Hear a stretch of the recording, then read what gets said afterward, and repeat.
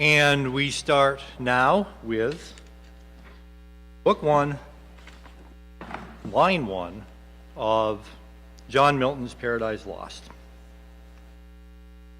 Of man's first disobedience in the fruit of that forbidden tree, whose mortal taste brought death into the world and all our woe, with loss of Eden, till one greater man restore us and regain the blissful seat. Sing, heavenly muse, that on the secret top of Oreb or Sinai didst inspire the shepherd who first taught the chosen seed in the beginning how the heavens and earth rose out of chaos. Or Sion hill delight thee more, and Siloa's brook that flowed fast by the oracle of God. I thence invoke thy aid to my adventurous song, that with no middle flight intends to soar above the Ionian mount, while it pursues things unattempted yet in prose or rhyme. And chiefly thou, O Spirit, that dost prefer before all temples the upright heart and pure, instruct me, for thou knowest, thou from the first wast present, and with mighty wings outspread, dove-like satst brooding upon the vast abyss, and madest it pregnant. What in me is dark, illumine. What is low, raise and support, that to the height of this great argument I may assert eternal providence and justify the ways of God to men. Say first, for heaven hides nothing from thy view, nor the deep tract of hell. Say first what cause moved our grandparents in that happy state, favored of heaven so highly, to fall off from their Creator and transgress his will for one restraint, lords of the world besides. Who first seduced them to that foul revolt? The infernal serpent, he it was, whose guile, stirred up with envy and revenge, deceived the mother of mankind, what time his pride had cast him out from heaven with all his host of rebel angels, by whose aid, aspiring to set himself in glory above his peers, he trusted to have equaled the Most High. If he opposed, and with ambitious aim against the throne and monarchy of God, raised impious war in heaven, and battle proud with vain attempt, him the almighty power hurled headlong flaming from the ethereal sky with hideous ruin and combustion down to bottomless perdition, there to dwell in adamantine chains and penal fire. Who durst defy the omnipotent to arms? 9 times the space that measures day and night to mortal men, he with his horrid crew lay vanquished, rolling in the fiery gulf, confounded though immortal. But his doom reserved him to more wrath. For now the thought both of lost happiness and lasting pain torments him. Round he throws his baleful eyes that witnessed huge affliction and dismay, mixed with obdurate pride and steadfast hate. At once, as far as angels can, he views the dismal situation, waste and wild, a dungeon horrible, on all sides round as one great furnace flamed. Yet from those flames no light, but rather darkness visible, served only to discover sights of woe. Regions of sorrow, doleful shades, where peace and rest can never dwell, hope never comes that comes to all, but torture without end still urges, and a fiery deluge fed with ever-burning sulfur unconsumed. Such place eternal justice had prepared for those rebellious, here their prison ordained in utter darkness, and their portion set as far removed from God and light of heaven as from the center thrice to the utmost pole. Oh, how unlike the place from whence they fell. There the companions of his fall, overwhelmed with floods and whirlwinds of tempestuous fire, he soon discerns, and weltering by his side, one next himself in power and next in crime, long after known in Palestine and named Beelzebub, to whom the arch-enemy and thence in heaven called Satan, with bold words, breaking the horrid silence, thus began. .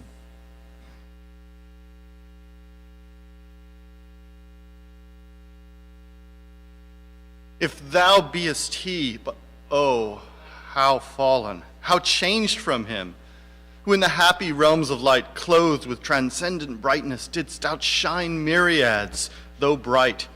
If he whom mutual league, united thoughts and counsels, equal hope and hazard in the glorious enterprise joined with me once, now misery hath joined in equal ruin. Into what pit thou seest, from what height fallen, so much the stronger proved he with his thunder. Until then, who knew the force of those dire arms? Yet not for those, nor what the potent victor in his rage can else inflict, do I repent her changed. Though changed in outward luster, that fixed mind and high disdain from sense of injured merit, that with the mightiest raised me to contend, and to the fierce contention brought along innumerable force of spirits armed that durst dislike his reign, and me preferring. His utmost power with adverse power opposed in dubious battle on the plains of heaven and shook his throne. What though the field be lost? All is not lost. The unconquerable will and study of revenge, immortal hate, and courage never to submit or yield. And what else? What is else not to be overcome? That glory never shall his wrath or might extort from me. To bow and sue for grace with suppliant knee and deify his power, who from the terror of this arm so late doubted his empire, that were low indeed, that were an ignominy and shame beneath this downfall, since by the fate of the strength of gods in this imperial substance cannot fail. Since though experience of this great event, in arms not worse, in foresight much advanced, we may, with more successful hope, resolve to wage by force or guile eternal war, irreconcilable to our grand foe, who now triumphs, and in the excess of joy sole reigning, holds the tyranny of heaven. So spake the apostate angel, though in pain, vaunting aloud, but racked with deep despair.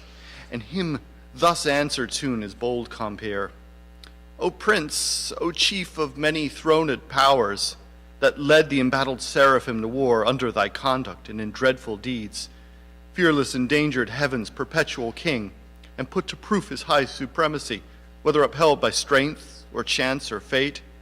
Too well I see and rue the dire event that with sad overthrow and foul defeat hath lost us heaven, and all this mighty host in horrible destruction laid thus low, as far as gods and heavenly essences can perish, for the mind and spirit remains invincible, and vigor soon returns. Though all our glory extinct and happy state here swallowed up in endless misery. But what if he, our conqueror, whom I now know of force believe almighty, since no less than such could have overpowered such force as ours, hath left us our spirit and strength entire, strongly to suffer and support our pains, that we may so suffice his vengeful ire, or do him mightier service, as his thralls by right of war, whate'er his business be, here in the heart of hell to work in fire, or do his errands in the gloomy deep.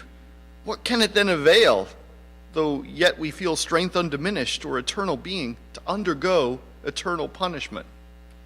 Whereto, with speedy words, the archfiend replied.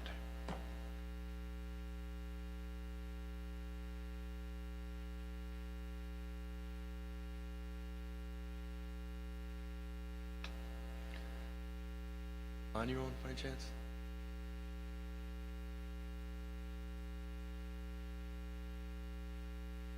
Fallen cherub, to be weak is miserable, doing or suffering, but of this be sure. Do aught good never will be our task, but ever to do ill our sought delight, as being the contrary to his high will, whom we resist. If then his providence out of our evil seek to bring forth good, our labor must be to pervert that end, and out of good still to find means of evil, which oft times may succeed so as perhaps it shall grieve him. If I fail not, and disturb his inmost counsels from their destined aim, but see the angry victor hath recalled his ministers of vengeance and pursuit back to the gates of heaven, the sulphurous hail shot after us in storm, o'er blown hath laid the fiery surge that from the precipice of heaven perceived us falling, and the thunder winged with red light and imperious rage. Perhaps hath spent his shafts and sees now to bellow through the vast, boundless deep. Let us not slip the occasion, whether scorn or satiate, fury yielded from our foe. Seat ye out yon dreary plain, forlorn and wild, the seat of the desolation, void of light. Save what was the glimmering of these vivid flames, cast pale and dreadful. Thither let us tend from a tossing of these fiery waves, their rest, if any can harbor there. And resembling our afflicted powers, consult how we can henceforth most defend our enemy, our own loss how repair, how overcome this dire calamity, what reinforcement may gain from hope, if not what resolution from despair. Thus Satan to his nearest mate, with his head uplift above the waves and eyes that sparkling blazed, his other parts besides prone on the flood, extended long and large, lay floating, many a root in a bulk huge, as whom the fables name of monstrous size, Titanian or earthborn, that warred on Jove, Osiris or Typhon, whom the den by ancient Tarsus held, of the sea beast Leviathan, which God of all his words created, hugest that swam the ocean stream, him happily succumbing on the Norway foam, the pilot of some small night founded skiff, deeming some island off, as seamen tell, with fists anchor and his scarcely ring moors by his side under the lee one night.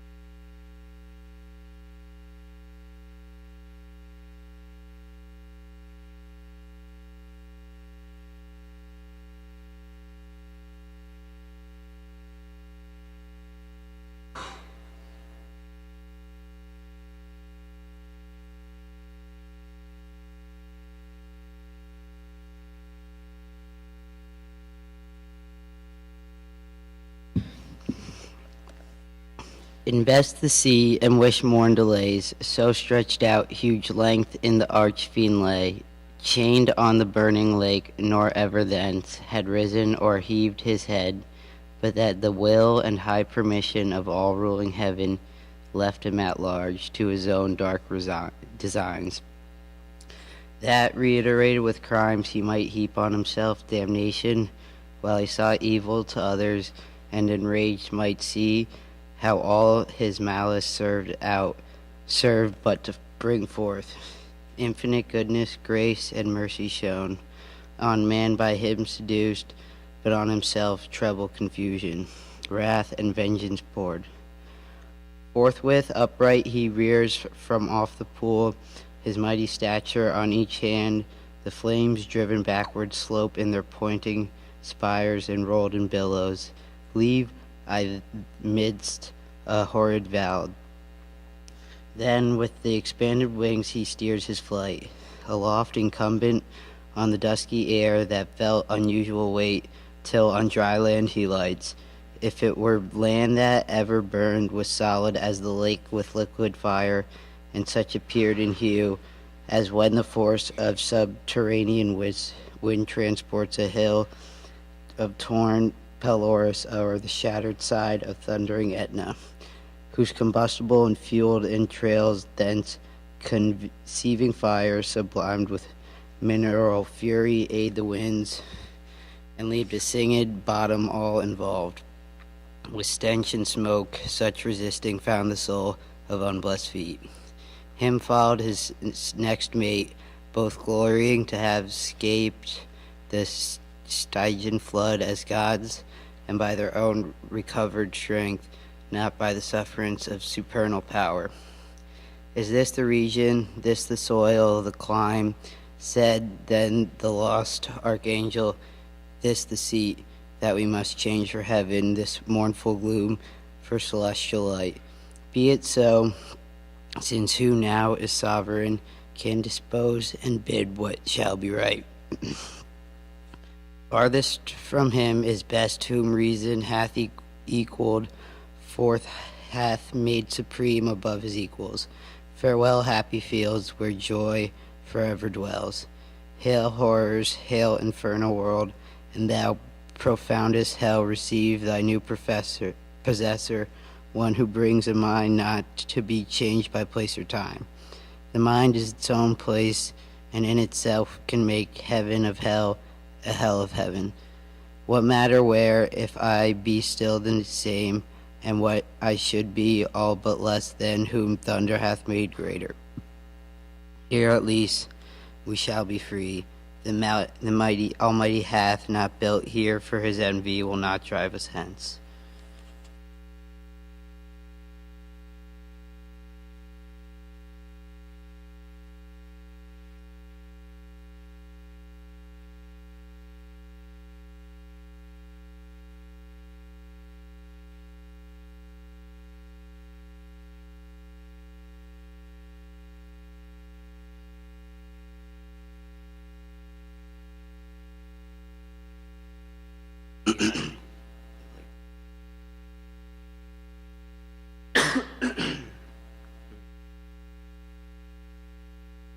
Here we may reign secure, and in my choice to reign is worth ambition though in hell.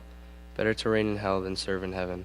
But wherefore let we then our faithful friends, the associates and co-partners of our loss, lie thus astonished on the oblivious pool, and call them not to share with us their part in this unhappy mansion, or once more with rallied arms to try what may be yet regained in heaven, or what more lost in hell? So Satan spake, and him Beelzebub thus answered, Leader of those armies bright, which but the omnipotent none could have foiled. If once they hear that voice, their liveliest pledge of hope, and fears and dangers, heard so oft in worst extremes, on the perilous edge of battle, and it rage in all assaults their surest signal, they will soon resume new courage and revive, though now they lie groveling and prostrate on yon lake of fire. As we erewhile astound and amazed, no wonder fall on such a pernicious height. He scarce had ceased when the superior find was moving towards the shore, his ponderous shield, ethereal temper, massy, large, and round, behind him cast the broad circumference, hung on his shoulders like the moon whose orb through optic glass the Tuscan artist views. At evening from the top of Fiesole or Valdarno to descry new lands, rivers or mountains in her spotty globe, his spear to equal which the tallest pine, hewn or Norwegian hills, to be the mast of some great admiral, were but a wand. He walked with to support uneasy steps over the burning marl, not like those steps on heaven's azure, and the torrid climb smote on him sore besides, vaulted with fire. Nathless he so endured till the end beach of that inflamed sea. He stood and called his legions, angel forms, who lay entranced, thick as autumnal leaves that strew the brooks in Vallombrosa, where the Etrurian shades high overreached embower, or scattered sedge afloat. With the fierce winds Orion armed hath vexed the Red Sea coast, whose waves overthrew Busiris and his Memphian chivalry, while the perfidious hatred they pursued. Sojourners of Goshen, who beheld from the safe shore their floating carcasses and broken chariot wheels so thick, bestrewn, abject, and lost lay these, covering the flood, under amazement of their hideous change, and called so loud all the hollow deep of hell resounded. Princes, potentates, warriors, the flower of heaven, once yours, now lost. If such astonishment as this can seize internal spirits, or have ye chosen this place after the toil of battle to repose? Your weary virtue, for the ease you find to slumber here as in the vales of heaven, or in the abject posture have ye sworn to adore the conqueror, who new beholds cherub and seraph rolling in the flood, with scattered arms and signs. till anon his swift pursuers from heaven gates discern the advantage, and descending tread us down, thus drooping, or with linked thunderbolts transfix us to the bottom of this gulf. Awake, arise, or be forever fallen. They heard and were banished, and up they sprung upon the wing, as when men wont to watch on duty, sleeping found by whom they dread, rouse and bestir themselves well awake, nor did they not perceive the evil plight in which they were, or the fierce pains not feel. Yet to the general's voice they soon obeyed innumerable, as when the potent rod of Ammon's son in Egypt evil day wave round the coast up in a pitchy cloud of locust, warping on the eastern wind, that o'er the realm of impious Pharaoh hung like night and darkened all the land of the Nile. So numberless were those bad angels seen hovering on wing under the cope of hell.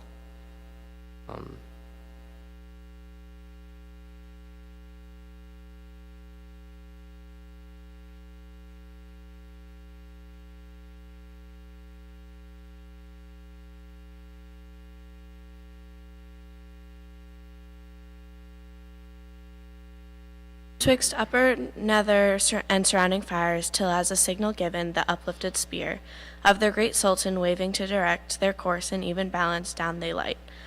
On the firm brimstone and fill all the plain, a multitude like which the populous north poured never from her frozen loins to pass Rhine or the Danube, when her barbarous sons came like a deluge on the south spread. Beneath Gibraltar to the Libyan sands, forthwith from every squadron and each band, the heads and leaders thither haste where stood their great commander, godlike shapes and forms, excelling human princely dignities, and powers that erst in heaven sat on thrones. Through of their names in heavenly records now be no memorial blotted out and raised by their rebellion from the books of life, nor had they yet among the sons of Eve got them new names till wandering o'er the earth through God's high sufferance for the trial of man, by falsities and lies the greatest part of mankind they corrupted to forsake God their creator and the invisible glory that of him that made them to transform oft to the image of a brute adorned with gay religions full of pomp and gold, and devils to adore for deities. Then were they known to men by various names, and various idols through the heathen world. Say muse their names then known, who first, who last, roused from the slumber on that fiery couch. At their great emperor's call as next in worth, came singly where he stood on the bare strand, while the promiscuous crowd stood yet aloof. The chief were those who, from the pit of hell, roaming to seek their prey on earth, durst fix their seats long after the next the seat of God. Their altars by his altar gods adored, among the nations round, and durst abide. Jehovah thundering out of Sion, throned between the cherubim, yea, often placed within his sanctuary itself their shrines. Abominations, and with cursed things, his holy rites and solemn feasts profaned, and with their darkness durst affront his light. First Moloch, horrid king, besmeared with blood of human sacrifice and parents' tears, through for the noise of drums and timbrels loud, their children's cries unheard that passed through fire. To his grim idol, him the Ammonite worshipped in Rabbah and her watery plain, in Argob and in Basan, to the stream of utmost Arnon. Nor content with such audacious neighborhood, the wisest heart of Solomon he led by fraud to build his temple right against the temple of God, on that opprobrious hill, and made his grove the pleasant valley of Hinnom. Tophet thence, and black Genna, called the type of hell. Next trembles the obscene dread of Moab's sons, from Orior to Nebo, and the wild of southmost Abarim in Hezbon and Horonaim, Seon's realm beyond, the flowery dale of Sibmah, clad with vines, and Eliel, to the asphaltic pool. Peor his other name, when he enticed Israel in Sittim on their march from Nile to do him wanton rites, which cost them woe. Yet thence his lustful orgies he enlarged, even to that hill of scandal by the grove of Moloch homicide, lust hard by hate, till good Josiah drove them thence to hell.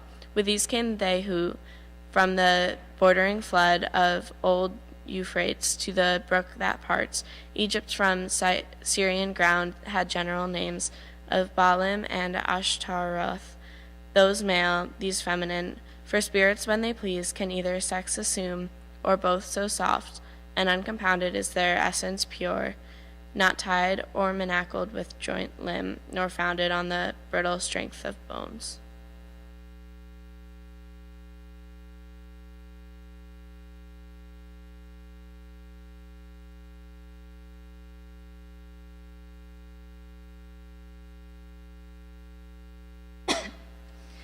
Like cumbrance flesh, but in what shape they choose, dilated or condensed, bright or obscure, can execute their airy purposes, and works of love or enmity fulfill.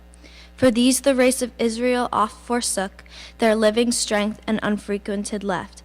His righteous altar, bowing lowly down to bestial gods, for which their heads as low bowed down in battle, sunk before the spear of despicable foes.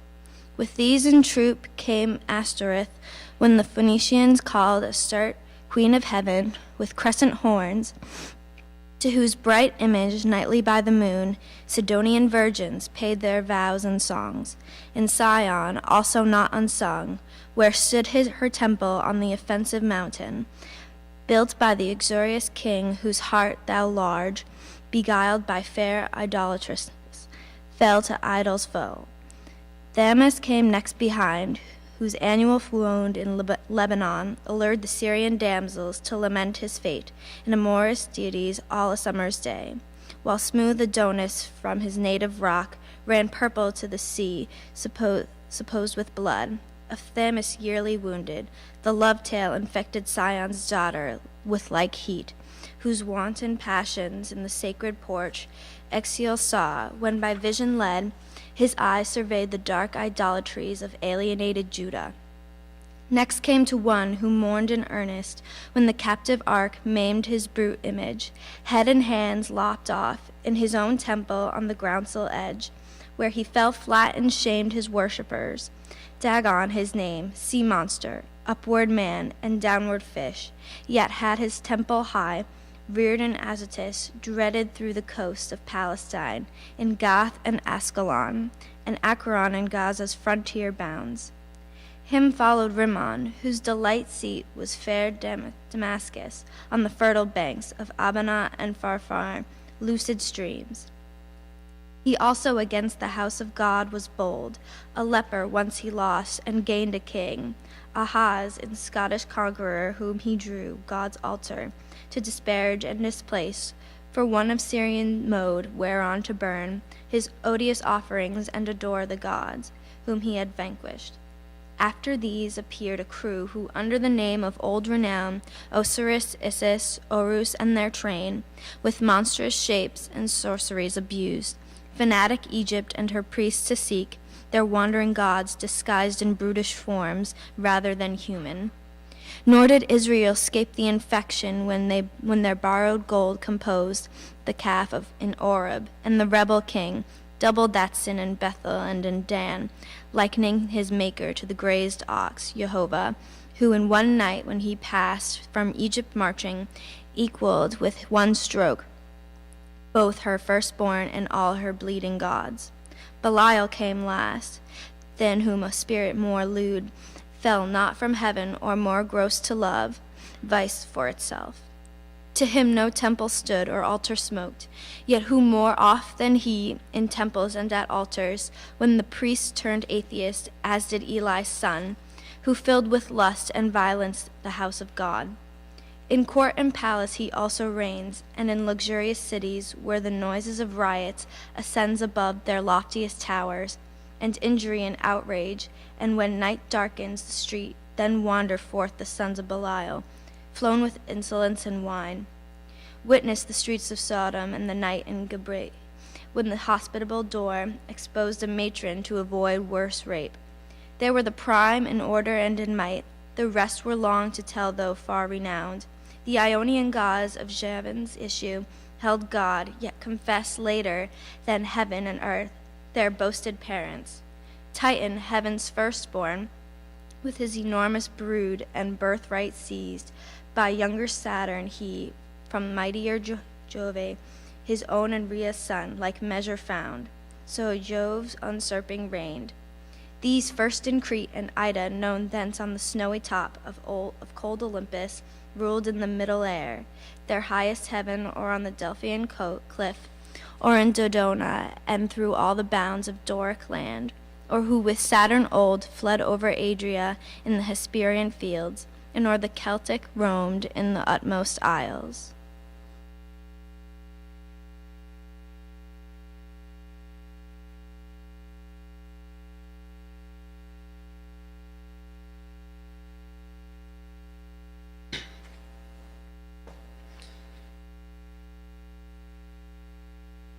All these and more came flocking, but with looks downcast and damp, yet such wherein appeared obscure some glimpse of joy, to have found their chief, not in despair, to have found themselves not lost in loss itself, which on his countenance cast like doubtful hue, but his wonted pride soon recollecting, with high words, that bore semblance of worth, not substance, gently raised their fainting courage, and dispelled their fears. Then straight commands that at the warlike sound of trumpets loud and clarions be upreared his mighty standard. That proud honor claimed Azazel his right, a cherub tall, who forthright from the glittering staff unfurled the imperial ensign, which full high advanced shone like a meteor streaming to the wind, with gems in golden luster rich emblazed, seraphic arms and trophies, all the while sonorous metal blowing martial sounds, at which the universal host upsent a shout that tore hell's concave, and beyond frightened the reign of chaos and old night. All in a moment, through the gloom were seen 10,000 banners rise to the air, with orient colors waving. With them rose a forest of huge spears, and thronging helms appeared, and serried shields in thick array of depth immeasurable. Anon they move in perfect phalanx to the Dorian mode of flutes and soft recorders, such as raise to height of noblest temper heroes old arming to battle, and instead of rage deliberate valor breathed, firm and unmoved with dread of death to flight or foul retreat, nor wanting power to mitigate and swage with solemn touches troubled thoughts, and chase anguish and doubt and fear and sorrow and pain from mortal or immortal minds. Thus, they, breathing united force, with fixed thought, moved on in silence to soft pipes that charmed their painful steps over the burnt soil, and now advanced in view they stand, a horrid front of dreadful length and dazzling arms, in guise of warriors old with ordered spear and shield, awaiting what command their mighty chief had to impose. He through the armed files darts his experienced eye, and soon traverse the whole battalion views their order due, their visages in stature as of gods, their number last he sums. And now his heart distends with pride, and hardening in his strength glories, for never since created man met such embodied force as named with these could merit more than that small infantry warred on by cranes, though all the giant brood of Phlegra with the heroic race were joined that fought at Thebes and Ilium on each side mixed with auxiliary gods, and what resounds in fable or romance of Uther's son, Bigrit, with British and Armoric knights, and all who since, baptized or infidel, jousted in Aspermount or Montalban, Damasco or Morocco, or Trebizond, or whom Bizerta sent from Afric's shore, when Charlemagne with all his peerage fell by Fontarbia. Thus, far beyond compare of mortal prowess, yet observed their dread commander. He above the rest, in shape and gesture proudly eminent, stood like a tower. His form had yet not lost all her original brightness, nor appeared less than archangel ruined, and the excess of glory obscured, as when the sun new risen looks through the horizontal misty air, shorn of his beams, or from behind the moon, in dim eclipse disastrous twilight sheds on half the nations, and with fear of change perplexes monarchs. Darkened so, yet shone above them all the archangel, but his face deep scars of thunder had entrenched, and care sat on his faded cheek, but under brows of dauntless courage and considerable pride, waiting revenge. Cruel his eye, but cast signs of remorse and passion to behold the fellows of his crime, the followers rather, far other once beheld in bliss, condemned forever now to have their lot in pain. Millions of spirits for his fault immersed of heaven, and from eternal splendors flung from his revolt, yet faithful how they stood, their glory withered. As when heaven's fire hath scathed the forest oaks, or mountainous pines, with singed top their stately growth, though bare, stands on the blasted heath. He now prepared to speak, whereat their doubted ranks they bend from wing to wing, and half enclose him round with all his peers. Attention held them mute. Thrice he essayed, and thrice in spite of scorn, tears such as angels weep burst forth. At last words interwove with sighs found out their way.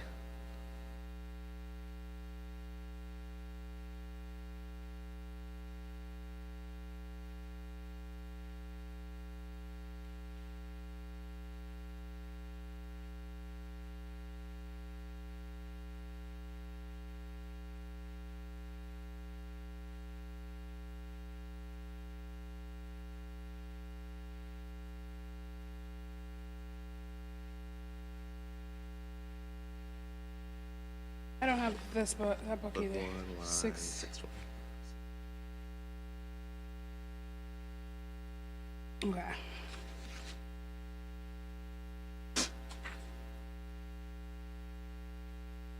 Okay. O myriads of the immoral spirits, O powers matchless, but with the Almighty in that strife, was not inglorious, though the event was dire. As this place testifies, in this dire changes, hateful to utter, but what power of mine, foreseeing or presaging from the death, of knowledge past or present, could have fared? How such united force of gods, how such as stood like these, could ever know repulse? For who can yet believe, though after loss, that all these sends legions whose exile hath emptied heaven, shall fail to rescend, self-raised and repossessed their native seat. For me be witness all the host of heaven, if counsels different or danger shunned, by me have lost our hopes. But who reigns, monarch in heaven, till then as one secures, sat on his throne, upheld by old repute, consent or custom, and his regal state, put forth at full, but still, his strength concealed, with which tempted our attempt, and rout our fall. Henceforth, his mighty, we know, and know our own, so as not neither to provoke or dread, new war provoked, or our better part remains, to work and close, designed by fraud or gully, with force affected not, that he no less, at length from us may find, who overcomes, by force hath overcome, but hath his foe. Space may produce new words, whereof so rife. There went a fame in heaven, that he ere long intended to create and there implant a generation whom his choice regard should favor equal to the sons of heaven, there, if but to pry, shall be perhaps our first eruption thither or elsewhere, for this infernal pit shall never hold celestial spirits in bond, nor the abyss long under darkness cover. But these thoughts, full counsel, must mature. Peace is despair. For who can think submission? War then, war. Open or understood must be resolved. He spake, and to confirm his words, out flew millions of flaming swords, drawn from the thighs of the mighty cherubim. The sudden blaze, far round illumined hell. Highly they raged against the highest and fierce who grasped arms, clashed on their sounding shields in the din of war, hurling defiance towards the vault of heaven. There stood a hill, not far, whose gristly top bleached fire and rolling smoke. The rest entire shone with a glossy scarf, undoubted sign that in his wound with hid a metallic ore, the work of sulfur, thither winged with speed. A numerous brigade hastened, as when bands of pioneers with spade and pistol armed for run the royal camp to trench a field or cast a rampart. Mammon led them on. Am I done? No. Okay. Mammon, the least erected spirit that fell from heaven, for even in heaven he looks in thoughts. Thoughts. We're always downward bent, admiring more the riches of heaven, pavement trodden gold, than aught divine or the holy house enjoyed. In vision, beatific by him first. Men also, and his suggestion taught, ransacked the center in the impious hands, rifled the bowels of their mother earth for treasures better hid. Soon had his crew opened into the hill a spacious wound, and digged out ribs of gold. Let no admire that riches grow in hell. The soil may be deserved the precious bane. And here let those who boast in mortal things, and wondering till a baffle, and the work of method kings, learn how their greatest monuments of fame and strength and art are easily outdone by spirits reprobate. And in an hour, what in an age, that they incent and toil, in hands innumerable sacrifice perform. No, sacreds perform. Night on the plain, in many cells prepared, the underneath had veins of liquid fire. Sluice from the lake a second multitude, with wondrous art found on the massy ore.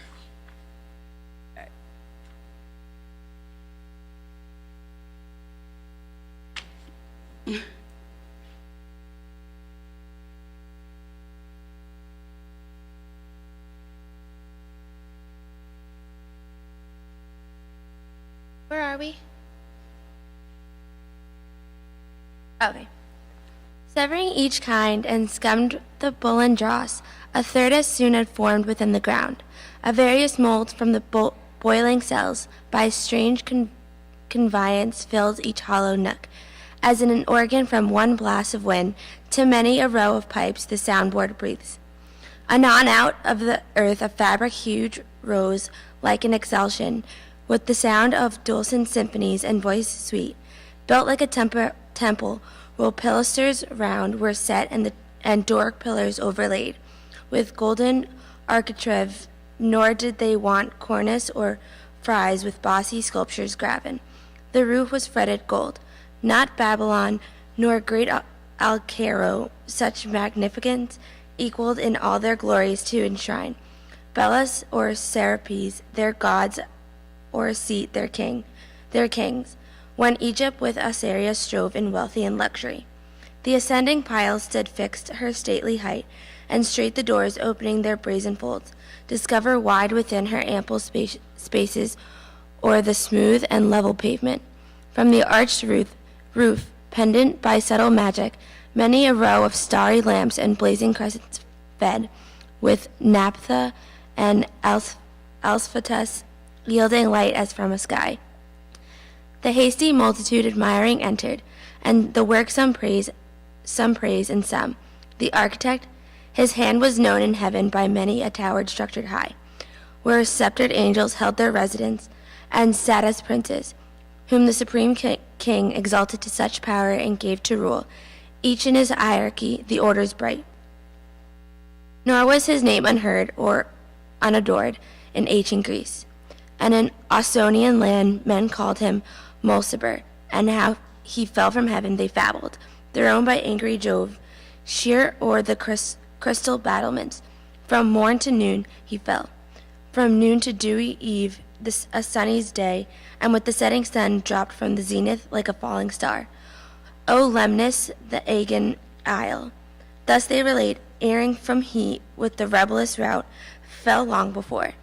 Nor aught availed him now, to have built in heaven high towers, nor did he escape by all his engines, but he was headlong sent with his industrious crew to build in hell.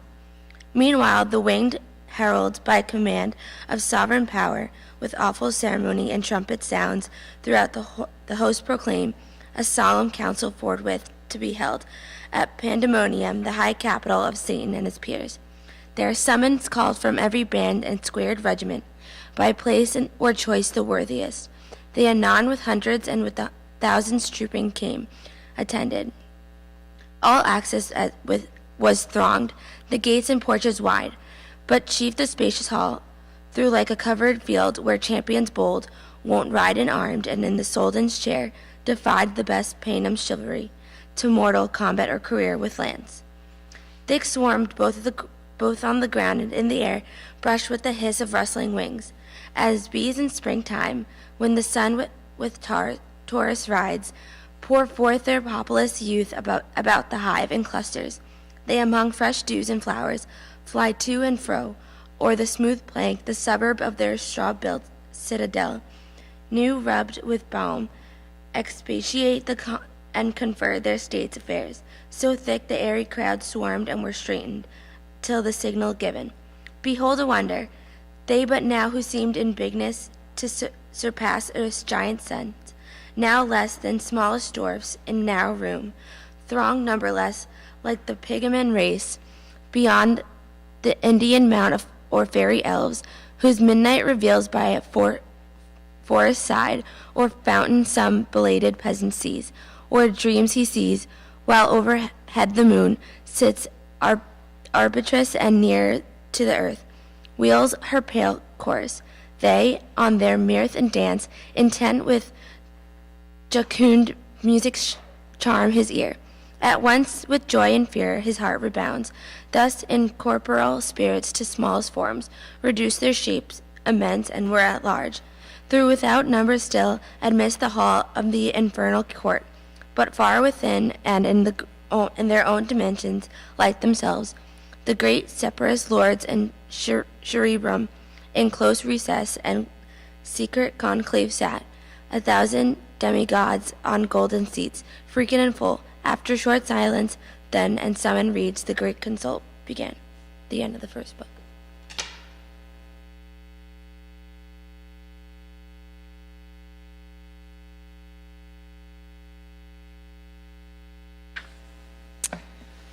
High on the thrones of royal state, which far outshone the wealth of Hormuz and of Ind, or where the gorgeous east with riches hand showers on her king barbaric pearl and gold, Satan exalted sat, by merit raised to that bad emers, and from despair, thus high uplifted beyond hope, uprises beyond thus high in state to pursue vain war with heaven, and by success untaught his proud imaginations thus displayed.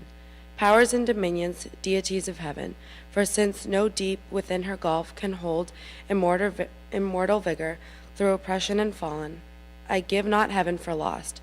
From this descent, celestial virtues rising will appear, more glorious and more dread than from no fall, and trust themselves to fear no second fate. Me, though just right, and the fixed laws of heaven did first create your leader.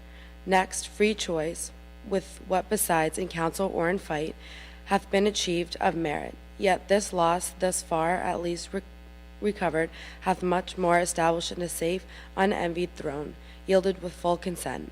The happier state in heaven, which follows dignity, might draw envy from each inferior.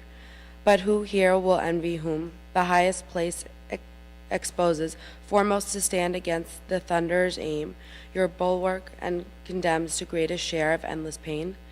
Where there is then no good to which to strive, no strife can grow up there from fraction, for none sure will claim in hell precedence, none whose proportion is so small of present pain that with ambitious mind will convent more. With this advantage, then, to uniform and firm faith and firm accord, more than can be in heaven. We now return to claim our just inheritance of old, sure to propose than posterity could have assured us, and by What best way, whether of open war or covert guile, we now debate. Who can advise may speak. He ceased, and next him Moloch, separate king, stood up, the strongest and fiercest spirit that fought in heaven, now fiercer by despair.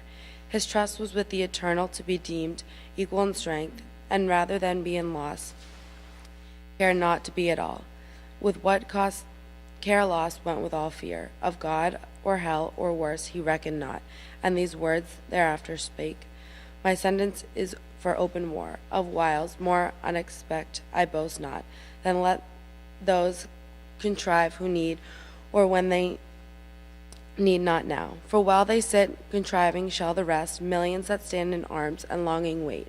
The signal to ascend sat lingering there, heaven's fugitives, and for their dwelling place, except this dark abyss den of sin, the prison of his tyranny who reigns.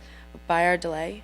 No, let us rather choose armed with hell flames and fury all at once, or heaven's high towers to force restlessness.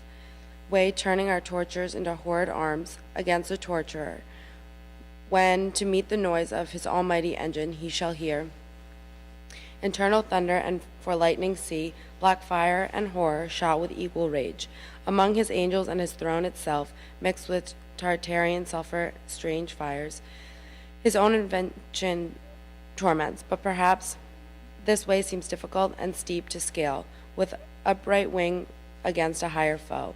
Let such bethink them if the sleep drench of that forgetful lake be numb not still, that in our proper motion we ascend up to our native seat, descend and fall to us is adverse. But who but felt of late when the fierce foe hung on our broken rear, insulting and pursuing us through the deep with the compulsion and laborious fight? We sunk this low.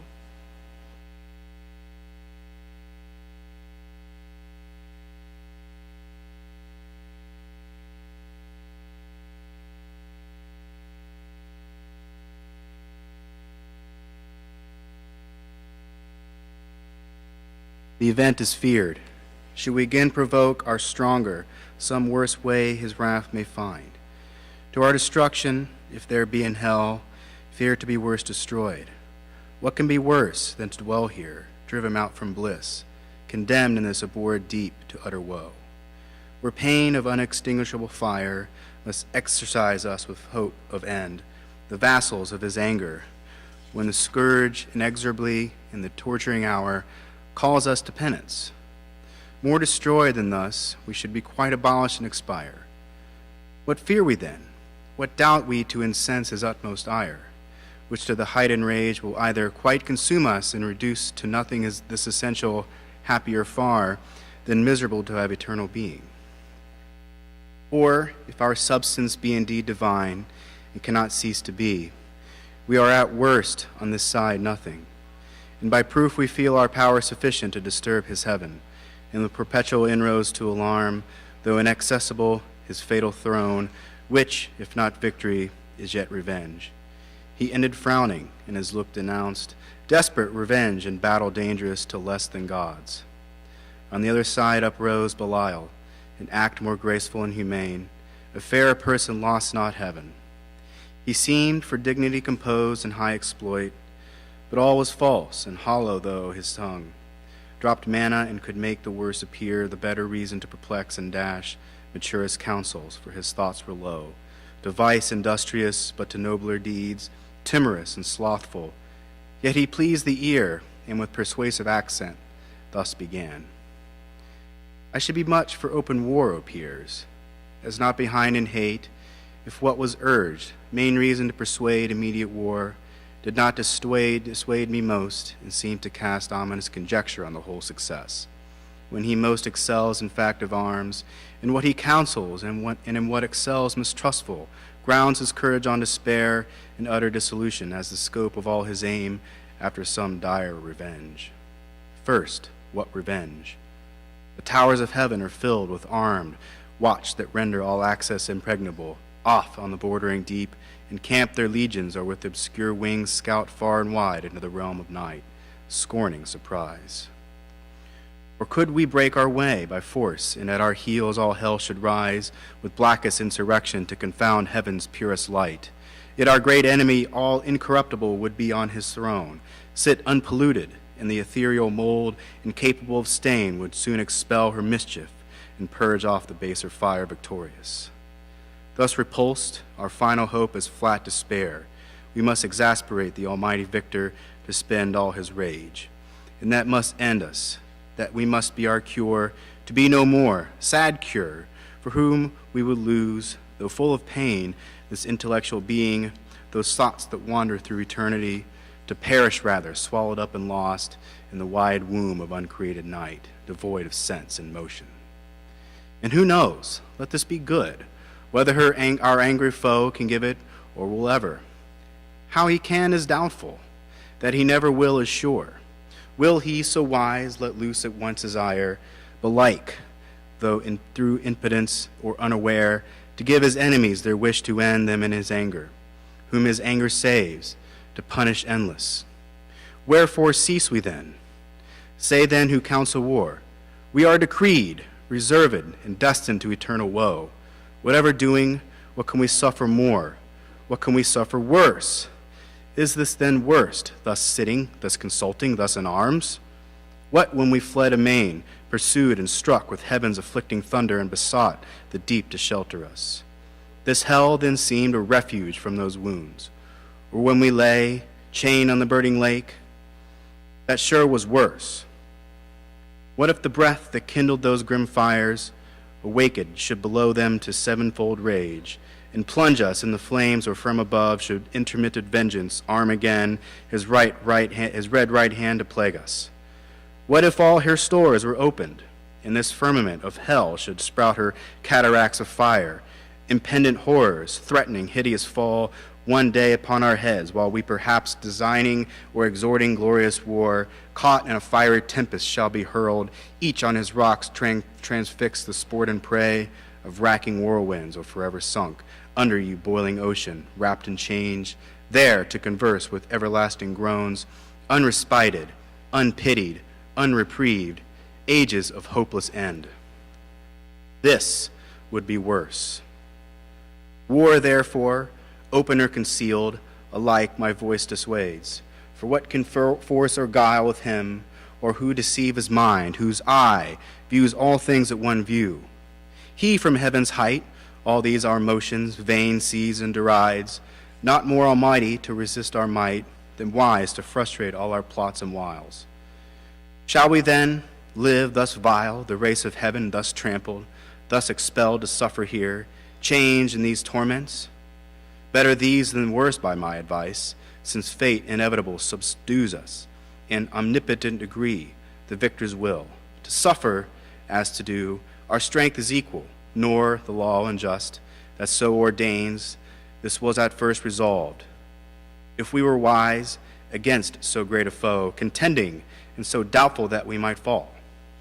I laugh when those who at spear are bold and venturous, if that fail them, shrink and fear what yet they know must follow, to endure exile or ignominy or bonds or pain, the sentence of their conqueror. This is now our doom, which, if we can sustain and bear, our supreme foe in time may much remit his anger, and perhaps thus far removed, not mind us not offending satisfied with what is punished, whence these raging fires will slacken, if his breath stir not their flames. Our pure essence then will overcome their noxious vapor, or inured not feel, or changed at length into the place conformed in temper and in nature. Will receive familiar the fierce heat and void of pain. This horror will grow mild, this darkness light. Besides, what hope the never-ending flight of future days may bring? What chance, what change worth waiting since our present lot appears?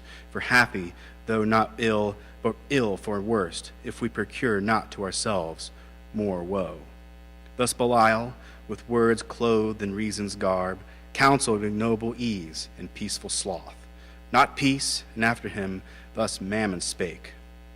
Either to disenthrone the King of heaven we war, if war be best, or to regain our own right lost.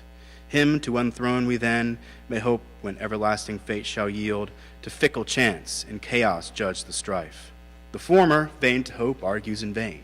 The latter, for what place can be for us, with heavens bound, unless heaven's Lord supreme we overpower? Suppose he should relent and publish all grace to all on promise made of new subjection. With what eyes could we stand in his presence, humble and receive strict laws imposed, or to celebrate his throne with warbled hymns, as to his Godhead sing forced hallelujahs, while he lordly sits, our envied sovereign, and his altar breathes ambrosial odors and ambrosial flowers, our servile offerings. This must be our task in heaven, this our delight. How wearisome eternity to spent in worship paid to whom we hate. Let us not then pursue by force impossible, by leave obtained, unacceptable, though in heaven our state of splendid vassalage, but rather seek our own good from ourselves, and from our own live to ourselves, though in this vast recess, free and to none accountable, preferring hard liberty before the easy yoke of servile pomp. Our greatness will appear, then most conspicuous when great things of small, useful of hurtful, prosperous to averse. We can create, and in what place soar, thrive under evil, and work out of ease, out of pain, through labor and endurance. This deep world of darkness do we dread. How oft amidst thick clouds and dark doth heaven's all-ruling sire choose to reside his glory unobscured, and with the majesty of darkness round covers his throne, from whence deep thunders roar mustering their rage, and heaven resembles hell. As he our darkness, cannot we his light imitate when we please? This desert soil wants not her hidden luster, gems and gold, nor want we skill, nor art from whence we to raise magnificence, and what can heaven show more? Our torments also may in length of time become our elements. These piercing fires, as soft as now severe our temper changed, into their temper which must needs remove the sensible of pain. All things invite to peaceful counsels in the settled state of order. How in safety best we may compose our present evils with regard of what we are and were, dismissing quite all thoughts of war, ye have what I advise.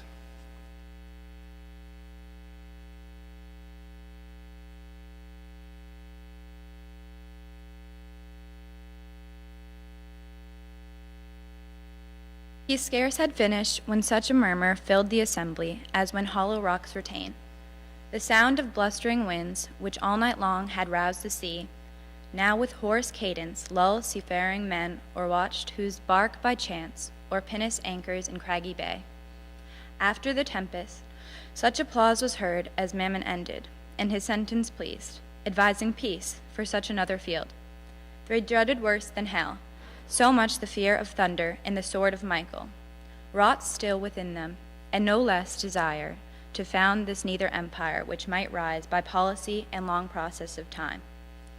An emulation opposite to heaven, in which Beelzebub perceived, than whom Satan, except none higher sat, with grave aspect, he rose, and in his rising seemed a pillar of state, deep on his front, engraven deliberation sat, and public care and princely counsel in his fate yet shone, majestic though in ruin. Sage he took with Atlantean shoulders fit to bear the weight of the mightiest monarchies. His look drew audience and attention still as night, or summer's noontide air, while thus he spake. Thrones and imperial powers, offsprings of heaven, ethereal virtues, or these titles now, must we renounce and, changing style, be called princes of hell? For so the popular vote inclines, here to continue and build up here a growing empire. Doubtless, while we dream and not know that the King of Heaven hath doomed this place our dungeon, not our safe retreat beyond this potent arm to live, exempt from heaven's high jurisdiction, in new league banded against his throne, but to remain in strictest bondage, though thus far removed. Under the inevitable curve reserved, his captive multitude. For he, be sure, in height or death, still first and last will reign. Sole king, and of his kingdom lose no part by our revolt, but over hell extend his empire with iron scepter rule. Us here, as with his golden, those in heaven, what sit we then projecting peace and war? War hath determined us and foiled us with loss. irreparable. Terms of peace yet none, vouchsafed or sought, for what peace will be given to us enslaved by custody severe, and stripes, and arbitrary punishment inflicted? And what peace can we return, but, to our power, hostility and hate, untamed reluctance, and revenge through slow, yet ever plotting how the conqueror least may reap his conquest and may least rejoice in doing what we most in suffering feel? Nor will occasion want, nor shall we need, with dangerous expedition, to invade heaven, whose high walls fear no assault, or siege, or ambush from the deep. What if we find some easier enterprise? There is a place, if ancient and prophet, fame in heaven, ere not, another world, the happy seat of some new race called man. About this time to be created like us, though less in power and excellence, but favored more of him who rules above. So was his will pronounced among the god, and by an oath that shook heaven's whole circumference, confirmed. Thither led us all our thoughts to learn what creatures there inhabit, of what mold or substance, how endured, and what their power, and where their weakness, how attempted best, by force or subtlety. Though heaven be shut, and heaven's high arbitrator sit secure in his own strength, this place may lie exposed, the utmost border of his kingdom, left to their defense who hold it. Here perhaps some advantageous act may be achieved by sudden onset, either with hell fire to waste his whole creation, or possess all our own and drive as we were driven. The puny inhabitants, or if not drive, seduce them to our party, that their God may prove their foe, with repenting hand abolish his own works. This would surpass common revenge, and interrupt his joy in our confusion, and our joy of praise. In his disturbance, when his darling sons, hurled headlong to partake with us, shall curse their frail original and faded bliss, faded so soon. Advise if this be worth attempting, or to sit in darkness here, hatching vain empires. Thus Beelzebub pleaded with his devilish counsel, first devised by Satan, and part proposed. For whence, but from the author of an all ill, could spring so deep in malice, to confound the race of mankind in one root, and earth with hell to mingle and involve, done all to spite the great Creator. But their spite still serves his glory to augment. The bold design pleased highly those infernal states, and joy sparkled in all their eyes, with full assent they vote, whereat his speech he thus renews. Well have ye judged, and well ended long debate, synod of gods, and like to what ye are. Great things resolved from the lowest deep will once more lift us up in spite of fate. Neither our ancient seat, perhaps in view of those bright confines, whence with neighboring arms and opportune excursion we may chance, re-enter heaven, or else in some mild zone dwell, not unvisited by heaven's fair light, secure, and at the brightening orient beam, purge off this gloom, the soft delirious air, to heal the scar of these corrosive fires, shall breathe her balm. But first, whom shall we send in search of the new world? Whom shall we find sufficient? Who shall tempt the wandering feet with dark unbottomed, infinite abyss, and, though the palpable obscure find out in his uncouth way, or spread his airy flight, upborne with indefinable wings, over vast abrupt, ere he arrive the happy isle? What strength, what art, can then suffice, or what evasion bear him safe, through the strict centuries and stations thick of angels watching round? Here he had need all circumspection, and we now no less choice in our suffrage, for whom we send the weight of all in our last hope relies. This said, he sat, and expectation held his look suspense, awaiting who appeared to second, or oppose, or undertake the perilous attempt. But all sat mute, pondering the danger with deep thoughts, and each in other's accountants read his own dismay, astonished. None among the choice and prime of those heaven-wearing champions could be found so hardy as to proffer, or accept alone the dreadful voyage, till at last Satan, whom now transcendent glory raised above his fellows with monarchical pride, conscious of his highest worth, unmoved, thus spake. O progeny of heaven, imperial thrones, with reason's hath deep silence and demure seized us, though undismayed. Long is the way, and hard that out of hell leads up to light. Our prison strong, this huge convex of fire, outrageous to devour, immures us round ninefold, and gates of burning adamant barred us, prohibit all egress. These pass, if any pass, the void profound of unessential night. receives him next wide gaping, and with utter loss of being threatens him, plunge into the aberrative gulf. If then he scrape into whatever world or unknown region, what remains him less than the unknown dangers and hard escape? But I should ill become his throne, O peers, in this imperial sovereignty, adorned with splendor, armed with power, if aught proposed and judge of public moment in the shape of difficulty or danger could deter me from attempting. Wherefore do I assume these royalties, and not refuse to reign, refusing not to accept as great a share of hazard as of honor. Do alike to him who reigns, and so much to him do of hazard, more as he above the rest, high honored sits. Go therefore, mighty powers, terror of heaven, though falling, attend at home. Well, here shall be our home. What best may ease the present misery and render hell more tolerable, if there be cure or charm to respite or deceive, or slack the pain of this ill mansion. Intermit no watch against a wakeful foe, while I abroad, though all the coasts of dark destruction, seek deliverance for us all. This enterprise none shall partake with me. Thus saying, rose the monarch, and prevented all reply.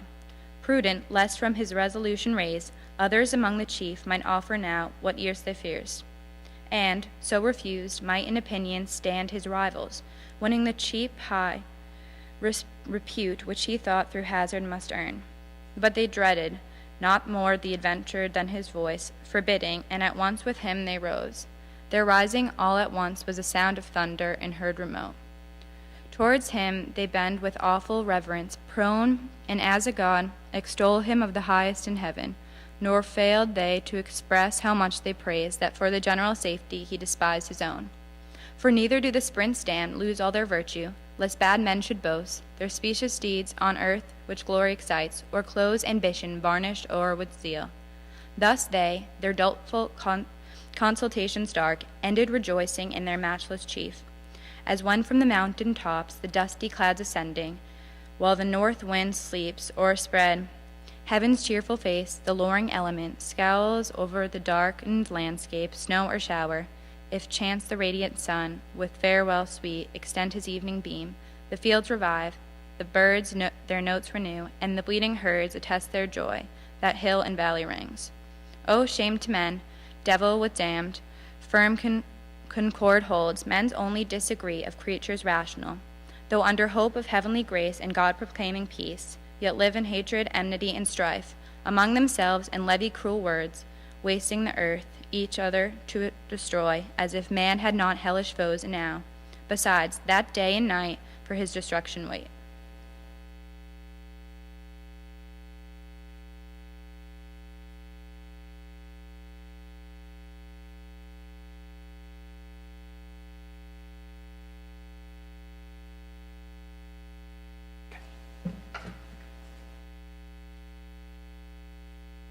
The Stygian council thus dissolved.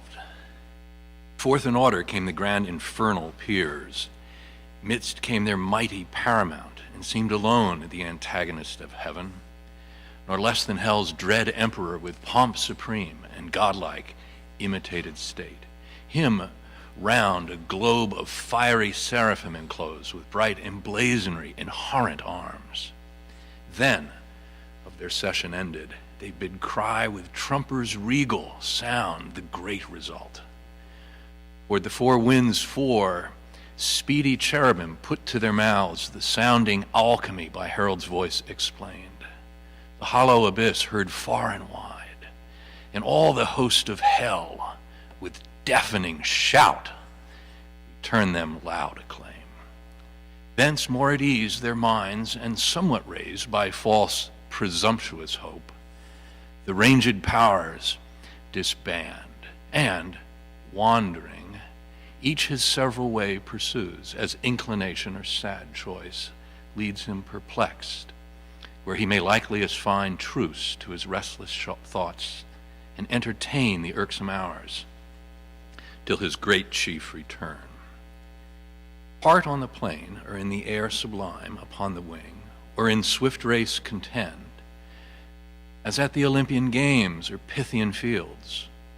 Part curb their fiery steeds, or shun the goal with rapid wheels, or fronted brigades form. As when to warm proud cities war appears waged in the troubled sky, and armies rush to battle in the clouds, before each van prick forth the airy knights and couch their spears till thickest legions close, with feetsome arms from either end of heaven the welkin burns. Others with vast Typhoean rage more fell rend up both rocks and hill and ride the air in whirlwind. Hell scarce holds the wild uproar as when Alcides from Icalia, crowned with contest, felt the envenomed robe and tore through pain up by the roots Thessalian pines, and Lycas from the top of Oeta threw into the Iobic Sea. Others, more mild, retreated in a silent valley, sing with notes angelical to many a harp, their own heroic deeds, and hapless fall by doom of battle and complain that fate, free virtue, should enthrall to force or chance. Their song was partial, but the harmony, what could it less when spirits immortal sing? Suspended hell, and took with ravishment the thronging audience. In discourse more sweet, for eloquence the soul, song charms the sense, others apart sat on a hill, retired in thoughts more elevate, and reasoned high of providence, foreknowledge, will and fate, fixed fate, free will, foreknowledge absolute, and found no end in wandering mazes lost. Of good and evil much they argued then, of happiness and final misery, passion and apathy, and glory and shame. Vain wisdom all, and false philosophy. Yet with a pleasing sorcery could charm pain for a while, or anguish, and excite fallacious hope, or arm the obdurate beast with stubborn patience, as with triple steel. Another part in squadrons and gross bands, on bold adventure to discover wide that dismal world, if any clime perhaps might yield them easier habitation, bend 4 ways their flying march, along the banks of 4 infernal rivers that disgorge into the burning lake their baleful streams. Abhorred Styx, the flood of deadly hate, sad Acheron of sorrow, black and deep, Cocytus, named of lamentation loud, heard on the rueful stream, fierce Phlegethon, whose waves of torrent fire inflame with rage. Far off from these a slow and silent stream, Lethe, the river of oblivion, rolls her watery labyrinth, whereof who drinks forthwith his former state of being forgets both joy and grief, pleasure and pain. Beyond this flood, a frozen continent lies dark and wild, beat with perpetual storms of whirlwind and dire hail, which on firm hand thaws not, but gathers heap and ruin seams of ancient pile. All else, deep snow and ice, a gulf profound, as that Cervonian bog betwixt Dimetia and Mount Cassius old, where armies whole have sunk. The parching air burns frore, and cold performs the effect of fire. Thither, by harpy-footed furies, hailed at certain revolutions, all that damned are brought, and feel by turns the bitter change of fierce extremes by chance more fierce, from beds of raging fire to starve in ice their soft ethereal warmth, and there to pine, immovable, infixed, and frozen round, periods of time, thence hurried back to fire. The ferry o'er this Lethean sound, both to and fro, their sorrow to augment, and wish and struggle as they pass to reach the tempting stream, with one small drop to lose in sweet forgetfulness all pain and woe. All in one moment, and so near the brink, but fate withstands, and to oppose the attempt, Medusa with Gorgonian terror guards the ford, and of itself the water flies, all taste of living white, as once it fled the lip of Tantalus. Thus roving on, in confused march forlorn, the adventurous bands, with shuddering horror, pale and eyes aghast, viewed first their lamentable lot, and found no rest. Through many a dark and dreary vale they passed, and many a region dolorous, o'er many a frozen, many a fiery Alp, rocks, caves, lakes, fens, bogs, dens, and shades of death, a universe of death, which God by curse created evil, for evil only good. Where all life dies, death lives, and nature breeds perverse, all monstrous, all prodigious things, abominable, unutterable, and worse than fables, yet have feigned or fear conceived, gorgons and hydras and chimeras dire.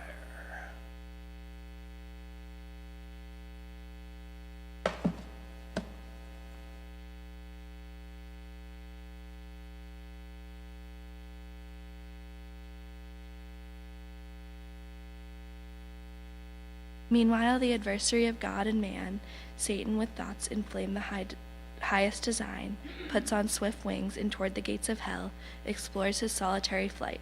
Sometimes he scours the right-hand coast, sometimes the left, now shaves with level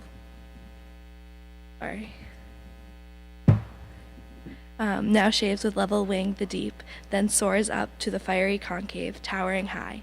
As when far off at sea a fleet descried hangs in the clouds, by equinoctial winds, close sailing from Bengala or the Isles of Ternate and Tidor, whence merchants bring their spicy drugs, they on the trading flood, through the wide Ethiopian to the Cape ply, stemming nightly toward the pole, so seem far off the flying fiend.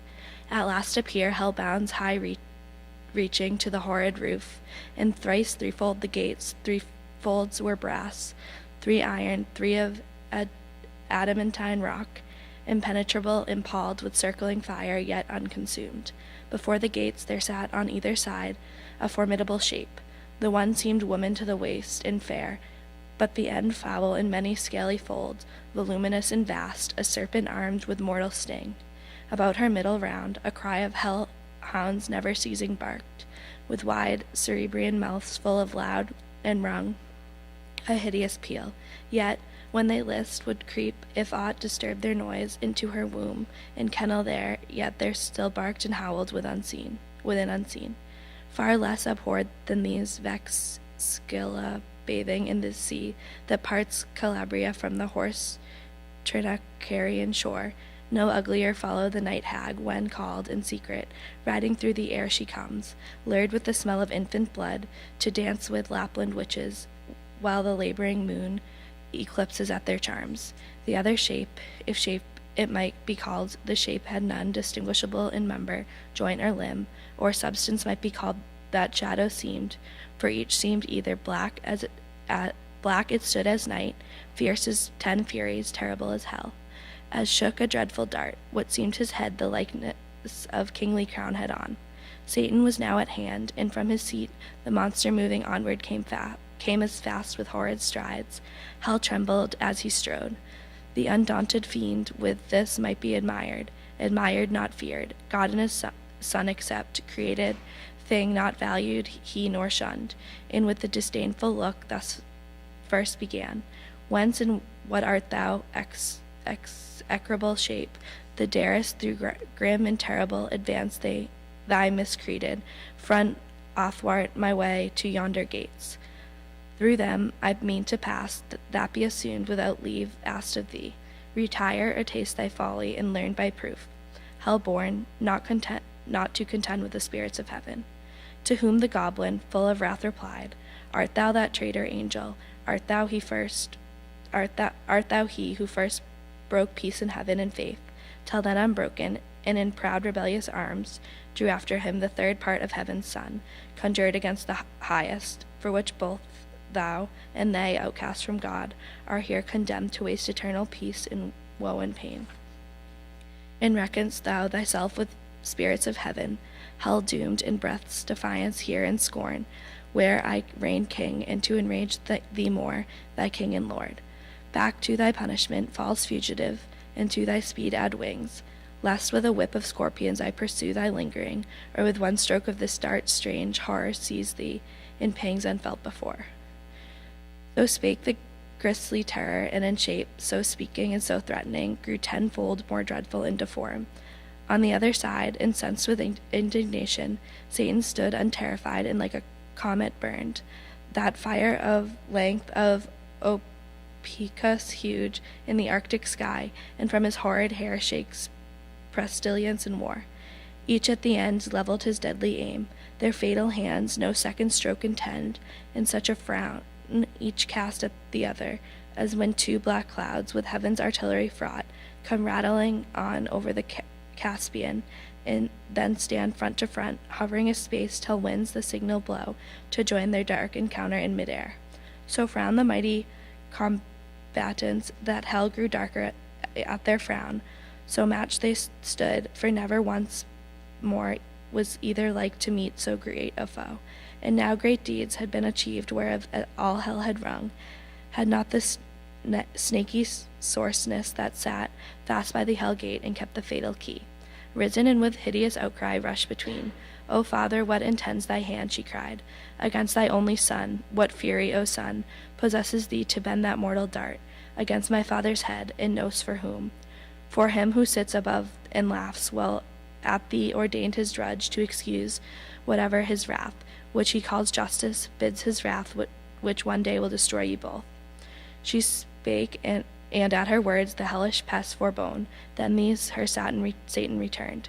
So strange thy outcry, and thy words so strange, thou interposest that my sudden hand prevented spares to tell thee yet by deeds what it intends till first I know of thee, what thing thou art, thus double formed, and why in this infernal vale first met thou callest me Father, and that phantasm callest my Son.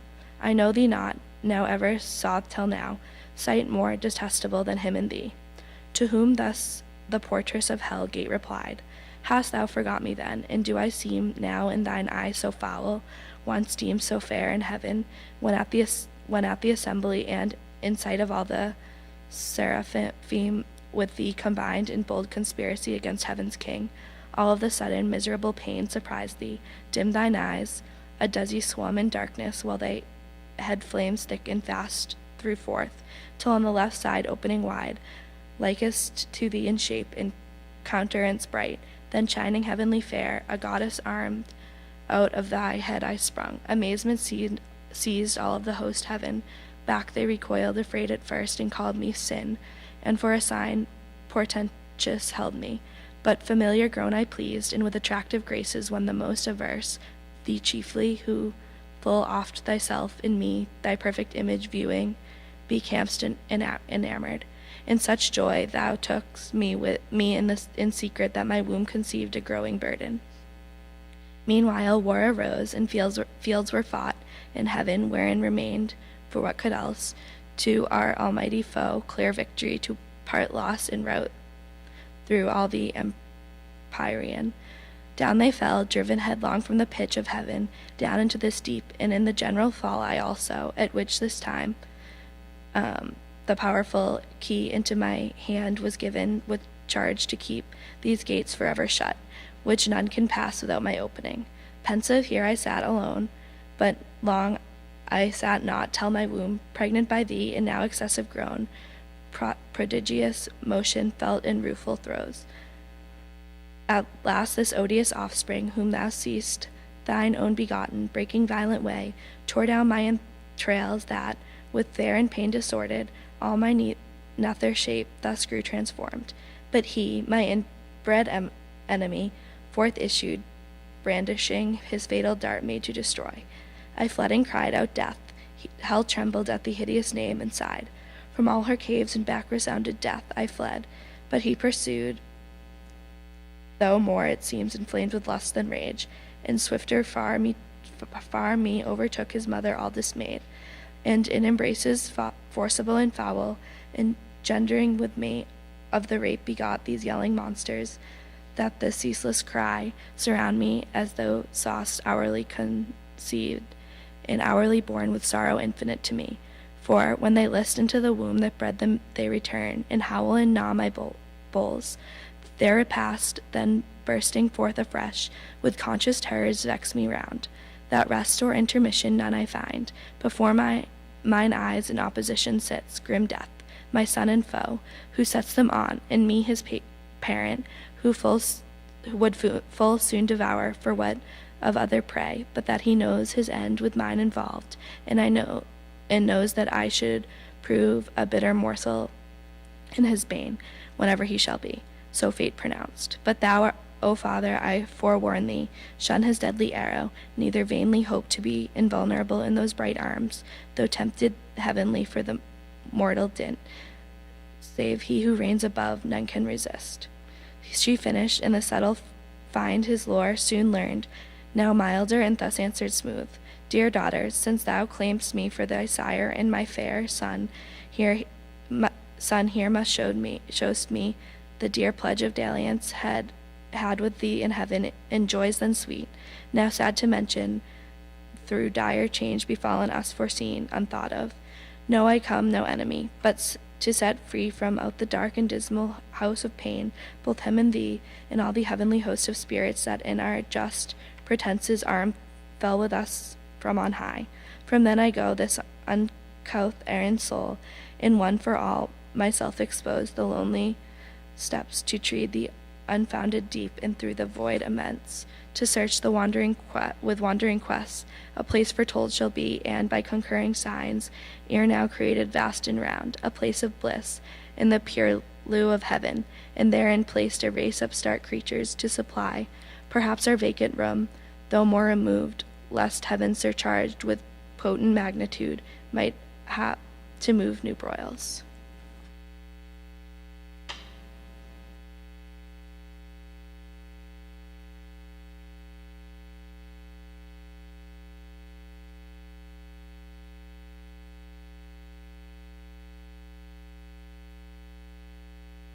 Be this or aught than more secret now designed, I haste to know, and this once known shall soon return, and bring ye to the place where thou and death shall dwell at ease, and up and down unseen wing, silently the buxom air, emballed with odors.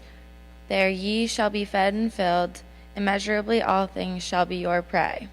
He ceased, for both seemed high pleased, and death grinned horribly a ghastly smile to hear.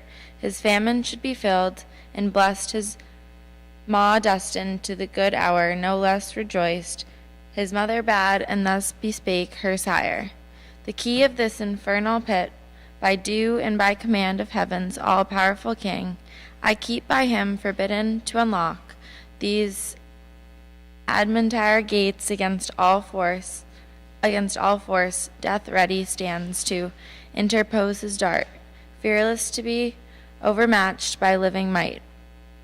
But what awe I to his commands above, who hates me, and hath hither thrust me down into his gloom of Tartarus profound, to sit in hateful office here confined, inhabitant of heaven and heavenly born, here in perpetual agony and pain, with terrors and with clamors composed around of mine own broad, and that on my bowels feed. Thou art my Father, thou art my author, thou my being gavest me. Whom should I obey but thee whom follow? Thou wilt bring me soon to that new world of light and bliss among the gods who live at ease, where I shall reign at thy right hand, voluptuous as seems, thy daughter and thy darling without end. Thus saying, from her side the fatal key, sad instrument of all our woe, she took, and toward the gate rolling her bestial chain, forthwith the huge portcullis high drew, but which herself not that Stygian powers could once have moved. Then in the keyhole turns the intricate words, and every bolt and bar of massy iron or solid rock with ease unfastens. On a sudden, open fly with impetuous recoil and jarring sound, the infernal doors, and on their hinges great harsh thunder, that the lowest bottom shook of Erebus. She opened, but to shut excelled her power. The gates wide open stood, that with extended wings a bannered host underspread, and signs marching might pass through, with horse and chariots ranked in loose airy. So wide they stood, like a furnace mouth cast forth redounding smoke and ruddy flame. Before their eyes in sudden view appeared the secrets of the hoary deep, a dark, illimitable ocean with bound, without dimension, where length, breadth, and height, and time and place are lost, where eldest night and chaos, ancestors of nature, hold eternal anarchy amidst the noise of endless wars, and by confusion stand. For hot, cold, moist, and dry, four champions fierce strive here for mastery, and to battle bring their embryon atoms, they around the flag of each his fraction, and their several clans. Light armed or heavy, sharp, smooth, swift or slow, swarm populous, unnumbered in the stands of Barca or Crine's torrid soil, levied to the side with warning winds and poise, their lighter wings. To whom the most adhere, he rules a moment. Chaos umpire sits, and by decision more embroils the fray, by which he reigns. Next him high arbiter chance governs all. Into this wild abyss, the womb of nature, and perhaps her grave, of neither sea, nor shore, nor air, nor fire, but all these are pregnant causes mixed confusedly, and which thus must ever fight, unless the Almighty Maker them ordain his dark materials to create more worlds. Into the wild abyss the wary fiend stood on the brink of hell, and looked awhile, pondering his voyage for narrow firth he had not crossed. Nor was his ear less peeled with noise and loud ruinous to compare great things with small, than when Bellona storms, with all her battering engines, bent to raise some capital city, or less than if this frame of heaven were falling, and these elements in mutiny had formed her axle torn the steadfast earth. At this his sail broad vans he spreads for flight, and in the surgy smoke uplifted, spurns the ground, thence many a league, as in a cloudy chair ascending rides, arduous, but that seat soon failing meets a vast vacuity. All unawareness, fluttering in Panonis' vein, plummet down he drops, 10,000 fathom deep, and to this hour down had been falling, not by ill chance, the strong rebuff of some tumultuous cloud instinct with fire, and neither hurried him, as many miles aloft, that fury stayed, quenched in a boggy citrus, neither sea nor good dry land, nigh found it as he fares, trending the crude consistence, half en route, half flying. Behoves him now both oar and sail, as when a griffin, though through the wilderness, with winged course over the hill or moodry dale, pursues the armspan who by self had from his wakeful custody purloined the guarded gold, so eagerly the fiend, over bog or step, through strait, rough, dense, or rare, with head, hands, wings, or feet, pursues his way, and swims, or sinks, or wades, or creeps, or flies. A length, a universal hubbub wild of stunning sounds and voices, all confused, borne through the hollow dark, assaults his ear with loudest vehemence. Thither he plies, undaunted to meet there whatever power or spirit of the nethermost abyss might in the noise reside, of whom to ask.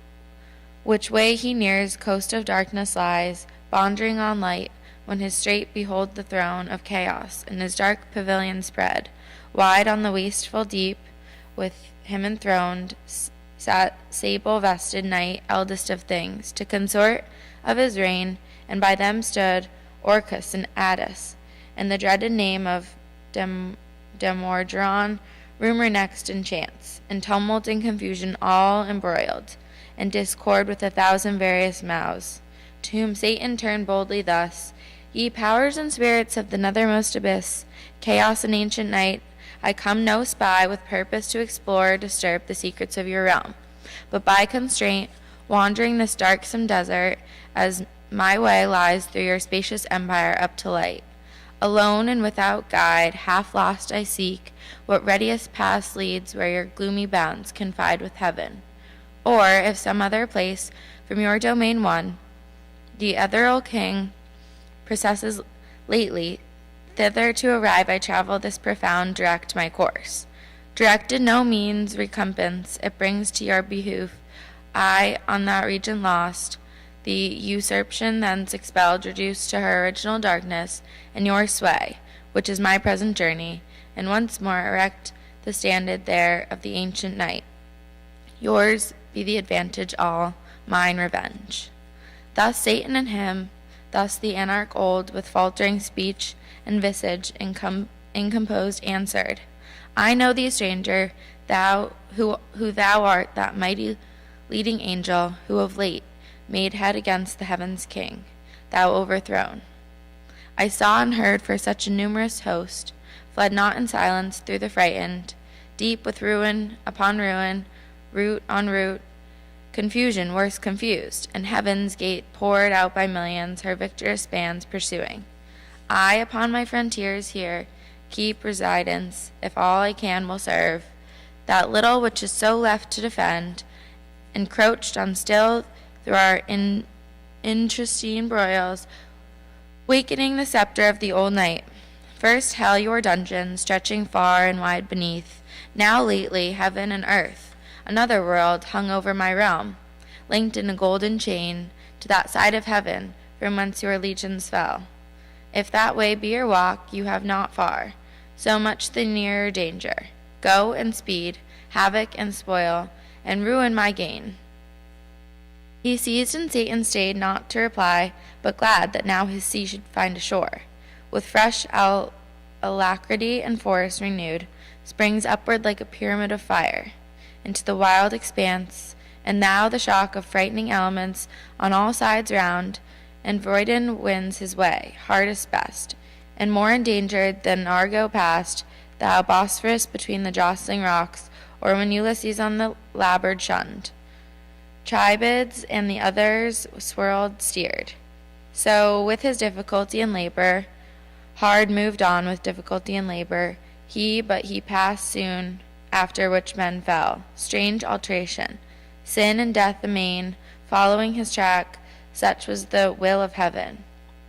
Paved for him a broad and beaten way over the dark abyss, boiling gulf, tamely endured, a bridge of wondrous length.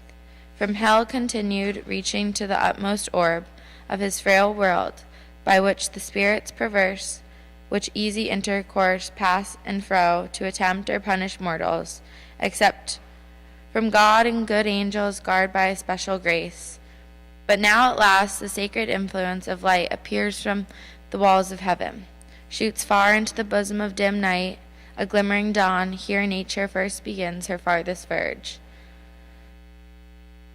And chaos to return from as to her utmost works of broken foe, with tumultuous less, and with less hoistal din, that Satan with less toil and now seas, wharfs on the calmer wave by dubious light, and like a weather-beaten vessel holds gladly the port, through shrouds and tackle torn, or in the emptier waste resembling air, waves his spread wings, a leisure to behold far off the imperial heaven extended wide in circuit, undetermined square around, with opal towers and battlements adorned of living sapphire. Once his native seat, and fast by hanging in golden chains, this pendant world, in bigness as a star of smallest magnitude, close by the moon. Thither, full fraught with mischievous revenge, accursed and cursed an hour he hides.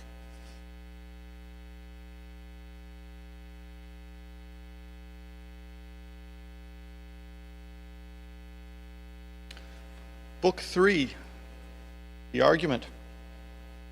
God, sitting on his throne, sees Satan flying around toward this world, then newly created, shows him to the Son, who sat at his right hand, foretells the success of Satan in perverting mankind, clears his own justice and wisdom from all imputation, having created man free and able enough to have withstood his tempter, yet declares his purpose of grace towards him. In regard, he fell not of his own malice, as did Satan, but by him seduced. The Son of God renders praise to his Father for the manifestation of his gracious purpose towards man, but God again declares that grace cannot be extended towards man without the satisfaction of divine justice. Man hath offended the majesty of God by aspiring to Godhead, and therefore, with all his progeny devoted to death, must die, unless some one can be found sufficient to answer for his offense and undergo his punishment. The Son of God freely offers himself a ransom for man. The Father accepts him and ordains his incarnation, pronounces his exaltation above all the names in heaven and earth, commands all the angels to adore him. They obey, and, hymning to their harps in full choir, celebrate the Father and the Son. Meanwhile, Satan alights upon the bare convex of this world's outermost orb, where wandering he first finds a place since called the limbo of vanity. What persons and things fly up thither, thence comes to the gate of heaven, described ascending by stairs, and the waters above the firmament that flow about it. His passage thence to the orb of the sun, he finds there Uriel, the regent of that orb, but first changes himself into the shape of a meaner angel, and, pretending a zealous desire to behold the new creation in man whom God hath placed there, inquires of him the place of his habitation, and is directed, alights first on Mount Niphates. Book 3. Hail, holy light, offspring of heaven firstborn, or of the eternal co-eternal beam, may I express thee unblamed, since God is light, and never but in unapproached light dwelt from eternity, dwelt then in thee, bright effluence of bright essence increate? Or hearest thou rather pure ethereal stream, whose fountain who shall tell? Before the sun, before the heavens thou wert, and at the voice of God, as with a mantle, didst invest the rising world of waters dark and deep, one from the void and formless infinite. Thee I revisit now with bolder wing, escaped the Stygian pool, though long detained in that obscure sojourn, while in my flight, through utter and through middle darkness borne, with other notes then to the Orphean lyre, I sang of chaos and eternal night, taught by the heavenly muse to venture down the dark descent and up to reascend. Though hard and rare, thee I revisit safe and feel my sovereign vital lamp. But thou revisitest not these eyes that roll in vain to find thy piercing ray and find no dawn. So thick a drop serene hath quenched their orbs or dim suffusion veiled. Yet not the more cease I to wander where the muses haunt clear spring, or shady grove, or sunny hill. Smite with the love of sacred song, but chief thee, Zion, and flowery brooks beneath that wash thy hallowed feet in warbling flow. Nightly I visit, nor sometimes forget those other two, equaled with me in fate. So were I equaled with them in renown, blind Thamyris and blind Maeonides, and Tiresias and Phineas, prophets old. Then feed on thoughts that voluntary move harmonious numbers, as the wakeful bird sings darkling, and in shadiest covert hid, tunes her nocturnal note. Thus, with the year seasons return, but not to me returns day, or the sweet approach of evening, or morn, or sight of vernal bloom, or summer's rose, or flocks, or herds, or human face divine, but cloud instead, and ever during dark surrounds me, from the cheerful ways of men cut off, and for the book of knowledge fair, presented with a universal blank of nature's works, to me expunged and raised, and wisdom at one entrance quite shut out. So much the rather thou celestial light shine inward, and the mind through all her powers irradiate. There plant eyes, all mist from thence purge and disperse, that I may see and tell of things invisible to mortal sight. Now had the Almighty Father from above, from the pure empyrean where he sits high throned above all height, bent down his eye, his own works and their works at once to view. About him all the sanctities of heaven stood thick as stars, and from his sight received beatitude past utterance. On his right, the radiant image of his glory sat, his only Son. On earth he first beheld our first two parents, yet the only two of mankind, in the happy garden placed, reaping immortal fruits of joy and love, uninterrupted joy, unrivaled love, and blissful solitude. He then surveyed hell and the gulf between, and Satan there, coasting the wall of heaven on this side night in the dun air sublime, and ready now to stoop with wearied wings and willing feet upon the bare outside of this world that seemed firm land embosomed without firmament, uncertain which, in ocean or in air. Him God beholding from his prospect high, where in past, present, future he beholds, thus to his only Son foreseeing, spake. Only begotten Son, seest thou what rage transports our adversary, whom no bounds prescribe, no bars of hell, nor all the chains heaped on him there, nor yet the main abyss wide interrupt can hold? So bent he seems on desperate revenge that shall redound upon his own rebellious head. And now, through all restraint broke loose, he wings his way, not far off heaven in the precincts of light, directly towards the new created world, and man there placed, with purpose to assay, if him by force he can destroy it, or worse, by some false guile pervert, and shall pervert. For man will hearken to his glozing lies, and easily transgress the sole command, sole pledge of his obedience. So will fall he and his faithless progeny. Whose fault? Whose but his own? Ingrate. He had of me all he could have. I made him just and right, sufficient to have stood, though free to fall. Such I created all the ethereal powers and spirits, both them who stood and them who failed. Freely they stood who stood, and fell who fell, not free. What proof could they have given sincere of true allegiance, constant faith or love, where only what they needs must do appeared, not what they would? What praise could they receive? What pleasure I from such obedience paid, when will and reason also is choice, useless and vain, of freedom both despoiled, made passive both, had served necessity, not me? They therefore, as to right belong, so were created, nor can justly accuse their maker, or their making, or their fate, as if predestination overruled their will, disposed by absolute decree or high foreknowledge. They themselves decreed their own revolt, not I.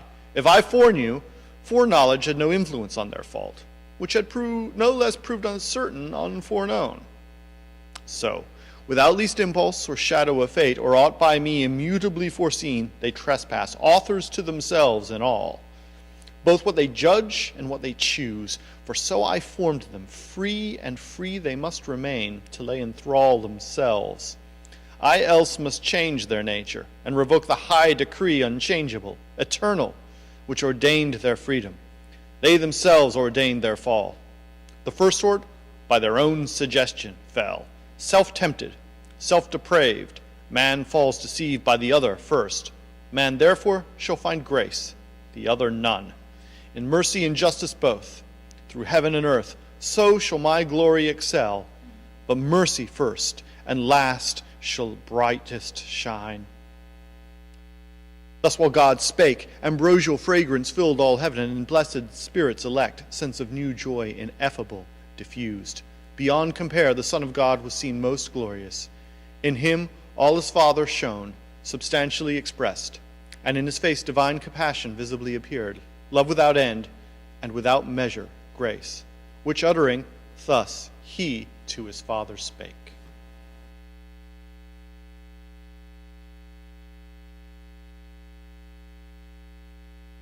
O Father, gracious was the word which closed thy sovereign sentence.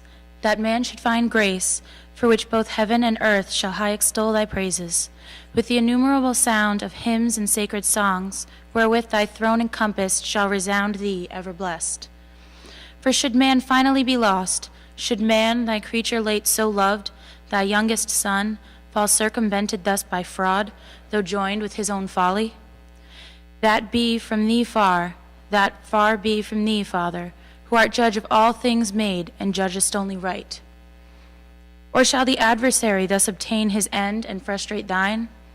Shall he fulfill his malice, and thy goodness bring to naught, or proud return, though to his heavier doom yet with revenge accomplished, and to hell draw after him the whole race of mankind by him corrupted? Or wilt thou thyself abolish thy creation, and unmake for him what for thy glory thou hast made? So should thy goodness and thy greatness both be questioned and blasphemed without defense.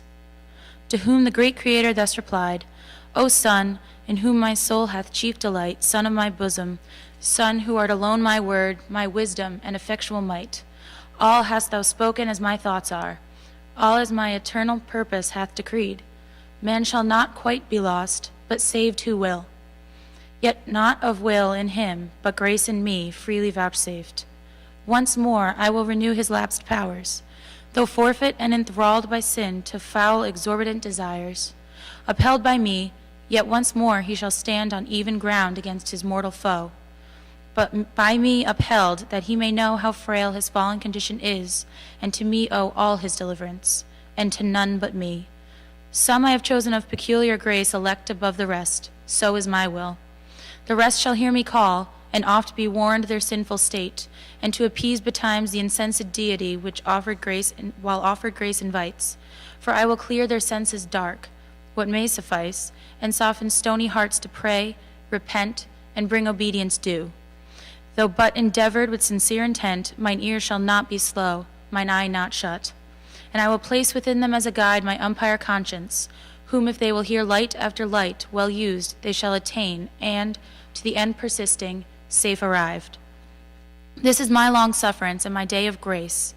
They who neglect and scorn shall never taste, but hard be hardened, blind be blinded more, that they may stumble on and deeper fall, and none but such from mercy I exclude. But yet all is not done. Man, disobeying, disloyal, breaks his fealty and sins against the high supremacy of heaven. Affecting Godhead, and so, losing all, to expiate his treason hath not left, but, to destruction sacred and devote, he with his whole posterity must die. Die he or justice must, unless for him some other, able and as willing, pay the rigid satisfaction, death for death. Say, heavenly powers, where shall we find such love, which of ye will be mortal to redeem man's mortal crime, and just the unjust to save? Dwells in all heaven charity so dear? He asked, but all the heavenly choir stood mute, and silence was in heaven. On man's behalf, patron or intercessor, none appeared, much less that durst upon his own head draw the deadly forfeiture and ransom set.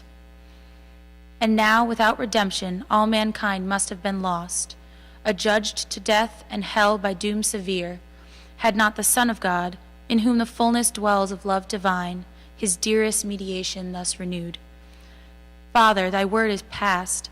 Man shall find grace, and shall grace not find means that finds her way, the speediest of thy winged messengers, to visit all thy creatures, and to all comes unprevented, unimplored, unsought, happy for man so coming? He her aid can never seek, once dead in sins and lost, atonement for himself or offering meet, indebted and undone, hath none to bring. Behold me then, me for him, life for life I offer, on me let thine anger fall.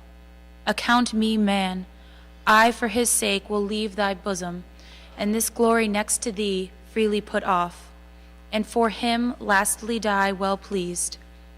On me let death wreak all his rage. Under his gloomy power I shall not long lie vanquished. Thou hast given me to possess life in myself forever. By thee I live, though now to death I yield and am his due. All that of me can die, yet that debt paid, thou wilt not leave me in the loathsome grave his prey, nor suffer my unspotted soul forever with corruption there to dwell. But I shall rise victorious, and subdue my vanquisher, spoiled of his vaunted spoil. Death his death's wound shall then receive, and stoop inglorious, of his mortal sting disarmed.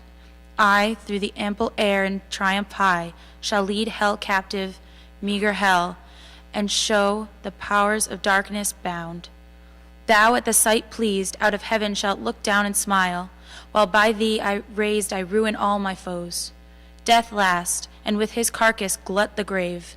Then with the multitude of my redeemed shall enter heaven, long absent, and return, Father, to see thy face, wherein no cloud of anger shall remain, but peace assured and reconcilement. Wrath shall be no more thenceforth, but in thy presence joy entire.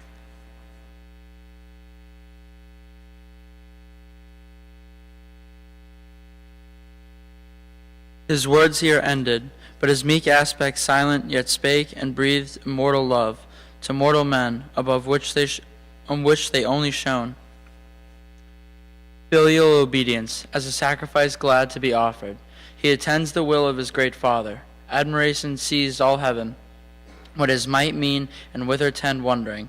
But soon the Almighty thus replied, O thou in heaven and earth, the only peace found out for mankind under wrath. O thou my sole complacence, well thou know'st how dear to me are all my works, nor the man least, though last created, that for him I spare thee from my bosom and right hand to save. By losing thee a while, the whole race lost. Thou therefore, whom thou only canst redeem, their nature also to thy nature join, and be thyself man among men on earth, made flesh, when time shall be, of virgin seed by wondrous birth. Be thou in Adam's room, the head of all mankind through Adam's son. As in him perish all men, so in thee, as from a second root, shall be restored as many as are restored. Without thee, none. His crime makes guilty all his sons. Thy merit imputed shall absolve them who renounce their own both righteous and unrighteous deeds, and live in thee transplanted, and from thee receive new life. So man, as is most just, shall justify for man, be judged and die, and dying rise, and rising with him, raise his brethren ransomed with his own dear life. So heavenly love shall outdo hellish hate, giving to death and dying to redeem, so dearly to redeem what hellish hate so easily destroyed and still destroys in those who, when they may, accept not grace. Nor shalt thou be, by descending to assume man's nature, lessen or degrade thine own. Because thou hast, though throned in highest bliss equal to God, and equally enjoying godlike fruition, quitted all to save a world from utter loss, and has been found by merit more than birthright Son of God, found worthiest to be so by being good far more than great or high, because in thee love hath abounded more than glory abounds. Therefore thy humiliation shall exalt with thee thy manhood also to his throne. Here shalt thou sit incarnate, here shalt reign both God and man, Son of both God and man, anointed universal King. All power I give thee, reign forever and assume thy merits. Under thee has head supreme thrones, princedoms, powers, dominance I reduce. All knees to thee shall bow of them that bide in heaven, or earth, or under earth and hell. When thou attended gloriously from heaven, shalt in the sky appear, and from thee send the summoning archangels to proclaim thy dread tribunal. Forthwith from all winds the living, and forthwith the sighted dead, of all past ages to the general doom, shall hasten, such appeal shall rouse their sleep. Then thy saints assembled, thou shalt judge bad men and angels. Their reign shall sink beneath thy sentence. Hell, her numbers full, thenceforth shall be forever shut. Meanwhile the world shall burn, and from her ashes spring new heaven and earth, wherein the just shall dwell, and after their tribulations long, see golden days, fruitful of golden deeds, with joy and love triumphing and fair truth. Then thou thy regal scepter shalt lay by, for regal scepter then no more shall need. God shall be all in all, but all ye gods adore him who, to compass all this, dies. Adore the Son, and honor him as me. No sooner had the Almighty ceased, but all multitude of angels, with a shout of loud as from numbers without number, sweet as from blessed voices, uttering joy, heaven rung with jubilee, a loud hosannas filled the eternal regions. Lowly reverent toward either throne they bow, and to the ground with solemn adoration down they cast their crowns, inwove with amaranth and gold. Immortal amaranth, a flower which once in paradise, fast by the tree of life, began to bloom, but soon, for man's offense, to heaven removed where it first grew, there grows in flowers aloft, shading the fount of life, and where the river of bliss, through mist of heaven, rolls over Elysian flowers in amber stream. With these that never fade, the spirits elect bind their resplendent locks unwreathed with beams, now in loose garlands thick thrown off the bright pavement, that like a sea of jasper shone empurpled, with celestial roses smiled.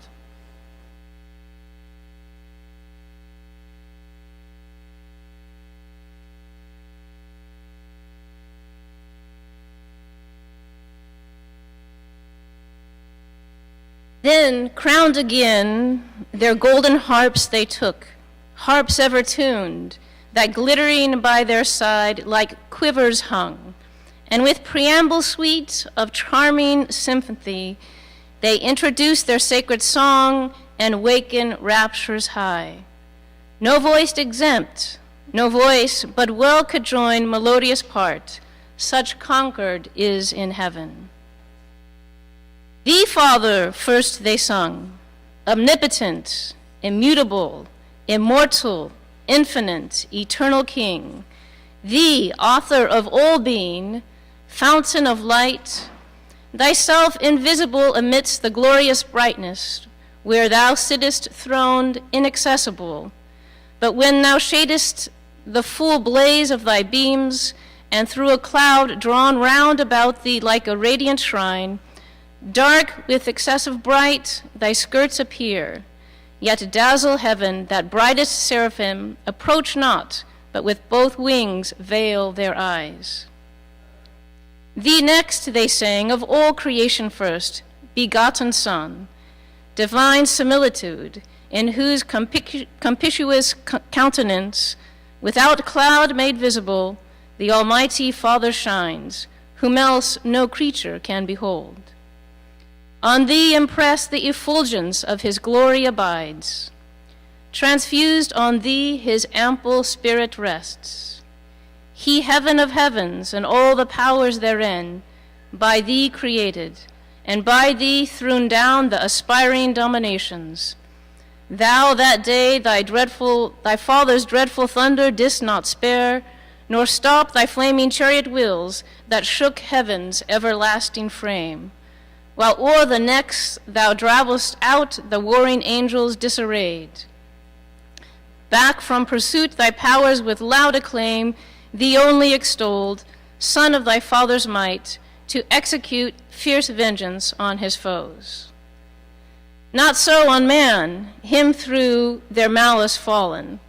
Father of mercy and grace, thou didst not doom so strictly, but much more to pity incline.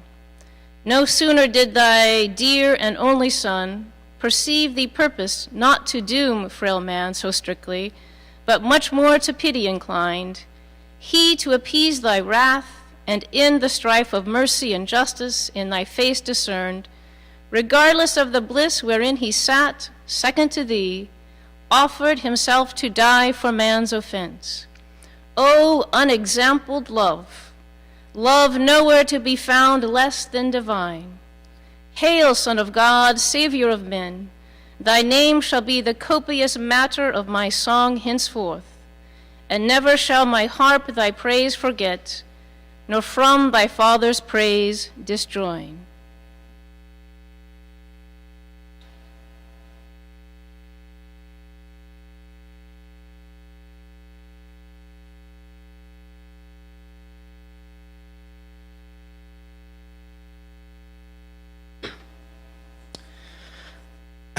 Thus they in heaven above the starry sphere, their happy hours in joy and hymning spent. Meanwhile, upon the firm, opacious globe of this round world, whose first convex divides the luminous inferior orbs enclosed. From chaos and the inroad of darkness old, Satan, alighted, walks. A globe far off, it seemed, now seems a boundless continent. Dark, waste, and wild under the frown of night, starless, exposed, and ever-threatening storms of chaos blustering round inclement sky, save on that side which from the wall of heaven, though distant far, some small reflection gains of glimmering air less vexed with tempest loud. Here walked the fiend at large and spacious field, as when a vulture of Emmaus bred, whose snowy ridge the roving Tartar bounds, dislodging from a reign of scarce of prey, to gorge the flesh of lambs or yearling kids. On hills where flocks are fed, flies towards the springs of Ganges or Hydaspes, Indian streams, but in his way lights on the barren plains of Sarankana, where the Chinese drive. With sails and wind their canny wagons light. So on this windy sea of land, the fiend walked up and down alone, bent on his prey, alone, for other creature in this place, living or lifeless, to be found was none. None yet, but store hereafter from the earth, up hither like aerial vapors flew, of all things transitory and vain, where sin with vanity had filled the works of men. Both all things vain, and all who in vain things built their fond hopes of glory or lasting fame, or happiness in this or the other life. All who have their reward on earth, the fruits of painful superstition and blind zeal, not seeking but the praise of men, here find fit retribution empty as their deeds. All the unaccomplished works of nature's hand, abortive, monstrous, or unkindly mixed, dissolved on earth, fleet hither and in vain, till final dissolution wander here, not in the neighboring moon as some have dreamed. Those argent fields more likely habitants, translated saints of middle spirit hold, betwixt the angelical and human mind, hither of ill-joined sons and daughters born, first from the ancient world those giants came, with many a vain exploit through them then renewed. The builders next of Babel on the plain of Sennar, and still watch with vain design. New Babels had they with wherewithal would build, others came single. He who, to be deemed a god, leaped fondly into Etna flames. Empedocles, and he who, to enjoy Plato's Elysium, leaped into the sea. Cleombrotus, and many more too long, embryos and idiots, eremites and friars, white, black, and gray with all their trumpery, here pilgrims roam that strayed so far to seek. In Glorithia, him dead who lives in heaven, and they who, to be sure of paradise. Dying put on the weeds of Dominic, or in Franciscan think to pass disguised. They passed the planet 7 and past the fixed, and that crystalline sphere whose balance weighs, the trepidation talked, and that first moved. And now St. Peter at heaven's wickest seems to wait them with his keys, and now at foot of heaven's ascent they lift their feet, when lo, a violent crosswind from either coast blows them transverse 10,000 leagues array. Into the devious air then might ye see cowls, hoods, and habits with their wearers tossed, and fluttered into rags, then relics, beads, indulgences, dispenses, pardons, bulls. The sword of winds, all these uphurled aloft, fly o'er the backside of the world far off, into a limbo large and broad, sense called the paradise of fools, to few unknown, long after, now unpeopled and untrod.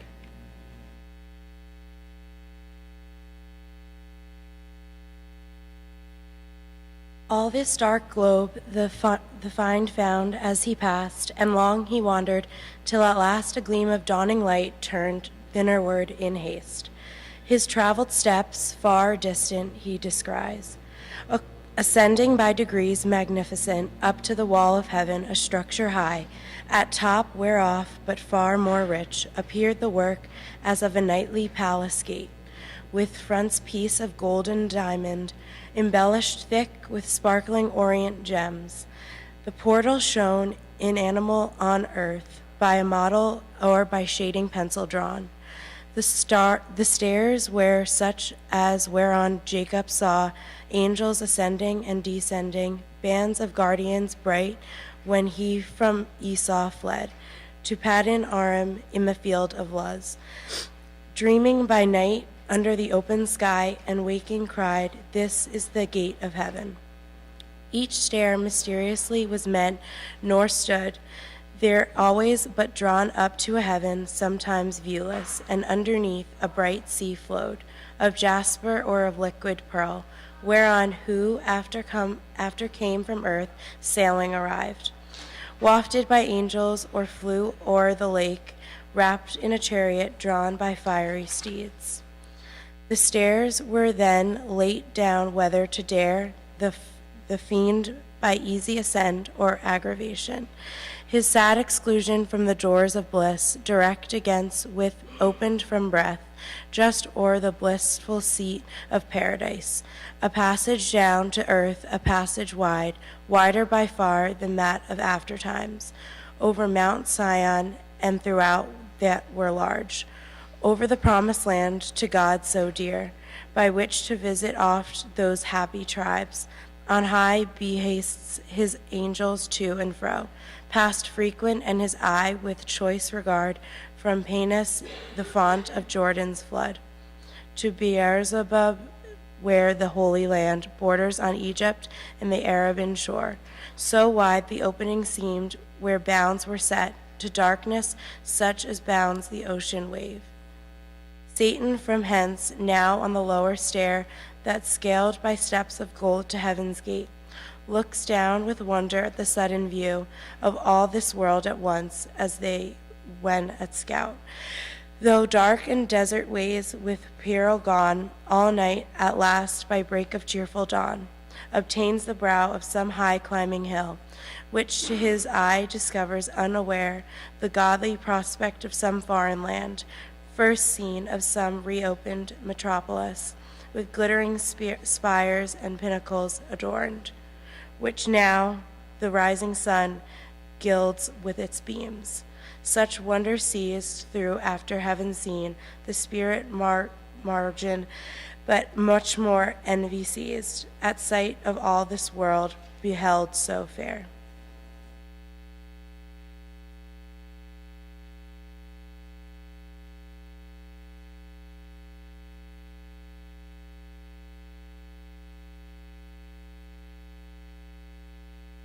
Round he surveys, and well might, where he stood, so high above the circling canopy of night's extended shade, from eastern point of Libra to the fleecy star that bears Andromeda, far off Atlantic seas, beyond the horizon, then from pole to pole, he views in breadth, and without longer pause, downright into the world's first region throws, his flight precipitant, and wins with ease, through the pure marble air, his oblique way amongst innumerable stars that shone, stars distant, but nigh hand seemed other worlds, or other worlds they seemed, or happy isles, like those Hesperian gardens famed of old, fortunate fields and groves, and flowery vales, thrice happy isles, but who dwelt happy there, he stayed not to inquire.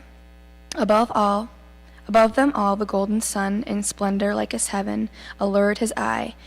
Thither his course he bends through the calm firmament, but up or down, by center or centric, hard to tell, or longitude, where the great luminary, aloof, the vulgar constellations thick, that from his lordly eye keep distance due, dispenses light from afar. They, as they move their starry dance in numbers that compute days, months, and years, toward his all-cheering lamp, turn swift their various motions, or are turned by his magnetic beam that gently warms the universe, and to each inward part, with gentle penetration through unseen shoots invisible virtue, even to the deep, so wondrously was set his station bright. There lands the fiend, a spot like which perhaps astronomer in the sun's lucent orb through his glazed optic tube yet never saw. The place he found beyond expression bright, compared with aught on earth, metal or stone, not all parts like, but all alike informed, with radiant light as glowing iron with fire. If metal, part seemed gold, part silver clear, if stone, carbuncle most, or crystallite, ruby or topaz, to the 12 that shone in Aaron's breastplate, and a stone beside, imagine rather oft than elsewhere seen. That stone, or like to that which here below philosophers in vain so long have sought, in vain though by their powerful art they bind volatile Hermes to call up unbound in various shapes old Proteus from the sea, drain through a line back to his native form. What wonder then if fields and region here breathe forth elixir pure and rivers run potable gold, when with one virtuous touch the alchemic sun, so far from us remote, produces with terrestrial humor, mixed here in the dark, so many precious things of color glorious and effect so rare. Here matter new to glaze the devil met undazzled, far and wide his eye commands, for sight no obstacle found here, nor shade, but all sunshine as when he beams at noon, culminate from the equator as they now shot upward still direct, whence no way round, shadow from body opaque can fall, and the air nowhere so clear sharpened his visual ray to objects distant far, whereby he soon saw within ken a glorious angel stand, the same whom John saw also in the sun.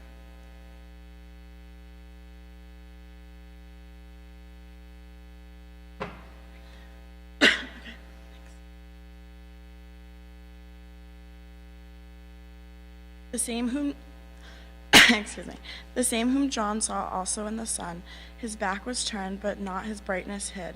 Of beaming sunny rays, a golden tiara circled his head, nor less his locks behind, illustrious on his shoulders fledged with wings, lay waving round on some great charge employed.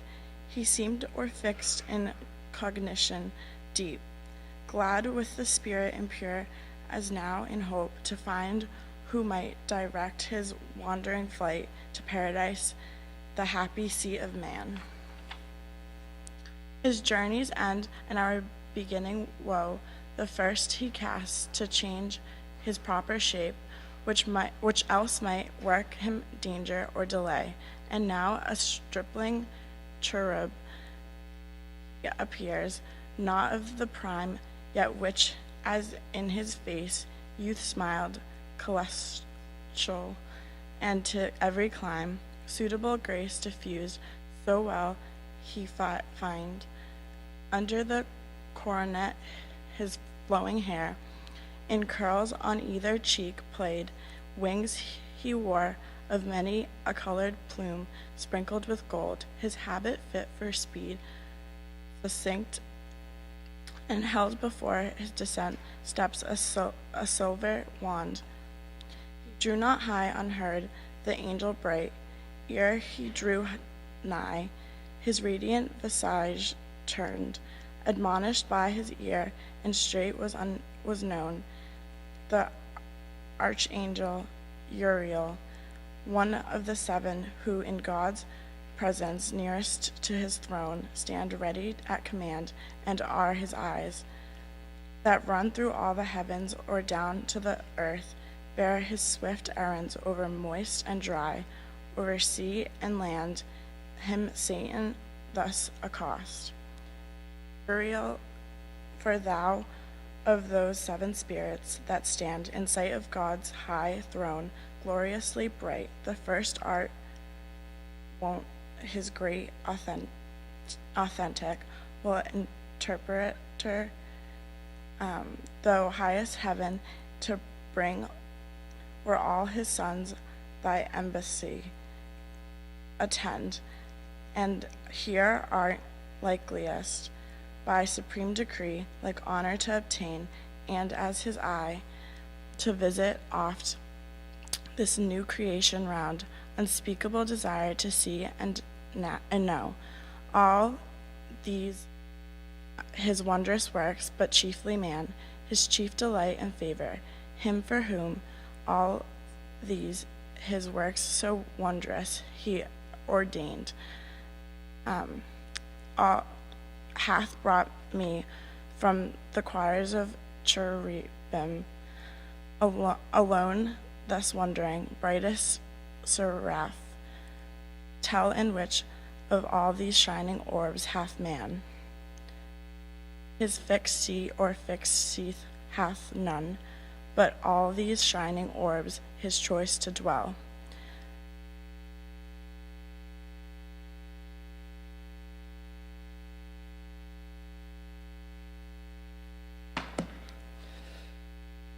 That I may find him, and with secret gaze or open admiration him behold, on whom the great Creator hath bestowed worlds, and on whom hath all these graces poured, that both in him and all things as is meet, the universal Maker we may praise, who justly hath driven out his rebel foes to deepest hell, and to repair that loss, created this new happy race of men, to serve him better, wise are all his ways. So spake the false dissembler unperceived, for neither man nor angel can discern hypocrisy, the only evil that walks invisible except to God alone. By his permissive will through heaven and earth, and oft through wisdom wakes, suspicion sleeps. At wisdom's gate into simplicity resigns her change, while goodness thinks no ill. Where no ill seems, which now for once beguiled Uriel through regent of the sun, and held the sharpest sighted spirit of all in heaven, who to the fraudulent impostor foul in his uprightness answer thus returned. Fair angel, thy desire which tends to know the works of God, thereby to glorify the great work master, leads to no excess that reaches blame, but rather merits praise. The more it seems excess that led thee hither from thy imperial mansion thus alone, to witness with thine eyes what some perhaps contended with report, here only in heaven. For wonderful indeed are all his works, pleasant to know and worthiest to be all had in remembrance always with delight. But what created mind can comprehend their number, or the wisdom infinite that brought them forth, but hid their causes deep? I saw when at his word the formless mass, this world's material mold, came to a heap. Confusion heard his voice, and wild uproar ruled vast infinitude, confined, till at his second bidding darkness fled. Light shone, and order from disorder sprung. Swift to their several quarters hasted then the cumbrous elements, earth, flood, air, fire, and this ethereal quintessence of heaven flew upward, spirited with various forms that rolled orbicular and turned to stars, numberless as thou seest, and how they moved. Each had his place appointed, each his course. The rest in circuit walls this universe. Look downward on that globe whose hither side, with light from hence, though but reflected, shines. That place is earth, the seat of man, that light his day, which else, as the other hemisphere, night would invade. But there the neighboring moon, so called the opposite fair star, her aid timely interposes, and her monthly rounds still ending, still renewing through mid-heaven. With borrowed light her countenance triform hence fills and empties to enlighten the earth, and in her pale dominion checks that night. That spot to which I point is paradise, Adam's abode, those lofty shades his bower. Thy way thou canst not miss, me mine requires.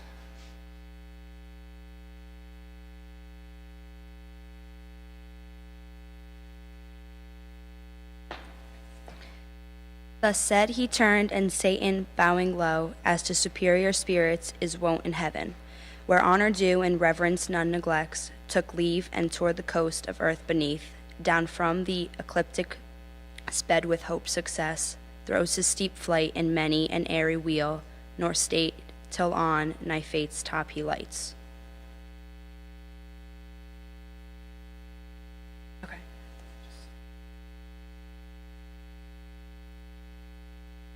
Book 4, The Argument. Satan, now in prospect of Eden, and nigh the place where he must now attempt the bold enterprise which he undertook alone against God and man, falls into many doubts with himself and many passions, fear, envy, and despair, but at length confirms himself in evil, journeys on to paradise, whose outward prospect and situation is described, overleaps the bounds, sits in the shape of a cormorant on the tree of life, as highest in the garden, to look about him. The garden described, Satan's first sight of Adam and Eve. His wonder at their excellent form and happy state, but with resolution to work their fall, overhears their discourse, thence gathers that the tree of knowledge was forbidden them to eat of, under penalty of death, and thereon intends to found his temptation by seducing them to transgress, then leaves them awhile to know further of their state, but some other means. Meanwhile Uriel, descending on a sunbeam, warns Gabriel, who had in charge the gate of paradise, that some evil spirit had escaped the deep and passed at noon by his sphere in the shape of a good angel down to paradise, discovered after by his furious gestures in the mount. Gabriel promises to find him ere morning. Night coming on, Adam and Eve discourse of going to their rest. Their bower described, their evening worship. Gabriel, drawing forth his bands of night watch to walk the round of paradise, appoints 2 strong angels to Adam's bower, lest the evil spirit should be there doing some harm to Adam or Eve sleeping. There they find him at the ear of Eve, tempting her in a dream, and bring him, though unwilling, to Gabriel, by whom question he scornfully answers, prepares resistance, but, hindered by a sign from heaven, flies out of paradise. Oh, for that warning voice, which he who saw the apocalypse heard cry in heaven aloud. Then, when the dragon, put to second round, came furious down to be revenged on men. Woe to the inhabitants on earth, that now, while time was, our first parents had been warned. The coming of their secret foe escaped, haply so escaped his mortal snare, for now Satan, now first inflamed with rage, came down. The tempter ere the accuser of mankind, to wreak on innocent frail man his loss, of that first battle and his flight to hell, yet not rejoicing in his speed though bold, far off and fearless, nor with cause to boast, begins his dire attempt, which night the birth, now rolling boils in this tumultuous breast, and like a devilish engine back recoils, upon himself horror and doubt detract. His troubled thoughts and from the bottom stir, the hell within him, for within him hell, he brings and round about him, nor from hell one step no more than from himself can fly, by change of place. Now conscious wakes despair that slumbered, wakes the bitter memory of what he was, what is, and what must be. Worst of the worst deeds, worse suffering must ensue.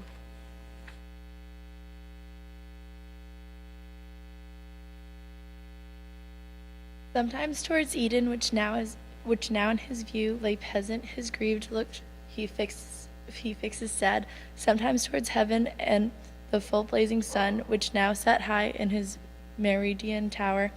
Then moving, revolving thus, sighs began. O thou that, with surpassing glory crowned, looks from thy sole dominion like the God of this new world, at whose sight all the stars hide their diminished heads. To thee I call, but with no friendly voice, and add thy name, O Sun, to tell thee how I hate thy beams, that bring to my remembrance from what state I fell, how glorious once above thy sphere, till pride and worse ambition threw me down, warring in heaven against hell, matchless king. Ah, wherefore he deserved no such return from me, whom he created what I was in that bright eminence, and with his good upbraided none, nor was his service hard.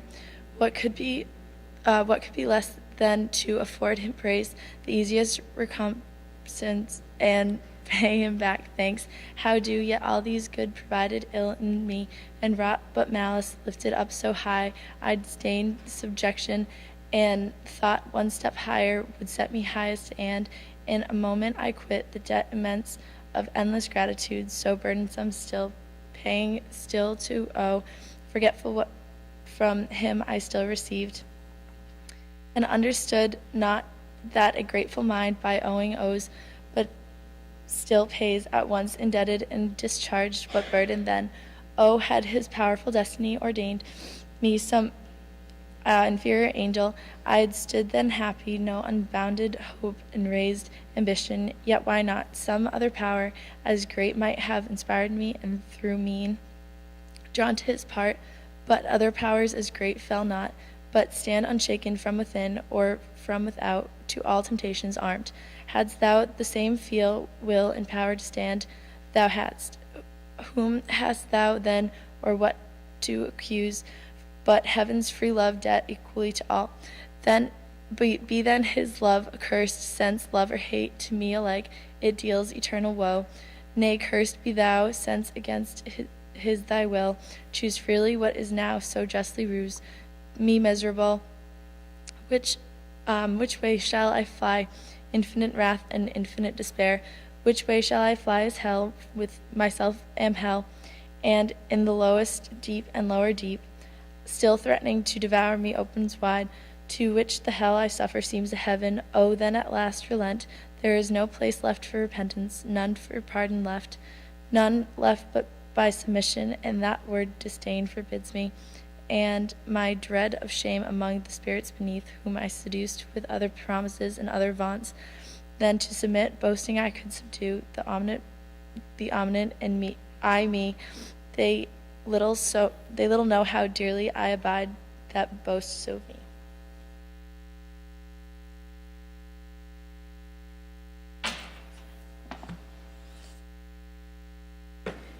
Under what torments inwardly I groan, while they adore me on the throne of hell. With diadem and scepter high advanced, though lower still I fall. Only supreme in misery such joy ambition finds. But say I could repent and could obtain by act of grace my former state, how soon would height recall high thoughts, how soon unsay what fiend submission swore. Ease would recant vows made in pain as violent and void. For never could true recoilement grow where wounds of deadly hate have pierced so deep, which would but lead me to a worse relapse and heavier fall. So should I perhaps dear short intermission bought with double smart. This knows my punisher, therefore is far from granting he, as I from begging peace, all hope excluded thus, behold, instead of us outcast, exiled, his new delight, mankind created for him this world. So farewell hope, and with hope farewell fear, farewell remorse. All good as me is lost. Evil be thou my good, by thee at least divided empire with heaven's king I hold. By thee in more than half perhaps will reign, as men ere long in this new world shall know. Thus while he spake, each passion dimmed his face, thrice changed with pale ear, envy, and despair, which marred his borrowed visage and betrayed him counterfeit. If any eye beheld, for heavenly minds from such distempers foul are ever clear, whereof he soon aware, each perturbation smoothed with outward calm, artificer of fraud, and was the first that practised falsehood under saintly show, deep malice to conceal, couched with revenge, yet not enough had practised to deceive. Uriel once warned, whose eyes pursued him down the way he went, and on the Assyrian mount saw him disfigured more than he could befall spirit of happy sort. His gestures fierce, he marked in mad demeanor then alone, as he supposed, all unobserved, unseen. So on he fares, and to the border comes of Eden, where delicious paradise, now nearer, crowns with her enclosure green, as with a rural mount with champion head of a steep wilderness, whose hairy sides, with thicket overgrown, grotesque and wild, access denied, and overhead upgrew insuperable height of loftiest shade, cedar and pine and fir and breaching palm, a sylvan scene. As the ranks ascend, shade above shade, a woody theatre of stateliest view, yet higher than their tops, the verdurous wall of paradise upsprung, which to our general sire gave prospect large unto his near empire neighboring round. And higher than that, a wall circling now of goodliest trees loaded with fairest fruit, blossoms and fruit at once of golden hue, appeared with gay enameled colors mixed, on which the sun more glad impressed his beams than in fair evening cloud or human bough. When God hath showered the earth, so lovely seemed the landscape, and of pure, now purer air meets his approach, and to the heart inspires vernal delight and joy able to drive.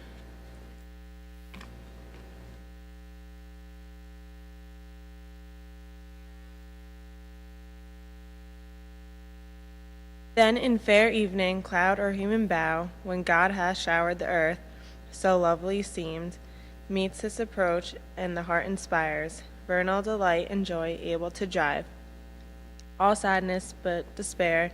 Now gentle gales, fanning their odoriferous wings, dispense native perfumes and whisper whence they stole those balmy spoils, as when to them who sail beyond the Cape of Hope and now are past Mozambique, off at sea, northeast winds blow Sabian odors from the spicy shore of Arabe, the blessed, which such delay will please. They slack their course, and many a league, cheered with the grateful smell of old ocean smiles. So entertain these odorous sweets the fiend who came their bane, though with them better pleased than Asmodeus with the fishy fume that drove him, though enamored from the spouse of Tobit's son, and with a vagrant sent from Media post to Egypt, the fast bound. Now to the ascent of that steep savage hill Satan had journeyed on, pensive and slow, but further way found none, so thick and twined as one continued brake. The undergrowth of shrubs and tangling bushes had perplexed all path of man or beast that passed that way.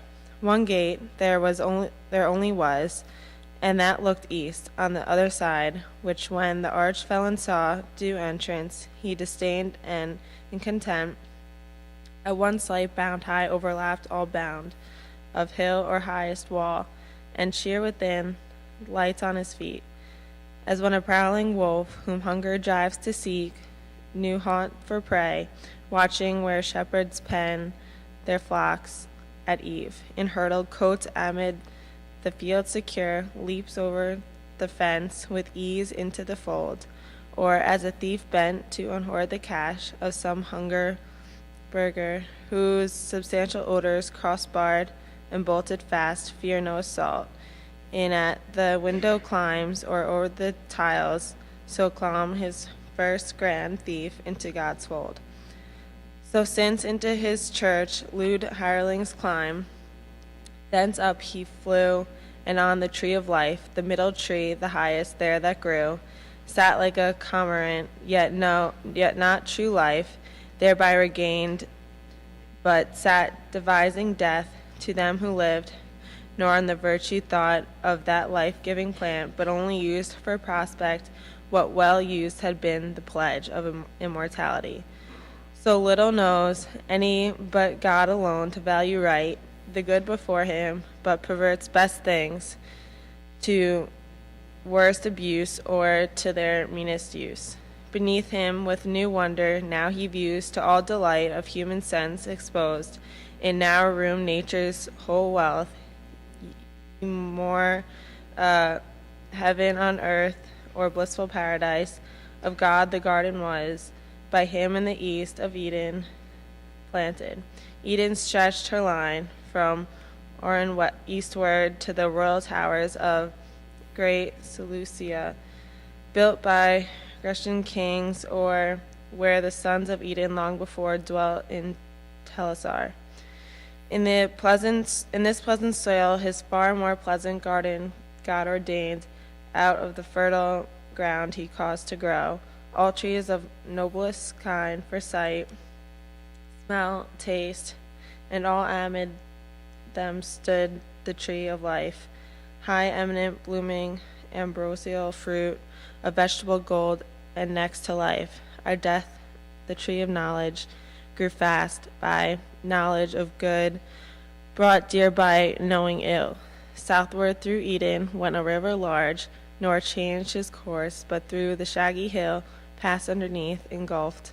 For God had thrown that mountain as his garden mold high raised upon the rapid current, which through veins of porous earth with kindly thirst updrawn rose a fresh fountain, and when many a rill watered the garden, thence united fell down the steep glade and met the nether flood, which from his darksome passage now pierced and now divided into four main streams, runs diverse, wandering many a famous realm and country whereof here needs no account, but rather to tell how, if art could tell, how from that sapphire fount the crisp brooks, rolling on orient pearl and sands of gold, with mazy error under pendant shades, ran nectar visiting each plant, and fed flowers worthy of paradise, which not nice art embeds in curious knots, but nature boon,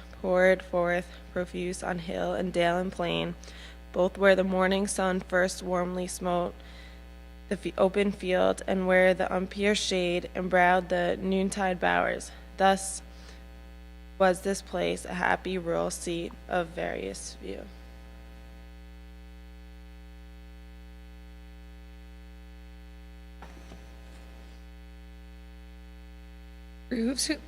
Groves whose rich trees wept odorous gums and balms, others whose fruit burnished with golden rind hung amiable, Hesperian fables true, if true here only, and of delicious taste. Betwixt them lawns or levels downs, and flocks grazing the tender herb were interposed, or palmy hillock or the flowery lap of some egregious valley spread or stone, flowers of all hue, and without thorn the rose. Another side, umbrageous grots and caves of cool recess, o'er which the mantling vine lays forth her purple grape and gently creeps luxuriant. Meanwhile murmuring waters fall down the slopes, hills dispersed, or in a lake, that to the fringed bank with myrtle crowned, her crystal mirror holds. Unite their streams, the birds their choir apply, airs, vernal airs, breathing the smell of the field and grove, attune the trembling leaves, while the universal pan knit with the graces and the hours and dance led on the eternal spring, not that fair field of Enna, where prospering gathering flowers, herself a fair flower but gloomy dis, was gathered, which cost Ceres all the pain, to seek her through the world, nor that sweet grove of Daphne or Oriantis, and the inspired Castlian spring might be with this paradise of Eden strive. Nor that Nicean isle, girt with the river Triton, where old Cham, whose Gentiles Ammon called and Libyan Jove, hid Amathea on her florid son, young Bacchus, from his stepdame Rhea's eye, nor where the Abyssinian king and their issue guard. Mount Amara, through this by some supposed true paradise, under the Ethiop line, by Nilus' head, enclosed with shining rock, a whole day journeys high, but wide remote from this Assyrian garden, where the fiend saw undelighted all delight, all kind of living creatures new to sight and strange, too afar were noble shape, erect and tall, godlike erect, with native honor clad in naked majesty, seemed lords of all, and worthy seemed, for in their looks divine, their image of glorious maker shone, truth, wisdom, sanctitude severe, and persevere. But in true filial freedom placed, whence true authority in men, though both not equal, as their sex not equal seemed, for contemplation, he and valor formed, for softness she, and sweet attractive grace. He for only God only, she for God and him. His fair large fawn and eye sublime declared absolute rule, and Hessian locks round from his parted forelock mainly hung, clustering, but not beneath his shoulders broad. She as a veil down to the slender waist, her unadorned golden tresses wore disheveled, but in wanton ringlets waved as the vine curls her tendrils, which implied subjection, but required with gently sway, and by her yielded, by him best received, yielded with coy submission, modest pride, and sweet reluctant amorous delay.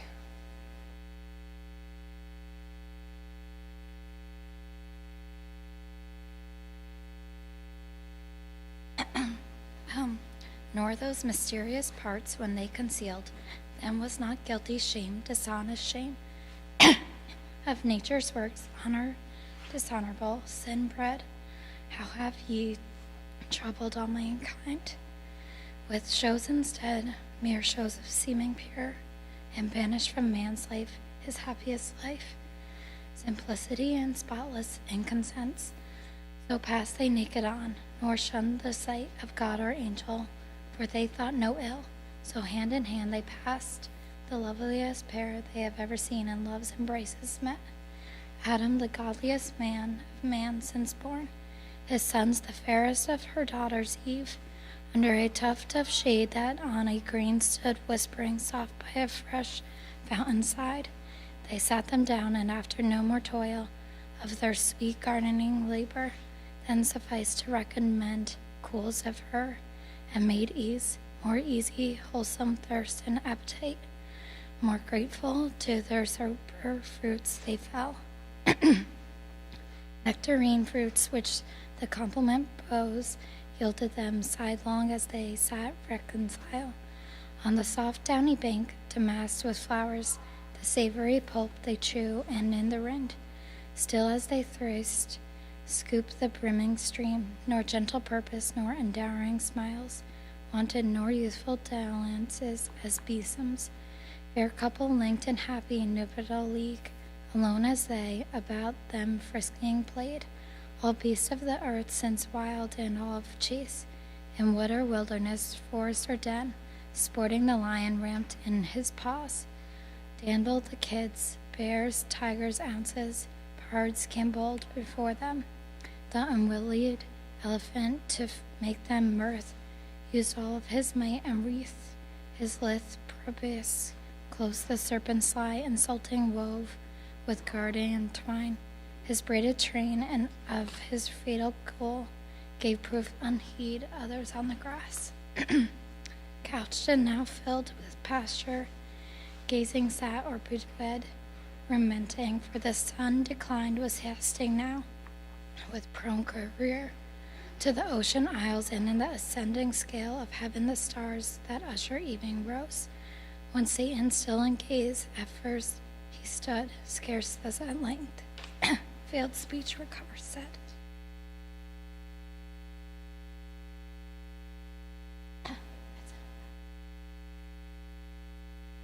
O hell, what do mine eyes with grief behold? Into our room of bliss through high advanced creatures of other mold, earth-born perhaps, not spirits, yet to heavenly spirits bright, little inferiors, whom my thoughts pursue with wonder and could love, so lively shines in them divine resemblance, and such grace. The hand that formed them on their shape hath poured. Ah, gentle pair, ye little think how nigh your change approaches, when all these delights will vanish and deliver ye to woe. More woe, the more you taste, is now of joy. Happy, but for so happy ill, secured, long to continue, and this high seat your heaven, all fenced for heaven to keep out such a foe, as now is entered, yet no purpose foe, to you whom I could pity thus forlorn. Though I unpitied, league with you I seek, and mutual amity so straight, so close, that I with you must dwell, or with you me. Henceforth my dwelling haply may not please, like this fair paradise, your sense, yet such, except your Maker's work, he gave it to me, which I as freely give, hell shall unfold, to entertain you to her highest gates, and send forth all her kings. There will be room, not like these narrow limits, to receive your numerous offspring, if no better place. Thank him who puts me, loath to this revenge, on you who wrong me not, for him who wronged. And should I at your harmless innocence melt, as I do, yet public reason just, honor and empire with revenge enlarged, by conquering this new world, compel me now to do what else, though damned I should abhor. So spake the fiend with necessity. The tyrant's plea excused his devilish deeds.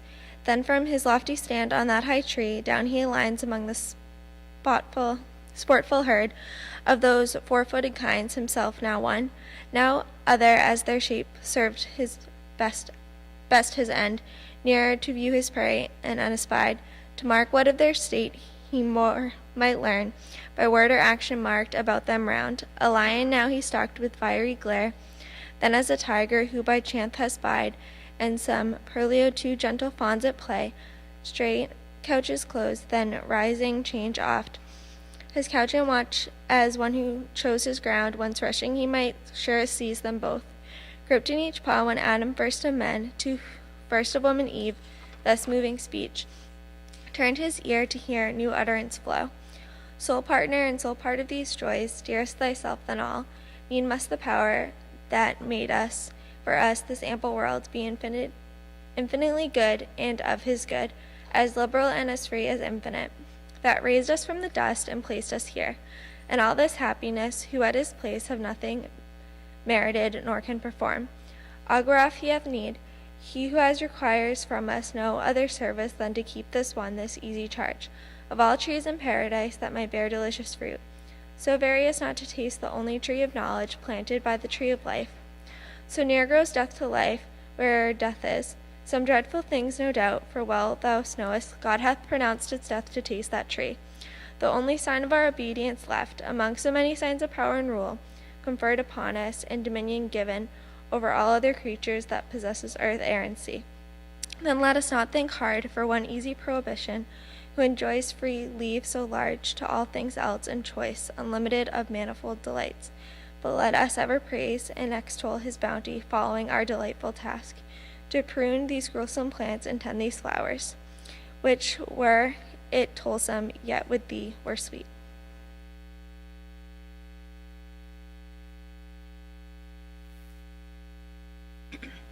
To whom thus Eve replied, O thou for whom and from whom I was formed flesh by thy flesh, and without whom am to no end my guide and head, what thou hast said is just and right.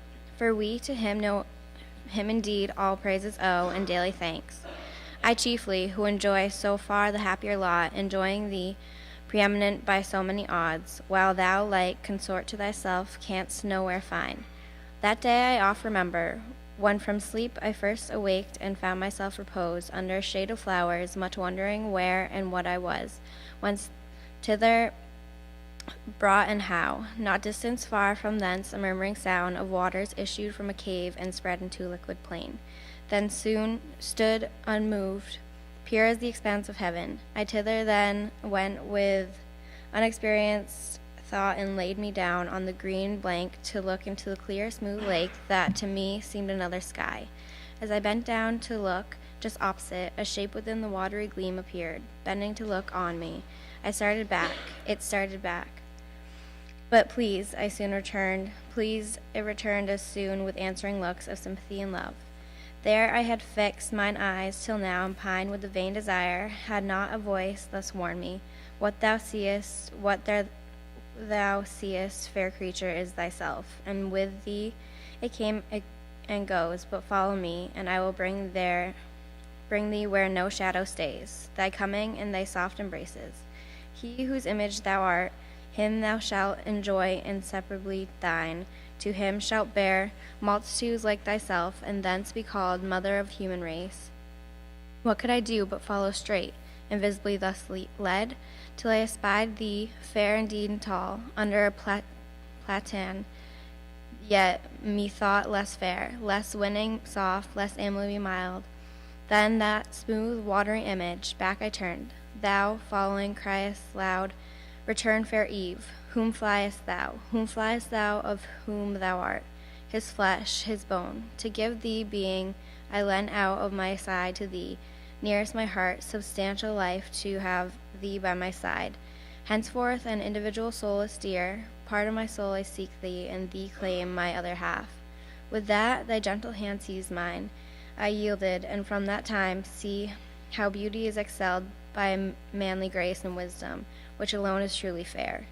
So spake our general mother, and with eyes of conjugal attraction unreproved, and meek surrender, half embracing leaned on our first father, half her swelling breast naked met his, under the flowing gold of her loose tresses hid. He, in delight both of her beauty and submissive charms, smiled with superior love, as Jupiter on Juno smiles when he impregnates the clouds that shed May flowers, and pressed her matron lip with kisses pure. Aside the devil turned for envy, yet with jealous leer malign-eyed them askance, and to himself thus plained. Sight hateful, sight tormenting.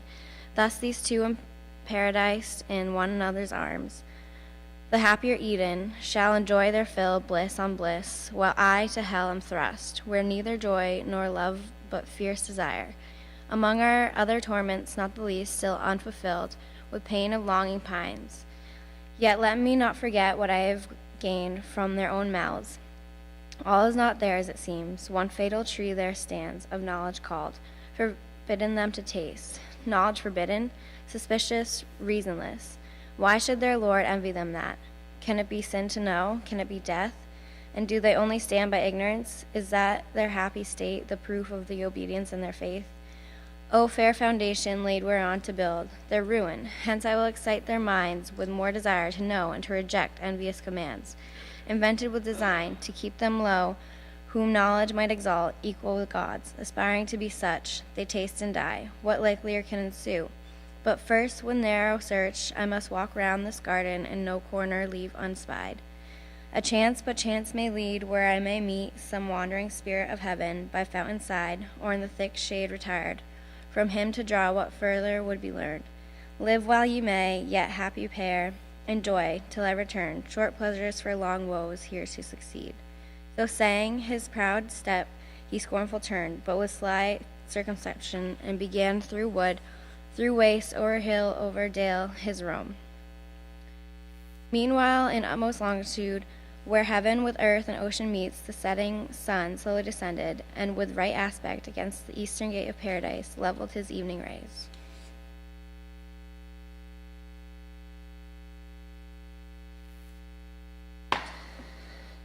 It was a rock of alabaster piled up to the clouds, conspicuous far, winding with one ascent, accessible from earth, one entrance high. The rest was craggy cliff that overhung still as it rose, impossible to climb. Betwixt these rocky pillars Gabriel sat, chief of the angelic guards awaiting night. About him exercised heroic games the unyard youth of heaven, but night at hand celestial army, shields, helms, and spears hung high with diamond flaming and with gold. Thither came Uriel, gliding through the even on a sunbeam, swift as a shooting star in autumn thwarts the night when vapors fired and pressed the air, and shows the mariner from what point of his compass to beware impetuous winds. He thus began and hast. Gabriel, to thee thy course by lot hath given charge and strict watch, that to this happy place no evil thing approach or enter in. This day at height of noon came to my sphere a spirit, zealous as he seemed, to know more of the Almighty's works, a chiefly man, God's latest image. I described this his way, bent all on speed, and marked his airy gait. But in the mount that lies from Eden north, where he first lighted, soon discerned his looks, alien from heaven, with passions foul obscured. Mine eye pursued him still, but under shade lost sight of him. One of the banished crew, I fear, hath ventured from the deep to raise new troubles. Him thy care must be to be found, to whom the winged warrior thus returned. Uriel, no wonder if thy perfect sight, amid the sun's bright circle where thou sitst, see far and wide. And at this gate none pass the vigilance here placed, but such as come, well known from heaven, and since meridian hour, no creature thence, if spirit of other sort, so minded, have overleaped these earthly bounds on purpose, hard thou knowest it to exclude spiritual substance with corporeal bar. But if within the circuit of these walls, in whatsoever shape he lurk, of whom thou tellest by morrow dawning I shall know. So promised he, and Uriel to his charge returned on that bright beam, whose point now raised before him sloped downward to the sun now fallen beneath the Azores, whither the prime orb, incredible how swift, had thither rolled diurnal, or this less voluble earth by shorter flight to the east had left him there, arraying with reflected purple and gold the clouds that on his western throne attended. Now came still evening on, and twilight gray had in her sober livery all things clad, silence accompanied for beast and bird. They to their grassy couch, these to their nests, were slunk. all but the wakeful nightingale. She all sat long her enormous descant, sung, silence was pleased. Now glowed the firmament with living sapphires. Hesperus that led this starry host rode brightest till the moon, rising in clouded majesty at length, apparent queen, unveiled her peerless light, and over the dark her silver mantle threw. When Adam thus to Eve, fair consort, the hour of night, all things now retired, the rest mind. Us of like repose, since God hath set labor and set and rest as day and night to men successive, and the timely dew of sleep, now falling with soft slumberous weight inclines our eyelids. Our creatures all day long rove idle, unemployed, and less need rest. Man hath his daily work of body or mind appointed, which declares his dignity and the regard of heaven on all his ways, while other animals unactive rage. And of their doings God takes no account.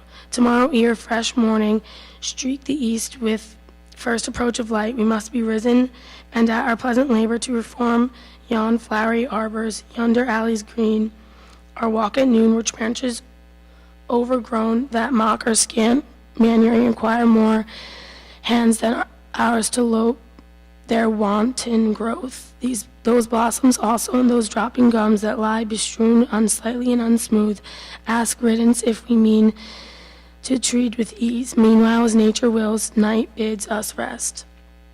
To whom thus Eve, with perfect beauty adorned, my author and discourse, what thou best unargued I obey. So God ordains, God is thy law, though mine. To know more is woman's happiest knowledge in her praise. With thee conversing, I forget all time, all seasons in their change, all please alike. Sweet is the breath of morn, her rising sweet with charm of earliest birds. Pleasant the sun, when first on this delightful land he spreads his orient beams on herb, tree, fruit, and flower, glistering with dew. Fragrant the fertile earth after soft showers, and sweet the coming on of grateful evening, mild, then silent night, with this her solemn bird, and his fair moon, and these the gems of heaven, her starry train.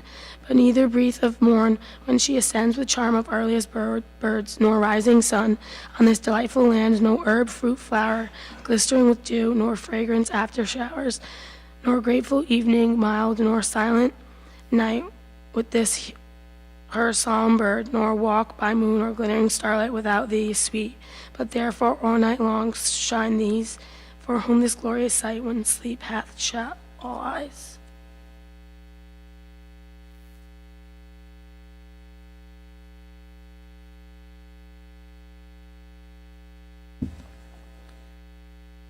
To whom our general ancestor replied, Daughter of God and man, accomplished Eve, those have their course to finish round the earth by morrow evening and from land to land, in order though to nations yet unborn. Ministering light prepared they set and rise, lest total darkness should by night regain her old possessions and extinguish life, in nature and all things which these soft fires not only enlighten but with kindly heat of various influence foment and warm, temper or nourish, in part shed down their stellar virtue on all kinds that grow on earth, made hereby apter to receive perfection from the sun's more potent ray.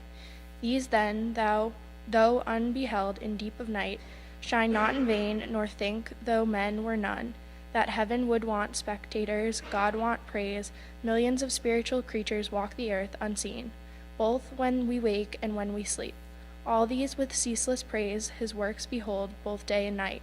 How often from the steep of echoing hill or thicket we have heard celestial voices to the midnight air, sole or responsive each to other's note, singing their great Creator. Oft in bands while they keep watch or nightly rounding walk, with heavenly touch of instrumental sounds in full harmonic number join their songs, divide the night and lift our thoughts to heaven. Thus talking, hand in hand, alone they passed on to their blissful bower. It was a place chosen by the sovereign planter when he framed all things to man's delightful use. The roof of thicket covert was in woven shade, laurel and myrtle, and what higher grew of firm and fragrant leaf. On either side, ancients and each odorous bushy shrub fenced up the verdant wall, each beauteous flower, iris all hues, roses and jessamine, reared high in their flourished heads between, and wrought mosaic underfoot the violet. Crocus and hit the scene with rich inlay, broidered the ground more colored than with stone of costliest emblem.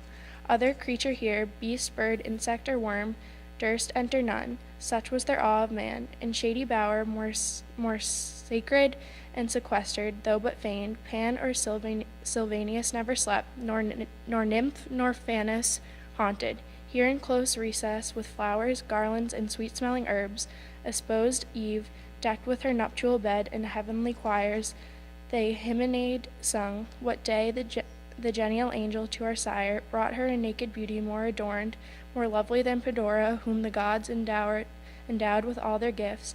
And oh, too, like in sad event, when to the unwiser son of Japhet brought by Hermes, she ensnared mankind with her fair looks to be avenged on him and who had stolen Jove's authentic fire. Thus at their shady lodge arrived, both stood, both turned, and under open sky adorned, the God that made both sky, air, earth, and heaven, which they beheld, the moon's resplendent globe and starry pole.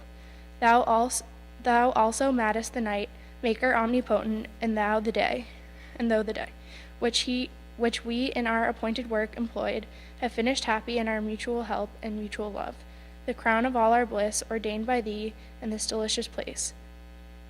For us too large, where thy abundance wants, partakers and uncropped falls to the ground. But thou hast promised from us to erase to fill the earth, who shall with us extol thy goodness infinite, both when we wake and when we seek, and now thy gift of sleep.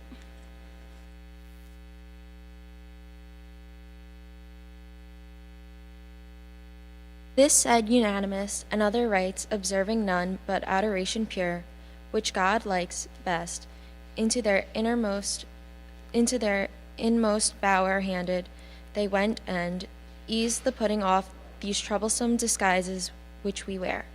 Straight side by side were laid, nor turned, I ween, Adam from his fair spouse, nor Eve the rites mysterious of connubial love refused.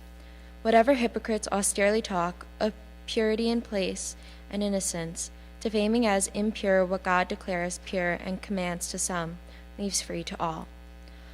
Our Maker bids increase, who bids disdain, but our destroyer foe to God and man.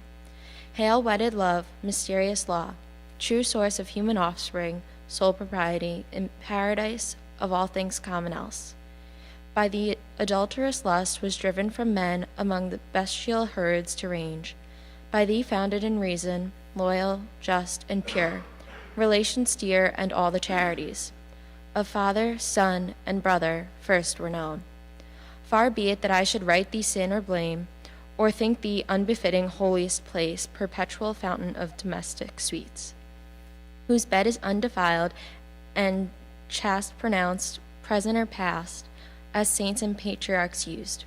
Here love his golden shafts employs, here lights his constant lamp and waves his purple wings, reigns here and revels, not in the bout smile of harlots, loveless, joyless, unendeared, casual fruition, nor in court amours, mixed dance or wanton mask, or midnight ball, or serenade which the starved lover sings to his proud fair, best quitted with disdain. These lulled by nightingales embracing slept, and on their naked limbs the flowery roof showered roses, which the morn repaired. Sleep on, blessed pair, and oh yet happiest if ye seek no happier state, and know to know more. Now had night measured with her shadowy cone, halfway uphill this vast sublunar vault, and from the ivory port the cherubim forth, issuing at accustomed hour, stood armed to their night watches in warlike parade, when Gabriel to his next in power thus spake: Uziel, half these draw off and coast the south with the strictest watch, these other wheel the north, our circuit meets full west. As flame they part, half wheeling to the shield, half to the spear. From these, the two strong subtle spirits he called, that near him stood, and gave them thus in charge. Ithuriel and Zephon, and winged speed, searched through this garden, leave unsearched no nook, but chiefly where those two fair creatures lodge.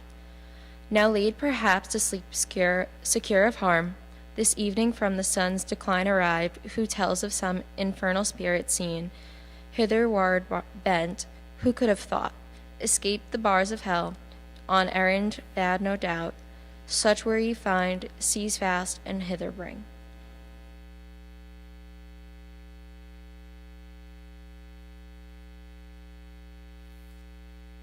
So saying on, he led his radiant files, dazzling the moon, these to the bower direct. In search of whom they sought, him there they found. Squat like a toad close to the ear of Eve, essaying by his devilish art to reach the organs of her fancy, and with them forge illusions as he list, phantasms and dreams. Or if inspiring venom he might taint the animal spirits that from pure blood arise, like gentle breaths from rivers pure, thence raise at least distempered, discontented thoughts.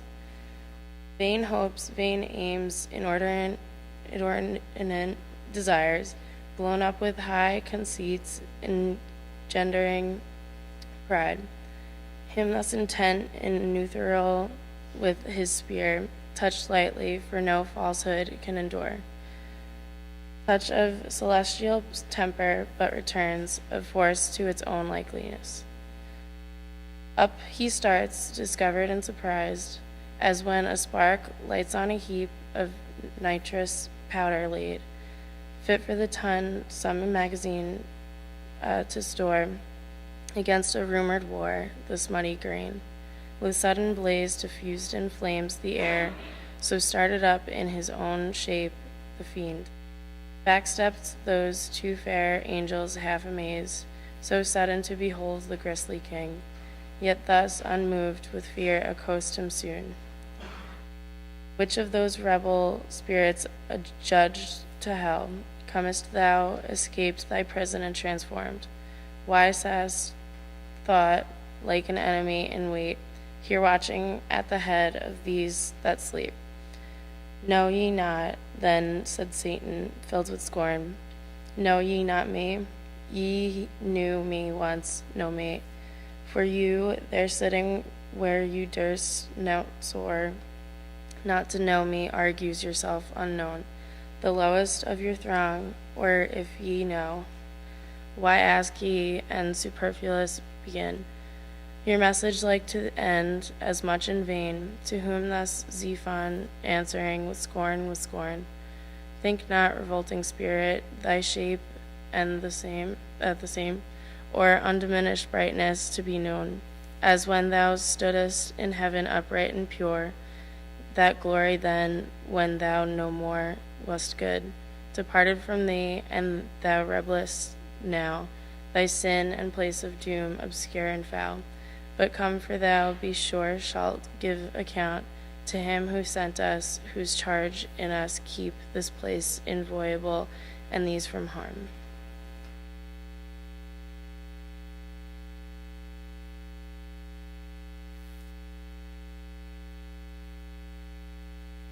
So spake the cherub in his grave rebuke, severe and youthful beauty added grace invincible. Abashed the devil stood, and felt how awful goodness is, and saw virtue in her shape, how lovely saw and pined. His loss but chiefly defined here, observed his luster visible impaired, yet seem undaunted. If I must contend, said he, best with the best, the sender, not the sent. Or all at once more glory will be won, or be lost. Thy fear, said Xiphon bold, will save us trial what the least can do, single against thee wicked, and thence weak. I fiend replied not, overcome with rage, but like a proud steed rein, when haughty on, champing his iron curb.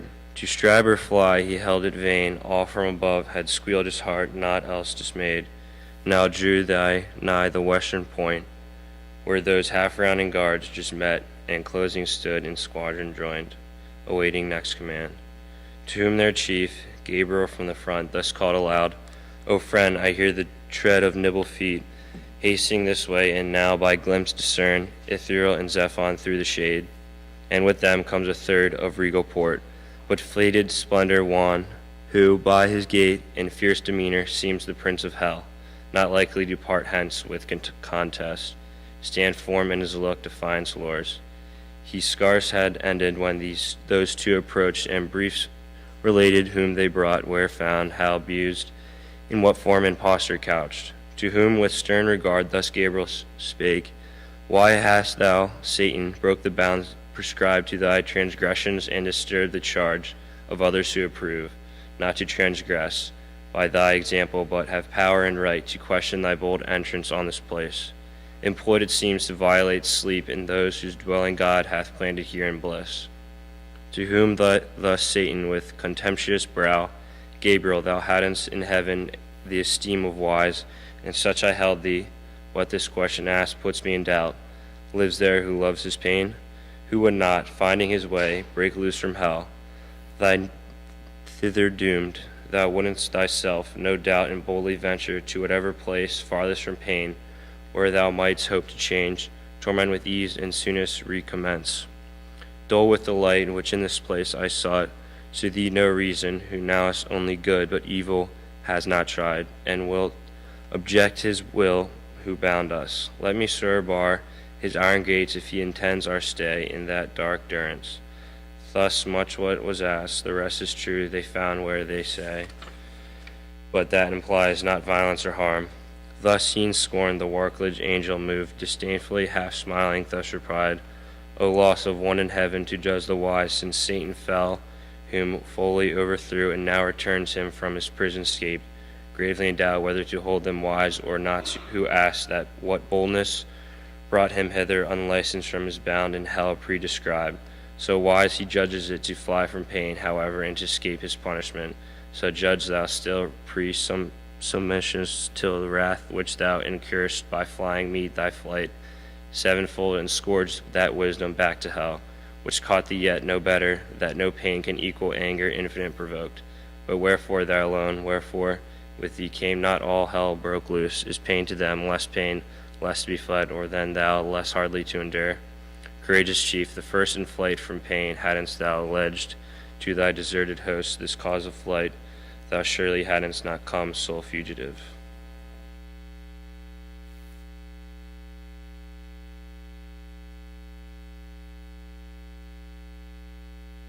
To which the Fee thus answered, frowning stern, Not that I less endure or shrink from pain, insulting angel, while thou know'st I stood, thy fiercest when in battle to thy aid, the blasting volleyed thunder made all speed, and second thou else, not dreaded spear, but still thy words at random as before.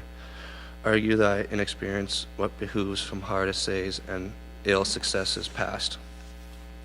A faithful leader not to hazard all, through ways of danger by himself untried, I alone first undertook, to wing the desolate Abyss and spy, this new created world whereof in hell, fame is not silent, here in hope to find, better abode and my afflicted powers to settle here on earth or in midair. Through the possession, put to try once more what thou and thy gay legions dare against, whose easier businesses were to serve their Lord high up in heaven with songs to hymn his throne, and practice distance to cringe not fight. To whom the warrior angel soon replied, to say and straight, unsay, pretending first, wise to fly pain, professing next the spy. Argues no leader but a liar traced, Satan, and couldn't thou faithful add, O name, O sacred name with faithfulness profound, faithful to whom, to thy rebellious crew, army of friends, fit body to fit head. Was this your discipline and faith engaged, your military obedience to dissolve, alliance to the acknowledged power supreme, and thou sly hypocrite, who now wouldn't seem, patron of liberty, who made then thou, once fond, encouraged, and severely adored, heaven's awful monarch, wherefore but in hope to dispose him and thyself to reign. But mark what I read thee now avant, fly thither whence those fleds, if from this hour within these hallowed limits thou appear. Back to the infernal pit I drag thee chained, and seal thee so, as henceforth not to scorn this for sail gates of hell too slightly bared. So threatened he, but Satan to no threats gave hid, but waxing more in rage replied, Then when I am thy captive talk of chains, proud limitary cherub, but ere then, far heavier load thyself expect to feel. From my prevailing arm through heaven's king, ride on thy wings, and through with the compeers used the yoke, drawest its triumph's wheels, and progress through the road of heaven's star-paved. Well, this he spake, the angelic squadron bright, turned fury red, sharpening in moon horns their phalanx, and began to hem him around with portrait spears as thick as when a field of cries ripe for harvest waving bends her birded grove of ears, which way the wind sways them. The careful plowing doubting stands, lest on the threshing floor his hopeful sheaves prove shaft. On the other side Satan alarmed, collecting all his might, elated he stood, like Teraph or Atlas unremoved. His stature reached the sky, and on his crest sat horror plumbed, nor wanted in his grasp what seemed both spear and shield. Now dreadful deeds might have ensued, no only paradise in this commotion, but the starry cope, or heaven perhaps, or all the elements, at least had gone to whack, disturbed and torn with violence of this conflict, had not soon the Eternal, to prevent such horrid fray, hung forth in heaven, his golden scales yet seen, betwixt Astera and the scorpion sign, wherein all things created first he weighed.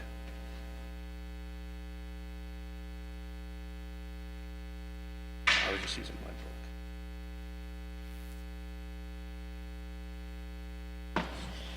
The pendulous round earth with balanced air, in contemplation now ponders all events, battles and realms. In these he put two weights, the sequel each of parting and of fight.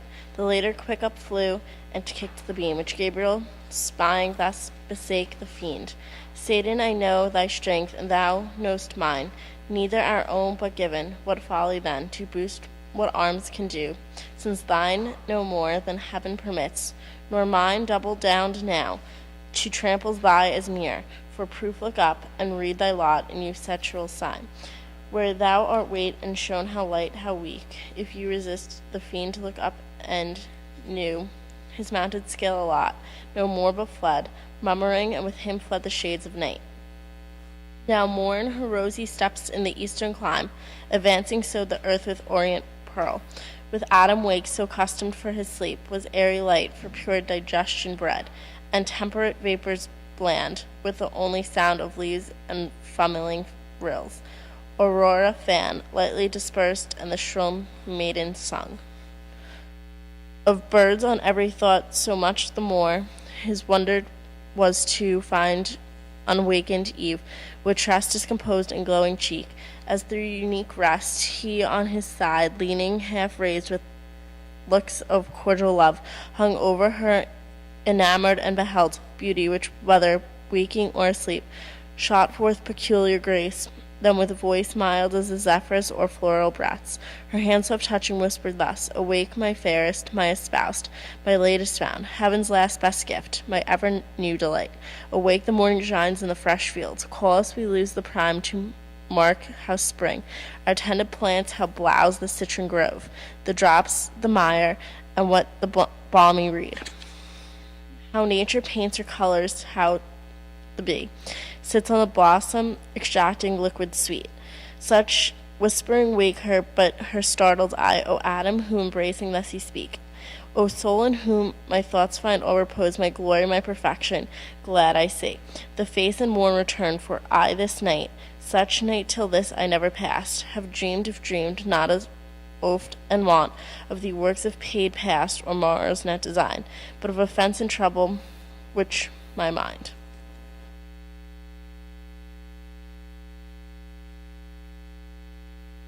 Knew never till this irksome night, methought.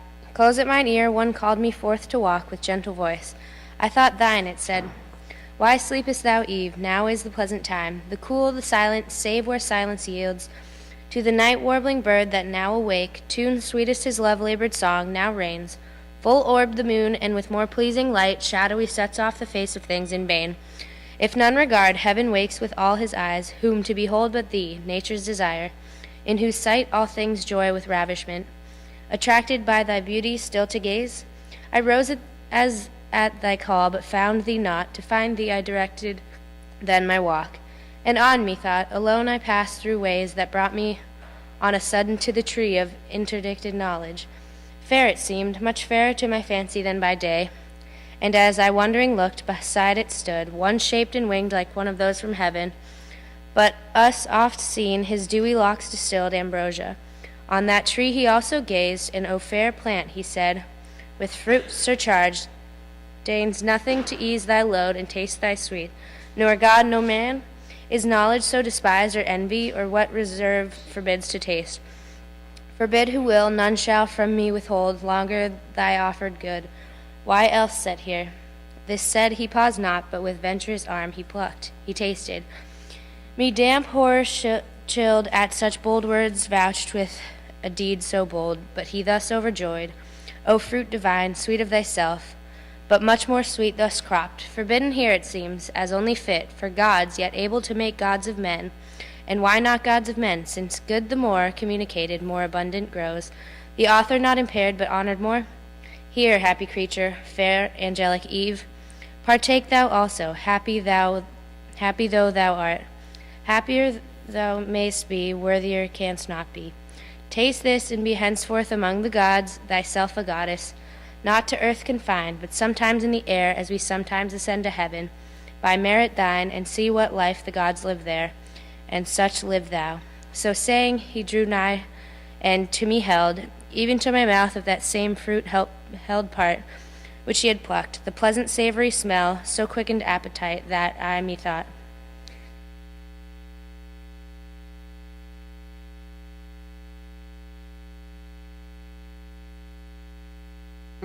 could not but taste, for with up to the clouds with him I flew, and underneath behold the earth outstretched immense, a prospect wide and various, wondering at my flight and change to this high exaltation. Suddenly my guide was gone, and I methought sunk down and fell asleep. But oh how glad I waked to find this but a dream.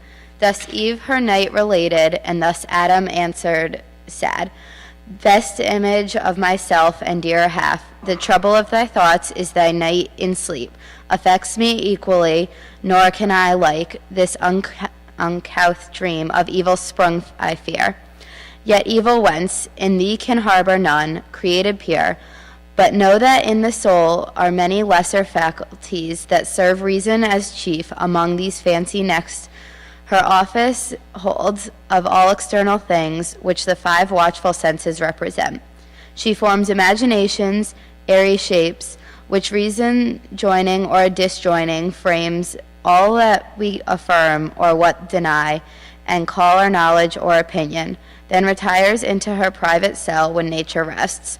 Oft in her absence mimic fancy wakes, to imitate her but misjoining shapes.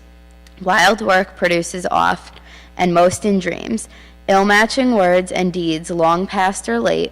Some such resemblances, methinks I find, of our last evening's talk in this thy dream. But with addition strange, yet be not sad, evil into the mind of God or man, may come and go, so unapproved, and leave no spot or blame behind, which gives me hope that what in sleep thou didst abhor to dream, waking thou never wilt consent to do. Be not disheartened then, nor cloud these looks that won't be more cheerful and serene. Then when fair morning first smiles on the world, and let us to our fresh employments rise, among the grooves, the fountains, and the flowers, that open now their choicest bosom smells, reserved from light and kept for thee in store. So cheered he his fair spouse, and she was cheered, but silently a gentle tear let fall from either eye, and wiped them with her hair. Two other precious drops that ready stood, each in their crystal sluice, her ear that they fell, kissed as the gracious signs of sweet remorse and pious awe that feared to have offended.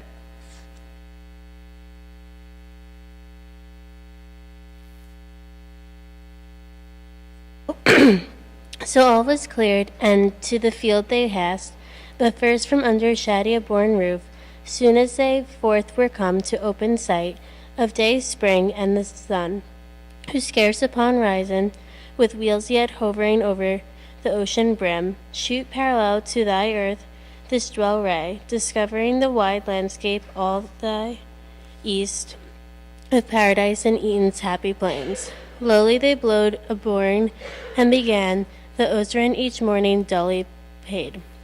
In various style, for neither various style, nor holy rapture wanted they to praise. Their maker in fit strain pronounced or sung, unmitten such eloquence flowed from their lips, and protes the numerous verse. More tonable than needed lute or harp, to add more sweetness, and they thus began. These are glorious works, parent of good, almighty thine this universal frame. Thus wondrous fair, thyself how wondrous then, unspeakable who sittest above these heavens. To us invisible or dimly seen, in these thy lowest works, yet these declare thy goodness beyond thought and power divine. Speak ye who best can tell, ye sons of light.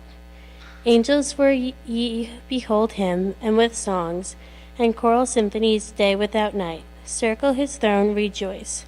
Ye in heaven, on earth, join all, ye creatures to extol him first, him last, him midst, and without end.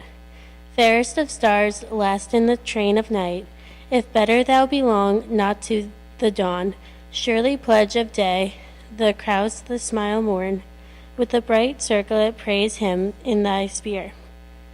While day arises, that sweet hour of prime, thou son of this great world, both eye and soul, acknowledge him thy greater sound in his praise, an internal course, both when thou climbs, and when his noon, his glass, and when thou fallest, moon, that now meets the orient sun, now fillest with the fixed stars, fixed in their orbit that flies, and ye 5 other wondrous fires that move in mystical dance, not without song respond his praise, thou who of darkest called up light, air and ye elements, the eldest birth of nature's womb that is in quarter rune, prudential circle, multiform and mix, and nourish all things, yet your careless change. Various to our great Maker, still new praise, ye mist and exaltations that now raise. From hill or steaming lake, dust or gray, till the sun paint your fleecy skirts with gold. In honor to the world's greatest author rise, whether to deck with clouds this uncolored sky, or wet thy thirst earth with falling showers.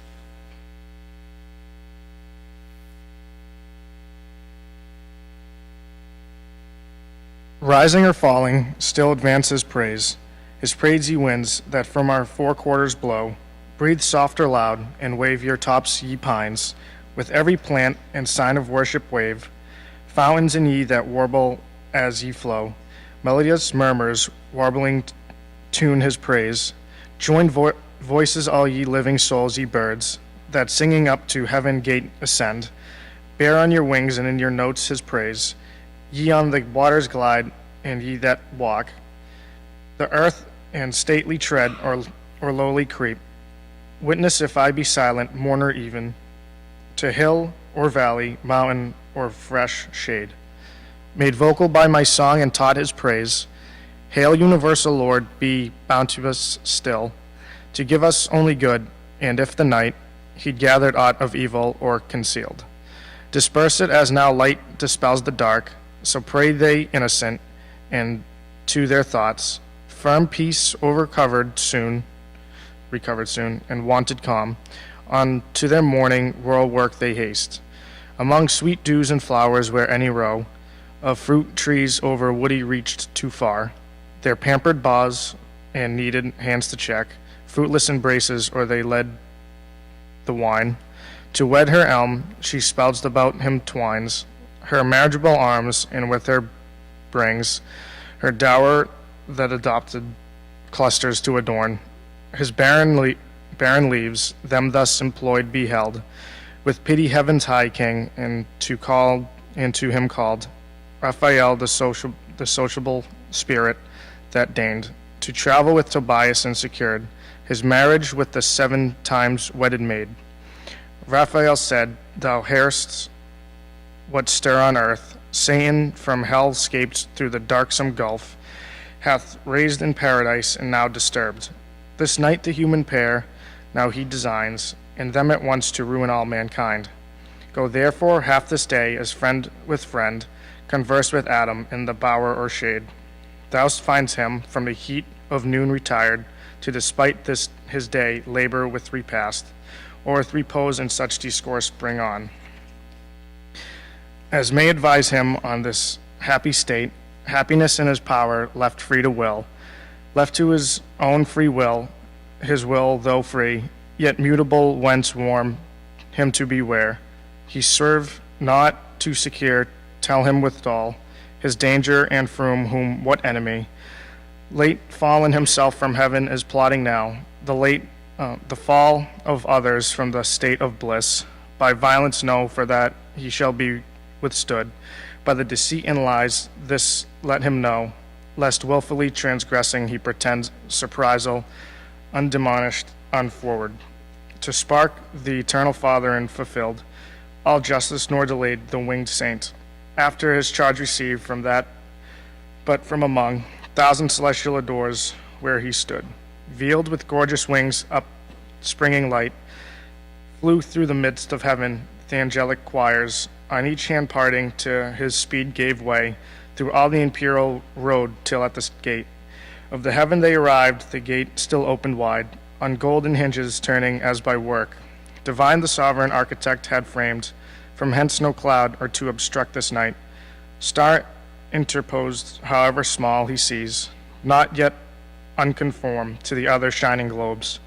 Earth in the garden of God, with cedars crowned, above all hills, as when by night the glass of Galileo observes, imagine lands and regions of moon.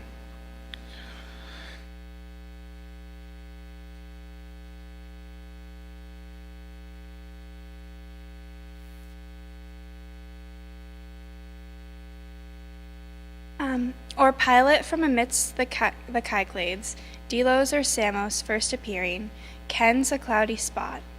Down thither prone in flight, he speeds, and through the vast eternal sky, sails between worlds and worlds, with steady wing. Now on the polar winds, then with quick fan, winnows the buxom air, till within soar of towering eagles, to all the fowls he seems a phoenix, gazed by all, as that sole bird, when to enshrine he relicts in the sun, bright temple, to Egyptian Thebes he flies. At once on the eastern cliff of paradise he lights, and to this proper shape returns. A seraph winged, 6 wings he wore to shade, his lineaments divine, the pair that clad, each shoulder broad, came mantling o'er his breast. With regal ornament, the middle pair, girt like a starry zone his waist, and round skirted his loins and thighs with downy gold, in colors dipped in heaven. The third his feet, shadowed from either heel with feathered mail, sky tinctured grain, like Maya's son he stood, and shook his plumes. The heavenly fragrance filled the circuit wide. Straight knew him all the bands of angels under watch, and to his state, and to his message high, in honor rise. For on some message high they guessed him bound. Their glittering tents he passed, and now is come into the blissful field, through grooves of myrrh and flowering odors, cassia, nard, and balm. A wildness of sweets, for nature here, wantoned as in her prime, and played at will. Her virgin fancies pouring forth more sweet, wild above rule or art, enormous bliss. Him through the spicy forest onward come. Adam discerned, as in the door he sat, of his cool bower, while now the mounted sun shot down direct his fervid rays to warm earth's inmost womb, more warmth than Adam needs.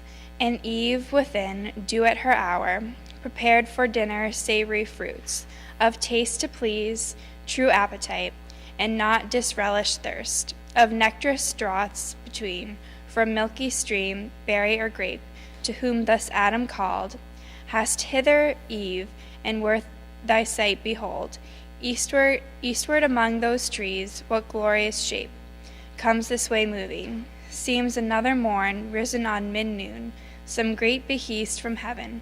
To us perhaps he brings, and will vouchsafe this day to be our guest. But go with speed, and what thy stores contain bring forth, and pour abundance fit to honor and receive our heavenly stranger. While we may afford our givers their own gifts, and large bestow from large bestowed, where nature multiplies her fertile growth, and by disburdening grows more fruitful, which instructs us not to spare.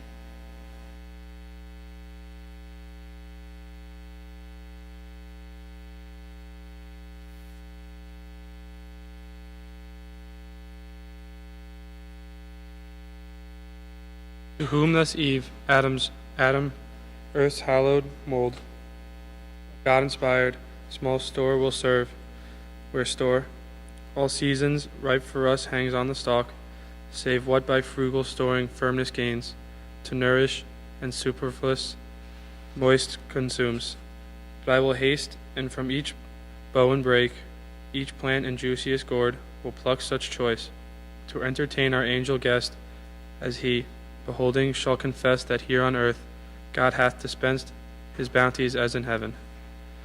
So say with dispatchful look in haste, she turns on hospitable thoughts intent, what choice to choose for delicacy best, what order so contrived as not to mix, tastes not well joined and elegant, but bring taste after taste upheld with kindliest change, bestirs her then, and from each tender stalk, whatever earth all-bearing mother yields, in India east or west, or middle shore, in Pontus or in the Punic coast, or where Alcinous reigned, fruit of all kinds in coat, rough or smooth rind, or bearded husk or shell, she gathers tribute large, and on the board heaps with unsparing hand. For drink the grape she crushes, inoffensive must, and meaths. From many a berry, and from sweet kernels pressed, she tempers dulcet creams, nor these to hold. Wants her fit vessels pure, then strews the ground with rose and odors from the shrub unfumed.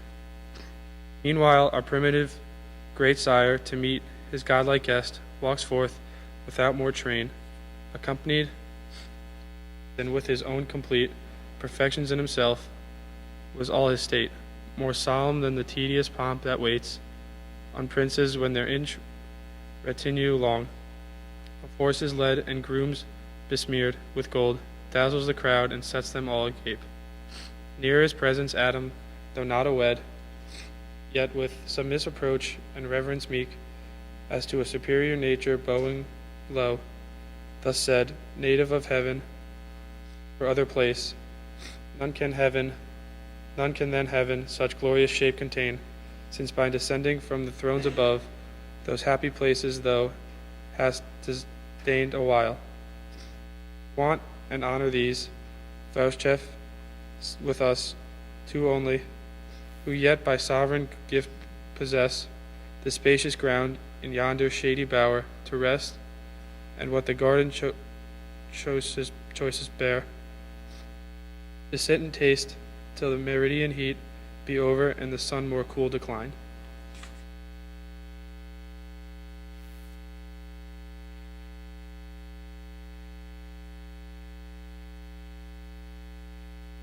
Whom thus the angelic virtue answered smiled, Adam, I therefore came, nor art thou such, created or such placed hast here to dwell, as may not oft invite those spirits of heaven, to visit thee, lead on then where thy bower o'ershades for these mid-hours till evening rise. I have at will. So to the sylvan lodge they came, that like Ponemonia's arbor smileless, with flowers decked and fragrant smiles, but Eve, undecked save with herself, more lovely fair, than wood nymph or the fairest goddess feigned. Of three that in Mount Ida naked strove, stood to entertain her guest from heaven, no veil. She needed virtue proof, nor thought infirm, altered her cheek, on whom the angel hail bestowed the holy salutation uttest long after to Blessed Mary, second Eve. Hail, Mother of mankind, whose fruitful womb shall fill the world with more numerous with thy sons, than with these various fruits the trees of God. Have heaped this table, raisest of grassy turf, their table was, and mossy seats had round, and on her ample square from side to side, all autumn pallid, through spring and autumn here, dancest hand in hand, a wild discourse they hold, no fear lest dinner cool. When thus began, our author, heavenly stranger, pleadest to taste these bounties, which are nourisher from whom all perfect good, unmeasured out, descendants to for food and for delight, hath causest the earth to yield, unsavory food perhaps to spiritual natures. Only this I know, that one celestial Father gives to all. To whom the angel, therefore what he gives, whose praise be ever sung, to man impart, spiritual, may of purest spirits be found, no integrated food, and food alike, those pure intelligible substances require, as doth your rational, and both contain within them every lower faculty of sense whereby they hear, see, smell, touch, taste, tasting, conduct, digest, assimilate, and corporeal to incorporeal turn. For know what was created needs to be sustained and fed of elements. The grosser feeds the pure, earth the sea. Earth and the sea feed air, and air those fires, ethereal and as lowest first the moon. Whence in her visage round, those spots unpurged, vapors not yet in her substance turn, nor doth the moon nor nourishment exhale. From her most contingent to higher orbs, the sun that light imparts to all, receives. From all his alignmental recomposants in humid exhalations, and even sups with the ocean. Though in heavens the trees of life and birds of fruitage bear, and vines yield nectar, though from the bores each morn we brush mellifluous dews, and find the ground covered purely green, yet God hath here varied his bounty with new delights, as may compare with heaven and to taste. Think not I shall be nice. So down they sat, and to their variance fell, nor seemingly.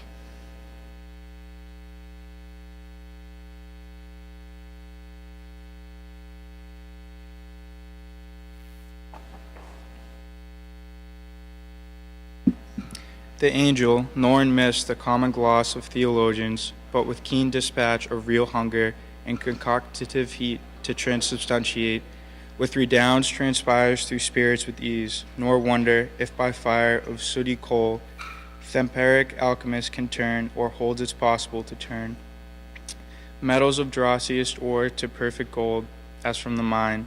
Meanwhile, at table Eve ministered naked, and their flowering cups with pleasant liquors crowned. O innocents, deserving paradise, if ever, then had the sons of God excuse to have been enamored at that sight. But in those hearts, love unlibidinous reigned, nor jealousy was understood, the injured lover's hell. Thus, when with meats and drinks they had sufficed, not burned natured, sudden mind arose in Adam, not to let the occasion pass, given him by this great conference to know of things above this world, and of their being who dwell in heaven, whose excellence he saw transcended from his own so far, whose radiance he saw transcended, whose radiant forms, divine effulgence, whose high power so far exceeded human, and his wary speech, thus to anthiperial ministry framed. Inhabitant with God, now know I well thy favor in this honor done to man, under whose lowly roof thou hast vouchsafed to enter, and these earthly fruits to taste, food not of angels, yet accepted so, as that more willingly thou couldst not seem at heaven's high feast to have fed. Yet what compare? To whom the winged hierarchy replied, O Adam, one almighty is, from all things proceed, and up to him return, if not to pray from good created all.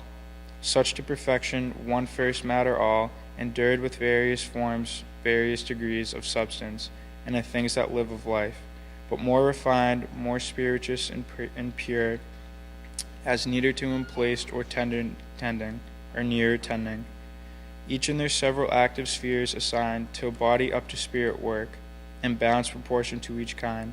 So from the root, springers lighter than the green stalk, from thence the leaves more airy, last the bright consummate flower, spirits odorous breathes. Flowers in their fruit, man's nourishment, by gradual scale sublimed, the vital spirits aspire to animal, to intellectual, give both life and sense. Fancy and understanding, whence the soul reasons, receives, and reason is her being. Discursive or intuitive, discourse is oftest yours, the latter most is ours, differing but in degree of the same kind.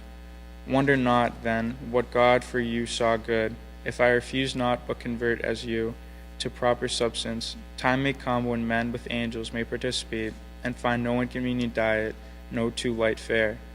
And from these corporal nourishments, perhaps your bodies may at least turn all to spirit, improved by tract of time and wing descend, ethereal here as we, or may at choice, here or in heavenly paradise dwell, if ye bound, obedient, and retain, unalterably firm his love entire, whose progeny you are. Meanwhile enjoy your fill what happiness this happy state can comprehend, and capable of more.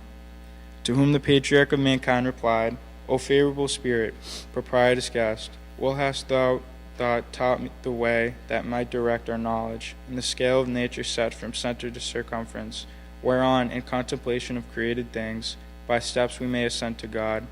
But say, what meant that caution joined? If ye be found obedient, can we want obedience sent to him, or possibly his love's desert, whom formed us from the dust and placed us here, full to the utmost measure of what bliss human desires can seek or apprehend?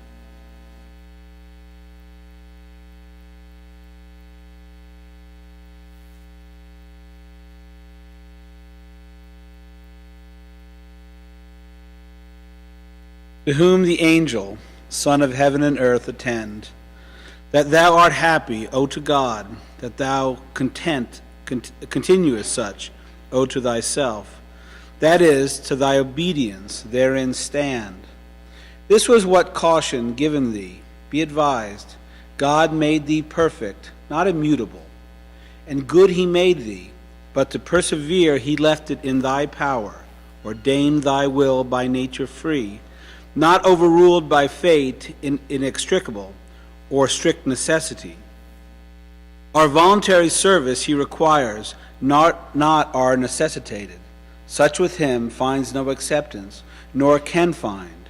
For how can hearts not free be tried when they serve willing or no, who will but what they must by destiny, and can no other choose? Myself, and all the angelic hosts that stand in sight of God enthroned, our happy state hold, as you yours, while our obedience holds. On other surety none, freely we serve, because we freely love. As in our will to love or not, in this we stand or fall. And some have fallen, to disobedience fallen, and so from heaven to deepest hell.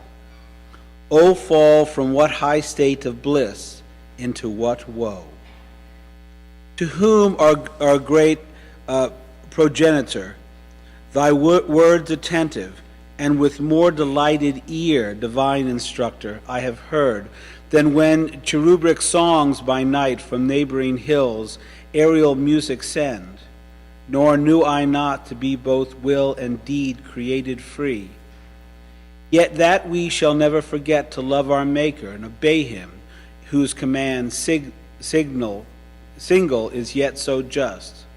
My constant thoughts assured me, and still assure, though what thou tellest hast passed in heaven, some doubt within me move. But more desire to hear, if thou consent, the full relation which must needs be strange, worthy of sacred silence to be heard. And yet we have yet large day, for scarce the sun has finished half its journey, and scarce begins his other half in the great zone of heaven. Thus Adam made request, and Raphael, after short pause assenting, thus began. High matter thou enjoinest me, O prime of men, sad task and hard. For how shall I relate to human sense the invisible exploits of warring spirits? How without remorse the ruin of so many glorious ones, and perfect while they stood? How last unfold the secrets of another world, perhaps not lawful to reveal? Yet for thy good this is dispensed, and what surmounts the reach of human sense I shall delineate so, by likening spiritual to corporeal forms, as may express them best. Thou what if earth be but the shadow of heaven, and things therein, each to other like, more than on earth is thought? As yet this world was not, and chaos wild reigned where these heavens now roll, where earth now rests upon her center poised, when on a day, for time, though an eternity applied to motion, measures all things durable by present, past, and future, on such day as heaven's great year brings forth thy imperial host of angels by imperial summons called, innumerable before the Almighty's throne, forthwith from all the ends of heaven appeared under thy hierarchs in orders bright.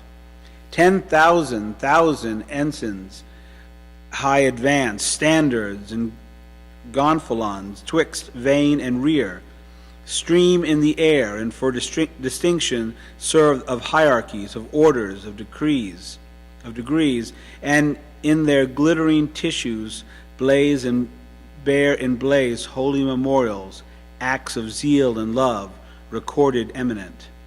Thus, when in orbs of circuit impossible they stood, orb within orb, the Father infinite, by whom in bliss embosomed sat the Son, amidst as from flaming mount, whose top brightness has made invisible, thus spake.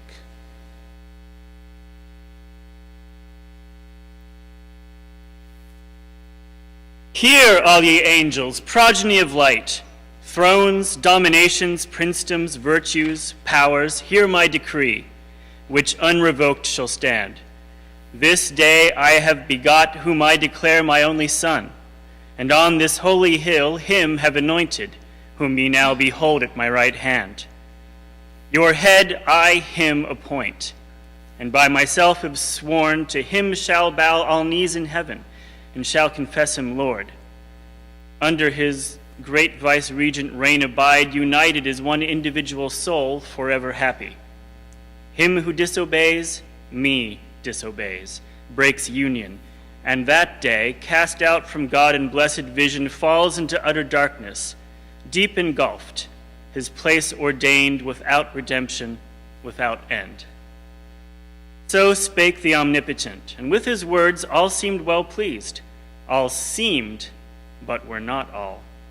That day, as other solemn days, they spent in song and dance about the sacred hill, mystical dance, which yonder starry sphere of planets and of fixed in all her wheels resembles nearest, mazes intricate, eccentric, intervolved, yet regular than most, when most, irregular they seem, and in their motions harmony divine, so smooths her charming tones, that God's own ear listens delighted. Evening now approached, for we also have our evening and our morn, for ours we change delectable, not need. Forthwith from dance to sweet repast they turned desirous, all in circles as they stood. Tables are set, and on a sudden, piled with angels' food, a rubied nectar flows in pearl, in diamond and massy gold, fruit of delicious vines, the growth of heaven. On flowers reposed, and with fresh flower its crowned, they eat, they drink, and in communion sweet quaff immortality and joy. Secure of surfeit, where full measure only bounds excess, before the all-bounteous King, who showered with copious hand, rejoicing in their joy. Now, when ambrosial night with clouds exhaled from that high mount of God, whence light and shade spring forth, spring both, the face of brightest heaven had changed to grateful twilight, for night comes not there in darker veil. And roseate dews disposed all but the unsleeping eyes of God to rest, wide over the plain and wider far than all this globous earth and plain outspread. Such are the courts of God. The angelic throng dispersed in bands and files, their camp extend by living streams among the trees of life. Pavilions numberless and sudden reared, celestial tabernacles where they slept fanned with cool winds, save those who in their coarse melodious hymns about the sovereign throne alternate all night long. But not so waked Satan. So call him now, his former name is heard no more in heaven.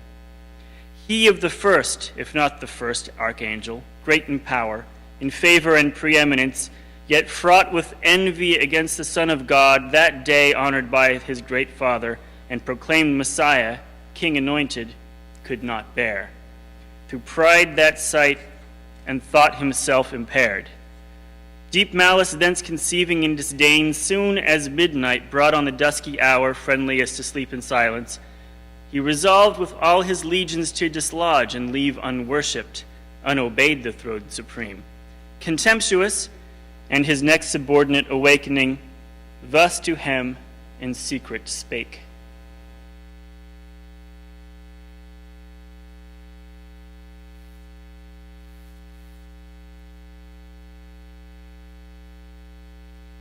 Sleepest thou, companion dear? What sleep can close thy eyelids, and rememberest what decree of yesterday so late hast passed the lips of heaven's Almighty? Thou to me thy thoughts wast wont, I mind to thee what want to part. Both waking we were one, how then can now thy sleep dissent? New laws thou seest imposed, new laws from him who reigns, new minds may raise on us who serve, new counsels to debate what doubtful may ensue. More in this place to utter is not safe. Assemble thou all of those myriads which we lead the chief. Tell them that by command, ere yet dim night her shadowy cloud withdraws, I am to haste, and all who under me their banners wave. Homeward flying march where we possess the quarters of the north, there to prepare fit entertainment to receive our King, the great Messiah and his new commands, who speedily through all the hierarchies intends to pass triumphant and give laws. So spake the false archangel and infused bad influence on the unwary breast of his associate.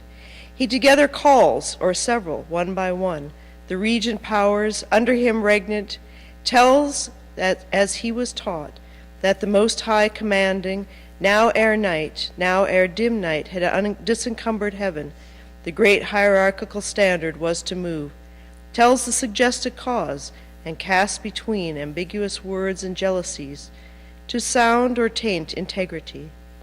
But all obeyed the wonted signal and superior voice of their great potentate. For great indeed his name, and high was his degree in heaven. His countenance as the morning star that guides the starry flock, allured them, and with lies drew after him the third part of heaven's host. Meanwhile the internal eye, whose sight discerns abstrusest thoughts, from forth his holy mount, and from within the golden lamps that burn nightly before him, saw without their light rebellion rising, saw in whom how spread among the sons of morn what multitudes were banded to oppose his high decree, and smiling to his only Son, thus said, Son, thou in whom my glory I behold in full resplendence, heir of all my might, nearly it now concerns us to be sure of our omnipotence, and with what arms we mean to hold, what anciently we claim of deity or empire. Such a foe is rising who intends to erect his throne equal to ours throughout the spacious north.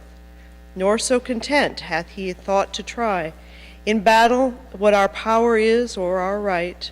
Let us advise, and to this hazard draw with speed what force is left, and all employ in our defense, lest unawares we lose this our high place, our sanctuary, our hill. To whom the sun, with calm aspect and clear, lightning divine, ineffable, serene, made answer, Mighty Father, thou thy foes justly hast in derision, and secure laughs at their vain designs and tumults vain. Matter to me of glory, whom their hate illustrates, when they see all regal power given me to quell their pride, and in event know whether I be dexterous to subdue thy rebels, or be found the worst in heaven.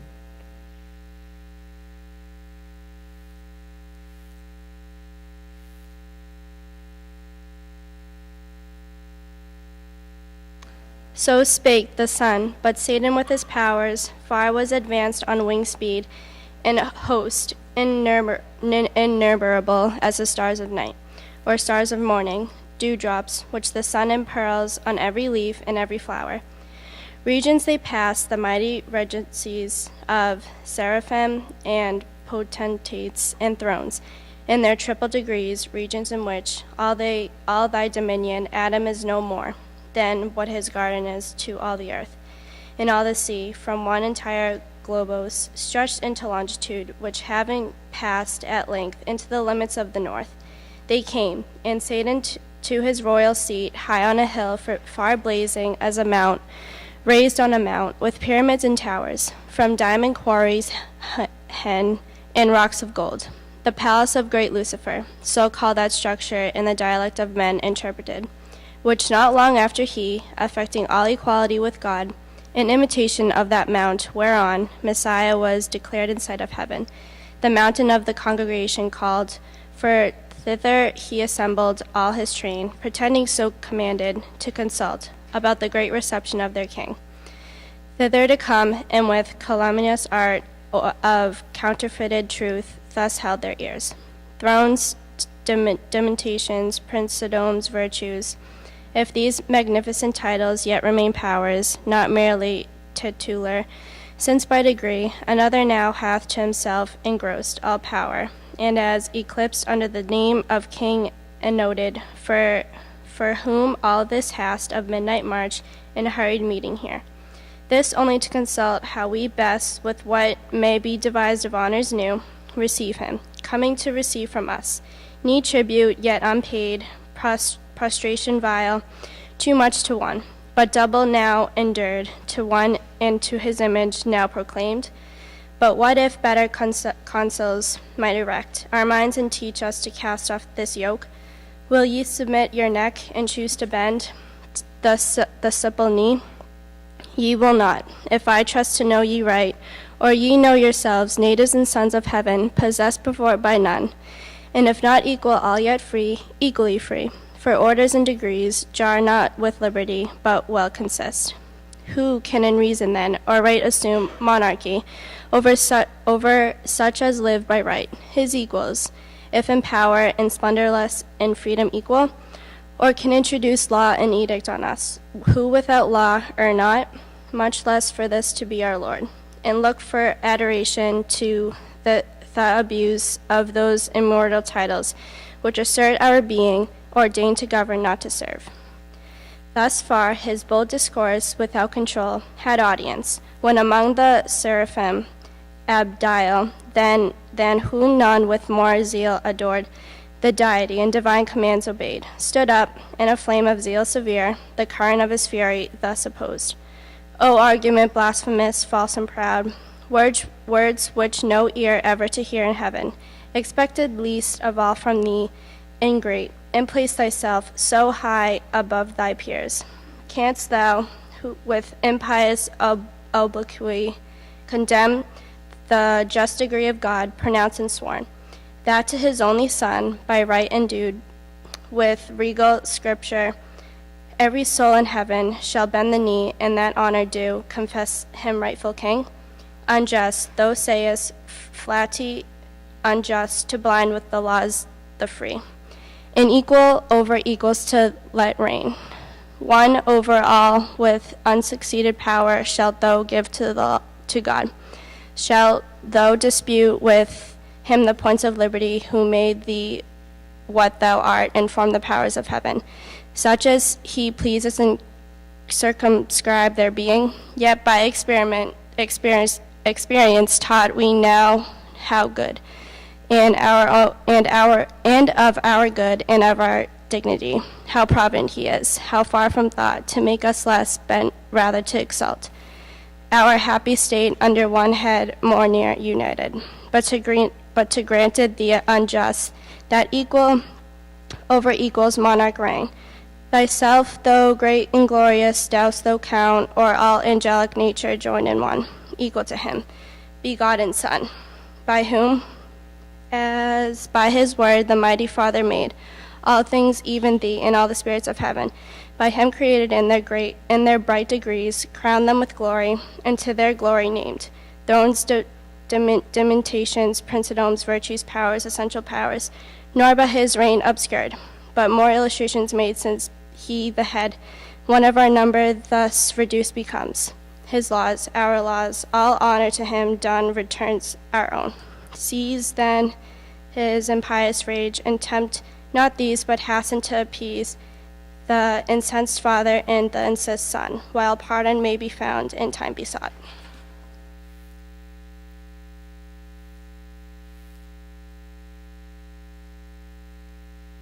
None seconded, as out of season judged, or singular and rash, where it rejoiced.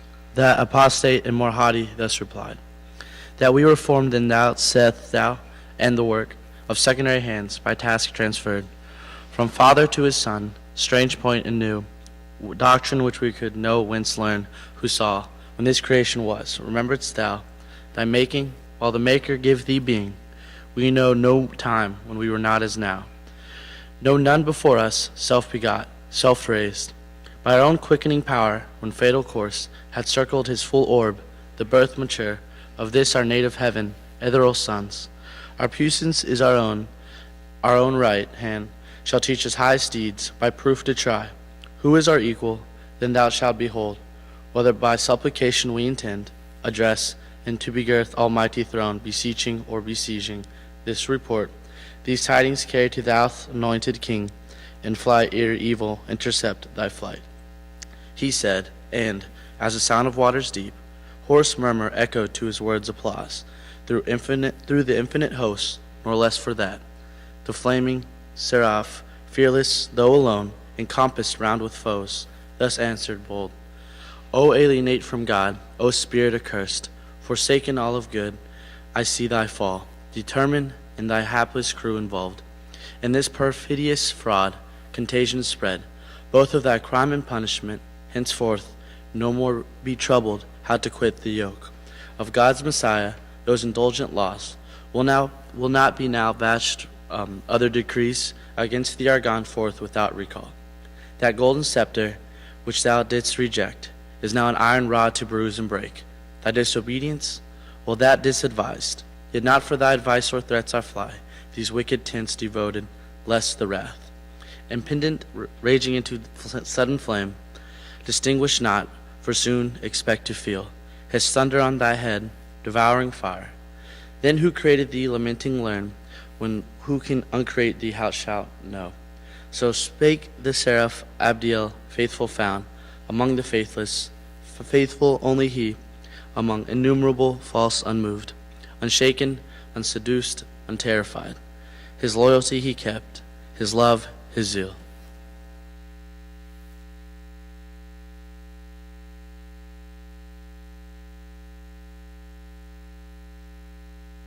Nor number nor example with him wrought to swerve from truth, or change his constant mind though single.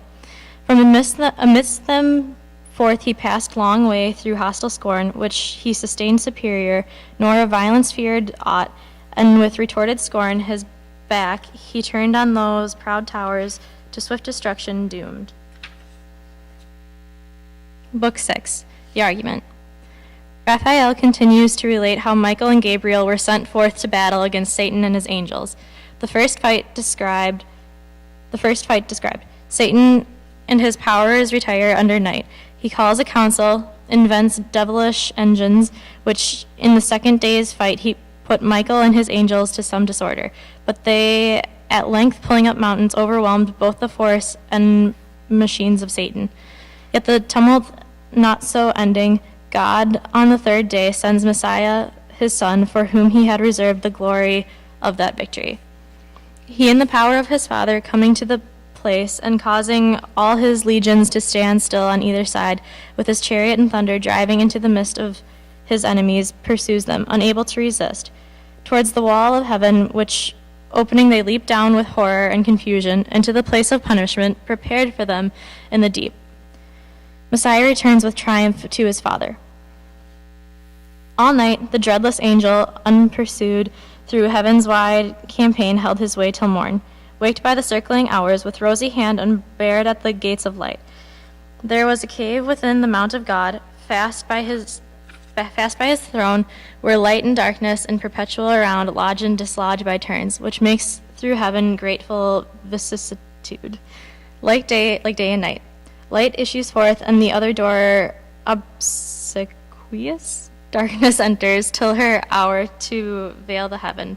Though darkness, there might well seem twilight here, and now went forth the morn, such as in highest heaven, arrayed in gold, empyreal, from before her vanished night, shot through with orient beams, when all the plain covered with thick embattled squadrons, bright chariots, and flaming arms, and fiery steeds, reflecting blaze on blaze, first met his view. War he perceived, war and prosyndict, and found already known what Heifer news had thought to have reported. Gladly then he mixed among those friendly powers, who him received with joy and acclamations loud, that of so many myriads fallen, yet one returned not lost.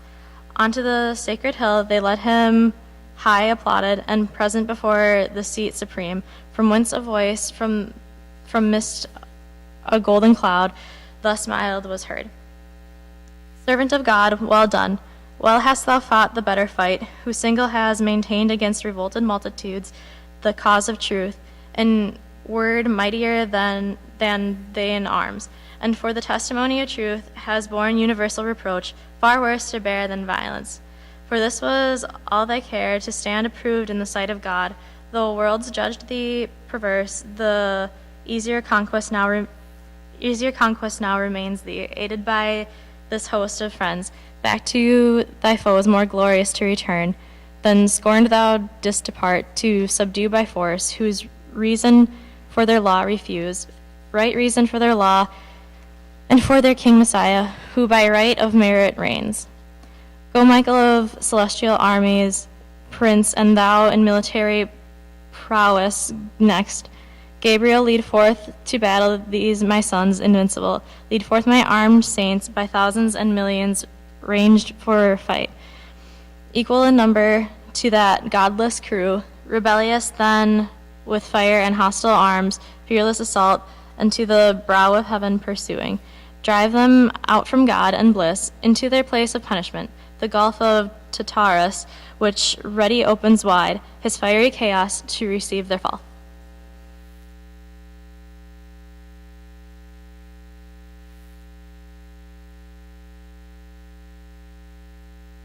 So spake the sovereign voice, and clouds began to darken all the hill, and smoke to roll in dusky wraiths. Reluctant flames the sign of wrath awaked, nor with less dread the loud ethereal trumpet from on high 'gain blow, at which command the powers militant, that stood for heaven in mighty quadrant joined, of union irresistible moved on, in silence their bright legions, to the sound of instrumental harmony, that breathed heroic ardor to adventurous deeds. Under the godlike leaders in the cause of God and his Messiah, on they move, indissolubly firm, nor obvious hill, not straightening vale, nor wood, nor stream divides. Their perfect ranks for high above the ground their march was, and the passive air abhor. Their nimble tread, as when the total kind of birds, in orderly array, on wing, came summoned over Eden, to receive their names of thee, so over many a tract of heaven they marched, and many a province wide, tenfold the length of his terrain. At last, fair in the horizon, to the north appeared, from skirt to skirt, a fiery region, stretched in batteilous aspect and nearer view, bristled with upright beams innumerable, of rigid spears and helmets thronged in shields various, with boastful argument portrayed the banded powers of Satan, hasting on with furious expedition, for they weened that self-same day, by fight or by surprise, to win the mount of God, and on his throne to set the envier of his state, the proud aspirer. But their thoughts proved fond and vain, and in the midway, though strange to us it seemed, at first that angel should with angel war, and in fierce hosting meet, who wont to meet, so often festival of joy and love, unanimous as sons of one great sire, hymning the eternal Father. But the shout of battle now began, and rushing sound of onset ended soon each milder thought. High in the midst, exalted as a god, the apostate in his sun-bright chariot sat, idol of majesty divine, enclosed with flaming cherubim and golden shields, then lighted from his gorgeous throne. For now, twixt host and host but narrow space was left, a dreadful interval, and front to front presented stood in terrible array, of hideous length before the cloudy van. On the rough edge of battle, ere it joined, Satan with vast and haughty strides advanced, came towering, armed, meant and gold. Abdiel the sight endured not, where he stood among the mightiest, bent on highest deeds, and thus his own undaunted heart explores.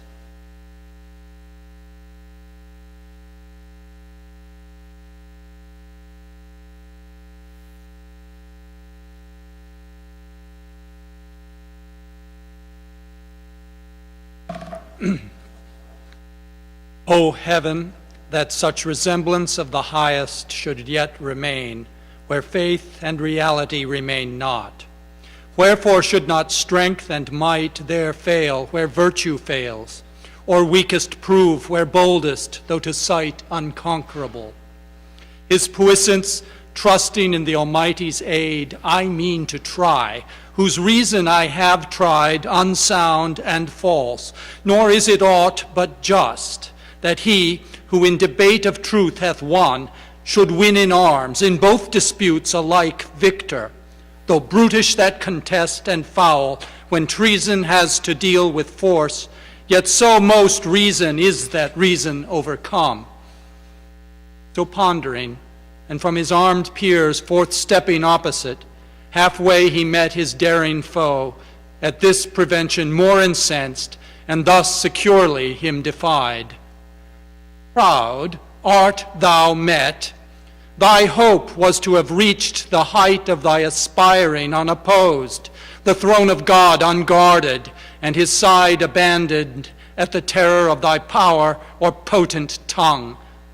Fool, not to think how vain against the omnipotent to rise in arms, who out of smallest things could without end have raised incessant armies to defeat thy folly, or with solitary hand reaching beyond all limit, at one blow unaided could have finished thee and whelmed thy legions under darkness. But thou seest all are not of thy train. There be who faith prefer, and piety to God, though then to thee not visible. When I alone seemed in thy world erroneous to dissent from all, my sect thou seest, now learn too late, how few sometimes may know when thousands err. Whom the grand foe, with scornful eye askance, thus answered, Ill for thee, but in wished hour of my revenge first sought for, thou return'st from flight, seditious angel, to receive thy merited reward, the first essay of this right hand provoked, since first that tongue, inspired with contradiction, durst oppose a third part of the gods, in synod met their deities to assert, who while they feel vigor divine within them, can allow omnipotence to none. But well thou comest before thy fellows, ambitious to win from me some plume, that thy success may show destruction to the rest. This pause between, unanswered lest thou boast, to let thee know. At first I thought that liberty and heaven to heavenly souls had been all one. But now I see that most through sloth had rather serve, ministering spirits, trained up in feast and song. Such hast thou armed the minstrelsy of heaven, servility with freedom to contend, as both their deeds compared this day shall prove.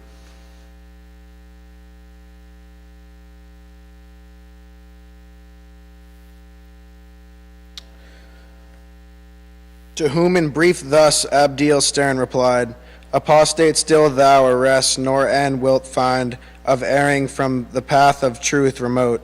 Unjustly thou deprav'st it with the name of servitude to serve whom God ordains, or nature, God and nature, bid the same. When he who rules worthiest and excels them whom he governs, this is servitude. To serve the unwise, or him who hath rebelled against his worthier, as thine now serve thee, thyself not free, but to thyself enthralled.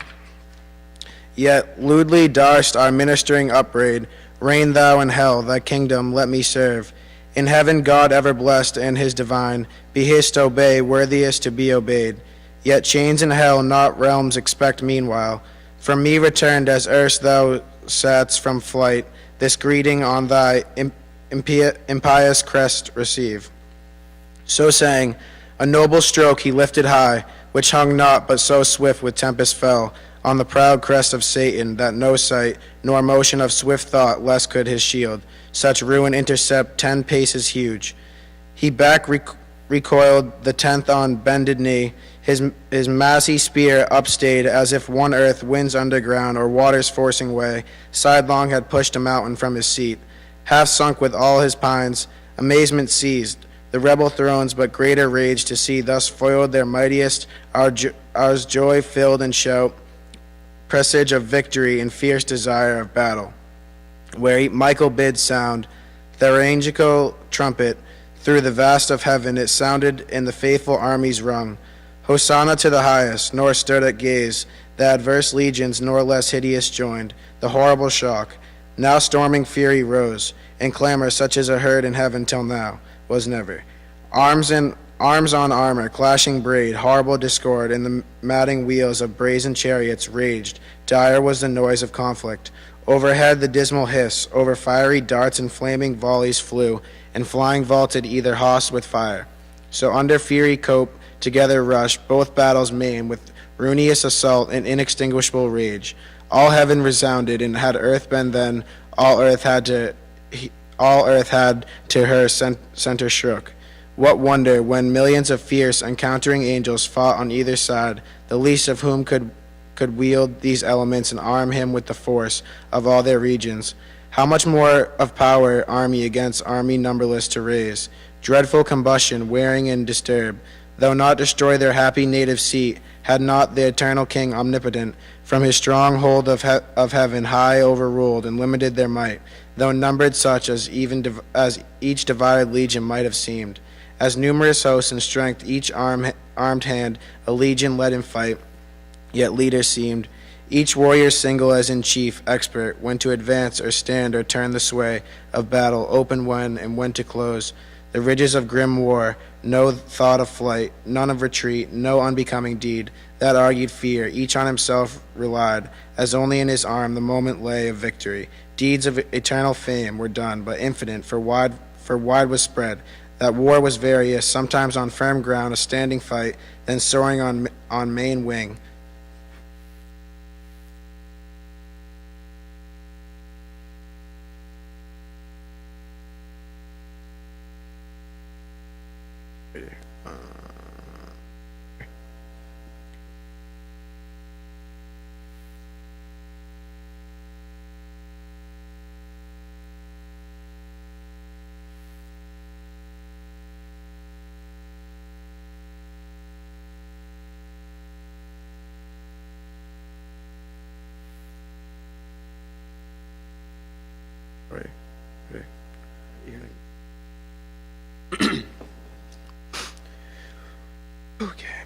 Precipitate thee with augmented pain. So spake the prince of angels, to whom thus the adversary. Nor think thou with wind of airy threats to awe, whom yet with deeds thou canst not. Hast thou turned the least of these to flight, or if to fall, but that they can rise unvanquished, easier to transact with me, that thou shouldest hope imperious, and with threats to chase me hence? Err not, that so shall end the strife which thou callest evil, but we style the strife of glory, which we mean to win. Or turn this heaven itself into the hell thou fablest, here, however, to dwell free, if not to reign, meanwhile thy utmost force, and join him named Almighty to thy aid. I fly not, but have sought thee far and nigh. They ended parley, and both addressed for fight unspeakable, for who, though with the tongue of angels can relate, or to what things liken on earth's conspicuous, that may lift human imagination to such height of godlike power. For like as gods they seemed, stood they or moved in stature, motion, arms, fit to decide the empire of great heaven, now waved their fiery swords, and in the air made horrid circles. Two broad suns their shield blazed opposite, while expectation stood in horror, from each hand with speed retired. Where erst was thickest fight, this angelic throng, and left large fields unsafe within the wind of such commotion, such as to set forth great things by small, if nature's concord broke among the constellations war were sprung. Two planets rushing from aspect malign of fiercest opposition in mid-sky should combat, and their jeering spheres confound. Together, both with next to almighty arm, uplifted eminent, one should stroke they aimed that might determine, and not need repeat. As not of power at once, nor odds appeared, in might or swift prevention, with the sword of Michael, from the armory of God was given him tempered so, that neither keen nor solid might resist that edge. It met the sword of Satan with steep force to smite descending, in half cut sheer, nor stayed, but with swift wheel reverse, deep entering, shared all his right side. Then Satan first knew pain, and writhed him to and fro, convulsed.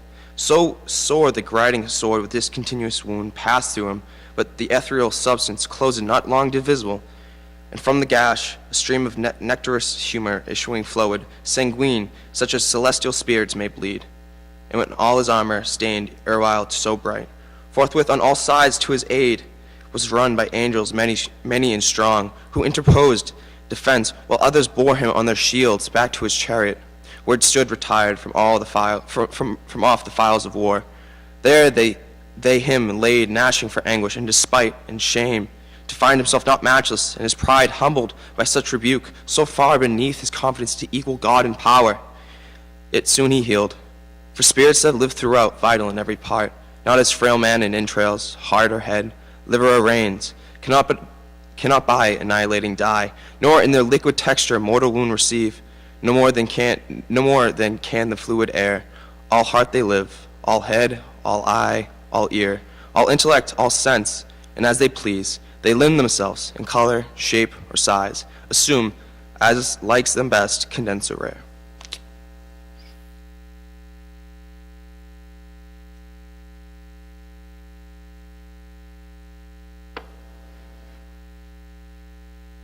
Meanwhile, in other parts like deeds deserved memorial, where the might of Gabriel fought, and with fierce and signs pierced the deep array of Moloch, furious king, who him defied, and at his chariot wheels to drag him bound, threatened, nor from the Holy One of heaven, refrained his tongue blasphemous, but anon, down clove into the waist, with shattered arms and uncouth pain, fled bellowing. On each wing, Uriel and Raphael, his vaunting foe, though huge and in a rock of diamond armed, vanquished Adramelech and Asmodai, two potent thrones that, to be less than gods, disdained but meaner thoughts learned in their flight. Mangled with ghastly wounds through plate and mail, nor stood unmindful Abdiel to annoy the atheist crew with the redoubled blow. Ariel and Arioch and the violence of Ramiel, scorched and blasted, overthrew. I might relate of thousands and their names eternized here on earth, but those elect angels, contented with their frame in heaven, seek not the praise of men, the other sort, in might though wondrous and in acts of war, nor of renown less eager, yet by doom cancelled from heaven and sacred memory. Nameless in dark oblivion, let them dwell. For strength from truth, divided and from just, illaudable, not merits but dispraise, and ignominy, yet to glory aspires, vainglorious, and through infamy seeks fame. Therefore eternal silence be their doom. And now their mightiest quelled, the battle swerved, with many an inroad and gored, deformed rout entered, and foul disorder.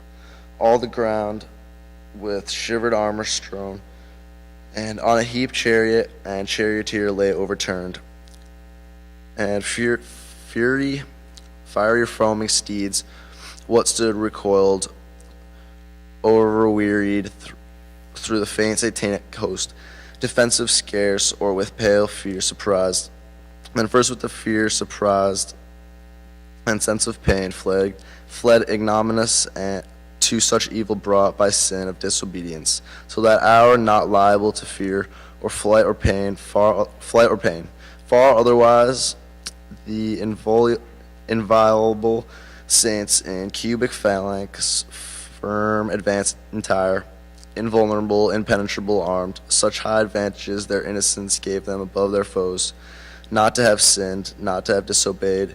In fight they stood unwearied, unobnoxious to be pained, but wound though from their place by violence moved.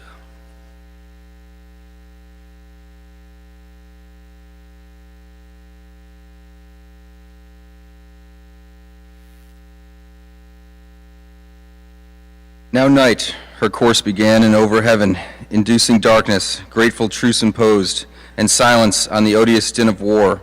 Under her cloudy covert both retired, victor and vanquished. On the foughten field, Michael and his angels prevalent, encamping, placed in guard their watches round. Cherubic waving fires.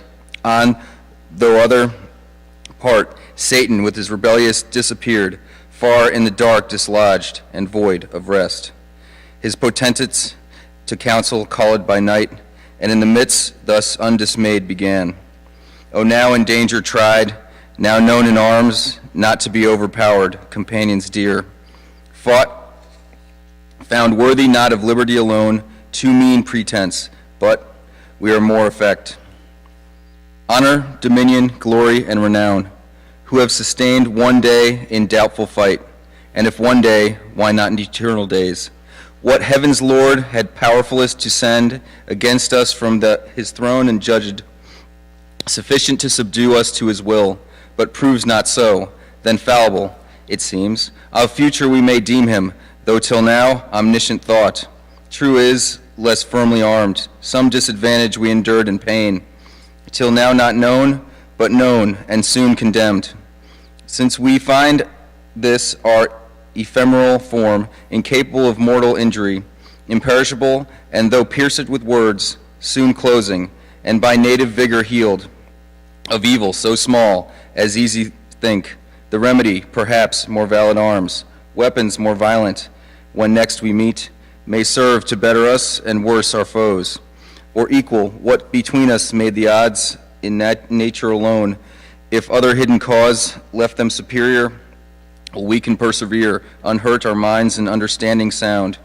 Due search and consultation will disclose. He sat, and in the assembly next upstood Nisroch of principalities of prime. As no one he stood escaped from cruel fight, sore toiled, his riven arms to havoc hewn, and cloudy in aspects thus answering spake. Deliverer from our new lords, leader to free, enjoyment of our right as gods, yet hard. For gods in too unequal work we find, against unequal arms to fight in pain, against unpainted, impassive, from which evil ruin must needs ensue, for what avails? Valor or strength, through matchless, quelled with pain, which all subdues and make remiss in the hands of mightiest? Since are of pleasure we may well spare out of life perhaps, and not repine, but live content, which is the calmest life, but pain is the perfect misery, the worst of evils, and excessive overturns all patience. He who, therefore, can invent with what more forcible we may offend, and yet unwounded enemies, or arm ourselves with the like defense, to me deserves no less than for the deliverance what we owe.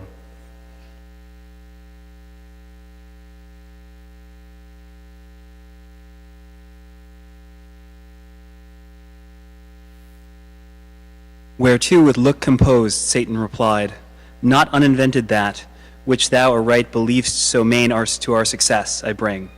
Which of us who beholds the bright surface of this ethereous mold whereon we stand, this continent of spacious heaven, adorned with plant, fruit, flower, ambrosial, gems, and gold, whose eye so superficially surveys these things, as not to mind from whence they grow deep underground, materials dark and crude, of spiritus and fiery spume, till touched with heaven's ray, and tempered, they shoot forth so beauteous, opening to the ambient light.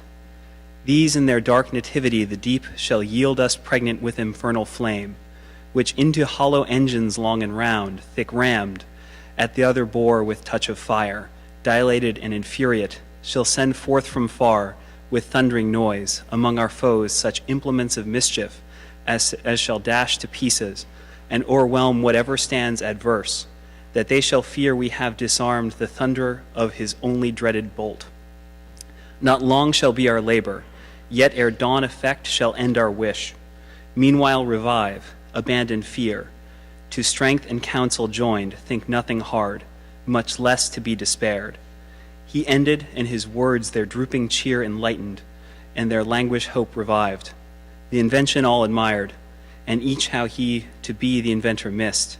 So easy it seemed once found, which yet unfound, most would have thought impossible, yet haply of thy race, in future days, if malice should abound, someone, intent on mischief or inspired with devilish machination, might devise like instrument to plague the sons of men for sin, on war and mutual slaughter bent. Forthwith from council to the work they flew, none arguing stood, innumerable hands were ready, in a moment up they turned wide the celestial soil, and saw beneath the originals of nature in their crude conception, sulphurous and nitrous foam they found. They mingled, and with subtle art, concocted and adjusted, they reduced to blackest grain, and into store conveyed, part hidden veins digged up, nor hath this earth entrails unlike, of mineral and stone, whereof to found their engines and their balls of missive ruin, part incentive reed provide, pernicious with one touch to fire. So all ere day spring, under conscious night, secret they finished and in order set, with silent circumspection unespied.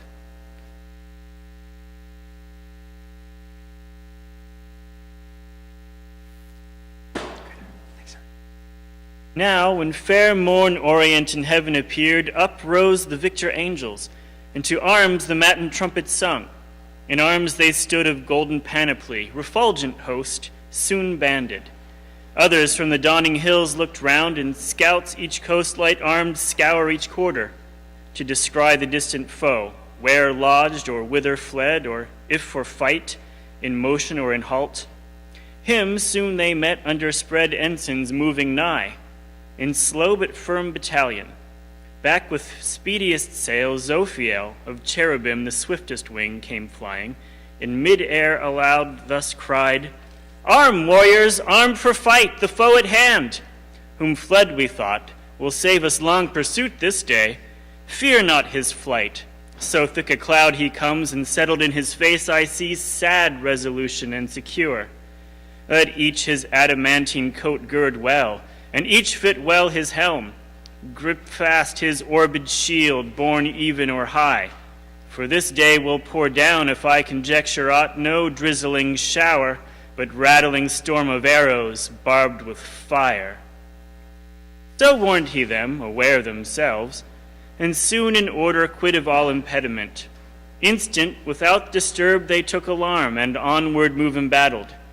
When, behold, not distant far, with heavy pace, the foe approaching, gross and huge, in hollow cube training his devilish enginery, impaled on every side with shadowing squadrons deep to hide the fraud. At interview both stood a while, but suddenly at head appeared Satan, and thus was heard commanding loud, Vanguard to right! And left the front unfold, that all may see who hate us how we seek peace and composure, and with open breath stand ready to receive them if they like our overture, and turn not back perverse. With that I doubt. However, witness heaven, thou anon will we discharge freely our part. Ye who appointed stand, do as you have in charge, and briefly touch what we propound, and loud that all may hear. So, scoffing in ambiguous words, he scarce had ended, when to right and left the front divided, and to either flank retired, which to our eyes discovered, new and strange, a triple-mounted row of pillars laid on wheels, for like to pillars most they seemed, or hollow bodies made of oak or fir, with branches loped in wood or mountain felled. Brass, iron, stony mold had not their mouths with hideous orifice gapped on us wide, pretending hollow truce. At each behind a seraph stood, and in his hand a reed stood waving tipped with fire. While we, suspense collected, stood within our thoughts amused, not long. For sudden, all at once their reeds put forth, and to a narrow vent applied with nicest touch. Immediate, in a flame, but soon obscured with smoke, all heaven appeared.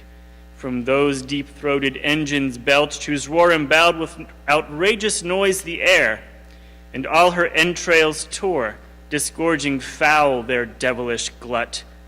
Chained thunderbolts and hail of iron globes, which on the victor host leveled with such impetuous fury smote that whom they hit none on their feet might stand, though standing else as rocks. But down they fell by thousands, angel on archangel rolled. The sooner for their arms.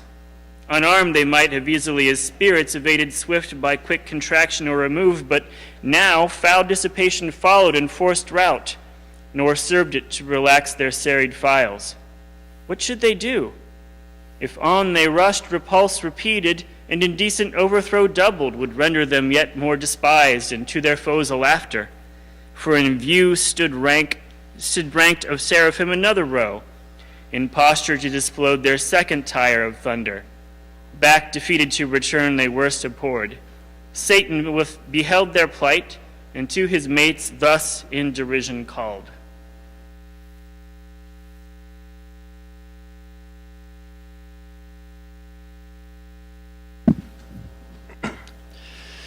O friends, why come not on these victors proud? Erewhile they fierce were coming, and when we to entertain them fair with open front and breast propounded terms of composition, straight they changed their minds, flew off, and into strange vagaries fell, as they would dance, yet for a dance they seemed somewhat extravagant and wild, perhaps for joy of offered peace. But I suppose, if our proposals once again were heard, we should compel them to a quick result. To whom thus Belial in like gamesome mood, Leader, the terms we sent were terms of weight, of hard contents, and full of force urged home, since as we might perceive amused them all, and stumbled many, who receives them aright. He had need from head to foot well understand, not understood, this gift they have besides, they show us when our foes walk not upright. So they among themselves in pleasant vein stood scoffing, heightened in their thoughts beyond all doubt of victory. Eternal might, to match with their inventions, they presumed so easy, and of this thunder made a scorn, and all his host derided, while they stood a while in trouble. But they stood not long. Rage prompted them at length, and found them arms against such hellish mischief fit to oppose. Forthwith, behold the excellence, the power, which God hath in his mighty angels placed. Their arms away they drew, and to the hills, for earth had this variety from heaven of pleasures situate in hell and dale. Light as the lightning glimpse they ran, they flew, from their foundations loosening to and fro. They plucked the seated hills with all their load, rocks, waters, wood, and by the shaggy tops uplifting them in their hands. Amaze, be sure, and terror seized the rebel host, when coming towards them so dread they saw the bottom of the mountains upward turned, till on those cursed engines triple row they saw them whelmed, all their confidence under the weight of mountains buried deep, themselves invaded next, and on their heads main promontories flung, which in the air came shadowing, and oppressed whole legions armed. Their armor helped them harm, crushed in and bruised into their substance pent, which wrought them pain implacable, and many a dolorous groan. Long struggling underneath, ere they could wind out such prison, Those spirits of purest light, purest at first, now gross by sinning grown. The rest in imitation to like arms betook them, and the neighboring hills uptore. So hills amid the air encountered hills, hurled to and fro with ejaculation dire, that underground they fought in dismal shade. Infernal noise, war seemed a civil game to this uproar. Horrid confusion heaped upon confusion rose. And now all heaven had gone to wreck, with ruin overspread. Had not the Almighty Father, where he sits shrined in sanctuary of heaven secure, consulting the sum of things, foreseen this tumult, all permitted all, advised, that his great purpose he might so fulfill, to honor his anointed Son avenged upon his enemies, and to declare all power on him transferred, whence to his Son, the assessor of his throne, he thus began.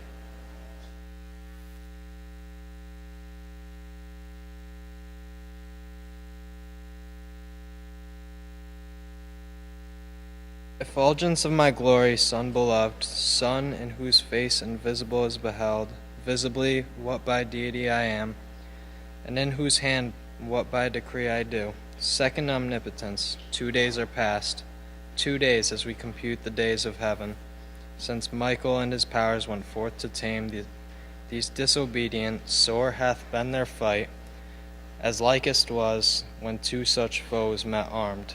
For to themselves I left them, and thou know'st, equal in their creation they were formed. Save what sin hath impaired, which yet hath wrought, insensibly, for I suspend their doom. Whence in perpetual fight they needs must last, endless, and no solution will be found. War wearied hath performed what war can do, and to disordered rage let loose the reins, with mountains as with weapons armed, which makes wild work in heaven and dangerous to the main. 2 days are therefore past, the third is thine. For thee I have ordained it, and thus far have suffered, that the glory may be thine of ending this great war, since none but thou can end it. Into thee such virtue and grace immense I have transfused, that all may know in heaven and hell thy power above compare. And this perverse commotion governed thus to manifest thee worthiest to be heir, of all things to be heir and to be king, by sacred unction thy deserved right. Go then, thou mightiest in thy Father's might, ascend my chariot, guide the rapid wheels that shake heaven's basis, bring forth all my war, my bow and thunder, my almighty arms. Gird on and sword upon thy puissant thigh, pursue these sons of darkness, drive them out from all heaven's bounds into the utter deep. There let them learn, as likes them, to despise God and the Messiah his anointed King. Said on his Son, rays direct, shone full, he all his Father full expressed, ineffably into his face received, and thus the filial Godhead answering spake.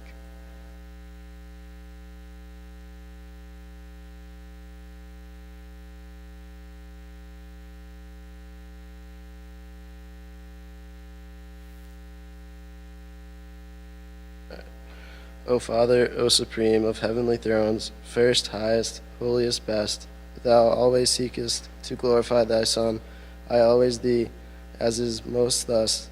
This I my glory account, my exaltation and my whole delight, that thou in me, well pleased, declarest thy will fulfilled, which to fulfill is all by my bliss.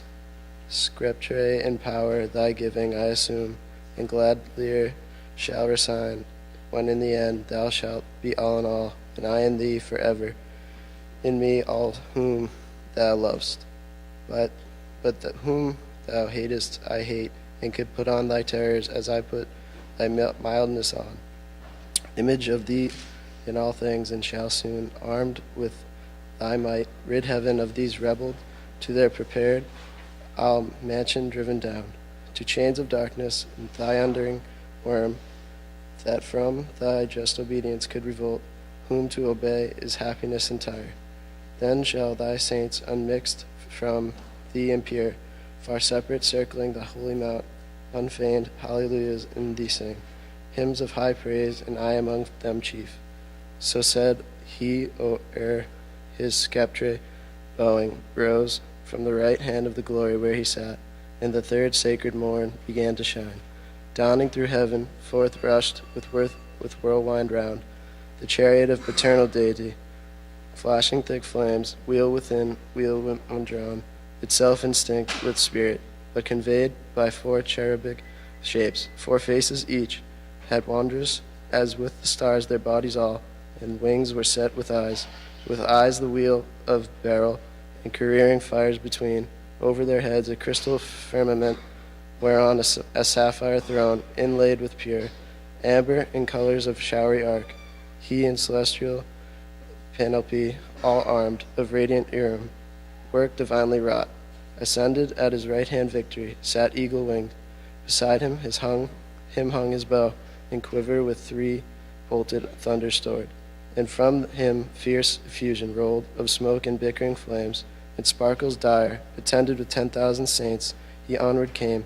Far off his coming shone, and 20,000, and I number heard, chariots of God, half on each hand were seen. He on the wings of cherub rode sublime, on his crystalline sky and sapphire throned. First seen, them unexpected joy surprised, when the great ensign of Messiah blazed, aloft by angels borne, his sign in heaven, under whose conduct Michael soon reduced, his army circumfused on either wing, under their head embodied all in one. Before him power divine his way prepared. At his command the uprooted hills retired, each to his place. They heard his voice and went. Obsequious heaven his wonted face renewed, and with fresh flowerets hill and valley smiled. This saw his hapless foes, but stood obdured, and to rebellious fight rallied their powers, infinite hope conceiving from despair. In heavenly spirits could such perversiveness dwell, but to convince the proud what signs avail, or wonders move the obdurate to relent.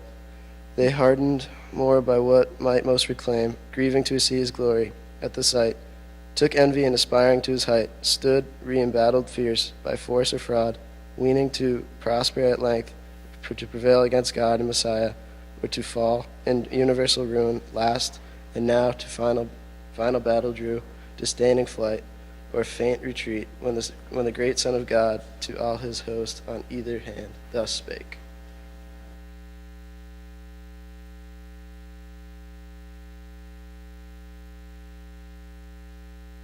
Stand still in bright array, ye saints here stand, ye angels armed, this day battle rest. Faithful hath been your warfare, and of God accepted, fearless in his righteous cause, and as ye have received, so have ye done. Invincibly, but of this cursed crew, the punishment to other hand belongs. Vengeance is his, or whose he sole appoints.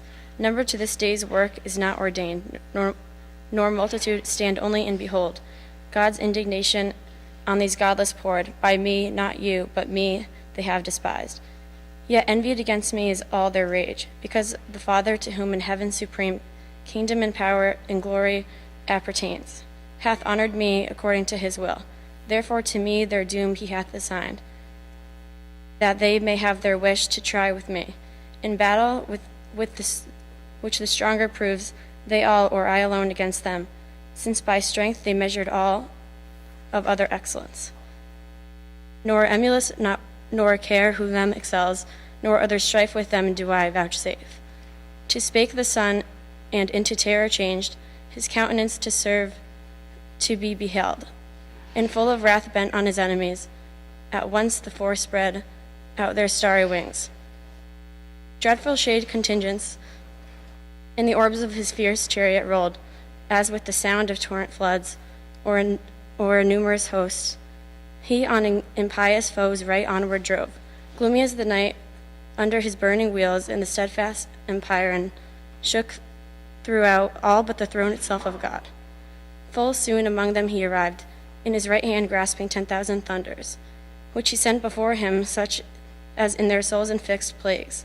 They, astonished, all resistance lost, all courage, down their idle weapons dropped, o'er shields and helms, and helmed heeds he rode, of thrones and mighty seraphim prostrate. that wished the mountains now might be again thrown on them as a shelter from his ire. Nor less on either side of tempestuous fell his arrows from the fourfold visaged four, distinct with eyes, and from the living wheels, distinct alike with multitude of eyes. One spirit in them ruled in every eye, glared lightning and shot forth pernicious fire. Among the accursed and the withered of all their strength, and of the wonted vigor, he left them drained, exhausted, spiritless, afflicted, fallen.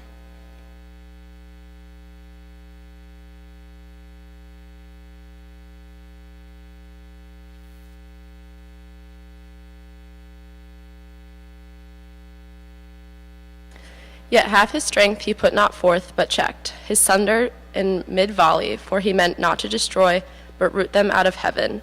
The overthrown he raised, and as a herd of goats or timorous flock together thronged, drove them before him thunderstruck pursued, with terrors and with furies, to the bounds and crystal wall of heaven, which opening wide rolled inward, and a spacious gap disclosed into the wasteful deep. The monstrous sight struck them with horror backward, but far worse urged them behind. Headlong themselves they threw down from the verge of heaven. Eternal wrath burned after them to the bottomless pit. Hell heard this insufferable noise. Hell saw heaven ruining from heaven, and would have fled affrighted. But strict fate had cast too deep her dark foundations, and too fast had bound. 9 days they fell. Confounded chaos roared, and felt tenfold confusion in their fall. Through this wild anarchy, so huge a rout encumbered him with ruin. Hell at last yawning received them whole, and on them closed. Hell, their fit habitation, brought with fire unquenchable the house of woe and pain. Disburdened heaven rejoiced, and soon repaired her mural breach, returning whence it rolled. Sole victor from the expulsion of his foes, Messiah his triumphal chariot turned.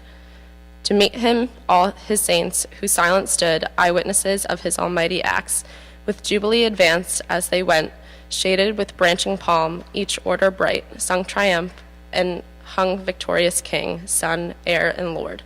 To him dominion given, worthiest to reign, he celebrated, rode triumphant through the mid-heaven, into the courts and temple of his mighty Father throned on high, who into glory him received, where now he sits at the right hand of bliss. Thus measuring things in heaven by things on earth, at thy request, and that thou mayest beware by what is past, to thee I have revealed what might have else to human race been hid, the discord which befell, and war in heaven among the angelic powers, and the deep fall of those too high aspiring who rebelled with Satan. He who envies now thy state, who now is plotting how he may seduce thee, also from obedience, that with him, bereaved of happiness, thou mayest partake in his punishment, eternal misery.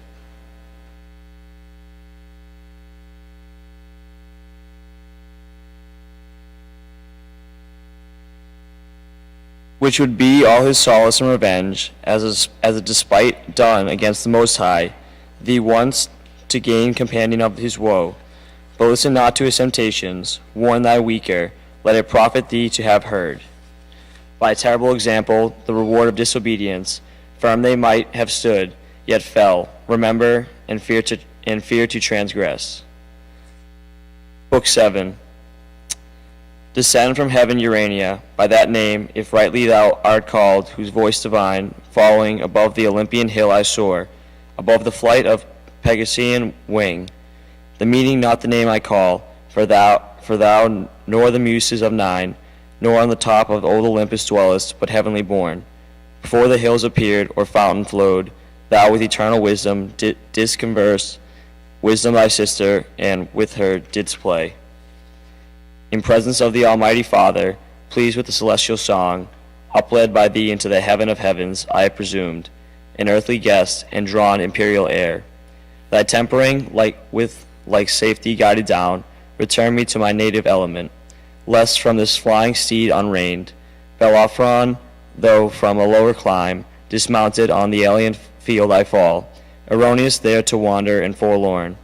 Half yet remains unsung, but narrow bound, within the visible discernible sphere, standing on earth, not wrapped above the pole, more safe I sing with mortal voice unchanged. To hoarse or mute, though fallen on evil days though fallen, and evil tongues.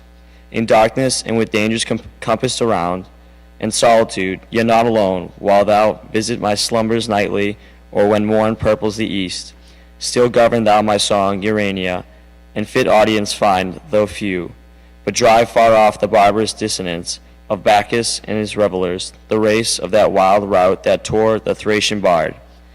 In Rhodope, where woods and rocks had ears, to rapture till the savage clamor drown both harp and voice, nor could the muse defend her son. So fall not thou, who thee implores, for thou art heavenly, she an empty dream. Say, goddess, what ensued when Raphael, the affable archangel, had forewarned Adam by dire example to beware apostasy by what befell in heaven?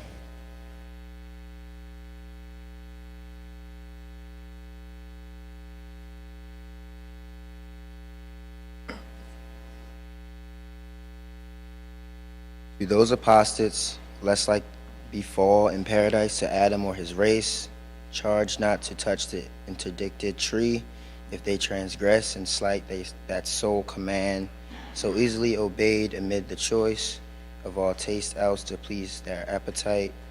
Through wandering, he with the consorted Eve, the story heard attentive, and was filled with admiration and deep muse to hear of things so high and strange, things to their thought, so unimaginable as hate in heaven, and war so near peace of God and bliss, with such confusion. But the evil soon driven back and redounded as a flood on those from whom it sprung, impossible to mix with blessedness, whence Adam soon repealed the doubts that in his heart arose, and now led on, yet sinless with desire to know what near might concern him, how this world of heaven and earth conspicuous first began, when and whereof created, for what cause, what within Eden or without was done, before his memory, as one whose drought, yet scarce allayed, still eyes the current stream, whose liquid murmur heard new thirst excites, proceeded thus to ask his heavenly guest, great things and full of wonder in our ears, far differing from this world, thou hast revealed, divine interpreter, by favor sent down from the Empyrean to forewarn us timely of what might else have been our loss, unknown, which human knowledge could not reach, for which the infinitely good we owe immortal thanks, and his admonishment receive with solemn purpose to observe immutably his sovereign will, the end of what we are. But since thou hast chafed gently for our instruction to impart things above earthly thought, which yet concerned our knowing as to highest wisdom seemed, deign to descend now lower and relate what may no less perhaps avail us known, how first began this heaven, which we behold distant so high, which with moving fires and adorned innumerable, and this which yields or fills all space, the ambient air wide interfused, embracing round this florid earth, what cause move the Creator in his holy rest, though all eternity so late to build.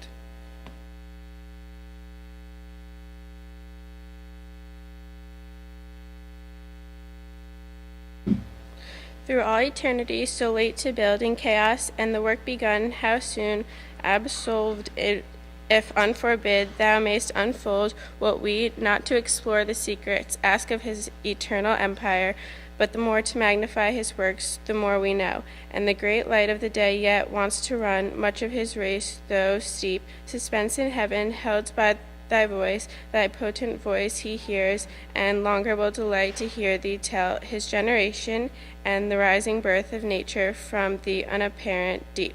Or if the star of evening and the moon haste to thy audience, night will with her will bring silence and sleep, listening to thee will watch, or we can bid his absence till thy song and dismiss thee ere the morning shine.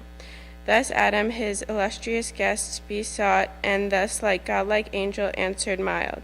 This also the request with caution asked obtain, though to recount almighty works that words or tongue of seraph can suffice, or heart of man suffice to comprehend. Yet what thou canst attain which best may serve to glorify the Maker, and if for thee also happier, shall not be withheld, that hearing such commission from above, I have received to answer thy desire of knowledge within bounds beyond abstain to ask, nor let thine own inventions hope things not revealed, which the invincible King, only omniscient, hath suppressed in night, to none communicable in earth or heaven. Enough is left besides to search and know, but knowledge is as food, and needs no less her temperance over appetite, to know in measure what the mind may well contain. Oppressed else will surfeit, and soon turns wisdom to folly, as nourishment to wind.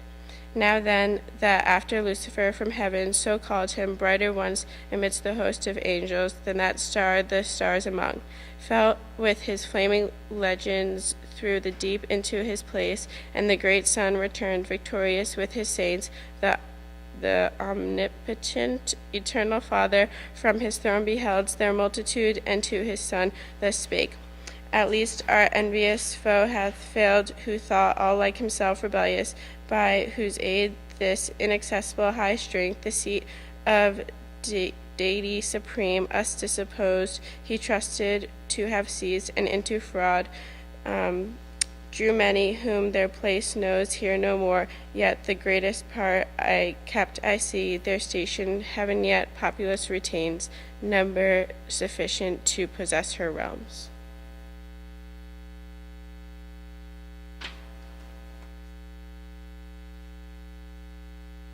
So wide in this high temple to frequent, with ministries due to solemn rites, but lest his heart exult in the harm already done to have dispeopled heaven, my damage fondly deemed I can repair, that detriment, if such it be to lost, self-lost, and in the moment will create another world, out of one man a race, of men innumerable there to dwell, not here, till by degree of merit raised, they open to themselves at length the way up hither, under long obedience tried, and earth be changed to heaven, and heaven to earth.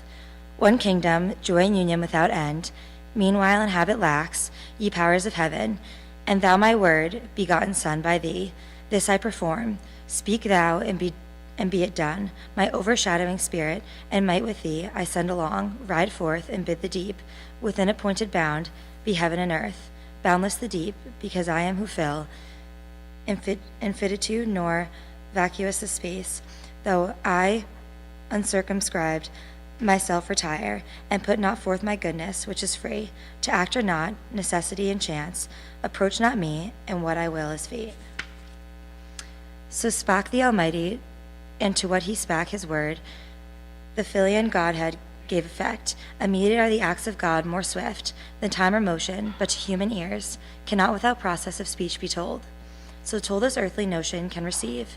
Great triumph and rejoicing was in heaven, when such was heard declared thy Almighty's will, glory thy sung to the Most High goodwill, to future men and in their dwelling peace, glory to him who just avenging ear had driven out thy ungodly from his sight. In thy habitations of the just, to him glory and praise, whose wisdom has ordained good out of evil to create instead of spirits malign a better race to bring into their vacant room, and thence diffuse his good works in the ages infinite.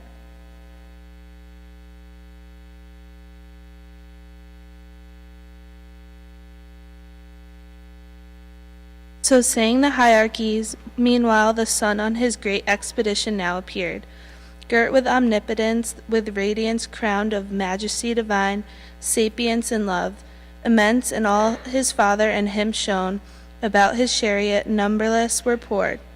Cherubim, seraph, potentes, and thrones, and virtues, winged spirits, and chariots winged. From thy armory of God, where stand of old myriads between two brazen mountains lodged, against a solemn day harnessed at hand, celestial equipage, and now came forth spontaneous, for within them spirit lived. Attendant on their Lord, heaven opened wide, her ever-during gates harmonious sound, on golden hinges moving to let forth the King of glory in his powerful word, and spirit coming to create new worlds. On heavenly ground they stood, and from the shore they viewed the vast immeasurable abyss, outrageous as a sea, dark, wasteful, wild. Up from the bottom turned the furious winds and surging waves as mountains to assault heaven's height, and with the center mixed the pole.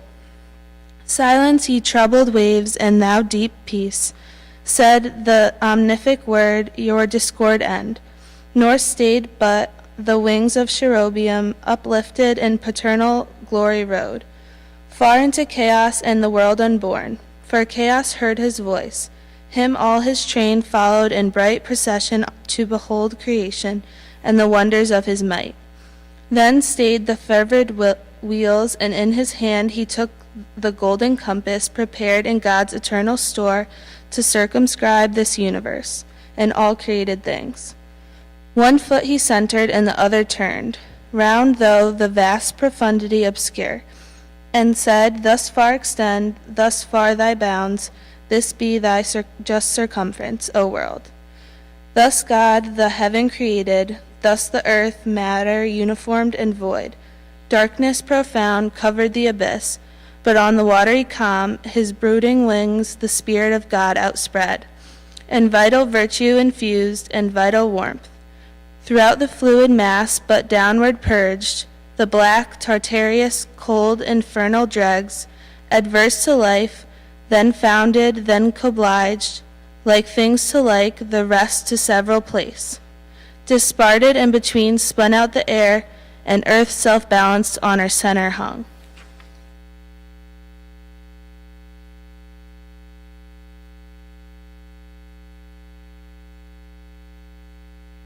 Let there be light, said God, and forthwith light. Ethereal first of things, quintessence pure, sprung from the deep and from her native east, to journey through the airy gloom began. Sphered in a radiant cloud, for yet the sun was not, she in the cloudy tabernacle sojourned the while. God saw the light was good, and the light from darkness by the hemisphere divided. Light the day and darkness night, he named. Thus was the first day even and morn, nor passed uncelebrated nor unsung by the celestial choirs, when orient light exhaling from first darkness they beheld. Birthday of heaven and earth, with joy and shout, the hollow universal orb they filled, and touched their golden harps, and hymning praise God and his works. Creator hymn they sung. Both when first evening was, and when first morn, again God said, let there be firmament amid the waters, and let it divide the waters from the waters. And God made the firmament expansive liquid, pure, transparent, elemental air diffused in the circuit to the uttermost convex of the great round. Partition firm and sure, the waters underneath from those above dividing. For as earth, so he the world, built on circumfluous waters, calm and wide, crystalline ocean, and loud misrule of chaos far removed, lest fierce extremes contiguous might distemper the whole frame, and heaven he named the firmament. So even in morning chorus sung the second day. The earth was formed, but in the womb as yet of waters embryon, immature, involved. Appeared not over all the face of the earth, main ocean flowed, not idle, but with warm, prolific humor, softening all her globe.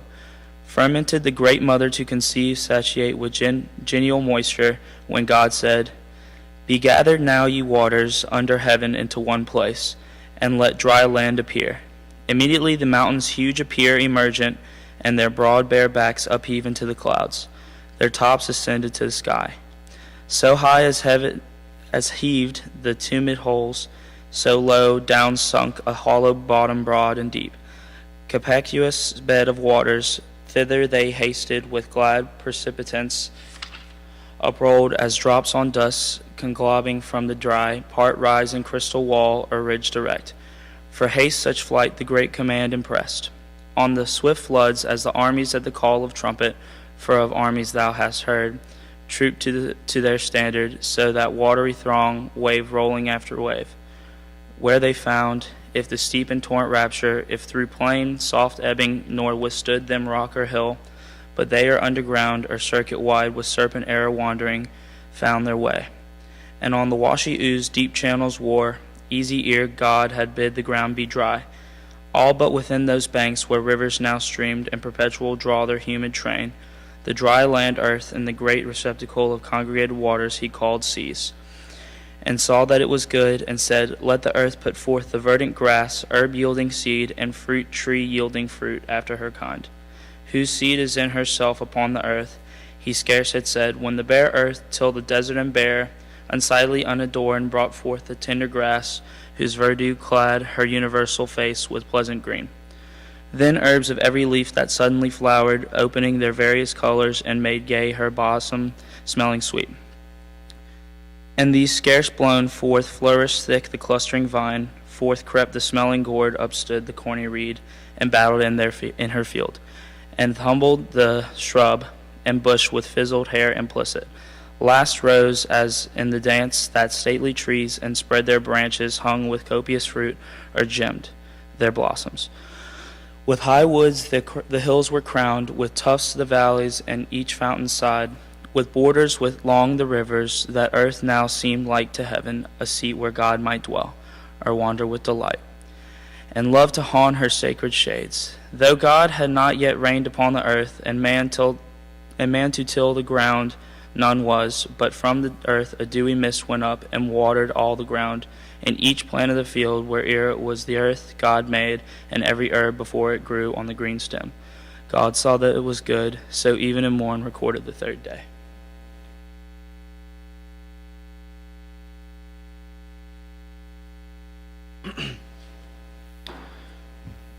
Again the Almighty spake, Let there be lights, high in the expanse of heaven, to divide the day from night, and let them be for signs, for seasons and for days, and circling years. And let them be for lights, as I ordain their office in the firmament of heaven, to give light on the earth, and it was so. And God made two great lights, great for their use, to man, the greater to have rule by day, the less by night altern, and made the stars, and set them in the firmament of heaven to illuminate the earth and rule the day. In their vicissitude to rule the night, and light from darkness to divide, God saw, surveying his great work, that it was good. For of celestial bodies first the sun, a mighty spear he framed, unlightsome first, though of ethereal mold, then formed the moon, globes, and every magnitude of stars, and sowed with stars the heaven thick as a field. Of light by far the greater part he took, transplanted from her cloudy shrine, and placed in the sun's orb, made porous to receive, and drink the liquid light, firm to retain. He gathered beams, great palace now of light, hither as their fountain other stars, repairing in their golden urns draw light, and hence the morning planet gilds her horns. By tincture or reflecting they augment their small peculiar, though from human sight, so far remote, with diminution seen. First in his east the glorious lamp was seen, regent of day, and all thy horizon round, invested with bright rays, jocund to round. His longitude through heaven's high road, the gray dawn and Pleiades before him danced, shredding sweet influence, less bright the moon, but opposite in Lavaled west was set. His mirror with full face borrowing her light, from him for other light she needed none. In that aspect she still the distance keeps, till night, then in the east her turn she shines, revolved on heaven's great axle, and her reign with thousand lesser lights dividual holds, with thousand stars, and then appeared, spangling the hemisphere, then first adorned with her bright luminaries that set and rose. Glad evening and glad morn crowned the fourth day. God said, Let the waters generate reptile with spawn abundant living soul, and let fowl fly above the earth with wings, displayed on the open firmament of heaven. And God created the great whales, and each soul living, each that crept with plataneously the waters generated by their kinds, and every bird of wing after his kind. and saw that it was good, and blessed them, saying, Be fruitful, multiply, and in the seas, and lakes, and running streams, the waters fill. And let fowl be multiplied on the earth, forth wind, the sounds and seas, each creek and bay, with fry innumerable swarm and shoals.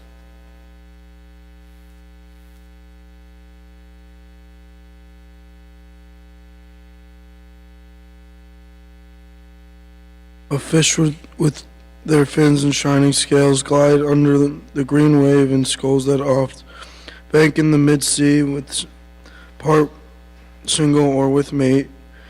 Graze the single weed their pasture and through the groves of coral stray or sporting with quick glance show to the sun their waved coats dropped with gold, or in their pearly shells at ease attend moist nutriment or under rocks their food. In jointed armor watch on smooth the seal, and bended dolphins play part at huge of bulk, wallowing on widely enormous in their gait. Tempest the ocean, there the leviathan, hugest of living creatures on the deep, stretched like a promontory, sleeps or swims, and seems moving land and at his gills. Draws in at his trunk, spouts out a sea. Meanwhile, the tepid caves and fens and shores, their blood as numerous, hatch from the egg, that soon bursting with kindly rupture forth disclosed. Their callow young, but feathered soon and fledge, they'd summed their pens, soaring that there sublime, with claim despise the ground under a cloud, and prospect there the eagle and the stork on cliffs and cedar tops their eyries build, part loosely wing the region, part more wise, in common raged in figure wedge their way, intelligent of seasons set forth their airy caravan high over seas, flying in over lands with mutual wing, easing their flight, so steers the prudent crane. Her annual voyage, borne on the winds, the air floats as they pass, fanned with unnumbered plumes. From branch to branch, smaller birds with song, solaced woods spread their painted wings, till even nor the solemn nightingale ceased warbling, but all night tuned her soft lays. Others on silver lakes and rivers bathed, their downy breast the swain arched neck, between the white wings mantling proudly, rose her state with oary feet, yet oft they quit the dank, and rising on stiff pennons tower, the mid-aerial sky, others on ground, walked the firm the crested cock, whose clarion sounds the silent hours, and whose gay train adorns him, colored with the fluid hue of rainbows and starry eyes. The waters thus with fish replenish the air with fowl, evening and morn solemn as the fifth day.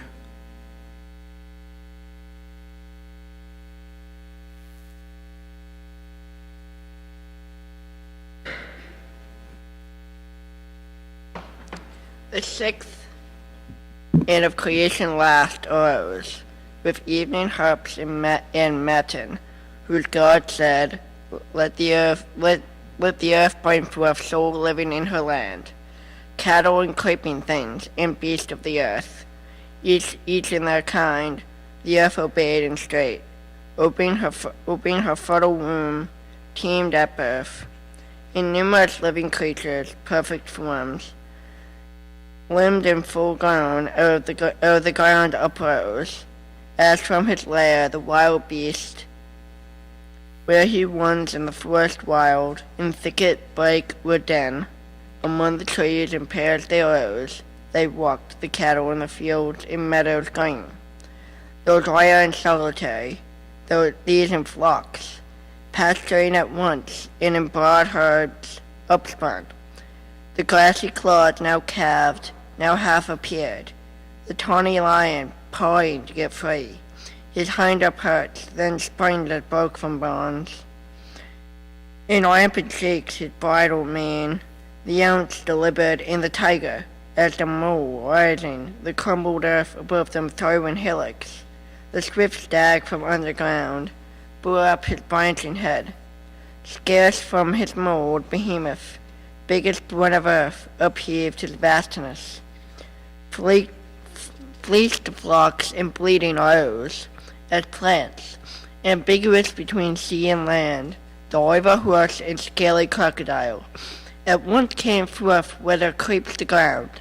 Insecto worm, those wave their limber fans, for winged and smallest lineaments exact, in old liveries decked of summer's pride, with spots of gold and purple, azure and green. These as a line their long dimension drew, striking the ground with sinuous trace, not all minims of nature, some of serpent kind. Wondrous in length and corpulence involved their snaky folds and added wings. First crept the parsimonious emmet, provident of future, in small room large heart enclosed, pattern of just equality, perhaps hereafter, joined in her popular tribes of commonality. Swarming next appeared the female bee, that feeds her husband drone, deliciously and builds her waxen cells with honey stored. The rest are numberless, and thou their natures knowest, and gavest them names. Needless to thee are repeated, nor unknown, the serpent, subtlest beast of all the field, of huge extent sometimes, with brazen eyes, and hairy mane terrific, though to thee not noxious, but obedient as thy call.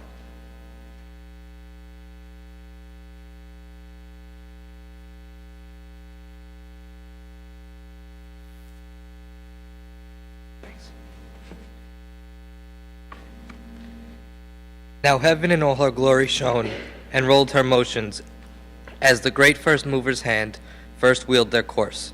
Earth in her rich attire, consummate lovely smiled.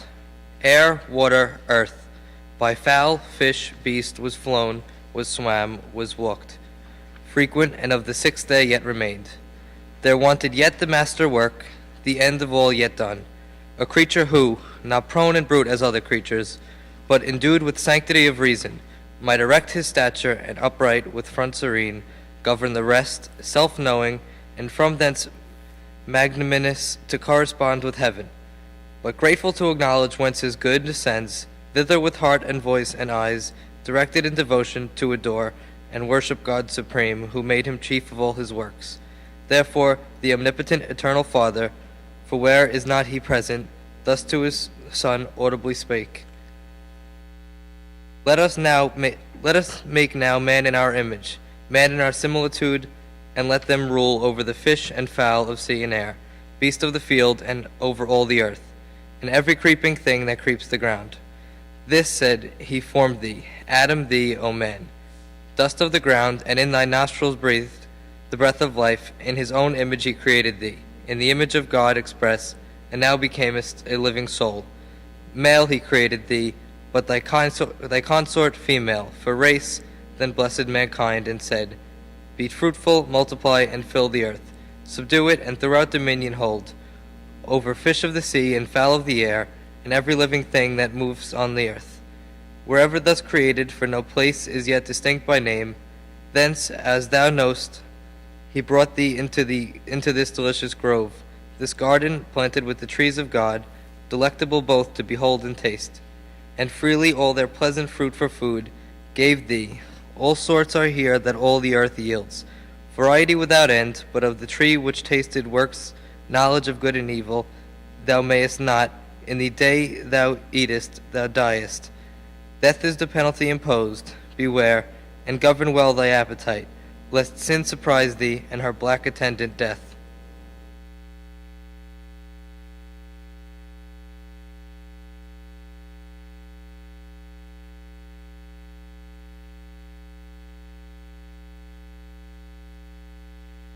Here finished he, and all that he had made, viewed and behold, all was entirely good.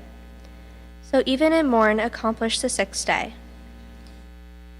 Yet not till the Creator from his work desisting, though unwearied, up returned, up to the heavens of heavens his high abode, thence to behold this new created world, the addition of his empire, how it showed in prospect from his throne, how good, how fair, answering his great idea.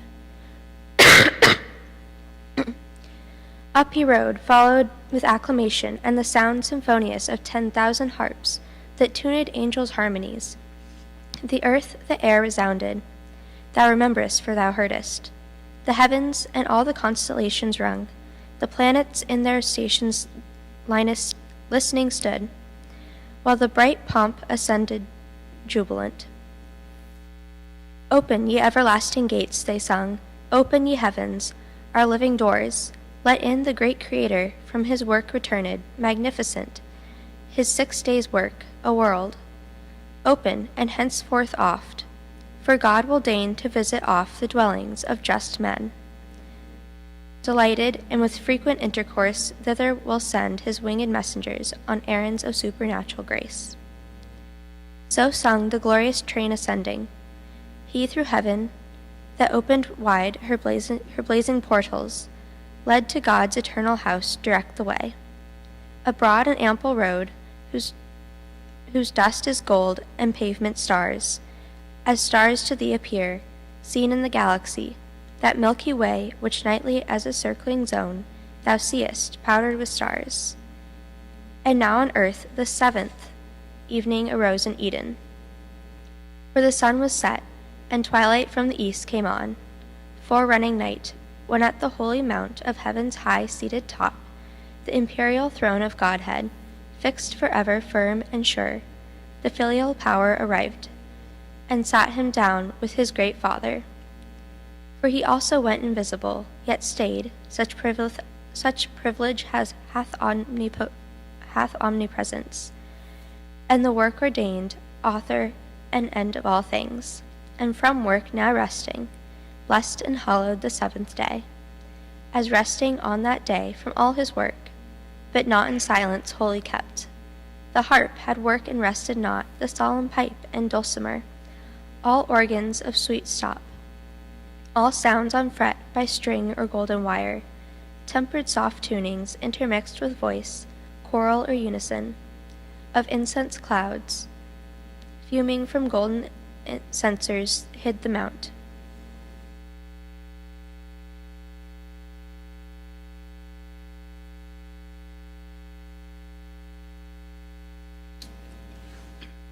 Creation and the 6 days' acts they sung. Great are thy works, Jehovah, infinite thy power. What thought can measure thee, or tongue relate thee greater now in thy return than from the giant angels? Thee that day thy thunders magnified. But to create is greater than created to destroy. Who can impair thee, mighty King, or bound thy empire?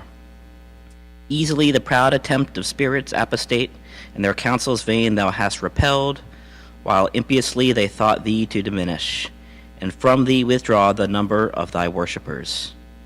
Who seeks to lessen thee, against his purpose serves to manifest the more thy might. His evil thou usest, and from thence creates more good. Witness this new-made world, another heaven, from heaven gate not far, founded in view on the clear hyaline, the glassy sea, of amplitude almost immense, with stars numerous, and every star perhaps a world of destined habitation. But thou knowest their seasons. Among these the seed of men, earth with her nether ocean circumfused, their pleasant dwelling place.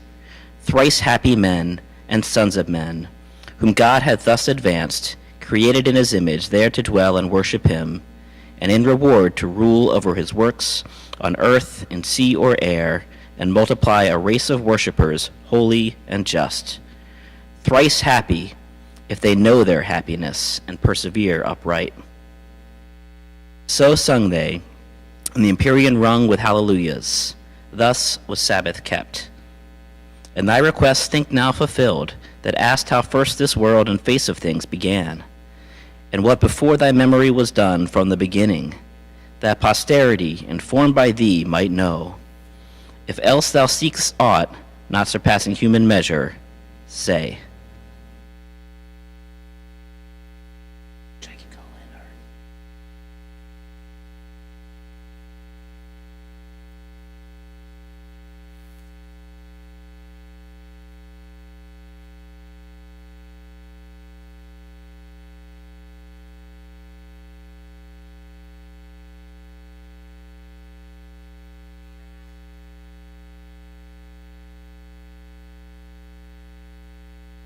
On to Book 8.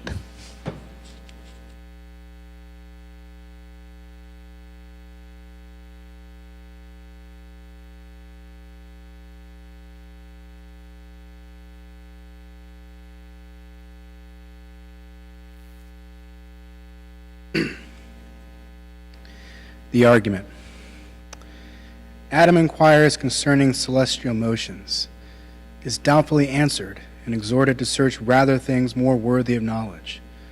Adam assents, and still desires to detain Raphael, relates to him what he remembered since his own creation, his placing in paradise, his talk with God concerning solitude and fit society, his first meeting and nuptials with Eve, his discourse with the angel thereupon, who, after admonitions repeated, departs. The angel ended, and in Adam's ear so charming left his voice, that while thought him still speaking, and stood fit to hear, then, as new awaked, thus gratefully replied, What thanks sufficient, or what recompense equal have I to render thee, divine historian, who thus largely hast allayed the thirst I had of knowledge, and vouchsafed this friendly condescension to relate things else by me unsearchable, now unheard with wonder, but delight, and, as is due, with glory attributed to the high Creator. Something yet of doubt remains, which only thy solution can resolve. When I behold this goodly frame, this world, of heaven and earth consisting in compute, their magnitudes, this earth a spot, a grain, an atom, with the firmament compared, and all her numbered stars that seem to roll spaces incomprehensible. For such, their distances argue and their swift return diurnal. Merely to officiate light round this spacious earth, this punctual spot, one day and night, and all their vast survey useless besides. Reasoning, I oft admire how nature, wise and frugal, could commit such disproportions, with superfluous hand so many nobler bodies to create, greater so manifold to this one use. For aught appears, and on their orbs impose such restless revolution, day by day repeated, while the sedentary earth, that better might with far less compass move, served by more noble than herself, attains her end without least motion, and receives, as tribute, such a sumless journey brought of incorporeal speed, her worth and warmth and light. Speed, to describe whose swiftness number fails. So spake our sire, and by his countenance seems entire on studious thoughts abstruse with Eve, perceiving, where she sat retired in sight, with loneliness majestic from her seat, and grace that one who sought to wish her stay, rose and went forth among her fruits and flowers, to visit how they prospered, bud and bloom.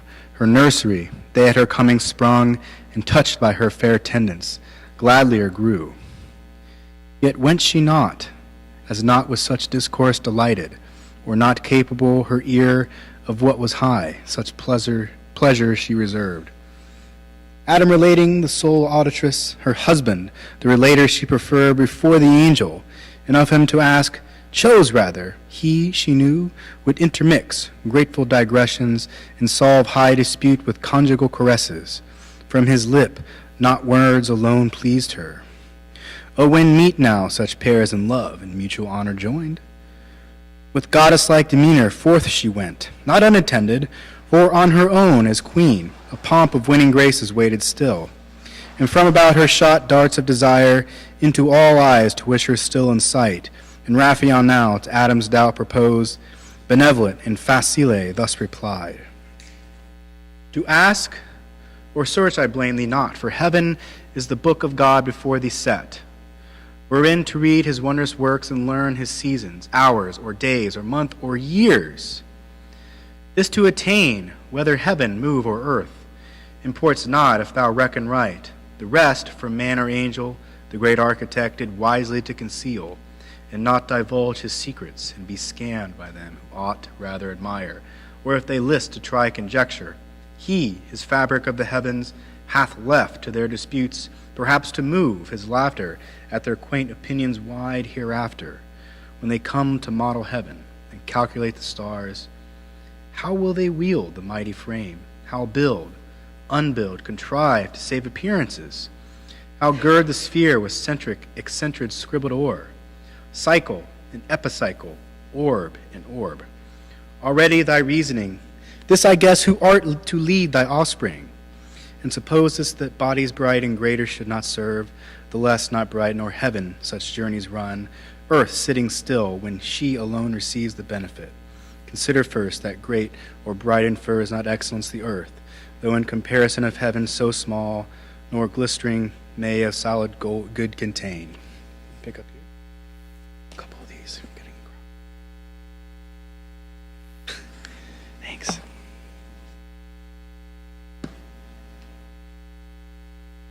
More plenty than the sun that barren shines, whose virtue on itself works no effect.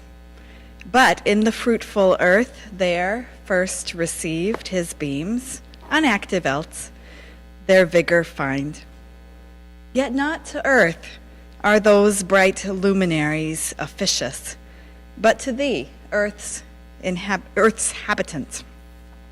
And for the heaven's wide circuit, let it speak the Maker's high magnificence, who built so spacious, and his line stretched out so far, that man may know he dwells not in his own, an edifice too large for him to fill.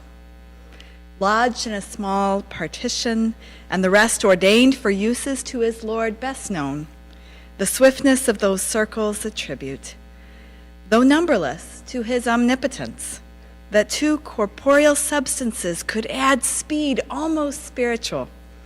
Me thou think'st not slow, who since the morning hours set out from heaven where God resides, and ere midday arrived in Eden, distance inexpressible by numbers that have name.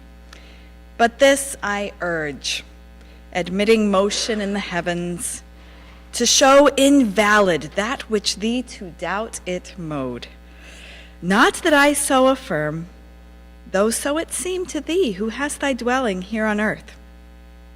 God, to remove his ways from human sense, placed heaven from earth so far that earthly sight, if it presume, might err in things too high and no advantage gain.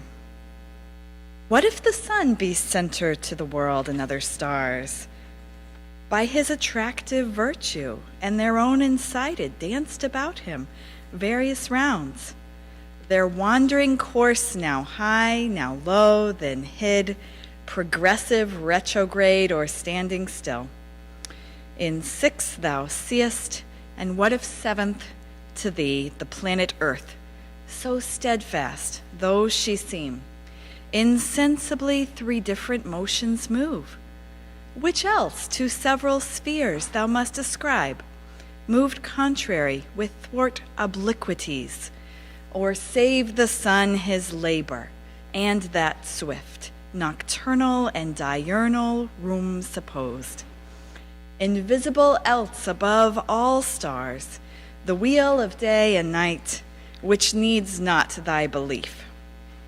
If earth industrious of herself fetch day traveling east, and with her part averse from the sun's beam meets night, her other part still luminous by his ray, what if that light sent from her through the wide transpicuous air to the terrestrial moon be as a star enlightening her by day, as she by night? This earth, reciprocal if land be there, field and inhabitants, her spots thou seest as clouds, and clouds may rain, and rain produce fruits in her softened soil. for some to eat allotted there, and other suns, perhaps, with their attendant moons, thou wilt descry, communicating male and female light, which two great sexes animate the world. Stored in each orb, perhaps with some that live, for such vast room in nature unpossessed by living soul, desert and desolate, only to shine, yet scarce to contribute each orb a glimpse of light conveyed so far down to this habitable, which returns light back to them, is obvious to dispute. Whether thus those things or whether not, whether the sun predominant in heaven rise on the earth, or earth rise on the sun, he from the east his flaming road begin, or she from the west her silent course advance, with inoffensive pace that spinning sleeps on her soft axle, while she paces even and bears thee soft, with the smooth air along solicit, not thy thoughts which matters hid. Leave them to God above, him serve and fear. Of other creatures as him pleases best, wherever placed, let him dispose. Joy thou in what he gives to thee, this paradise and thy fair Eve. Heaven is for thee too high to know what passes there. Be lowly wise. Think only what concerns thee and thy being. Dream not of other worlds, what creatures there live, in what state, condition, or degree, contented that thus far hath been revealed, not of earth only, but of highest heaven. To whom thus Adam, cleared of doubt, replied, How fully hast thou satisfied me, pure intelligence of heaven, angel serene, and freed from intricacies taught to live, the easiest way, nor with perplexing thoughts to interrupt the sweet of life, from which God hath bid dwell far off all anxious cares, and not molest us, unless we ourselves seek them with wandering thoughts and notions vain. But apt the mind or fancy is to rove unchecked, and of her roving is no end. Till warned or by experience taught she learn, that not to know at large of things remote, from use obscure and subtle, but to know that which before us lies in daily life is the prime wisdom. What is more, is fume or emptiness, or fond impertinence, and renders us in things that most concern unpracticed, unprepared, and still to seek. Therefore, from this high pitch let us descend, a lower flight, and speak of things at hand useful, whence haply mention may arise of something not unseasonable to ask, by sufferance, and thy wanted favor deigned. Thee I have heard relating what was done ere my remembrance. Now hear me relate my story, which perhaps thou hast not heard. And day is yet not spent. Till then thou seest how subtly to detain thee I devise, inviting thee to hear while I relate, fond, were it not in hope of thy reply. For while I sit with thee, I seem in heaven, and sweeter thy discourse is to my ear than fruits of palm tree, pleasantest to thirst and hunger both, from labor at the hour of sweet repast. They satiate and soon fill, though pleasant, but thy words, with grace divine imbued, bring to their sweetness no satiety. To whom thus Raphael answered heavenly meek.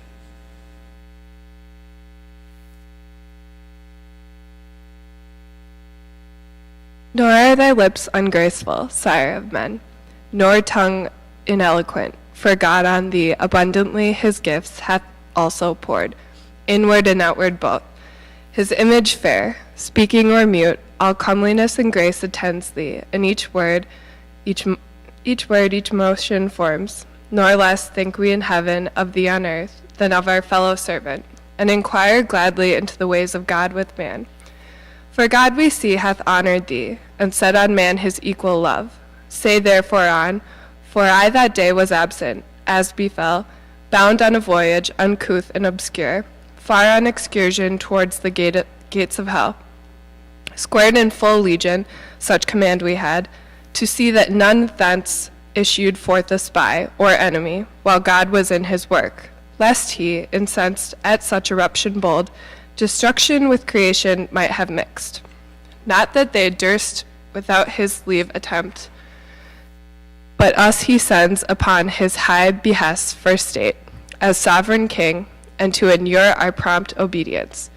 Fast we found, fast shut the dismal gates and barricades strong, but long ere our approaching, heard within noise, other than the sound of dancer song, torment and loud lament and furious rage.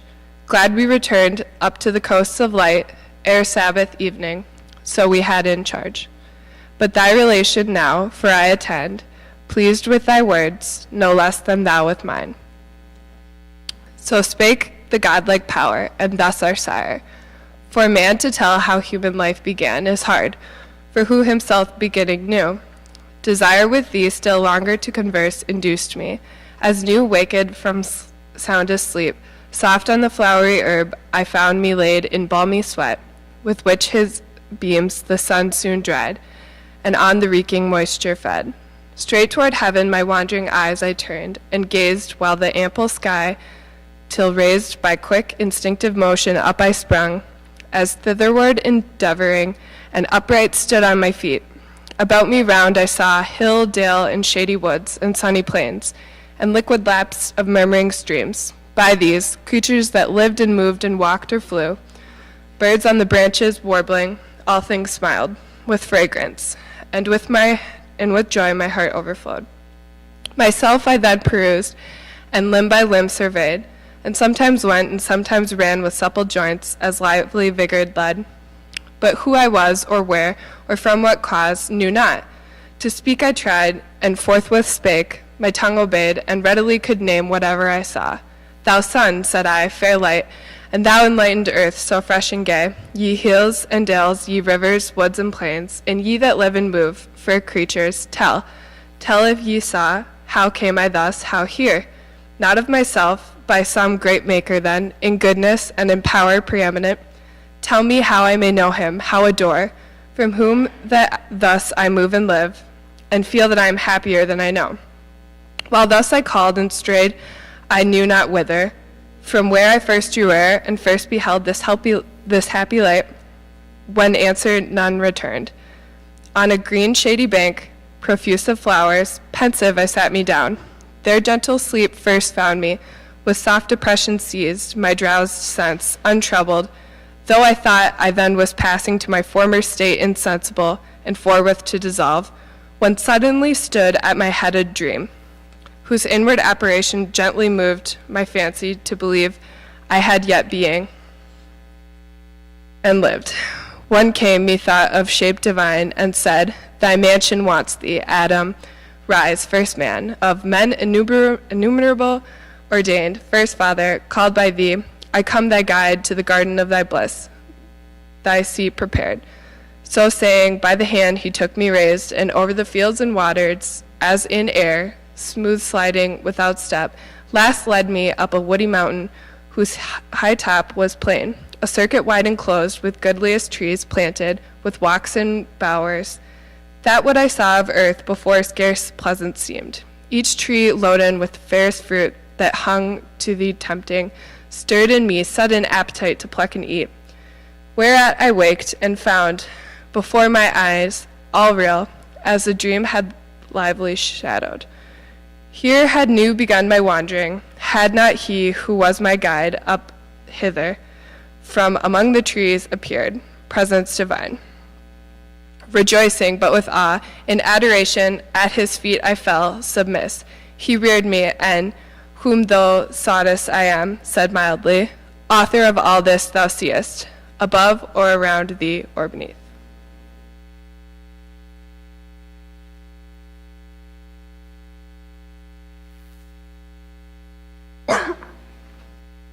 This paradise I give thee, count it thine, to till and keep, and of the fruit to eat.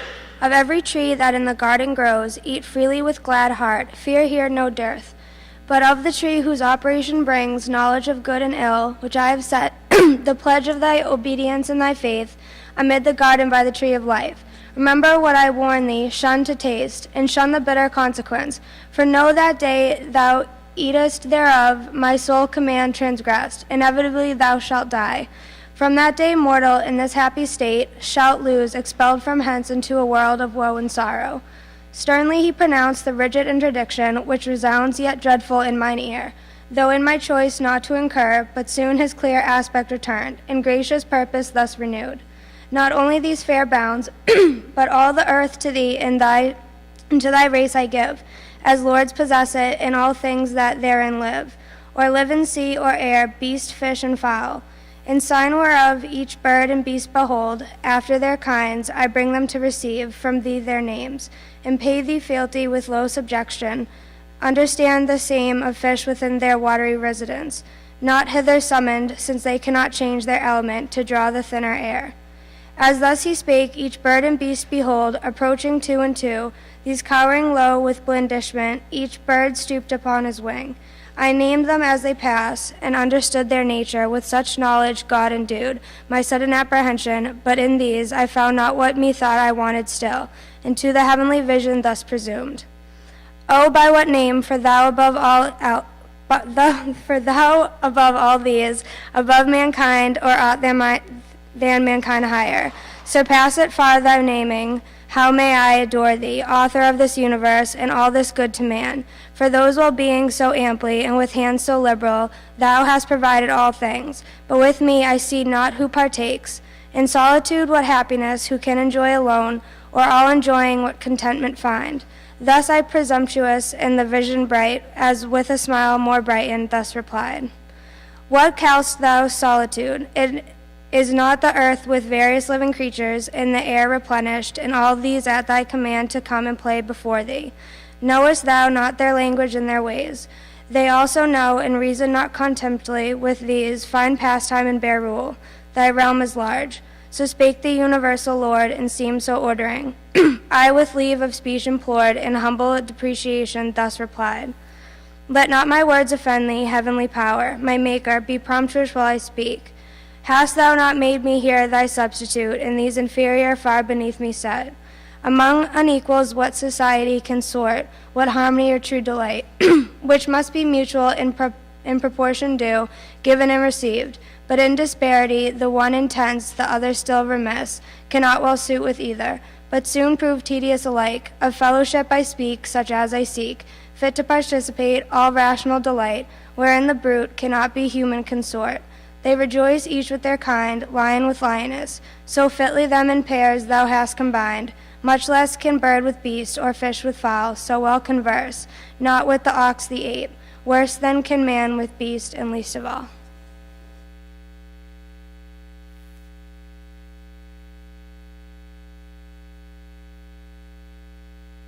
Whereto thou, mighty, answered not displeased, a nice and subtle happiness I see.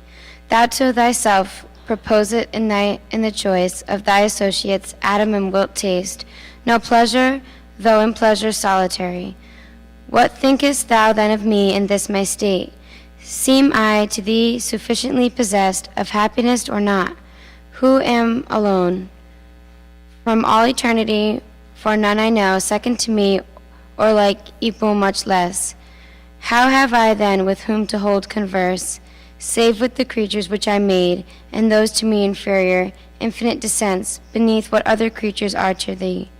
How ceased, how lowly answered, to attain the height and depth of the eternal ways. All human thoughts come short. Supreme of things, thou in thyself art perfect, and in thee is no defiance found. Not so is man, but in degree the cause of his desire, by conversation with his like to help, or solace his defects. No need that thou shouldest propagate, already infinite. And through all numbers absolute, though one, but man by number is to manifest his simple imperfection and beget. Like of his like, his image multiplied, in unity defective, which requires collateral love and dearest amity. Though in thy secrecy, although alone, best with thyself accompanied, seekest not social communication, yet so displeased, canst raise thy creatures to what height thou wilt, of union or communion defied. I by conversing cannot these erect from prone, nor in their ways complaints find. Thus I am boldness spake and freedom used, permissive and acceptance found, which gained this answer from the gracious voice divine. Thus far to try thee, Adam, I was pleased, and to find thee knowing not of the beast alone, which thou hast rightly named, but of thyself, expressing will the spirit within thee free, my image not imparted to the brute, whose fellowship therefore unmeet for thee good reason was thou freely shouldest dislike, and be so minded still, I ere thou spakest. Thou it not good for man to be alone, and no such company as then thou sawest, intended thee for trial only brought, to see how thy coldest judge of fit and meet, what next I bring shall please thee be absurd. Thy likeness, thy fit help, thy other self, thy wish exactly to thy heart's desire.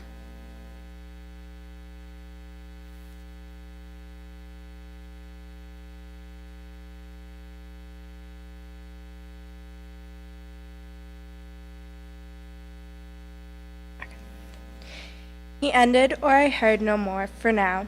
My earthly by his heavenly overpowered, which it had long stood under, strained to the height in the celestial colloquy sublime, as with an object that excels the sense, dazzled and spent, sunk down and sought repair, of sleep which instantly fell on me, called by nature as an aid, and closed mine eyes. Mine eyes he closed, but open left the cell of fancy, my eternal sight, by which abstract as in a trance, methought I saw, though sleeping, where I lay, and saw the shape still glorious, before whom awake I stood, who, stooping, opened my left side, and took from hence a rib with cordial spirits warm. In life, blood streaming fresh, wide as the wound, but suddenly with flesh filled up and healed. The rib he formed and fashioned with his hands. Under his forming hands a creature grew, manlike, but different sex, so lovely fair, that what seemed fair in all the world seemed now mean, or in her summed up, in her contained, and in her looks, which from that time infused sweetness into my heart, and felt before, and into all things from her air inspired, the spirit of love and adorous delight. She disappeared and left me dark. I waked to find her, or forever to deplore her loss and other pleasures abjure.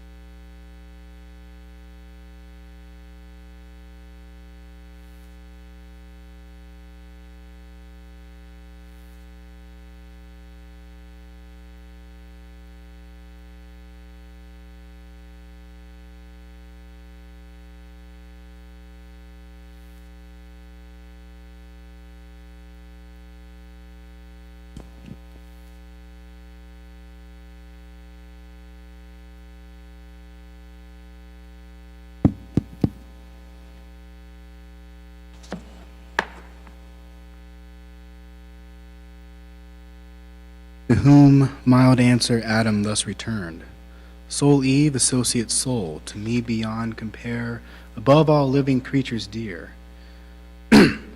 Well hast thou motioned, well thy thoughts employed, how we might well fulfill the works which here God hath assigned us, nor of me shalt pass unpraised. For nothing lovelier can be found in woman than to study household good, and good works in her husband to promote. Yet not so strictly hath our Lord imposed labor, as to debar us when we need refreshment, whether food or talk between, food of the mind, or the sweet intercourse of looks and smiles. For smiles from reason flow, to brute denied, and are of love the food. Love not the lowest end of human life. For not to irksome toil, but to delight he made us, and delight to reason joined. These paths and bowers, doubt not but our joint hands will keep from wilderness with ease, as wide as we need walk, till younger hands ere long assist us. But if much converse, perhaps thee satiate, to short absence I could yield. For solitude sometimes is best as society, and short retirement urges sweet return. But other doubt possesses me, lest harm befall thee severed from me, for thou knowest what hath been warned us, what malicious foe, envying our happiness, and of his own despairing, seeks to work us woe and shame by sly assault. Somewhere, nigh at hand, watches, no doubt, with greedy hope to find his wish and best advantage, us asunder, hopeless to circumvent us joined, where each to other speedy aid might lend at need. Whether his first, designed to be withdrawal, our fealty from God, or to disturb conjugal love, than which perhaps no bliss enjoyed by us excites his envy more. Or this, or worse, leave not the faithful side that gave thee being, still shades thee and protects the wife, where danger or dishonor lurks, safest and seemliest by her husband stays, who guards her, or with her the worst endures. To whom the virgin majesty of Eve, as one who loves, in some unkindness meets, with sweet austere composure thus replied, Offspring of heaven and earth, and all earth's Lord, that such an enemy we have who seeks our ruin, both by thee informed I learn, and from the parting angel overheard, as in a shady nook I stood behind, just then returned at shut of evening flowers. But that thou shouldst my firmness therefore doubt, to God or thee, because we have a foe, may tempt it, I expect not to hear. His violence, though fierce not, being such as we, not capable of death or Pam, can either not receive or can repel. His fraud is then thy fear, which plain infers thy equal fear, that my firm faith and love can by this fraud be shaken or seduced. Thoughts, which how found they harbor in thy breast, Adam misthought of her, to thee so dear. To whom with healing words Adam replied, Daughter of God and man, immortal Eve, for such thou art from sin and blame entire. Not diffident of thee do I dissuade thy absence from my sight, but to avoid the attempt itself, intended by our foe. For he who tempts, though in vain, at least asperses the tempted, and dishonor foul supposed, not incorruptible of faith, not proof against temptation. Thou thyself with scorn and anger wouldst resent the offering wrong. Though ineffectual found, misdeem not then, if such affront I labor to aver. From thee alone, which on us both at once the enemy, though bold will hardly dare, or daring, first on me the assault shall light. Nor thou his malice and false guile contemn, subtle he needs must be, who could seduce angels, nor think superfluous others' aid. I from the influence of thy looks receive access in every virtue, in thy sight, more wise, more watchful, stronger, if need were of outward strength, while shame, thou looking on, shame to be overcome, or overreached, would utmost vigor raise, and raised unite. Why shouldst not thou like sense within thee feel, when I am present, in thy trial choose with me best witness of thy virtue tried?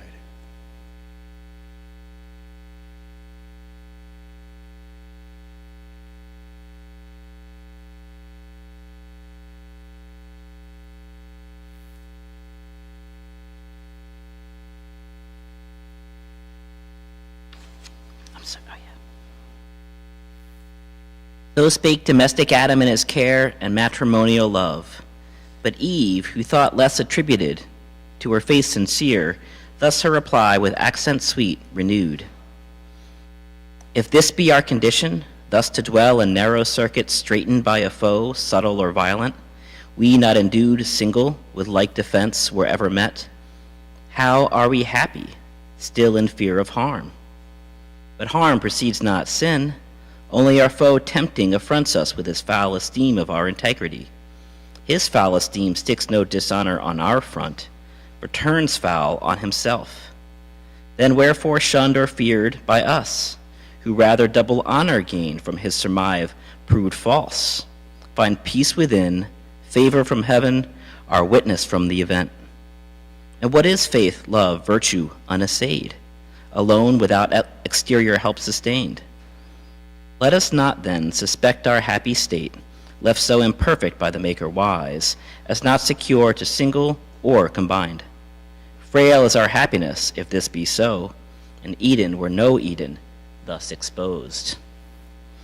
To whom thus Adam fervently replied, O woman, best are all things as the will of God ordained them. His creating hand, nothing imperfect or deficient left of all that he created, much less man, or aught that might his happy state secure from outward force. Within himself the danger lies, yet lies within his power. Against his will he can receive no harm. But God left free the will, for what obeys reason is free, and reason he made right, but bid her well beware, and still erect, lest by some fair appearing good surprised, she dictate false, and misinform the will to do what God expressly hath forbid. Not then mistrust, but tender love enjoins, that I should mind thee oft, and mind thou me. Firm we subsist, yet possible to swerve, since reason not impossibly may meet some specious object by the foe suborned, and fall into deception unaware, not keeping strictest watch as she was warned. Seek not temptation then, which to avoid were better, and most likely if from me thou sever not. Trial will come unsought. Wouldst thou approve thy constancy? Approve first thy obedience. The other who can know, not seeing the attempted, who attests. But if thou think trial unsought may find us both securer than thus warned, thou seemst, go. For thy stay not free, absence thee more. Go, in thy native innocence rely on what thou hast of virtue, some and all, for God towards thee hath done his part, do thine. So spake the patriarch of mankind, but Eve persisted, yet submiss, though last, replied, with thy permission then, and thus forewarned, chiefly by what thy own last reasoning words touched only, that our trial, when least sought, may find us both perhaps far less prepared. The willinger I go, nor much expect a foe so proud will first the weaker seek. So bent, the more shall shame him his repulse. Thus saying, from her husband's hand, her hand, soft she withdrew, and like a wood nymph light, Oread or Dryad, or of Delia's train, betook her to the groves. But Delia's self in gate surpassed, and goddess-like deport, though not as she with bow and quiver armed, but with such gardening tools as art yet rude, guiltless of fire had formed, or angels brought. The Pales or Pomona thus adorned, like as she seemed, Pomona when she fled Vertumnus, or to Ceres in her prime, yet virgin of Proserpina from Job. Her long with ardent look his eye pursued, delighted, but desiring more her stay.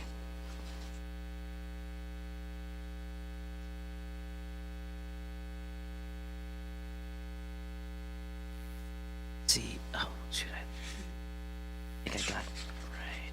Oh, yeah, I should write at the top. Okay.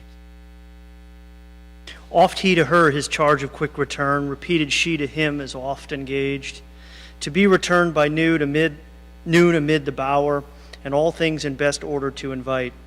Noontide repast, or afternoon's repose, O much deceived, much failing, hapless Eve. Of thy presumed return, event perverse, thou never from that hour in paradise foundst either sweet repast or sound repose, such ambush hid among sweet flowers and shades, waited with hellish rancor imminent. to intercept thy way or send thee back, despoiled of innocence, of faith, of bliss. For now and since first break of dawn, the fiend, mere serpent in appearance, forth has come, and on his quest where likest he might find the only two of mankind, but in them the whole included race, his purposed prey, in bower and field he sought, where any tuft or grove or garden plot more pleasant lay, their tendance or plantation for delight, by fountain or by shady rivulet. He sought them both, but wished he hap might find, eve separate he wished, but not with hope of what so seldom chanced, when to his wish beyond his hope eve separates he spies. Veiled in a cloud of fragrance where she stood, half spied so thick the roses bushing round, about her glowed, oft stooping to support each flower of slender stalk, whose head, though gay, carnation, purple, azure, or specked with gold, hung drooping unsustained, them she upstays. Gently with myrtle band, mindless the while, herself, though fairest unsupported flower, from her best prop so far and storm so nigh, nearer he drew and many a walk traversed, of stateliest covert, cedar, pine, or palm, then voluble and bold, now hid, now seen, among thick woven arborets and flowers, embroidered on each bank the hand of Eve, spot more delicious than those gardens feigned, or revered Adonis or renowned, Alcinous, host of old Eretz's son, or that not mystic where the sapient king held dalliance with his fair Egyptian spouse. Much he the place admired, the person more, as one who long in populous city pent, where houses thick and sewers annoy the air, forth issuing on a summer's morn to breathe among the pleasant villages and farms, adjoining from each thing met conceives delight, the smell of grain, of tedded glass, or kine, or dairy, each rural sight, each rural sound, if chance with nymph-like step, fair virgin pass, what pleasing seemed for her now pleases more, she most, and in her look sums all delight. Such pleasure took the serpent to behold this flowery plat, the sweet recess of Eve, thus early, thus alone, her heavenly form, angelic, but more soft and feminine.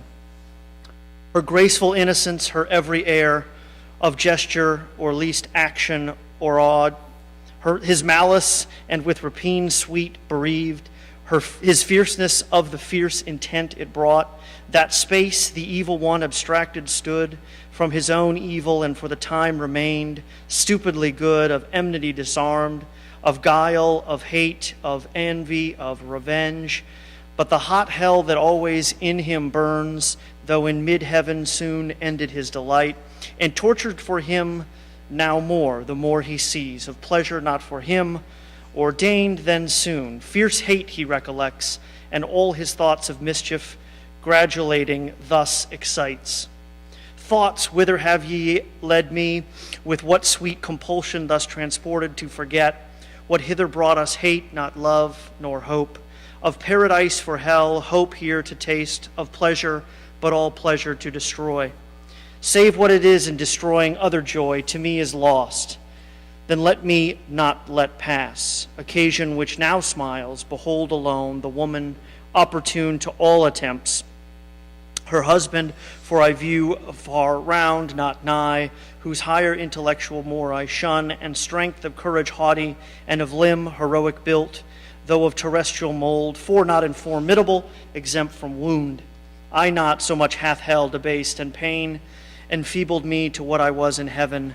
She fair, divinely fair, fit love for gods, not terrible, though terrible be in love, and beauty not approached by stronger hate, hate stronger under show of love, well feigned, the way which to her ruin now I tend.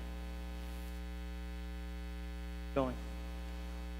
So spake the enemy of mankind, enclosed in serpent inmate bad, and toward Eve addressed his way, not with indented wave, prone on the ground as since, but on his rear, circular base of rising folds, that towered fold above fold, a surging maze, his head crested aloft, and carbuncle his eyes, with burnished neck of verdant gold erect, amidst his circling spires that on the grass floated redundant, Pleasing was his shape, and lovely, never since of serpent kind. Lovelier, not those that in Illyria changed Hermione and Cadmus, or the god of Epidaurus, nor to which transformed Ammonian Jove, or Capitoline was seen. He with Olympias, this with her who bore Scipio, the height of Rome, with tract oblique at first, and one who sought access, but feared to interrupt sidelong, he works his way.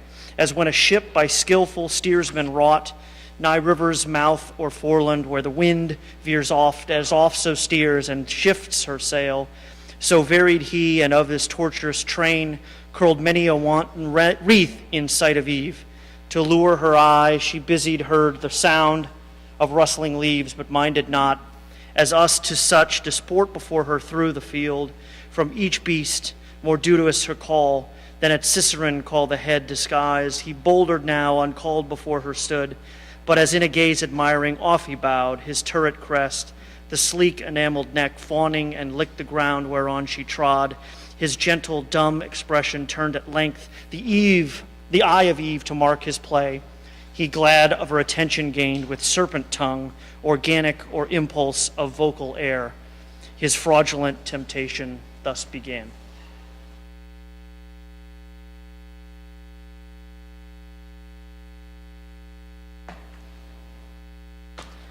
Wander not, sovereign mistress, if perhaps thou canst, who art sole wonder, much less armed.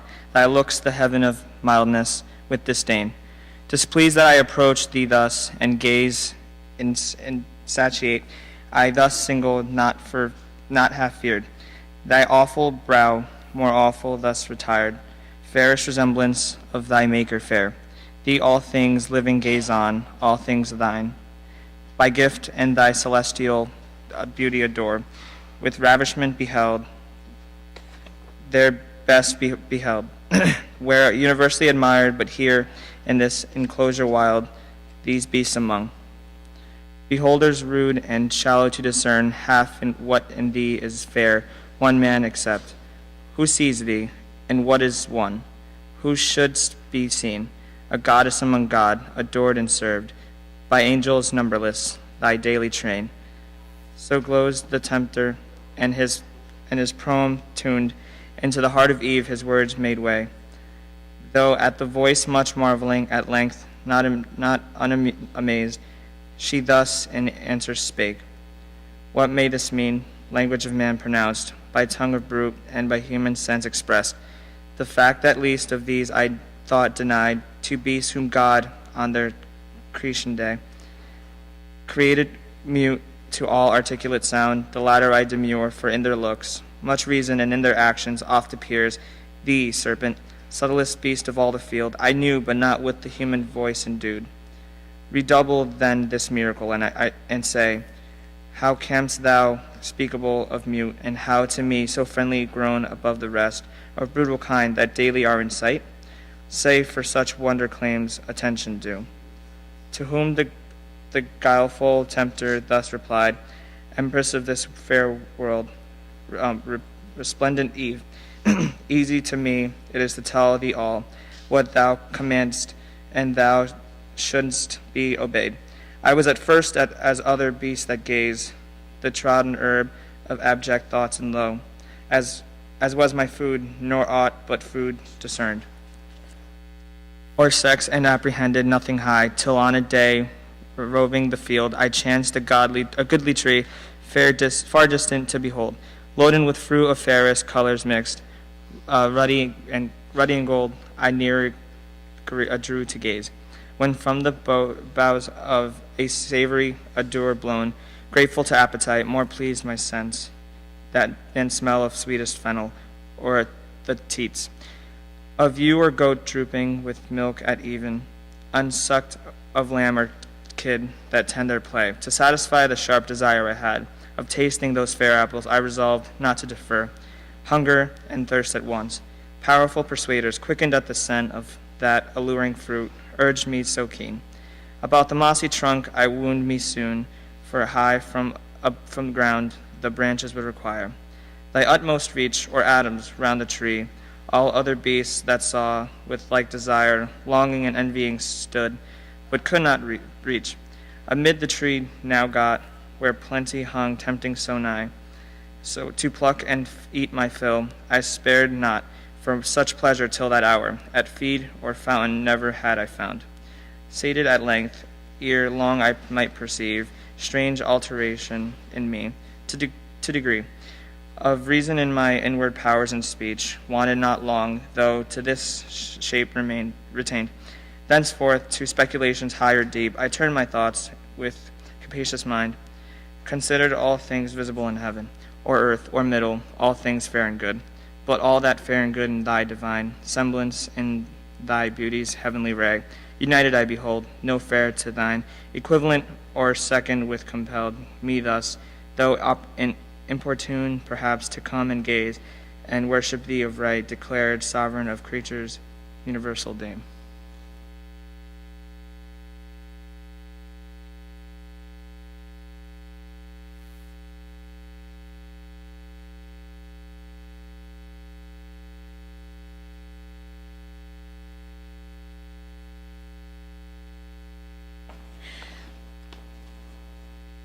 So talked the spirited sly snake, and Eve, yet more amazed, unwary, thus replied, Serpent, thy overpraising leaves in doubt the virtue of that fruit in thee first proved. But say, where grows the tree? From hence how far? For many are the trees of God that grow in paradise and various, yet unknown to us. In such abundance lies our choice, as leaves a greater store of fruit untouched, still hanging incorruptible, till men grow up to their provision and more hands help to disburden nature of her birth. To whom the willy adder, blithe and glad, Empress, the way is ready and not long, beyond a row of myrtles and on a flat, fast by a fountain, one small thicket past of blowing myrrh and balm. If thou accept my conduct, I can bring thee thither soon. Lead then, said Eve. He leading swiftly rolled in tangles and made intricate seams straight. To mischief swift, hope elevates and joy brightens his crest. As when a wandering fire, compact of unctuous vapor, which the night condenses and the cold environs sound, kindled through agitation to a flame, which oft, they say, some evil spirit attends, hovering and blazing with the delusive light, misleads the amazed night wanderer from his way. To bogs and mires, and oft through pond or pool, they're swallowed up and lost from succor far. So glistered the dire snake, and into fraud led Eve, our credulous mother, to the tree of prohibition, root of all our woe, which, when she saw, thus to her guide she spake, Serpent, we might have spared our coming hither, fruitless to me, though fruit be here to excess, the credit of whose virtue rest with thee, wondrous indeed, if cause of such effects. But if this tree we may not taste nor touch, God so commanded and left that command, sole daughter of his voice. The rest we live, law to ourselves, our reason is our law. To whom the tempter guilefully replied, Indeed, hath God then said that of the fruit of all these garden trees ye shall not eat. Yet lords declared of all in earth or air, to whom thus Eve, yet sinless, of the fruit of each tree in the garden we may eat, but of the fruit of this fair tree amidst the garden God hath said, Ye shall not eat thereof, nor shall ye touch it, lest ye die. The scarce had said, though brief, when now more bold, the tempter, but with show of zeal and love, to man and indignation at his wrong, new part puts on, and, as to passion moved, fluctuates disturbed, yet comely, and in act raised, as if some great matter to begin. As when of old some orator renowned, in Athens or free Rome, where eloquence flourished, since mute to some great cause addressed, stood in himself collected, while each part, motion, each act, one audience, ere the tongue, sometimes in height, began, as no delay or of preface brooking through his zeal of right. So standing, moving, or to height upgrown, the tempter all impassioned thus began. O sacred, wise, and wisdom-giving plant, mother of science, now I feel thy power within me, clear not only to discern things in their causes, but to trace the ways of highest agents deemed, however wise. Queen of this universe, do not believe those rigid threats of death. Ye shall not die. How should ye? By the fruit it gives you life to knowledge. By the threatener look on me, me who have touched and tasted, yet both live, and life more perfect have attained than fate meant me by venturing higher than my lot.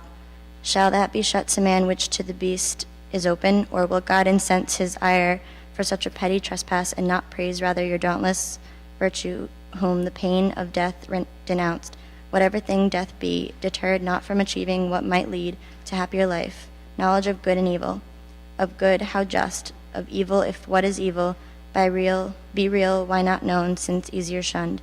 God therefore cannot hurt ye and be just, not God, not feared then, nor obeyed. Your fear itself of death removes the fear. Why then was this forbid? Why but to awe? Why but to keep ye low and ignorant, his worshippers? He knows that in the day ye eat there of your eyes that seem so clear, yet are but dim, shall perfectly be then open and cleared, and ye shall be as gods, knowing both good and evil as they know, that ye should be as gods, since I as man, internal man, is but proportion meet. I of brute human, ye of human gods, so ye shall die perhaps, by putting off human to put on gods, death to be wished, though threatened, which no worse than this can bring. And what are gods that man may not become, as they participating godlike food? The gods are first, and that advantage used on our belief that all from these proceeds. I question it, for this fair earth I see, warmed by the sun, producing every kind, them nothing. If they all things who enclose knowledge of good and evil in this tree, that whoso eats thereof forthwith attains wisdom without their leave, and wherein lies the offense that man should thus attain to know? What can your knowledge hurt him, or this tree impart against his will, if all be his? Or is it envy, and can envy dwell in heavenly breasts? These, and many more causes impart your need of this fair fruit, godless humane, reach then and freely taste.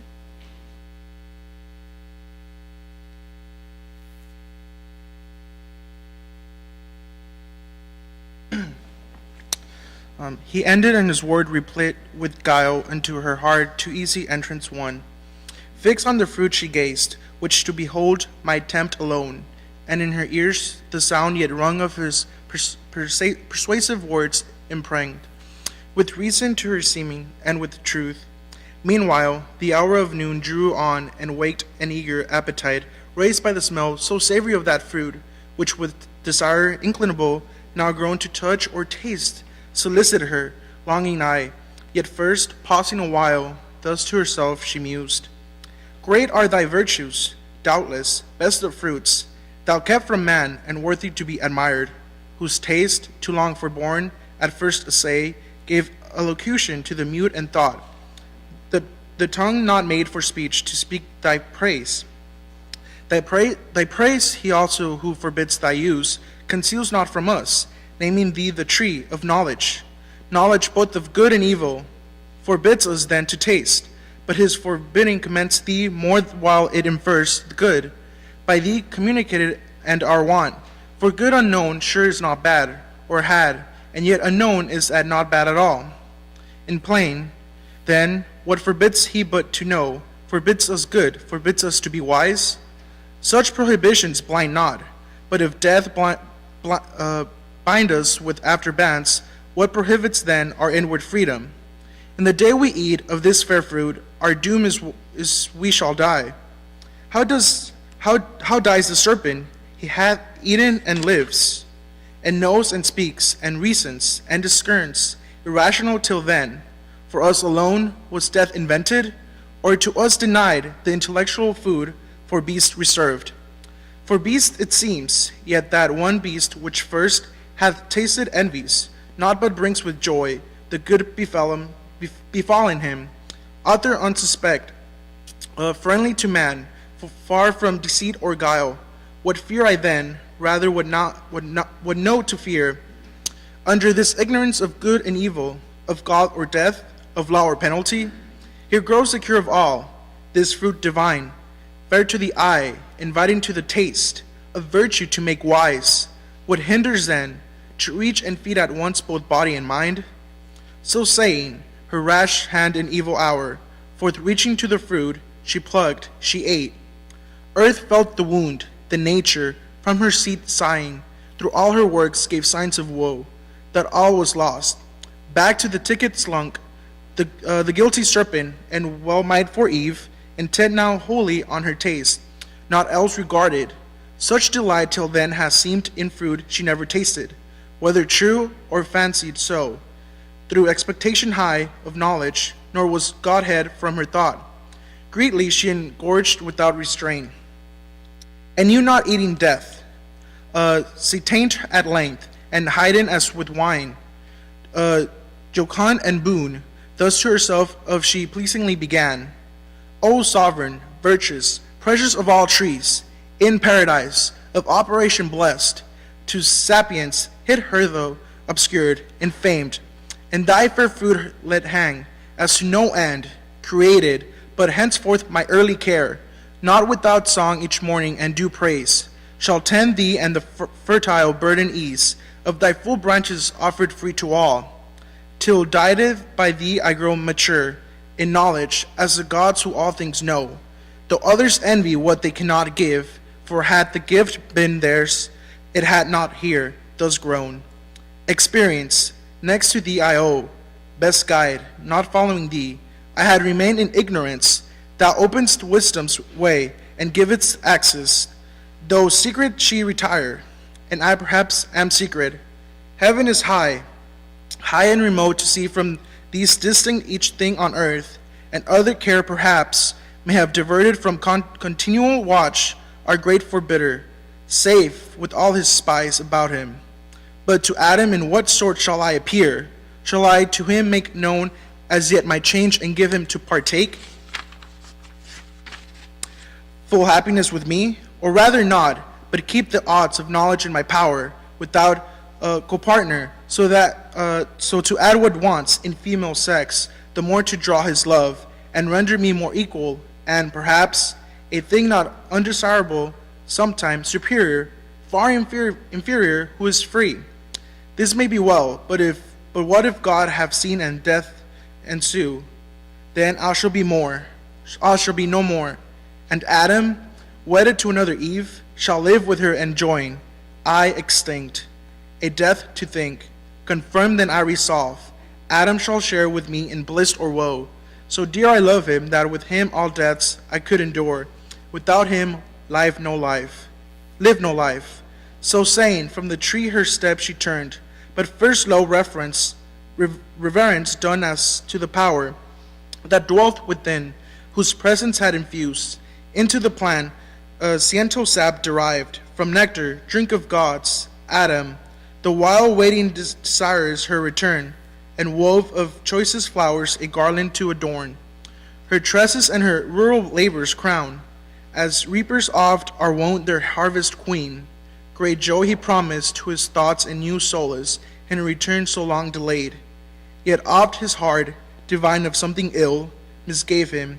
He, the faltering measure, felt and forth to meet her went the way she took. That morn, when first they parted by the tree of knowledge, he must pass.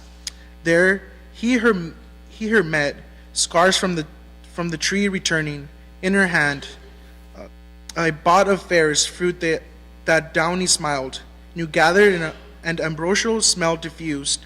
To him she hasted, in her face excuse, came prolong an apology to prompt, which with bland words at will she thus addressed.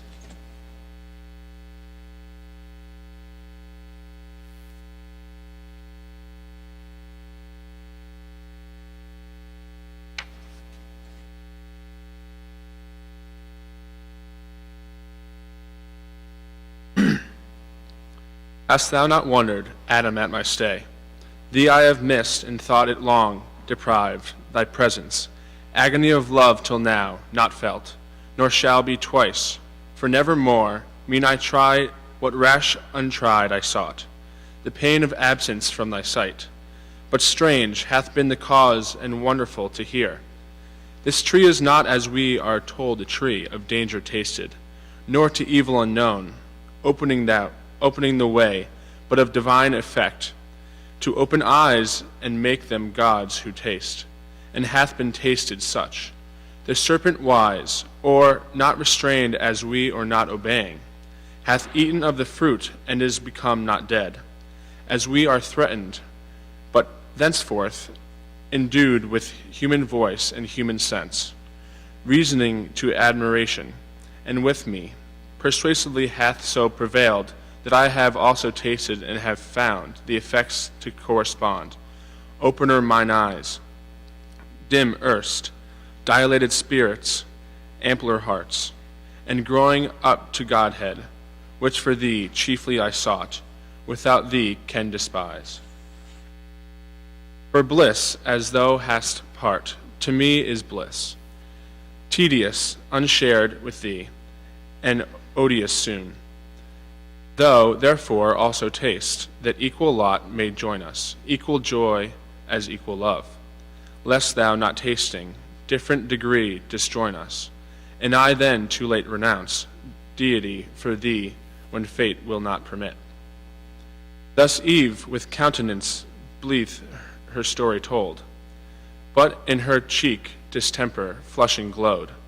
On the other side Adam, soon as he heard the fatal trespass done by Eve, amazed, astonished stood and blank, while horror chill ran through his veins and all his joints relaxed.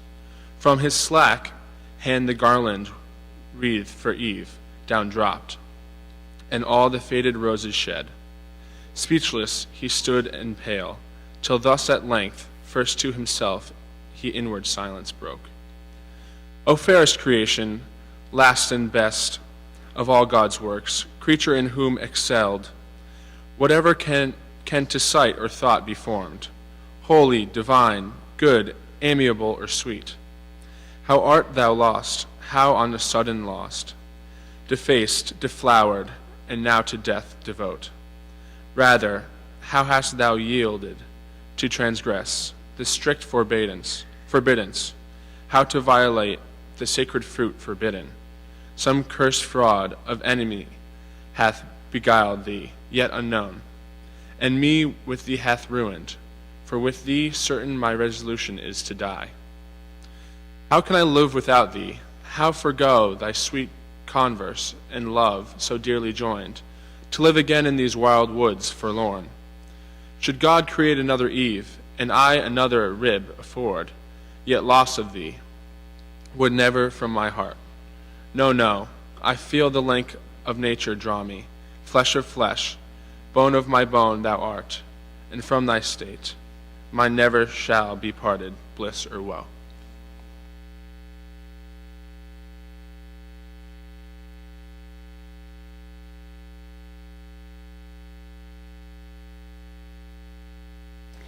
So having said, as one from sad dismay, recomforted and after thoughts disturbed, submitting to what seemed redeemless, thus in calm mood his words to Eve he turned. Bold deed thou hast pursued, adventurous Eve, in peril great provoked. Who thus hath dared, had it been only coveting to eye, that sacred fruit, sacred to abstinence, much more to taste it, under ban to touch, but past who can recall, or done undo? Not God omnipotent, nor fate, yet so, perhaps thou shalt not die, perhaps the fact is not so heinous now, for tasted fruit, profaned first by the serpent, by him first, made common and unhallowed ere our taste. Nor yet on him found deadly, he yet lives, as thou saidst, and gains to live as man. Higher degree of life, inducement strong, to us as likely tasting to attain, proportional ascent, which cannot be but to be gods or angels, demigods. Nor can I think that God, creator wise, thou threatening, will in earnest so destroy us. His prime creatures, dignified so high, set over all his works, which in our fall for us created, needs with us must fail. Dependent made, so God shall uncreate, be frustrate, do, undo, and labor loose. Not well conceived of God, who, through his power, creation could repeat, yet would be loath, us to abolish lest the adversary triumph and say, fickle their state whom God most favors, Who can please him long?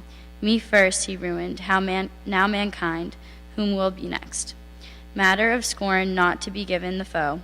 However, I wish thee have fixed my lot, certain to undergo like doom, if death consort with thee. Death is to me as life, so forcible within my heart I feel, the bond of nature draw me to my own. My own in thee, for what thou art is mine. Our state cannot be severed, we are one. One flesh, to lose thee were to lose myself. So Adam, and thus Eve to him replied, O glorious trial of exceeding love, illustrious evidence, example high, engaging me to emulate, but short of thy perfection, how shall I attain? Adam, from whose dear side I boast me sprung, and gladly of our union hear thee speak. One heart, one soul in both, whereof good proof this day affords, declaring thee resolved rather than death, or aught than death more dread, shall separate us, linking in love so dear, to undergo with me one guilt, one crime, if any be, of tasting this fair fruit, whose virtue, for of good still good proceeds, direct or by occasion, hath presented this happy trial of thy love, which else so enmity never had been known. Where I thought death menace would ensue, with this my attempt I would sustain alone. The worst, and not persuade thee, rather die, deserted than oblige thee with a fact. Pernicious to thy peace, chiefly assured, remarkably so late of thy so true, so faithful love unequaled, but I feel so far otherwise the event, not death, but life, argumented, open eyes, new hopes, new joys, taste so defined, of what of sweet before hath touched my sense, flat seems to this and harsh. On my experience, Adam freely taste, and fear of death deliver to the winds.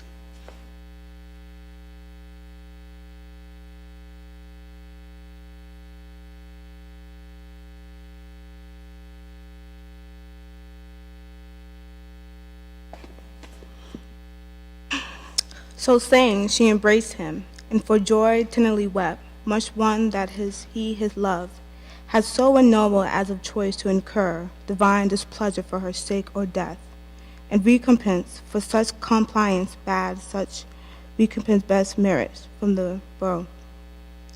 She gave him of that fair enticing fruit with liberal hand. He scruped it not to eat, against his bitter gnaws, not to see, but finally overcome with female charm. Earth trembled from her in trails as again, in pangs, and nature gave a second groan. Sky Lord and muttering thunder, some sad drops, wept that complaining of the mortal sin, original, while Adam took no thought, Eden his fill, nor Eve to iterate, her former trespass feared, the more to soothe him with her love society that now, as with nine wine intoxicated both, they swim in the mirth and fancy that they feel divinity within them breathing wings, wherewith to scorn the earth, but that false fruit, far other operation first displayed. Carnal desire inflaming, he on Eve began to cast lascivious eyes, she him. As wantonly repaid, in lust they burn, to Adam thus gained Eve to a defiance move. Eve, now I see thou art exact of taste, and elegant of sapience, no small part, since to each meaning savor we apply, and polite called judicious, I the praise yield thee, so well this day thou hast purveyed. Much pleasure we have lost while we abstained from this delightful fruit, nor till now, true relish tasting if such pleasure be, and things to us forbidden, it might be wished for this one tree had been forbidden. But come, so well refreshed now let us play, as meet is after such delicious fare. For never did thy beauty since the day I saw thee first and wedded thee, adorned with all perfections, so inflamed my sense with order to enjoy thee. Fairer now than ever, bounty of this virtuous tree. So said he, and forbore not glance or toy, of amorous intent well understood, of Eve, whose eyes darted contagious fire. Her hand he seized into a shady bank, thick overhead with verdant roof embowered. He led her nothing loath, flowers with a crotch, penises and violets and upholded, and hyacinthine earth freshest softest lap.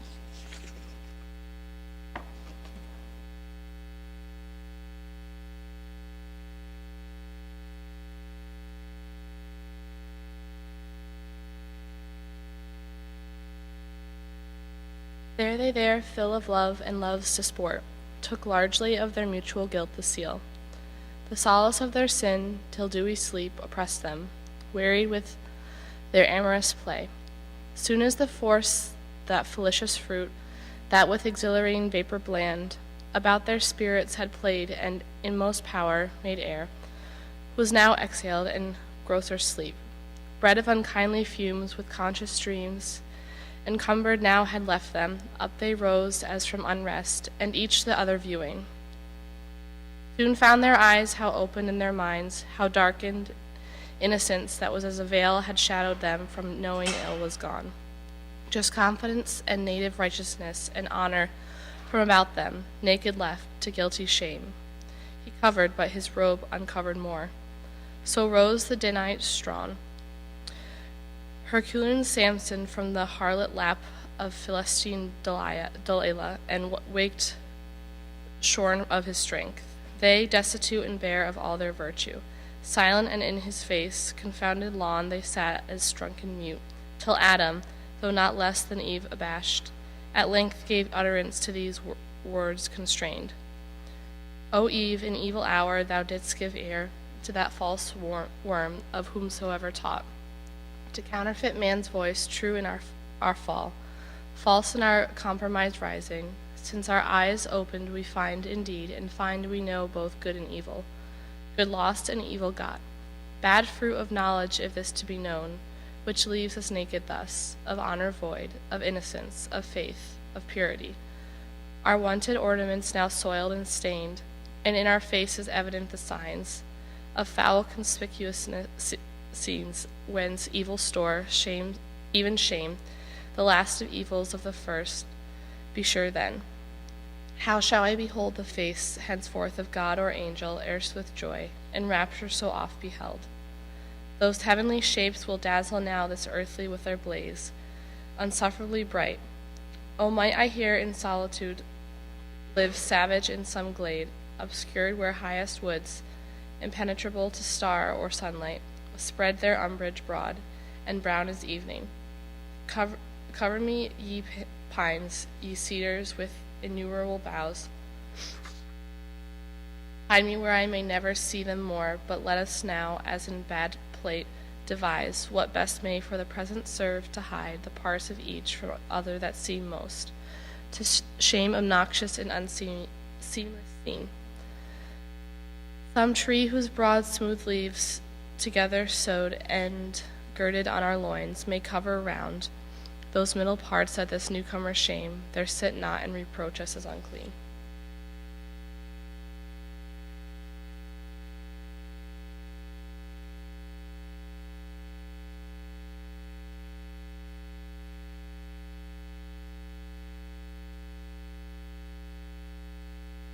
So counseled he, and both together went into the thickest wood. There soon they chose the fig tree, not that kind for fruit renowned, but such as the day to Indians known, in Malabar or Deacon spread her arms, branching so broad and long that in the ground the bended twigs take root, and daughters grow about the mother tree. A pillared shade high overarched, and echoing walks between. There oft the Indian herdsman, shunning heat, shelters in cool and tends his pasturing herds, at loopholes cut through thickest shade. Those leaves they gathered broad as Amazonian targe, and with what skill they had, together sewed to gird their waist, vain covering if to hide their guilt and dreaded shame. Oh, how unlike to that first naked glory!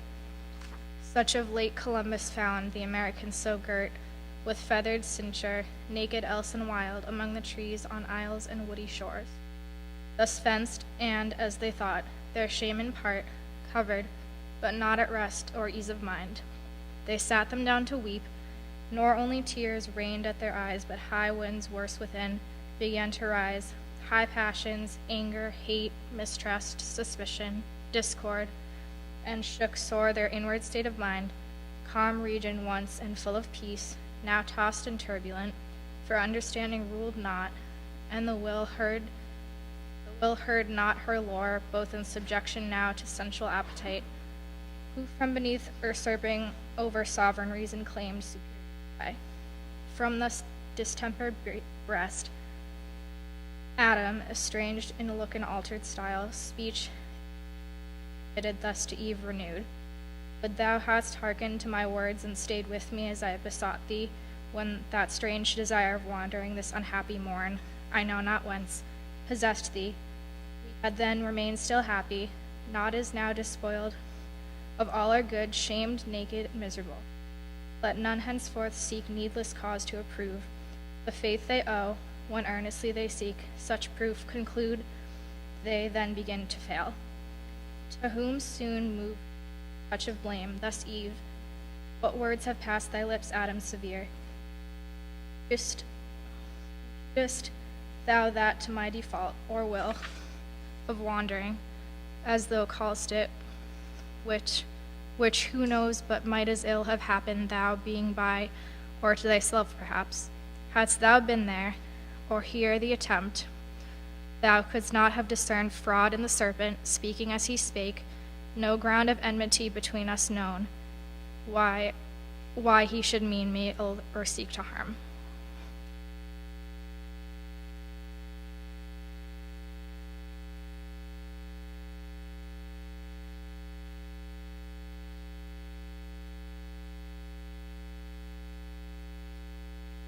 Was I to have never parted from thy side?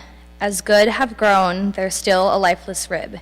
Being as I am, why didst not thou, the head, command me absolutely not to go, going into such danger as thou saidst? Too facile then thou didst not much gainsay, nay, didst permit, approve, in fair dismay.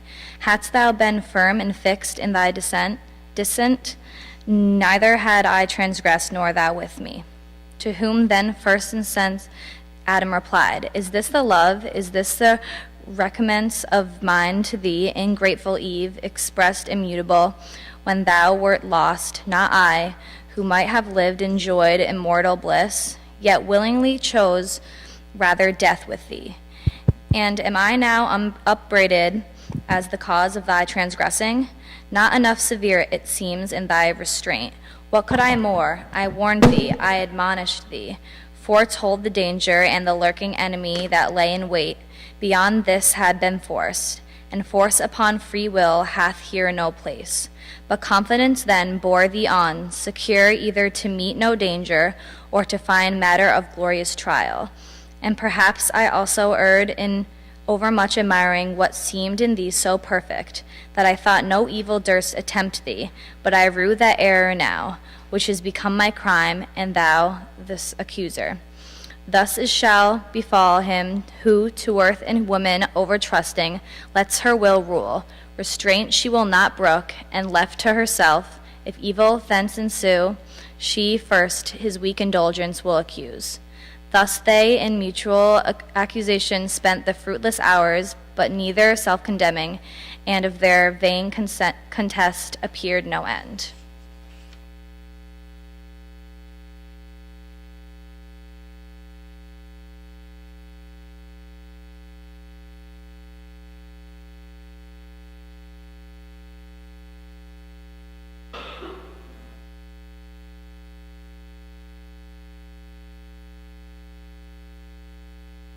Meanwhile, the heinous and despiteful act of Satan done in paradise, and how he and the serpent had perverted Eve, her husband, and she to taste the fatal fruit, was known in heaven for what she can escape the eye of God all-seeing or deceive, his heart omnipotent, who in all things wise and just, hindered not Satan to tempt the mind of man with strength entire and free will armed, complete to have discovered and repulsed whatever wiles a foe or seemingly friend. For still they knew, and ought to have still remembered, the high injunction not to taste that fruit. Whoever tempted which they not obeying incurred, what could they less? The penalty in manifold in sin deserved to fall. Up into heaven from paradise in haste the angelic guards ascended mute and sad for him, for man for his state by this they knew. Much wondering how the subtle fiend whose stolen interest unseen, soon as the unwelcome news from earth arrived at heaven gate, displeased all were who heard. Dim sadness did not spare that time social villages, yet mixed with pity violated not their bliss. About the new arrived in multitudes the eternal people ran to hear and know how all befell. They toward the throne supreme accountable made haste to make appear with righteous plea their utmost vigilance, and easily approved when the Most High, eternal Father, from his secret cloud, amidst and thunder, uttered thus his voice. Assembled angels and ye powers returned from an unsuccessful charge, be not dismayed nor troubled at these tidings from the earth, which your sincerest care could not prevent, foretold so lately what would come to pass when first this temper crossed the gulf from hell. I told thee then he should prevail in speed, on his bad errand man should be seduced and flattered out of all believing lies against his maker, no decree of mine, occurring to necessitate his fall, or touch with lightest moment of impulse, his free will to her own inclining, left in even scale. But fallen he is, and now with rest, but that the mortal sentence passed on his transgression, death denounced that day, which he presumes already vain and void, because not yet inflicted as he feared by some immediate stroke, but soon shall find forbearance no acquittance ere day end. Justice shall not return as bounty scorn, but whom send I to judge them? But thee, vigilant Son, to thee I have transferred all judgment, whether in heaven or earth or hell. Easy it might be seen that I intend mercy colleague with justice, sending thee, man's friend, his mid-heir, in design both ransom and redeemer, voluntary and destined man himself to judge man fallen.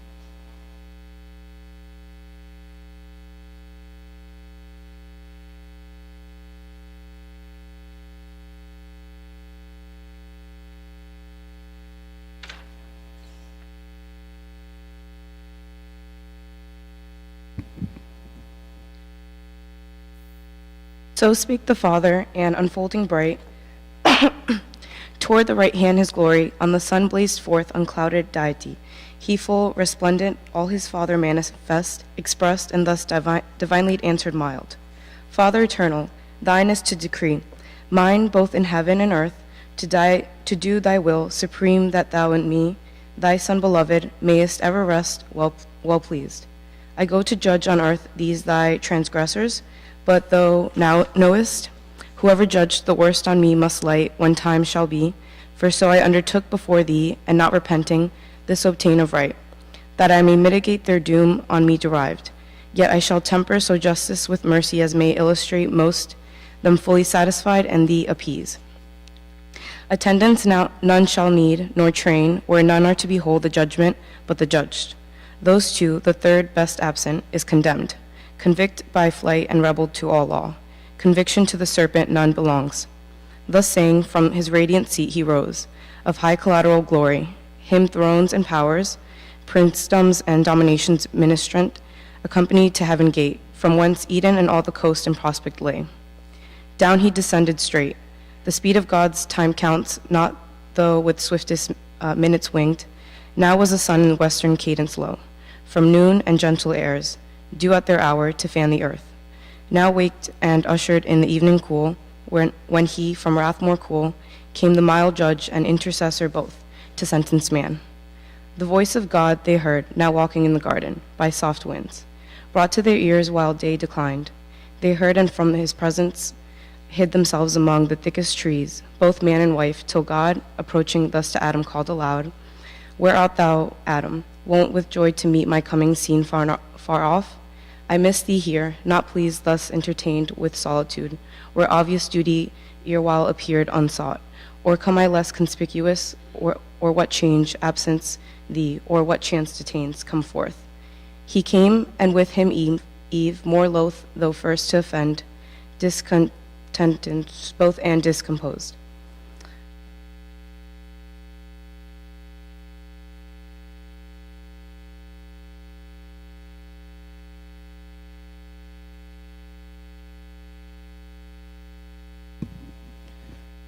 Love was not in their looks, either to God or to each other, but apparent guilt and shame and perturbation and despair, anger and obstinacy, and hate and guile. Whence Adam, faltering long, thus answered brief, I heard thee in the garden, and of thy voice afraid, being naked, hid myself. To whom the gracious judge, without revile, replied, My voice thou oft hast heard, and hast not feared, but still rejoiced.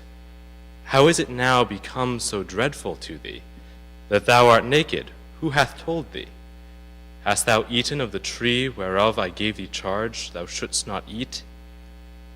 To whom thus Adam, sore beset, replied, O heaven, in evil strait this day I stand before my judge, either to undergo myself the total crime, or to accuse my other self, the partner of my life, whose failing, while her faith to me remains, I should conceal, and not expose to blame by my complaint.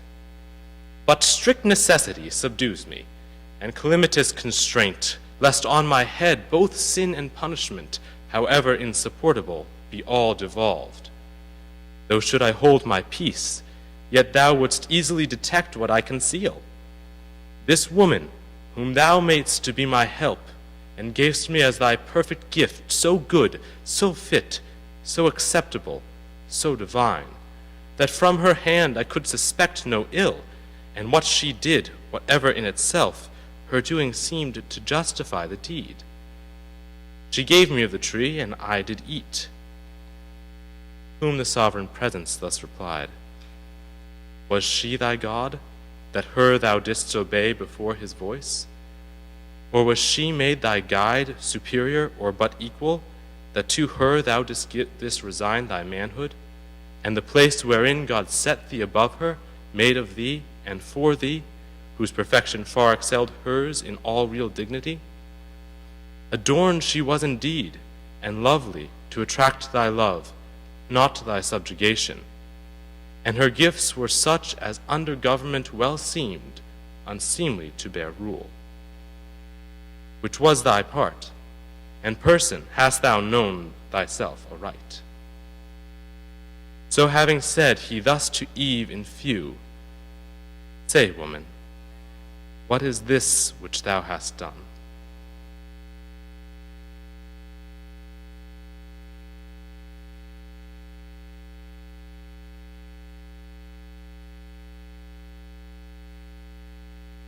To whom said Eve, with shame nigh overwhelmed, confessing soon, yet not before her judge, bold or loquacious, thus abased, and replied, The serpent me beguiled, and I did eat. Which when the Lord God heard, without delay, to judgment, he proceeded on the accused serpent, through brute unable to transfer the guilt on him, which made him instrument of mischief and polluted from the end of his creation. Justly then accused, as stated in nature, more to know concerned not man, since he no further knew, nor altered his offense, yet God at last to Satan first in sin his doom applied. Through in mysterious terms, judged as then best, and on the serpent thus his curse let fall. Because thou hast done this, thou art accursed above all cattle, each beast of the field. Upon thy belly groveling thou shalt go, and dust shalt eat all the days of thy life. Between thee and the woman I will put enmity, and between thine and her seed shall bruise thy head, thou bruise his heel. So spake this oracle, then verified, when Jesus, son of Mary, second Eve, saw Satan falling like lightning down from heaven. Prince of the air, then, rising from his grave, spoiled, principalities and powers, triumphed, in open show and with ascension bright, captivity led captive through the air, the realm itself of Satan long usurped, whom he shall tread at last under our feet, even when he now foretold his fatal bruise, and to the woman thus his sentence turned. Thy sorrow I will greatly multiply by thy conception. Children thou shalt bring in sorrow forth, and to thy husband's will thine shall submit, he over thee shall rule. On Adam last thus judgment he pronounced, Because thou hast hearkened to the voice of thy wife, and eaten of the tree concerning which I charged thee, saying, Thou shalt not eat thereof. Cursed is the ground for thy sake, thou in sorrow shalt eat thereof all the days of thy life. Thorns also and thistles it shall bring thy forth, unbid, and thou shalt eat the herb of the field. In the sweat of thy face shalt eat bread, till thou return unto the ground, for thou one of the ground wast taken. known thy birth, for dust thou art and shalt to dust return.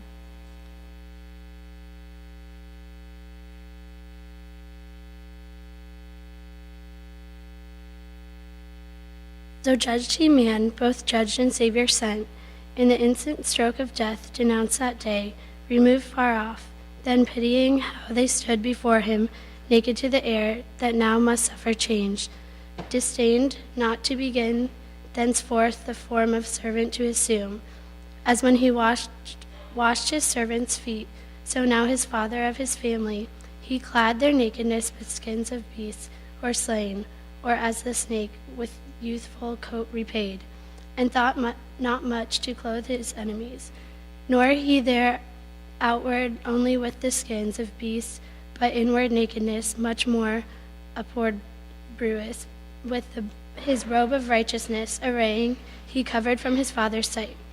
To him with swift ascent he up returned into his blissful bosom reassumed, in glory as of old to him appeased, although all-knowing what had passed with man, recounted, mixing intersections sweet. Meanwhile, ere thus was sinned and judged on earth, within the gates of hell sat sin and death, in counterview within the gates that now stood open wide, bleaching outrageous flame far into chaos, since the fiend passed through, sin opening, who thus now to death began. O Son, why sit we here, each other viewing idly, while Satan, our great author, thrives, in other words, in happier seat provides for us his offspring dear? It cannot be but that successes attends him if mishap. Ere this he had returned with fury driven by his avengers, since no place like this can fit his punishment or their revenge. Methinks I feel new strength within me rise, wings growing and dominant given me large beyond this deep whatever draws me on, or sympathy for some connatural force, powerful at greatest distance, to unite with sent amenity things of like kind by secretest convents. Thou, my shade inseparable, must with me along, for death from sin no power can separate, but less the difficulty of passing day, his return perhaps over this gulf impassable and preverous. Let us try Avenger's work, yet to thy power and mine unregrettable, to found a path over this man from hell to that new world where Satan now prevails, a monument of merit high to all the infernal host, easing their passage hence for intercourse or transmigration as their lot shall lead. Nor can I miss the way so strongly drawn by this new felt attraction and instinct.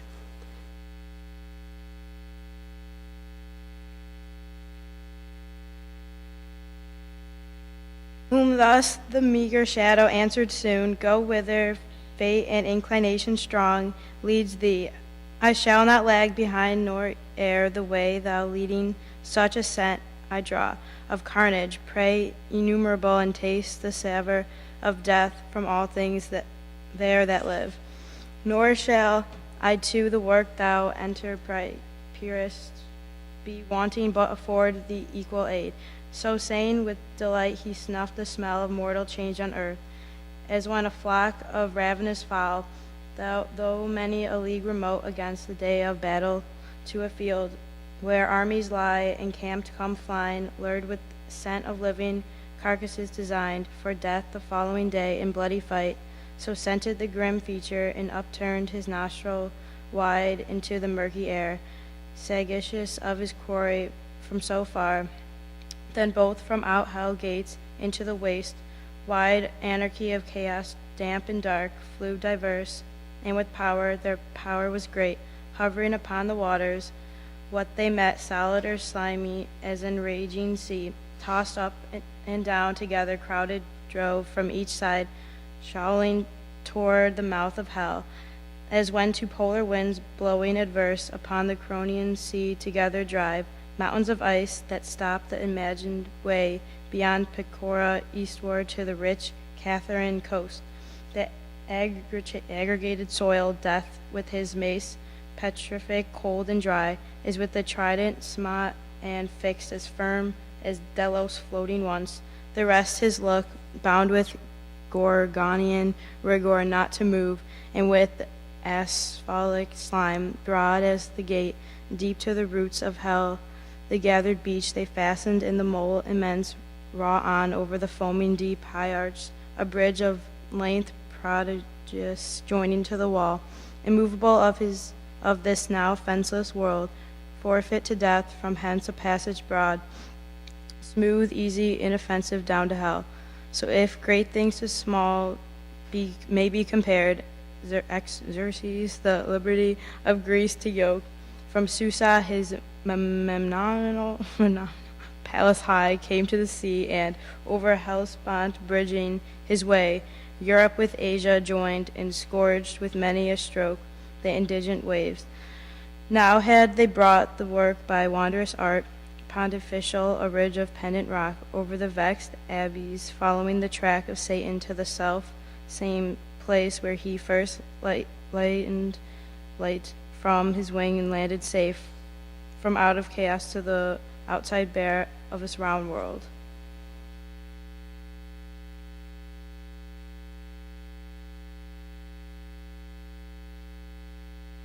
With pins of adamant and chains they made all fast, too fast they made, and durable, and now in little space.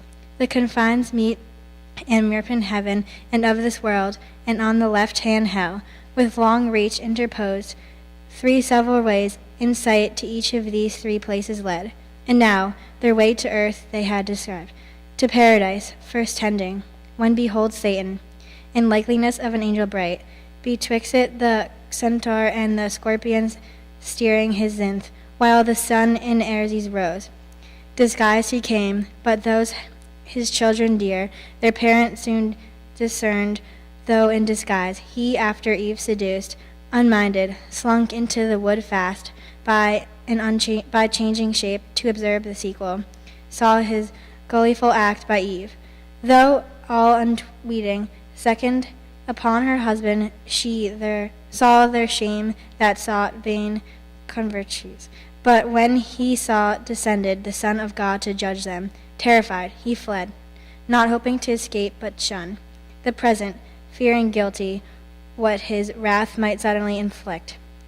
That past returned by night, and listening where the helpless pair sat in their sad discourse and various plaint, hence gathered his own doom, which understood, not instant but of the future time. With joy and tindings fraught to hell he now returned, and at the brink of chaos, near the foot of this new wondrous pontifice unhoped, met who to meet him came, his offspring dear. Great joy was at their meeting, and at sight of that stupendous bridge his joy increased. Long he admiring stood, till sin, his fair, enchanting daughter, thus the silence broke. O parent, these are thy magnificent deeds, thy trophies, which thou viewest as not thine own. Thou art their author and prime architect. For I, no sooner in my heart divided, my heart, which by a secret harmony still moves with thine, join in connection sweet, that thou on earth hadst prospered, which thy looks now also evidence, but straight I felt, though distant from thee worlds between, yet felt that I must after thee with this thy Son. Such fatal consequence unites us 3. Hell could no longer hold us in her bounds, not this unvoyageable gulf obscure. Detained from following thy illustrious track, thou hast achieved our liberty, confirmed within hell gates till now, though us empowered to fortify thus far and overlay. With this pretentious bridge the dark abyss. Thine now is all this world, thy virtue hath won what thy hands builded not, thy wisdom gained with odds, what war hath lost and fully avenged. Our foil in heaven, here thou shalt monarch reign, there didst not, there let him still victor away, as battle hath adjudged from this new world, retiring by his own doom, alienated, and henceforth monarchy with the divide of all things, parted by imperial bounds, his quadrature from this oblicure world, or try thee now more dangerous to his throne.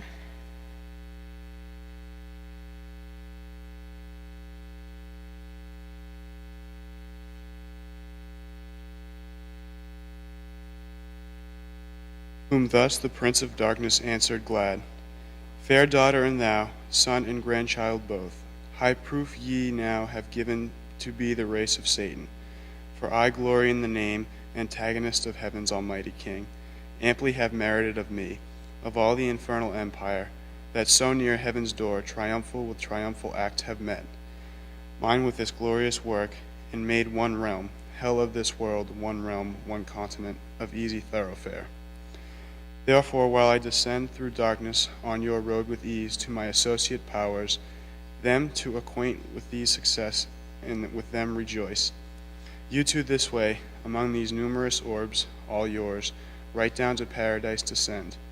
There dwell and reign in bliss, thence on the earth dominion exercise and in the air, chiefly on man, sole Lord of all declared.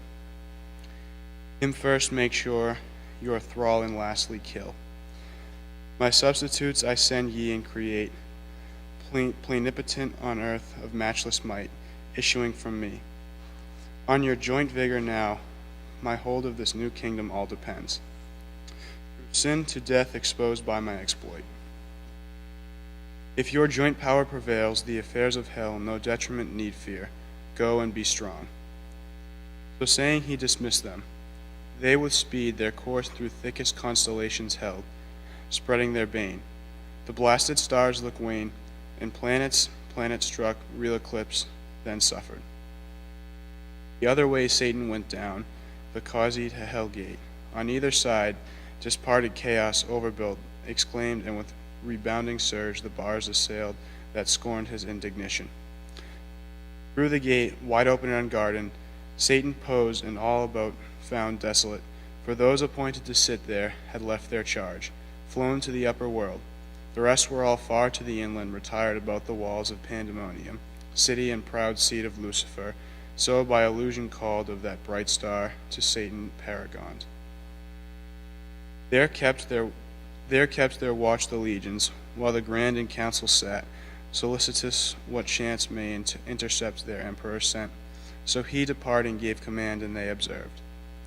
As when the Tartar from his Russian foe by Astrakhan over the snowy plains retires, or Bactrian Sophy from the horns of Turkish crescent, leaves all waste beyond the realm of Alud in his retreat to Tarius or Caspian. So these, the late heaven-banished host, left desert utmost hell many a dark league, reduced in careful watch round their metropolis, and now expecting each hour their great adventurer from the search of foreign worlds. He through the midst unmarked, and show plebeian angel militant of lowest order, passed, and, from the door of that Plutonian hall, invisible, ascended his high throne, which, under state of richest texture spread, at the upper end was placed in regal luster. Down a while he sat, and round about him saw, unseen. At last, as from a cloud, his fulgent head in shape star bright appeared, or brighter, clad with permissive glory since his fall was left him, or false glitter. All amazed that so sudden blaze, the Stygian throng bent their aspect, and whom they wished beheld. Their mighty chief returned. Loud was the acclaim. Forth rushed in haste the great consulting peers, raised from their dark devian, and, with like joy, congratulant approached him, who with hand silence, and with these words attention won.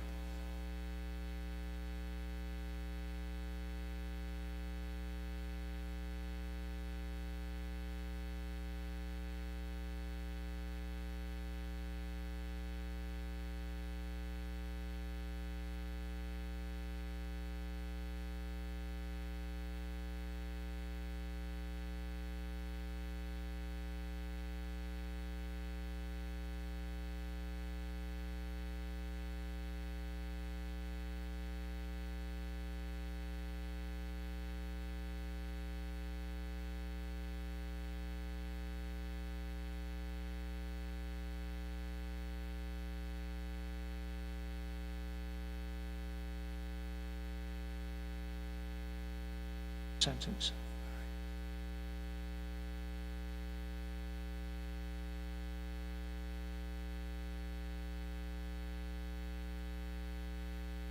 Thrones, dominations, princedoms, virtues, powers, for in possession such, not only of right, I call ye and declare ye now returned, successful beyond hope, to lead ye forth triumphant out of this infernal pit, abominable, accursed, the house of woe, and dungeon of our tyrant. Now possess as lords a spacious world, to our native heaven little inferior, by my adventure hard with peril great achieved. Long were to tell what I have done, what suffered, with what pain voyaged the unreal, vast, unbounded deep of horrible confusion, over which by sin and death a broad way now is paved to expedite your glorious march. But I toiled out of my uncouth passage, forced to ride the untractable abyss, plunged in the womb of unoriginal night and chaos wild, that jealous of their secrets fiercely opposed my journey, strange with clamorous uproar, protesting fate supreme. Thence how I found the new created world, which fame in heaven long had foretold, a fabric wonderful of absolute perfection, therein man placed in a paradise, by our exile made happy. Him by fraud I have seduced from his Creator, and the more to increase your wonder, with an apple. He thereat offended, worth your laughter, hath given up both his beloved man and all his world to sin and death a prey, and so to us, without our hazard, labor, or alarm, to range in and to dwell, and over man to rule, as over all he should have ruled. True is, me also he hath judged, or rather, me not, but the brute serpent, in whose shape man I deceived. That which to me belongs is enmity, which he will put between me and mankind. I am to bruise his heel. His seed, when is not set, shall bruise my head. A world who would not purchase with a bruise or much more grievous pain. Ye have the account of my performance. What remains, ye gods, but up and enter now into full bliss? So having said, a while he stood, expecting their universal shout and high applause to fill his ear, when contrary he hears on all sides from innumerable tongues a dismal universal hiss, the sound of public scorn. He wondered, but not long, had leisure, wondering at himself now more, his visage drawn, he felt to shape and spare. His arms clung to his ribs, his legs entwining each other, till supplanted down he fell, a monstrous serpent on his belly prone, reluctant but in vain. A greater power now ruled him, punished in the shape he sinned, according to his doom. He would have spoke, but hiss for hiss returned with forked tongue to forked tongue, for now all were transformed alike to serpents, all as accessories to his bold riot.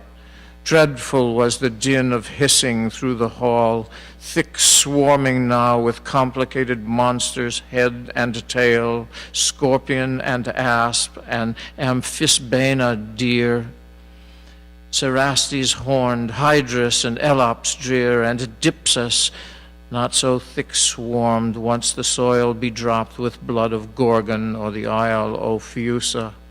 But still greatest he the midst, now dragon grown, larger than whom the sun engendered in the Pythian vale on slime, huge Python, and his power no less he seemed above the rest still to retain. They all him followed, issuing forth to the open field, where all yet left of that revolted rout heaven fallen, in station stood, or just array sublime with expectation, when to see in triumph issuing forth their glorious chief. They saw but other sight instead, a crowd of ugly serpents. Horror on them fell, and horrid sympathy for what they saw. They felt themselves now changing. Down their arms, down fell both spear and shield, down as they fast, and the dire hiss renewed, and the dire form catched by contagion, like in punishment as in their crime. Thus was the applause they meant turned to exploding hiss, triumph to shame, cast on themselves from their own mouths.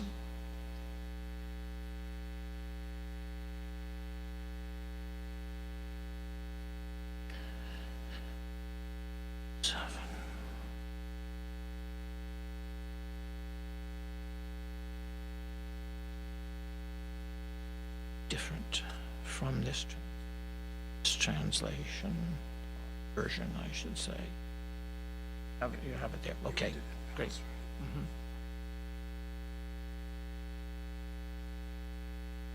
There stood. Okay. There stood a grove hard by, sprung up with this chair change. His will, who reigns above, to aggravate their penance, laden with fair fruit, like that which grew in paradise, the bait of Eve, used by the tempter, on that prospect strange. Their earnest eyes they fixed, imagining for one forbidden tree a multitude, now risen to work them further woe or shame.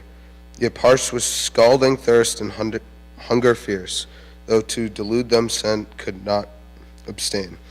But on they rolled in heaps, and up the trees, climbing, sat thicker than the snaky locks that curled Megara.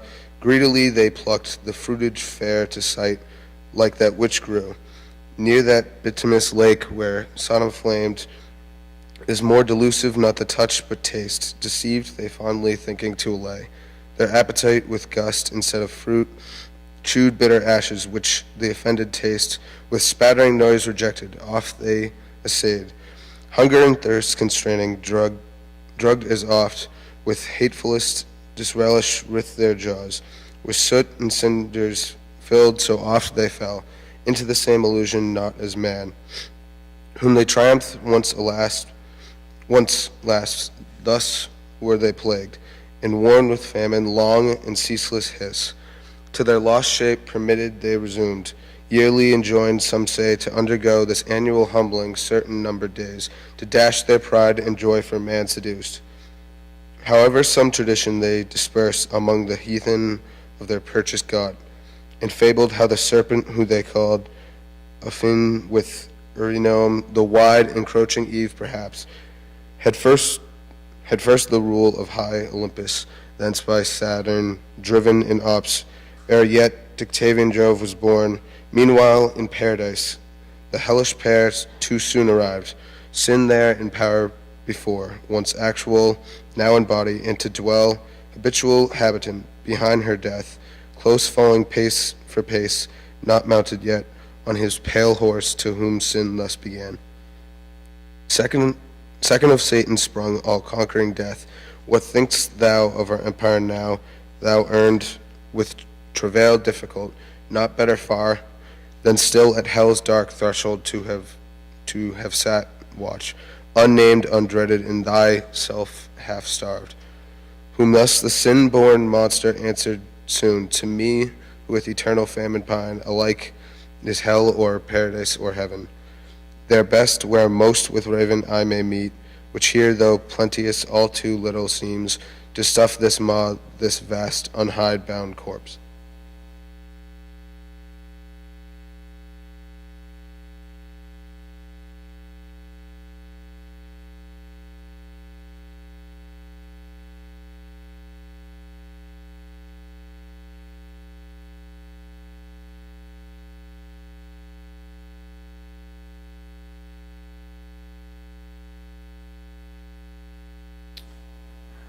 To whom the insensuous mother thus replied, Thou therefore on these herbs and fruits and flowers feed first, on each beast next, and fish and fowl, no homely morsels, and whatever thing the scythe of time mows down devour unspared, till I, in man residing through the race, his thoughts, his looks, words, actions, in all infect, and season him thy last and sweetest prey. This said, they both betook them several ways, both to destroy or unimmortal make all kinds, and for destruction to mature sooner or later, which the Almighty seeing from his transcendent seat the saints among, to those bright orders uttered thus his voice. See with what heat these dogs of hell advance to waste and havoc yonder world, which I so fair and good created, and had still kept in that state, had not the folly of man let in these wasteful furies, who impute folly to me. So doth the prince of hell and his adherents, that with so much ease I suffer them to enter and possess a place so heavenly and conniving, seem to gratify my scornful enemies, that laugh as if, transported with some fit of passion, I to them had quitted all, at random yielded up to their misrule, and know not that I called and drew them thither, my hellhounds to lick up the draught and filth which man's polluting sin with taint hath shed on what was pure, till crammed and gorged nigh burst with sucked and glutted offal at one sling of thy victorious arm, well-pleasing Son, both sin and death and yawning grave at last through chaos hurled, obstruct the mouth of hell forever and seal up his ravenous jaws. Then heaven and earth renewed shall be made pure to sanctity, that shall receive no stain. Till then the curse pronounced on both proceeds. He ended, in the heavenly audience loud sung hallelujah, as the sound of seas through a multitude that sung. Just are thy ways, righteous are thy decrees on all thy works. Who can extenuate thee next to the Son, destined restorer of mankind, by whom new heaven and earth shall to the age rise, or down from heaven descend. Such was their song, while the Creator, calling forth by name his mighty angels, gave them several charge as sorted best with present things. The Son had first his precept, so to move, so shine, as might affect the earth, which cold and heat, scarce tolerable, and from the north to call decrepit winter, from the south to bring solstitial summer's heat. To the blank moon, her office they prescribe, to the other five, their planetary motions and aspects, in sextile, square, and trine, and opposite of noxious efficacy, and when to join in synod, unbenign, and taught the fixed their influence malignant, when to shower, which of them rising with the sun or falling should prove tempestuous. To the winds they set their corners, when the bluster to confound sea, air, and shore, the thunder went to roll with terror through the dark aerial hall. Some say he bid his angels turn askance, the poles of earth twice 10 degrees and more from the sun's axle. They with labor pushed oblique the centric globe. Some say the sun was bid turn reins from the equinoctial road, like distant breath to Taurus with the 7 Atlantic sisters of the Spartan twins, up to the tropic crab, thence down amain by Leo and the Virgin and the scales, as deep as Capricorn, to bring in change of seasons to each clime. Else had the spring perpetual smiled on earth with verdant flowers, equal in days and nights, except to those beyond the polar circles.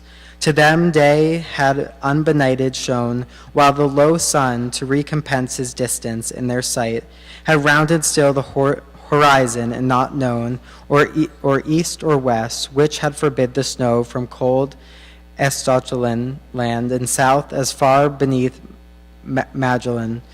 At that tasted fruit, the sun, as from Thystean banquet, turned his course intended. Else how had the world inhabited though sinless more than thou, avoided pinching cold and scorching heat.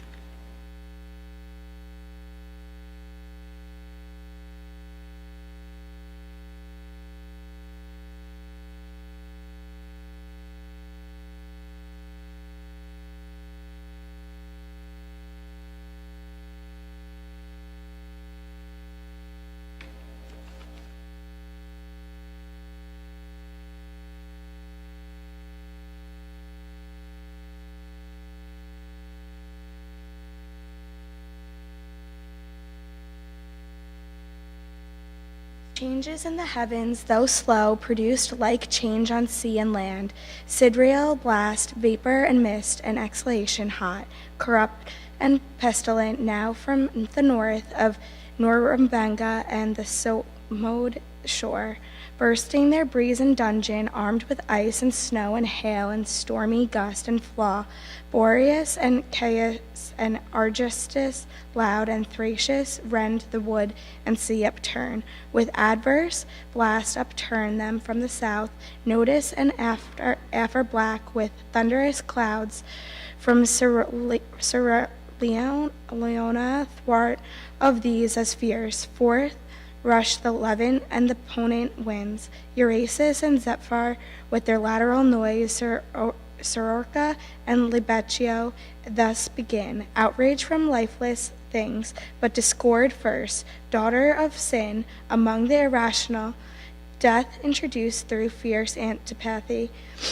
beast now with the best gain war, and fowl with fowl, and fish with fish, to graze the herb, all leaving, devoured each other, nor stood much in awe of man, but fled him, or with countenance grim, glare on him passing.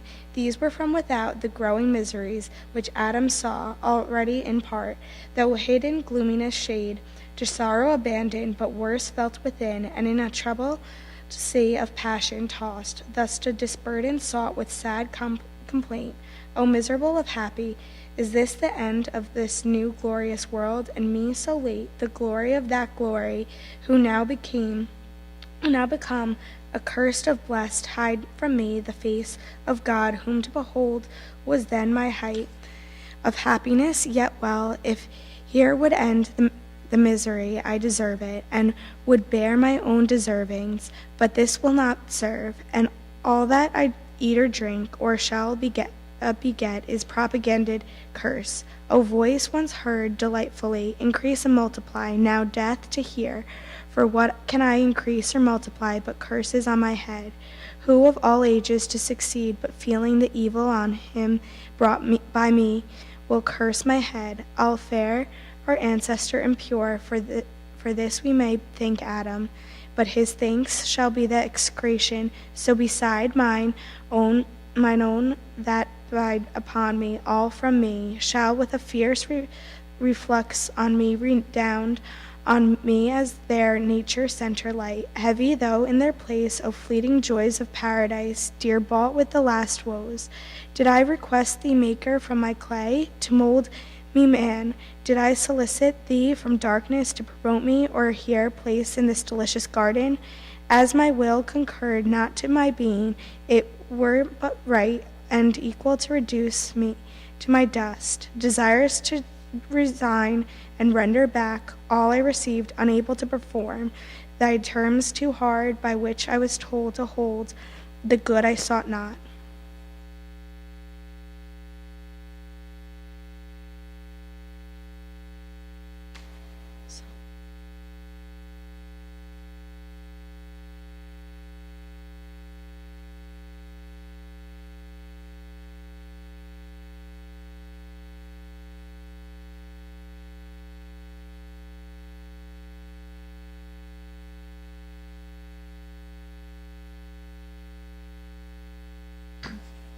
To the lost of that sufficient penalty, why hast thou added the sense of endless woes? Inexplicable thy justice seems, yet to say the truth, too late I thus contest. Then should have been refused those terms whatever when they were proposed. Thou did accept them. Wilt thou enjoy the good? Then cavil the conditions. And though God made thee without thy leave, What if thy son prove disobedient? And reproved, retort, wherefore didst thou beget me? I sought it not.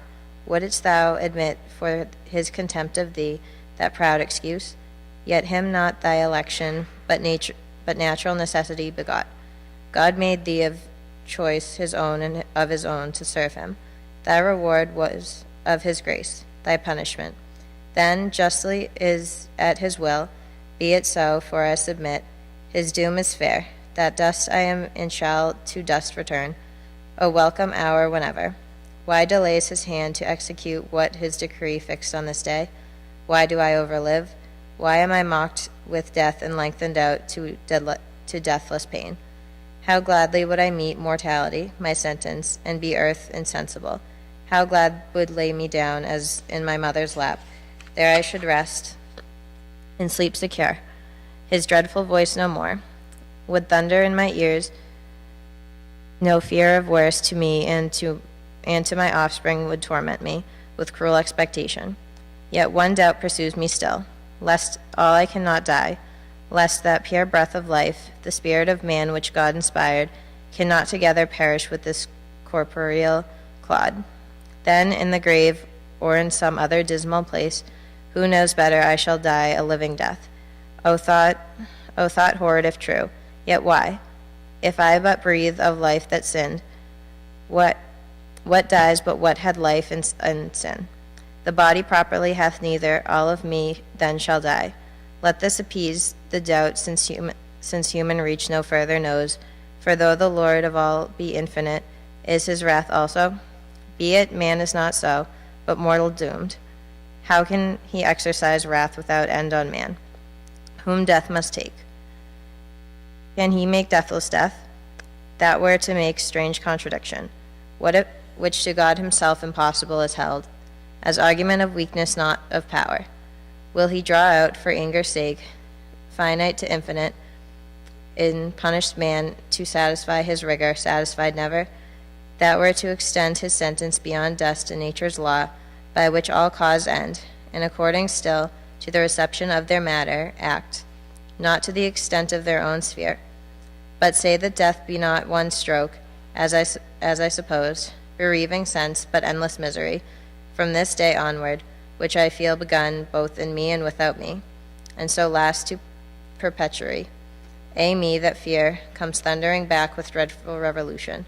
On my defenseless head, both death and I am found eternal and incorporate both. Nor I on my part single, in me all posterity stands cursed. Fair patrimony that I must leave ye sons. Oh, were I able to waste it all myself and leave ye none. So disinherited, how would ye bless me now? Your curse. Ah, why should all mankind for one man's fault thus guiltless be condemned if guiltless? But from me what can proceed, but all corrupt, both mind and will depraved, not to do only, but to will the same with me.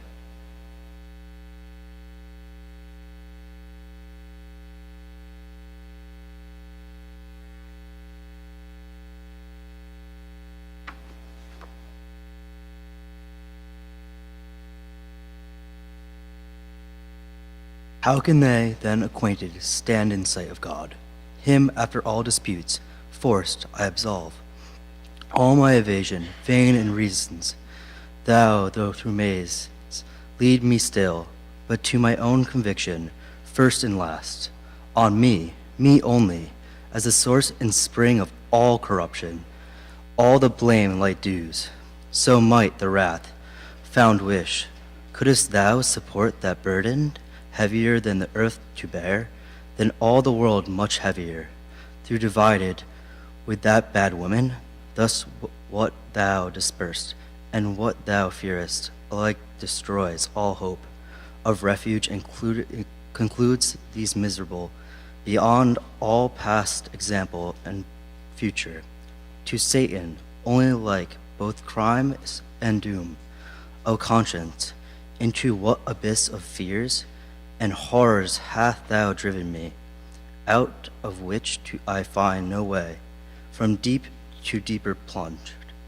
Thus Adam to himself laminated loud, Through the still night, not now, as man fell, wholesome and cool and mild, but with black air, accompanied with damps and dreadful gloom, which his evil concise represented all things with double terror.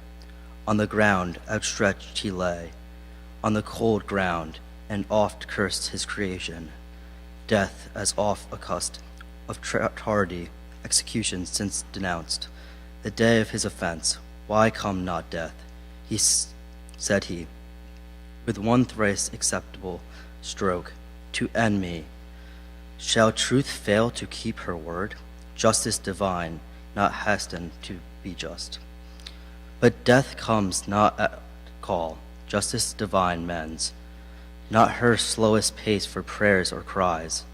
O woods, O fountains, hillocks, dales, and bowers, with other echo late, I taught her shades to answer and resound far other song, whom thus afflicted when sad eve beheld, desolate where she sat, approaching night, soft words to his fierce passion she essayed, but her with stern regard he thus replied, out of my sight, thou serpent, that name best benefits thee with these lead. Self at false and hateful, nothing wants but that thee shape. Like this, in colored serpentine, may show the inward fraud to warn all creatures from thee henceforth, least that to heavenly form pretended to hellish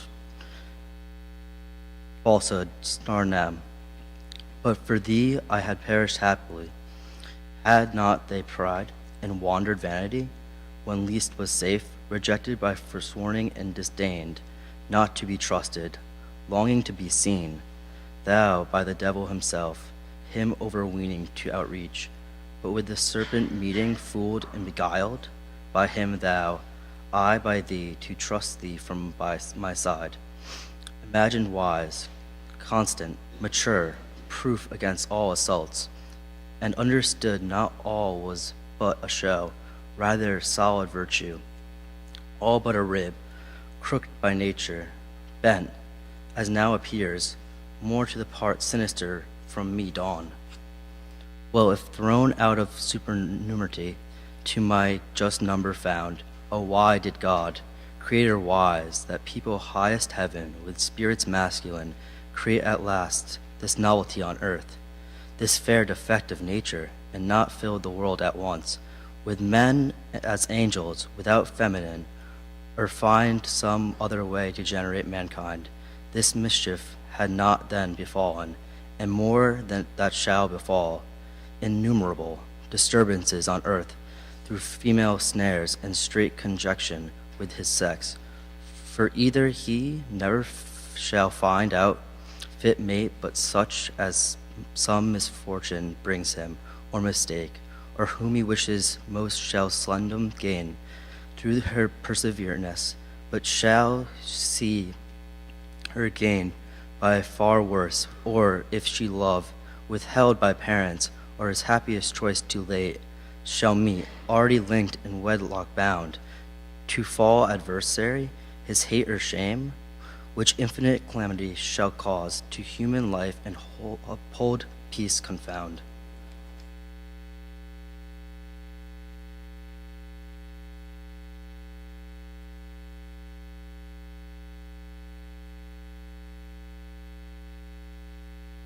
He had a not from her turn, but Eve, not so repulsed with tears that cease not flowing, and tresses all distorted. At his feet fell humble, and embracing them besought his peace, and thus proceeded in her plaint. Forsake me not thus, Adam, witness heaven what love sincere and reverence in my heart. I bear thee, and unweeting I have offended, unhappily deceived thy suppliant. I beg and clasp thy knees. Berave me not whereon I live, thy gentle looks, thy aid, thy counsel in his uttermost distress, my only strength and stay. For alone of thee, whither shall I betake me? Where subsist? While yet we live, scarce one short hour perhaps, between us two let there be peace, both joining as joined in injuries, one enmity against a foe by doom express assigned us. That cruel serpent On me exercise not thy hatred for this misery befallen. On me already lost, me than thyself. More miserable both have sinned, but thou against God only. I against God and thee, and to the place of judgment will return. There within, with my cries, importune heaven, that all the sentence from thy head removed may light. On me, soul, cause to thee of all this woe, me only, this object of his ire. She ended weeping in her lowly plight, immovable till peace obtained from fault, acknowledged and deplored. In Adam brought commiseration. Soon his heart relented toward her, his life so late and sole delight. Now at his feet submissive in distress. Creature so fair, his reconciliation seeking. His counsel, whom she had displeased, his aid, as one disarmed, his anger all he lost. And thus with peaceful words upraised her soon. Unwary and too desirous as before, so now of what thou knowest not, who dearest the punishment all on thyself, alas, bear thine own first, ill able to sustain. His full wrath whose thou feelest as yet least part, and my pleasure bearest so ill. If prayers could alter high decrees, I to that place would speed before thee and be louder heard, that on my head all might be visited. Thy frailty, inermer sex forgiven, to me committed and by me opposed. But rise, let us no more contend, nor blame each other, blamed enough elsewhere, but strive in offices of love how we may lighten each other's burden in our share of woe. Since this day death announced, if aught I see will prove no sudden, but a slow-paced evil, a long day's dying to argument our pain, and to our seed, O hapless seed, derived.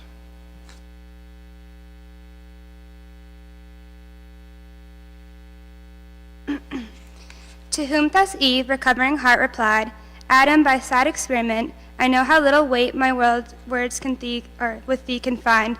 Found so erroneous, thence by event, found so unfortunate, nevertheless, restored by thee, vile as I am, to place of new acceptance, hopeful to regain thy love, the sole contentment of my heart, living or dying, for thee I will not hide what thoughts in my unquiet breast are risen, tending to some relief of our extremes, or end through sharp and sad yet tolerable, as in our evils and of easier choice, if care of our descent perplex us most, which must be borne to certain woe, devoured by death at last, and miserable it is to be to our others' cause of misery, our own begotten, and of our loins to bring into this cursed world a woeful race, that after wretched life must be at last, food so foul a monster in thy power it lies, yet ere conception to prevent the race unblessed, and to begin unbegot, childless thou art, childless remain. So death shall be deceived his glut, and with us too be forced to satisfy his ravenous maw. But if thou judge it hard and difficult, conversing, looking, loving, to abstain from love's due rites, nuptial embraces sweet and with desire, to languish without hope, before the present object languishing with like desire, which would be misery and torment less than none of what we dread. Then both ourselves and seed at once be too free from what we both for fear. Let us make short, let us seek death, or, he not found, supply of our own hands his office on ourselves. Why we stand longer shivering under fears to show no end, but death and have power of many ways to die the shortest choosing. Destruction with destruction to destroy. She ended here, or vehement despair, broke off the rest, so much of death her thoughts had entertained as dyed her cheeks with pale. But Adam, with such counsel nothing swayed. To better hopes his more attentive mind, laboring, had raised, and thus to Eve replied, Eve, thy contempt of life and pleasure seems to argue in thee something more sublime and excellent than what thy mind contemns. But self-destruction therefore thought refutes that excellence thought in thee, and implies not thy contempt, but anguish and regret for loss of life and pleasure ever loved. Or if thou covet death at utmost end of misery, so thinking to evade the penalty pronounced, doubt not but God hath wisely armed his vengeance ear than so to forestall. Much more fear lest death so snatched will not exempt us from the pain we are by doom to pay. Rather such acts of contempt will provoke the highest to make death in us love.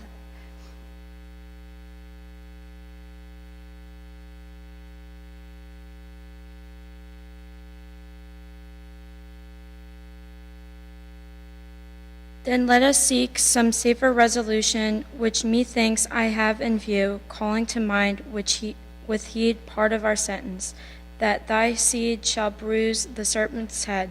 Piteous amends unless be meant, whom I conjecture our grand foe, Satan, who in the serpent hath contrived against us this deceit. To crush his head would be revenge indeed, which will be lost by death brought on ourselves or childish days. Resolved as though prosperous,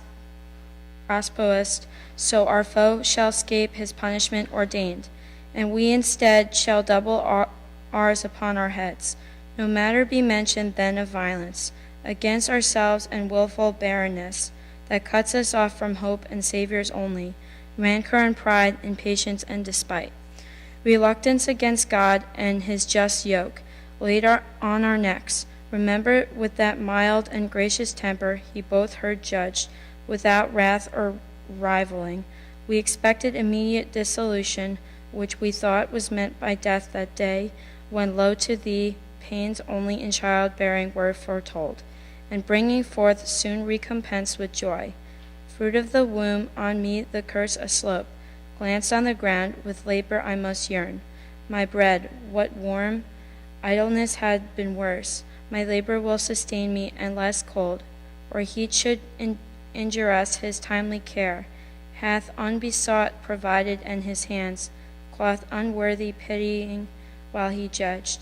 How much more if we pray him will his ear be open to his heart, to pity incline, and teach us further by what means to shun the inclement seasons, rain, ice, hail, and snow, which now the sky with various face begins to show in this mountain, while the winds blow moist and keen, shattering the graceful locks of these fair spreading trees, which bids us seek some better shroud, some better warmth to cherish, our limbs benumbed ere this diurnal star leave cold the night. How we his gathered beams reflected may with matter sear forment, or by collision of two bodies grind the air attire to fire as late the clouds, jostling or pushed with winds rude in their shock, tine the slant lightning whose thwart flame driven down, kindles the gummy bark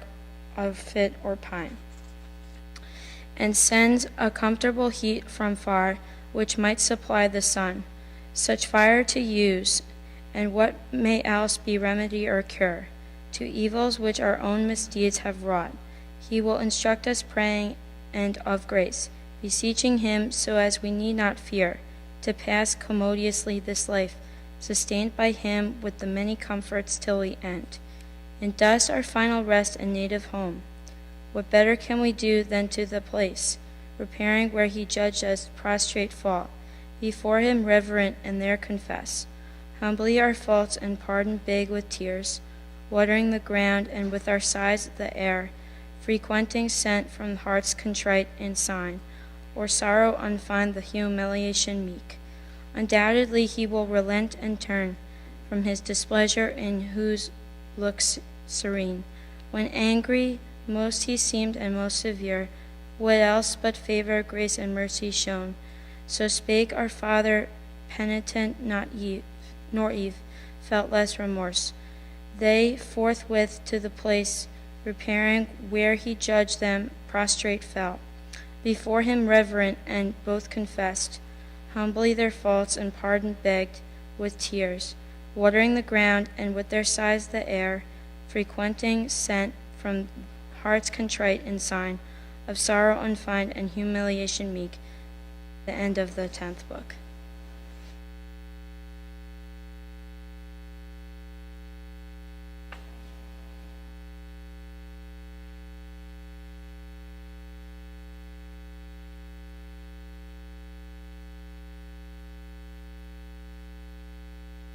The argument.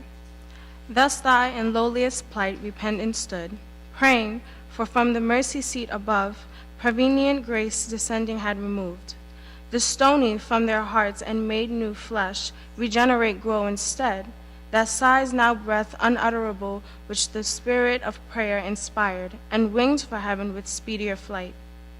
Then loudest oratory, yet their port, not of mean suitors, nor important less, seemed their petition than when the ancient pair in fables old, less ancient yet than these, Deucalion and Chaspira, to restore the race of mankind drowned, before the shrine of Themis stood devout.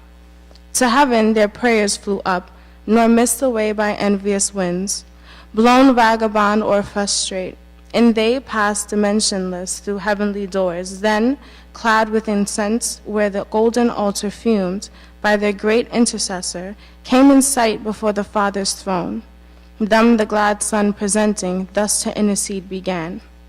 See, Father, what first fruits on earth are sprung, from thy implanted grace in man, these sighs and prayers, which in the golden censer mix with incense, I, thy priest, before thee bring fruits of more pleasing savor from thy seed, sown with contrition in his heart than those which, his own hand mannering, all the trees of paradise could have produced ere fallen from innocence. Now therefore bend thine ear to supplication.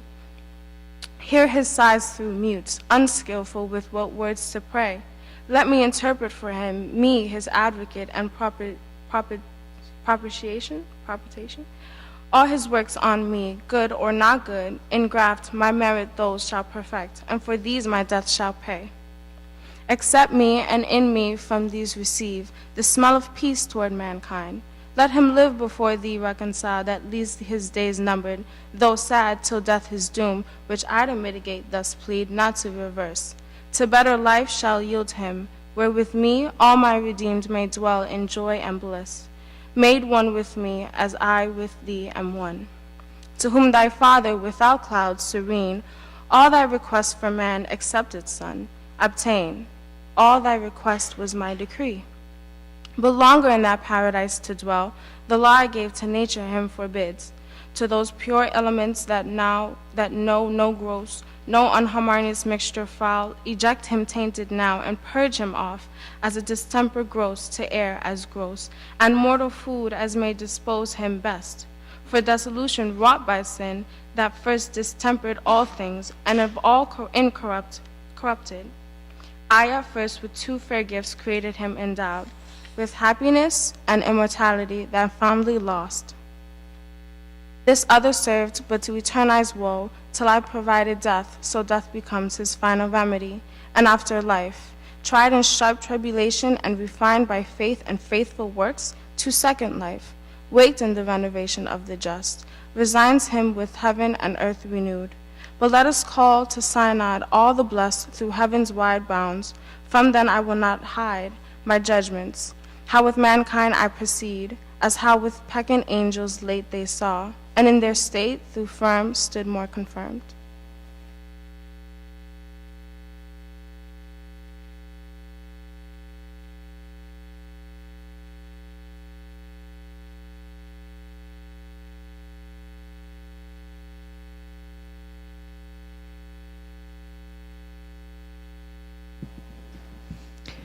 He ended, and the sun gave signal high to the bright minister that watched.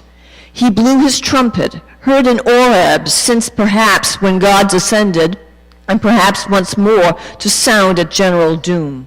The angelic blast filled all the regions. From their blissful bowers of amaranthine shade, fountain or spring, by the waters of life, where'er they sat, in fellowships of joy, the sons of light hasted, resorting to the summons high, and took their seats, till from his throne supreme, the Almighty thus pronounced his sovereign will. O sons, like one of us man is become, to know both good and evil, since his taste of that defended fruit. But let him boast his knowledge of good lost and evil got. Happier had it sufficed him to have known good by itself and evil not at all. He sorrows now, repents, and prays contrite. My motions in him longer than they move. His heart I know, how variable and in vain, self-left. Lest therefore his now bolder hand reach also of the tree of life, and eat and live forever, dream at least to live forever, to remove him I decree, and send him from the garden forth to till the ground whence he was taken, fitter soil. Michael, this my behest have thou in charge. Take to thee from among the cherubim thy choice of flaming warriors, lest the fiend, or in behalf of man, or to invade vacant possession, some new trouble raise. Haste thee, and from the paradise of God, without remorse, drive out the sinful pair, from hallowed ground the unholy, and denounce to them and to their progeny from thence perpetual banishment.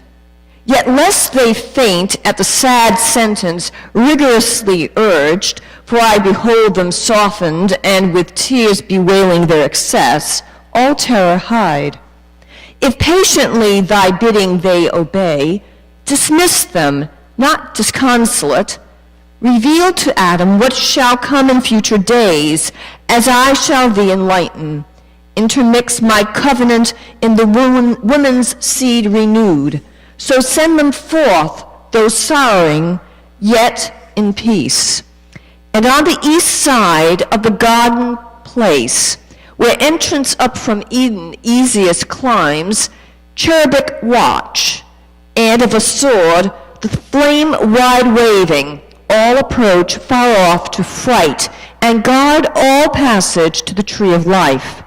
Lest paradise a receptacle prove to spirits foul, and all my trees their prey, with whose stolen fruit man once more to delude. He ceased, and the archangelic power prepared for swift descent. With him the cohort bright of watchful cherubim. 4 faces each had, like a double Janus, all their shapes spangled with eyes, more numerous than those of Argus, and more wakeful than to drowse. Charmed with Arcadian pipe, the pastoral reed of Hermes, or his opiate rod. Meanwhile, to resalute the world with sacred light, Leucothea waked, and with fresh dews embalmed the earth, when Adam and his first matron Eve had ended now their orisons and found strength added from above, new hope to spring out of despair, joy but with fear yet linked, which thus to Eve his welcome words renewed. Eve, easily may faith admit that all the good which we enjoy from heaven descends, but that from us out should ascend to heaven, so prevalent as to concern the mind of God high blessed, or to incline his will, hard to believe may seem, yet this will prayer, one short sigh of human breath upborne, even to the seat of God. For since I sought by prayer the offended deity to appease, kneeled before him, humbled all my heart, bethought I saw him placable and mild, bending his ear, persuasion in me grew that I was heard with favor. Peace returned home to my breast, and to my memory his promise that thy seed shall bruise our foe, which then not minded in dismay, yet now assures me that the bitterness of death is past, and we shall live. Whence, hail to thee, Eve, rightly called mother of all mankind, mother of all things living, since by thee man is to live, and all things live for man. To whom thus Eve, with sad demeanor meek, ill-worthy eyes such title should belong to me, transgressor, who for thee ordained a help became thy snare. To me reproach rather belongs, distrust and all dispraise, but infinite in pardon was my judge, that I, who first brought death on all, am graced the source of life. Next favorable thou, who highly thus to entitle me vouchsafed, far other name deserving, but the field to labor calls us now with sweat imposed. Thou after sleepless night, foresee the morn, all unconcerned with our unrest begins. her rosy progress smiling. Let us forth. I never from thy side henceforth to stray, wherever our day's work lies, though now enjoined, laborious till day droop. While here we dwell, what can be toilsome in these pleasant walks? Here let us live, though in fallen state, content.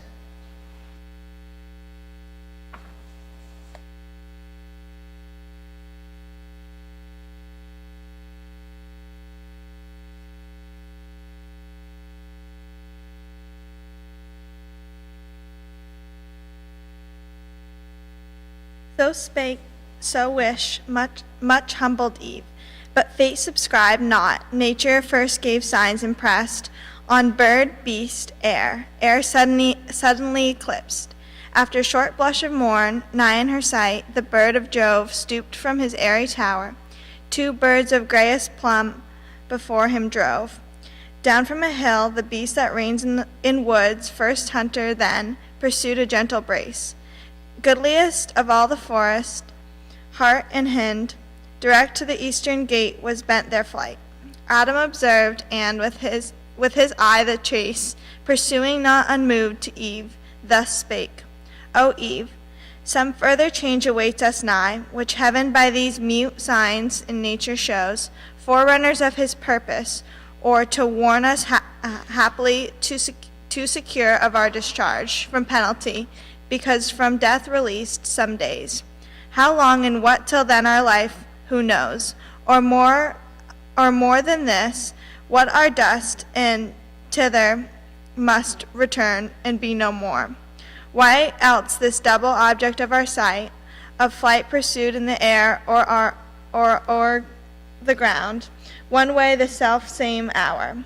Why in the east, darkness, eerie days, mid-course, the morning light, more orient in yon western cloud that draws o'er the blue firmament a radiant white, a slow descends with something heavenly fraught.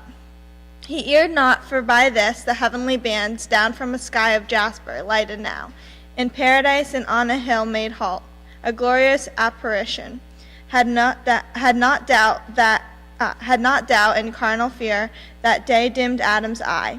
Not that more glorious when the angels met Jacob in Mahanaim, where he saw the fields pavilioned with his guardians bright, nor that which the flaming mount appeared in Dothan covered with a campfire, against the Syrian king, who to surprise one man, assassin-like, had levied war unproclaimed. The princely hierarch in their bright stand there left his power to seize possessions of the light of the garden. He alone, to find where Adam sheltered, took his way, not unperceived of Adam, who to Eve, while in the great visitant approach, thus spake.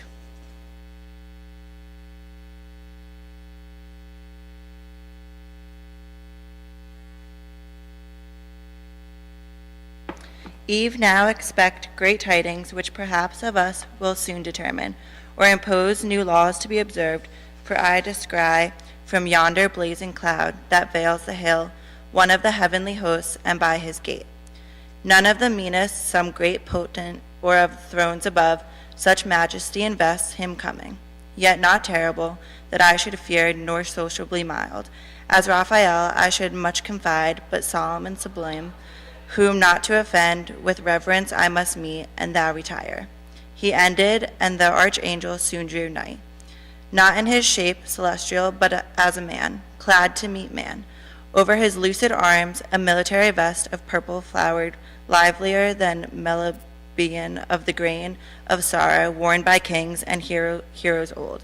In time of truce Iris had dipped the woof. His storied helm, unbuckled, showed him prime in manhood where youth ended. By his side, as in a glistering zodiac, hung the sword, Satan's dire dread, and in his hand the spear.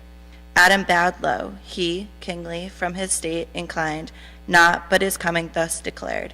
Adam, heaven's high behest no preface needs. Sufficient that thy prayers are heard, and death, then due by sentence when thou didst transgress, defeated of his seizure many days.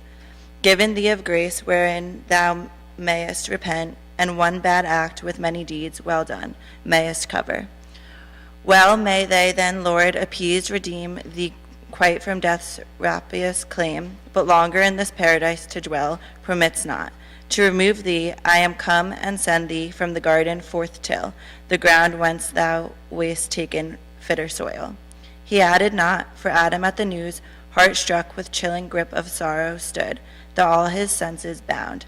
Eve, who unseen yet all had heard, with audible lament, discovered soon the place of her retire. O unexpected stroke, worse than of death!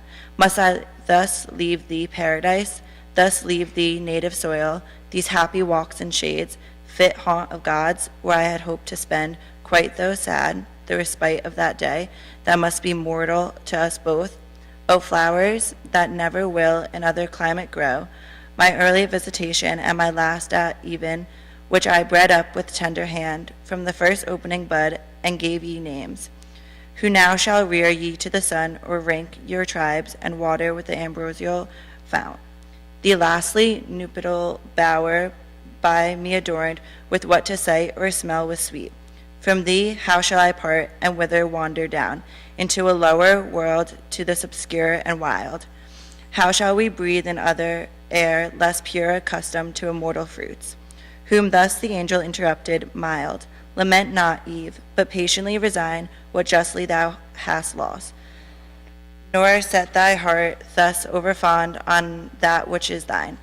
Thy going is not lonely. With thee goes thy husband. How to follow thou art bound. Where he abides, think they there thy native soil. Adam by this, from the cold sudden damp, recovering, and his scattered spirits returned, to Michael thus his humble words addressed. Celestial, whether among the thrones or named of them the highest, for such of shape may seem, prince above princes, gently haste thou told thy message, which might else in telling wound, and in performing end us. What besides of sorrow and dejection and despair, our fertility can sustain thy tidings bring. Departure from this happy place, our sweet recess of only consolation left, familiar to our eyes. All places else inhospitable appear and desolate, nor knowing us nor known. And if by prayer incessant I could hope to change the will of him who all things can, I would not cease to weary him with my assiduous cries, but prayer against his absolute decree no more avails than breath against the wind, blown stifling back to him that breathes him forth. Therefore to his great bidding I submit. This most afflicts me, that departing hence, as from his face I shall be hid, deprived his blessed countenance. Here I could frequent with worship, place by place, where he vouchsafe, present divine, and to my sons relate.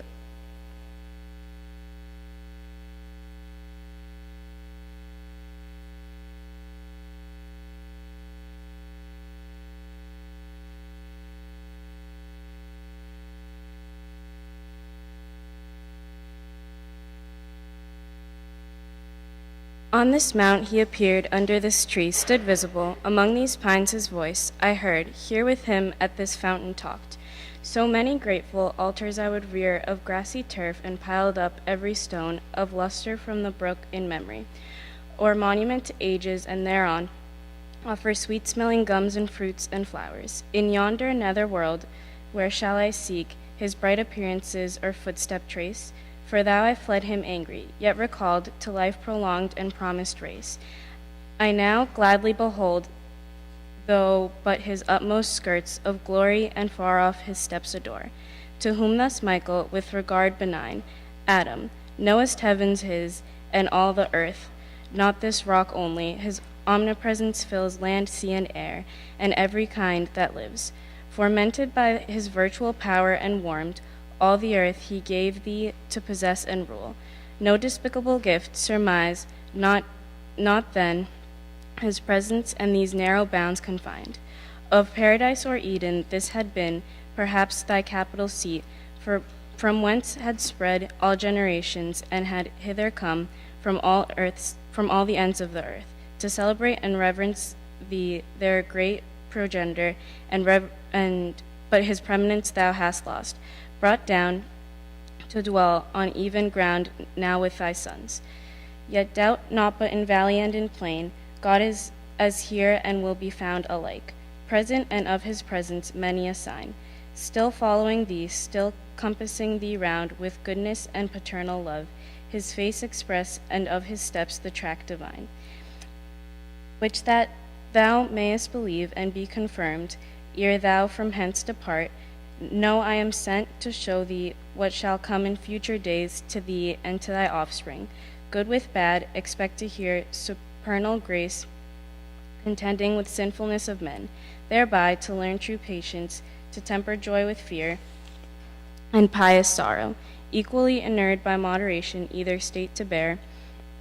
Prosperous or adverse, so shalt thou lead.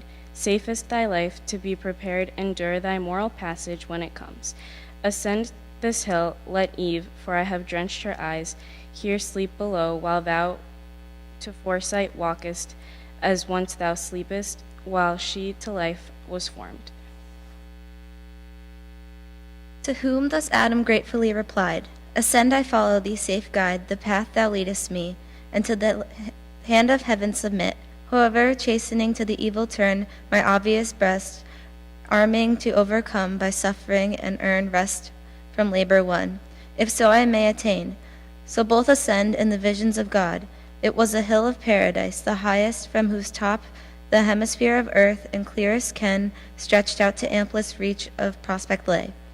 Not higher that hill, nor wider looking round, whereon for different cause the tempter set our second Adam in the wilderness, to show him all earth's kingdoms and their glory. His eye might there command whatever stood, city of old or modern fame, and seat of mightiest empire from the destined walls of Cambalu, seat of Cathian Khan, and Samarkand by Oxus, Temir's throne, to Pequin and Sinayan kings, and thence to Agra and Lahore of great Mogul, down to the golden Chersonesus, or where the Persian in Ekbatan sat, or sent in Ispahan, or where the Russian Tsar in Moscow, or the Sultan in Byzance, Turkestan born, nor could his eye not ken the empire of Negus, to his utmost port, Irokoko, and less maritime kings, Mombasa and Kiloa and Malinde. And so full a thought, Ophir to the realm of Congo and Angola farthest south, or thence from Niger flood to Atlas mount, the kingdoms of Almansor, Fez, and Sus, Morocco and Algiers, and Tremisen. On Europe thence, and where Rome was to sway the world in spirit, perhaps he also saw rich Mexico, the seat of Montezuma, and Cusco in Peru, the richer seat of Atabalpa, and yet unspoiled Guyana, whose great city Guerin's sons call El Dorado. But to nobler sights Michael from Adam's eyes the film removed, which that false fruit and promised clearer sight had bred, then perched with earphacy and rue the visual nerve, for he had much to see, and from the well of life 3 drops instilled, so deep the power of these ingredients pierced, even to the inmost seat of mental sight, that Adam now, enforced to close his eyes, sunk down and all his spirits became entranced. But him the gentle angel by the hand soon raised, and his attention thus recalled. Adam, now ope thine eyes, and first behold the effects which thy original crime hath wrought, in some to bring from thee who never touched the experienced tree, nor would the snake conspire, nor sin thy sin, yet from the sin derive corruption to bring forth more violent deeds. His eyes he opened, and beheld a field, part arable and tilth, whereon were sheaves new reaped, the other part sheep walks and folds. Amidst an altar, as the landmark stood, rustic of grassy sward, thither and anon a sweaty reaper from the tillage brought, first fruits, the green ear and the yellow sheaf, unculled as came to hand. A shepherd next more meek came from the firstlings of his flock, choicest and best, and sacrificing laid the inwards in their fat, with incense strewed on the cleft wood, and all due rites performed. His offering soon propitious fire from heaven, consumed with nimble glance and grateful steam, the other's not, for his was not sincere. Were he inly ragged and as they talked, smote him into the midriff with stone. Then beat out life. He fell in deadly pale, groaned out his soul with gushing blood effused. Much at this sight was Adam in his heart, dismayed, and thus in haste to the angel cried.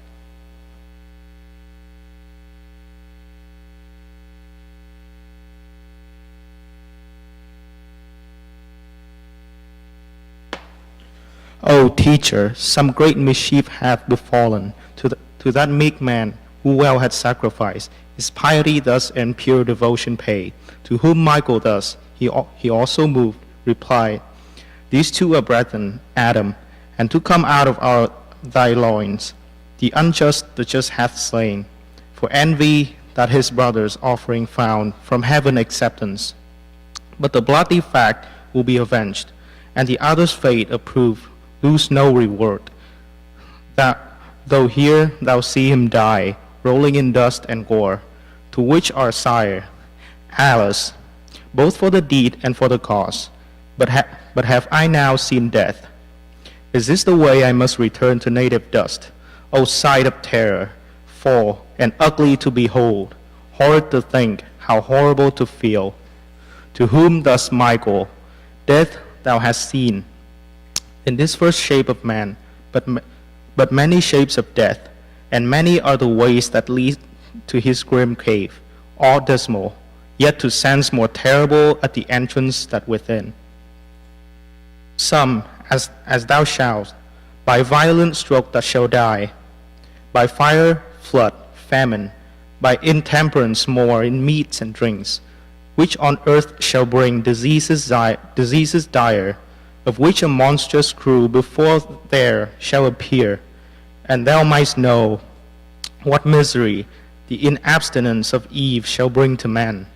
Immediately a place before his eyes open, sad, noisome, dark, a laser house it seemed, wherein were laid numbers of all diseased, all maladies, of ghastly spasm, of racking torture, qualms, of heart-sick agony, of feverish kinds, convulsions, epilepsies, fierce catarrhs, intestine stone and ulcer, colic pangs, demoniac frenzy, moping melancholy, and moonstruck madness, pinning atrophy, marasmus, and wide-wasting pestilence, dropsies and asthmas, and joint-racking realms.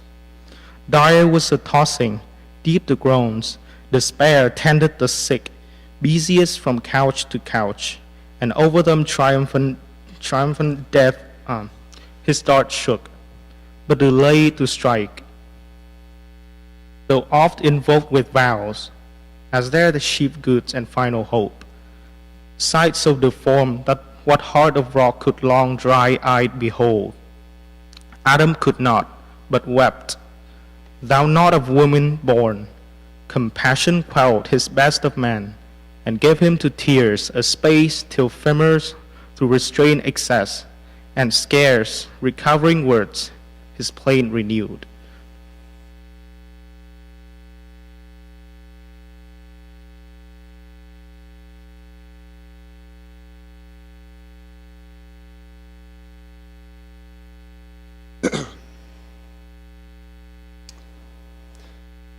O miserable mankind, to what fall degraded, to what wretched state reserved? Better end here unborn. Why is life given to be thus wrested from us? Rather, why obtrude on us thus? Who, if we know what we receive, would either not accept life offered or soon beg to lay it down? Glad to be so dismissed in peace, can thus imagine of the image of God in man created once, so goodly and erect, though faulty since, to such unsightly suffering be debased under inhuman pains? Why should not man, restraining still divine similitude, in part from such deformities be free, and for his Maker's image sake exempt? Their Maker's image, answered Michael then forsook them when themselves they vilified. to serve ungoverned appetite, and took his image whom they served a brutish vice. Inductive mainly to sin of Eve, therefore so abject in their punishment, disfiguring not God's likeness, but their own, or of his likeness by themselves defect. While they pervert pure nature's healthful rules, loathsome sickness, worldly since they God's image did not reverence in themselves. I yielded just, said Adam, and submit. But is there yet no other way besides these painful passages how we may come to death and mix with our connatural dust? There is, said Michael. If thou well observe the rule of not too much, by temperance taught, do nourishment, not gluttonous delight, till many years over thy head return, so mayst thou live, till like ripe fruit thou drop into thy mother's lap, or be with ease gathered, not harsh plucked, for death mature. This is old age, but then thou must outlive thy youth, thy strength, thy beauty, which will change to withered, weak, and gray. Thy senses, then obtuse, all taste of pleasure must forego. What thou hast, and for the air of youth, hopeful and cheerful, in thy blood will reign, a melancholy damp of cold and dry, to weigh thy spirit down, and last consume the balm of life, to whom our ancestors henceforth I fly not death, nor would prolong.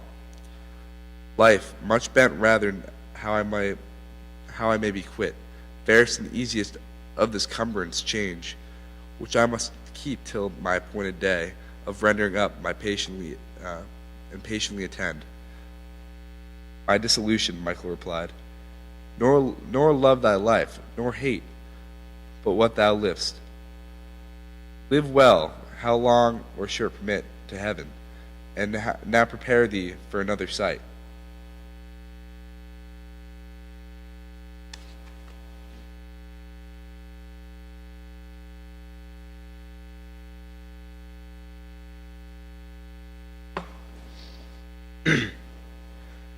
He looked and saw a spacious plain, whereon were tents of various hue, by some were herds of cattle grazing, others whence the sound of instruments that made melodious chime was heard, of harp and organ, who moved their stops and chords were seen.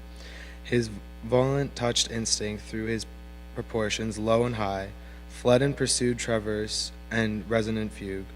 In other part stood one, who at the forge laboring, two massy clods of iron and brass had melted, whether found where casual fire had wasted woods on mountain or in vale, down to the veins of earth, thence gliding hot to some cave's mouth, or whether washed stream from underground. The liquid ore had drained into the fit molds prepared, from which he formed first his own tools, then what might else be wrought fusel, or graven in metal. After these, but on hither side a different sort, from the high neighboring hills, which was their seat. Down to the plain descended, by their guise, just men they seemed, and their sturdy bent to worship God aright, and to know his works, not hid, nor those things which might preserve freedom and peace to men. They on the plain long had not walked, when from the tents behold a bevy of fair women, richly gay, gems and wanton dress. To the harp they sung soft amorous deities, and in dance came on. The men, though grave, eyed them, and let their eyes rove without rein. To the amorous net fast caught they liked, and each his liking chose. And now of love they treat, till evening star, love's harbinger appeared. Then all in heat they light the nuptial torch, and bid invoke Hymen. Then first to marriage rites invoked, with feast and music all the tents resound. Such happy interview and fair event of love and youth not lost, songs, garlands, flowers, and charming symphonies attached, and heart of Adam soon inched to emit delight, to the bent of nature, which he thus expressed. True opener of mine eyes, prime angel blessed, much better seems this vision, and more hope of peaceful days portends. And to those two past, those were of hate and death, or pain much worse. Here nature seems fulfilled in all of her ends, to whom thus Michael, judge not what is best.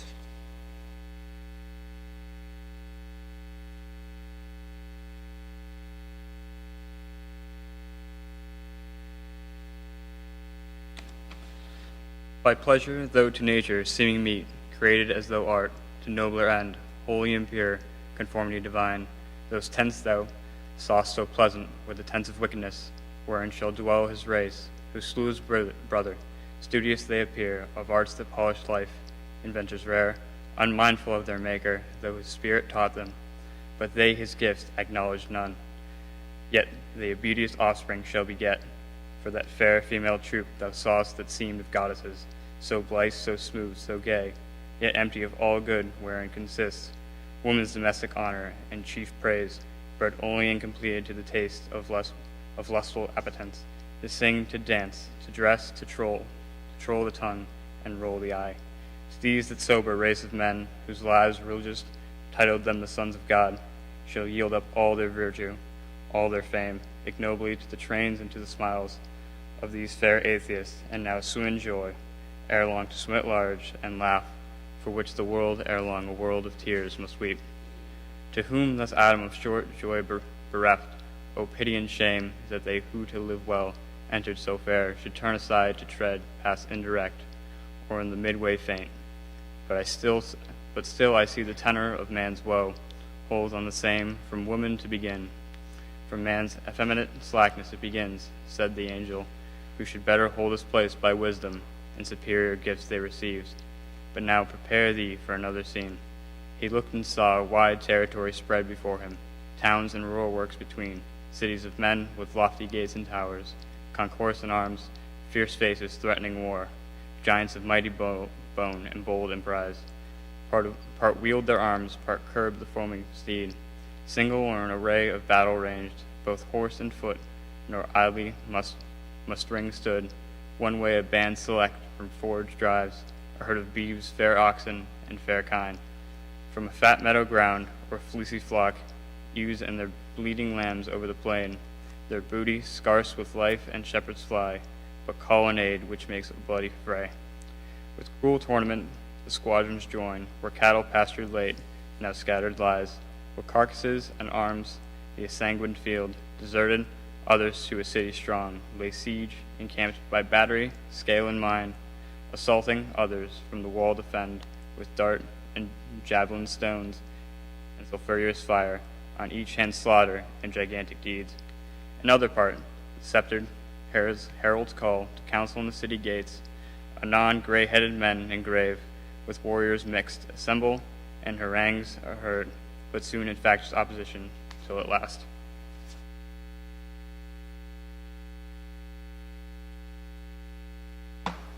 Of middle-aged one rising, emet, in wise deport, spake much of right and wrong, of justice, of religion, truth, and peace, and judgment from above. Him old and young exploded, and had seized with violent hands, had not a cloud descending snatch him thence. Unseen amid the throng, so violence proceeded, and oppression, and sword law, through all the pain, and refuge none was found. Adam was all in tears, and to his guide lamenting turned full said, O what are these, death ministers, not men, who thus deal death inhumanely to men, and multiply 10,000-fold the sin of him who slew his brother, for of whom such massacre make die but of their brethren, men of men. But who was that just man, whom had not haven rescued, and who had his righteousness been lost? To whom thus Michael, these are the product of those ill-mated marriages thou swast, their good and bad their matched, who of themselves abhor to join, and by imprudence mixed, produce prodigious births of body or mind. Such were these giants, men of high renown. For of those days my only shall be admired, and valor and heroic virtue called, to overcome in battle and subdue nations, and bring home spoils with infinite manslaughter, shall be held in the highest pitch of human glory, and for glory done of triumph, shall be styled great conquerors, patrons of mankind, gods and sons of God. Destroyers rightly are called, and plagues of men. Thus fame shall be achieved, renown on earth. And what must merits fame in silence hid, but he the seventh from thee, whom thou beheldst the only righteousness in a world of perverse, and therefore hated, therefore so beest, with foes for darling single to be just, and utter odious truth, and God would come to judge them with his saints. Him the Most High wrapped in balmy cloud with winged steeds did, and thou sawest received to walk with God, high in salvation and the chimes of bliss, exempt from death, to show thee what reward awaits the good, and rest with what punishment which now direct thine eyes and soon behold.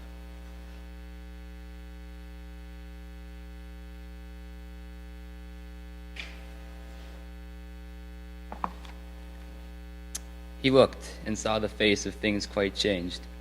The brazen throat of war had ceased to roar, and now was turned to jollity and game, to luxury and riot, feast and dance, marrying or prostituting, as befell, rape or adultery, where passing fair allured them. Thence from cups to civil broils, at length a reverend sire among them came, and of their doings great dislike declared, and testified against their ways. He oft frequented assemblies where so met, triumphs or festivals, and to them preached conversion and repentance as to souls in prison under judgments imminent. But all in vain, which when he saw, he ceased contending, and removed his tents far off. Then from the mountain hewing timber tall, began to build a vessel of huge bulk, measured by cubit length, breadth, and width, and height, smeared round with pitch, and in the side a door contrived, and of provisions laden large for man and beast, when lo, a wonder strange, of every beast and bird and insect small, came sevens in pairs, and entered in, as taught, their order, last the sire and his 3 sons, with their 4 wives, and God made fast the door. Meanwhile the south winds rose, and with black wings, wide hovering, all the clouds together drove from under heaven, the hills to their supply vapor, and exaltation dusk and moist, sent up amain, and now the thickened sky like a dark ceiling stood. Down rushed the rain, impetuous, and continued till the earth no more was seen. The floating vessel swum, uplifted and secure with beaked prow, rode tilting over waves, all dwellings else flood overwhelmed, and them with all their pomp deep under water rolled, sea-covered sea, sea without shore, and in their places and in their palaces, where luxury late reigned, sea monsters whelped and stabled of mankind, so numerous late, all left in one small bottom swum embarked. How didst thou grieve them, Adams, to behold the end of all thy offspring end so sad? Depopulation, thee another flood of tears and sorrow, a flood thee also drowned, and sunk thee as thy sons till gently reared. By the angel on thy feet thou stoodst at last, though comfortless as when a father mourns his children, all in view destroyed at once, and scarce to the angel utterest thus thy plaint.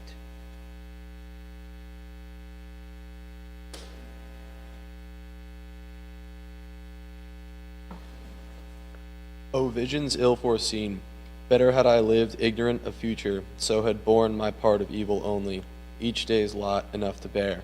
Those now that were dispensed, the burden of many ages, on me light at once, by my foreknowledge, gaining birth, abortive to torment me, ere their being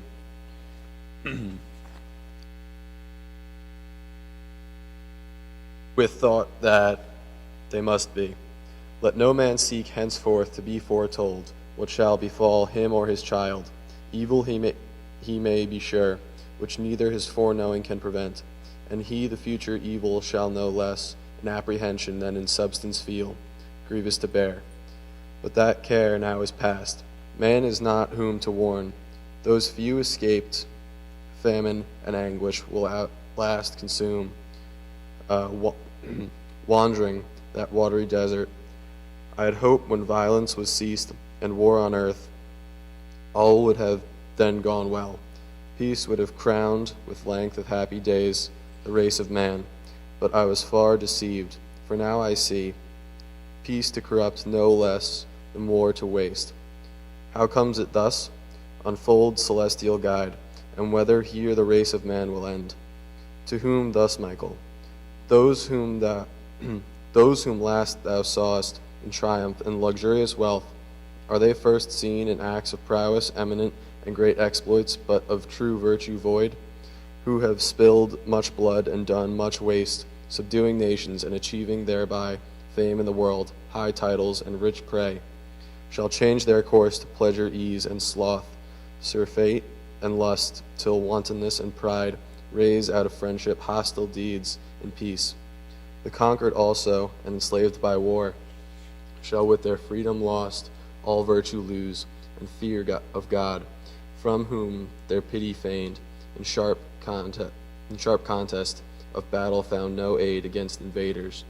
Therefore, cooled in zeal, thenceforth shall practice how to live secure, worldly, or dissolute, on what their lords shall leave them to enjoy, where their earth shall bear more than enough that temperance may be tried. So all shall turn degenerate, all depraved, justice and temperance, truth and faith forgot.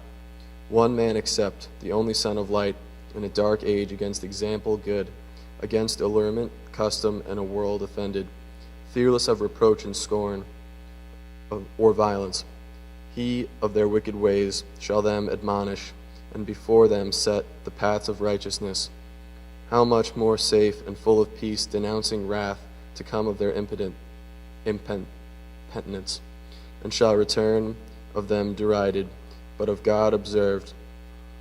The one just man alive, by his command, shall build a wondrous ark, as thou beheldest, to save himself and household from amidst a world devote to universal wrack.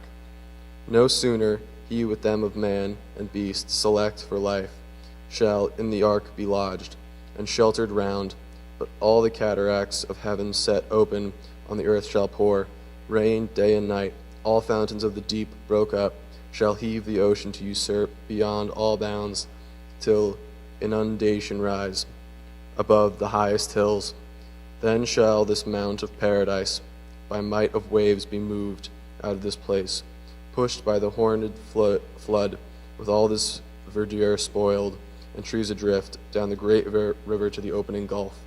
And there take root an island, salt and bare, a haunt of seals and orcs, and sea mews clang, to teach thee that God attributes the place no sanctity, if none be thither brought by men who there frequent or therein dwell. And now what further shall ensue, behold.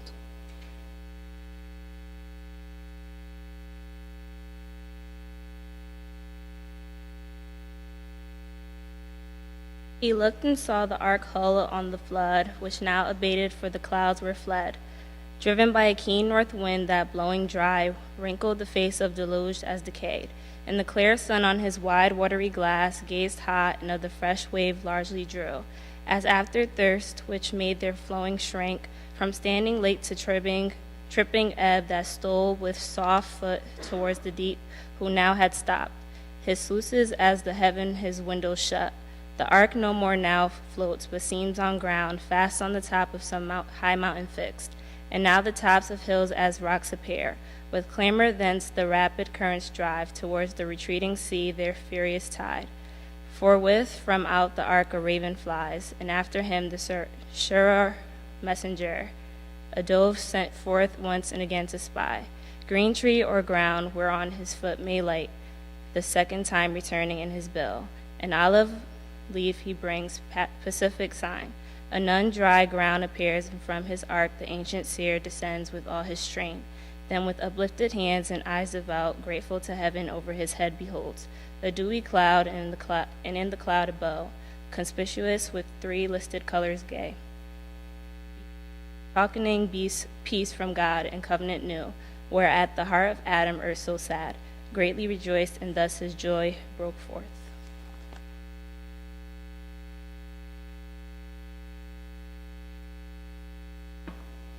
O thou, whose future things canst repense, as present heavenly instructor, I revive at this last sight, assured that man shall live, with all the creatures and their seed preserve.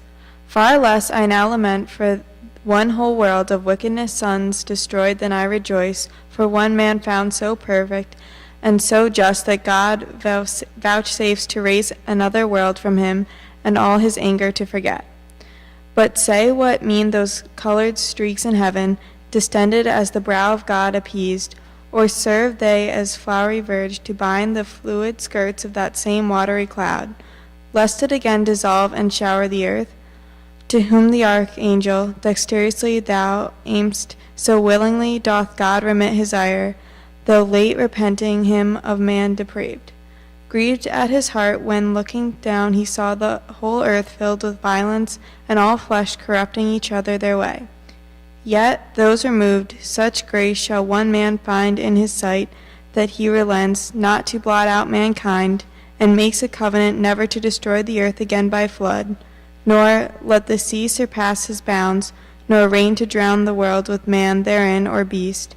But when he brings over the earth a cloud, will therein set his triple-colored bow, whereon to look and call to mind his covenant, day and night, seed time and harvest, heat and hurry frost, shall hold their course, till fire purge all things new, both heaven and earth, wherein the just shall dwell. End of the 11th book.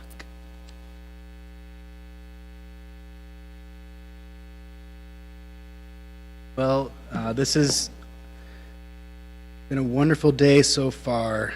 We have made it through 11 books of John Milton's Paradise Lost. We've had over 200 people attend. Nearly that many have stood here and read the text. And to start off Book 12, we have a special treat for everyone. We have Professor Russell Hillier, who is our Milton expert here at Providence College. He's going to get us started in Book 12.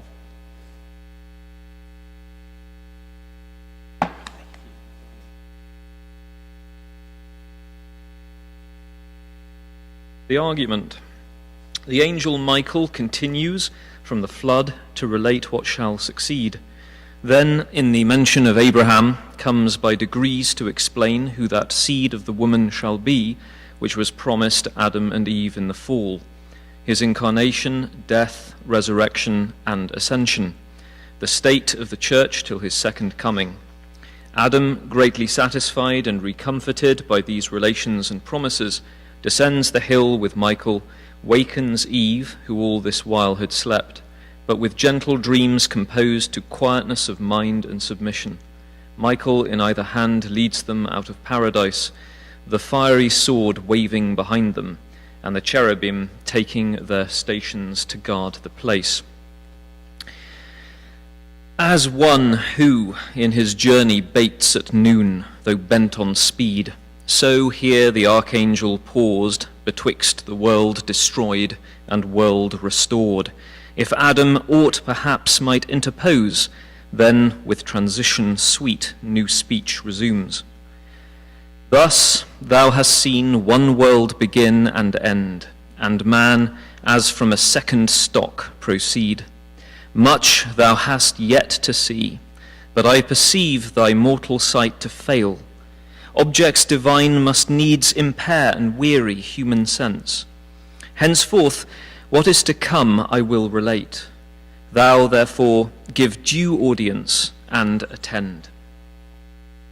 The second source of men, while yet but few, and while the dread of judgment past remains fresh in their minds, fearing the deity with some regard to what is just and right, shall lead their lives and multiply apace, laboring the soil and reaping plenteous crop, corn, wine, and oil, and from the herd or flock oft sacrificing bullock, lamb, or kid, with large wine offerings poured and sacred feast, shall spend their days in joy unblamed and dwell long time in peace, by families and tribes under paternal rule, till one shall rise of proud, ambitious heart, who, not content with fair equality, fraternal state, will arrogate dominion undeserved over his brethren, and quite dispossess concord and law of nature from the earth, hunting, and men, not beasts, shall be his game,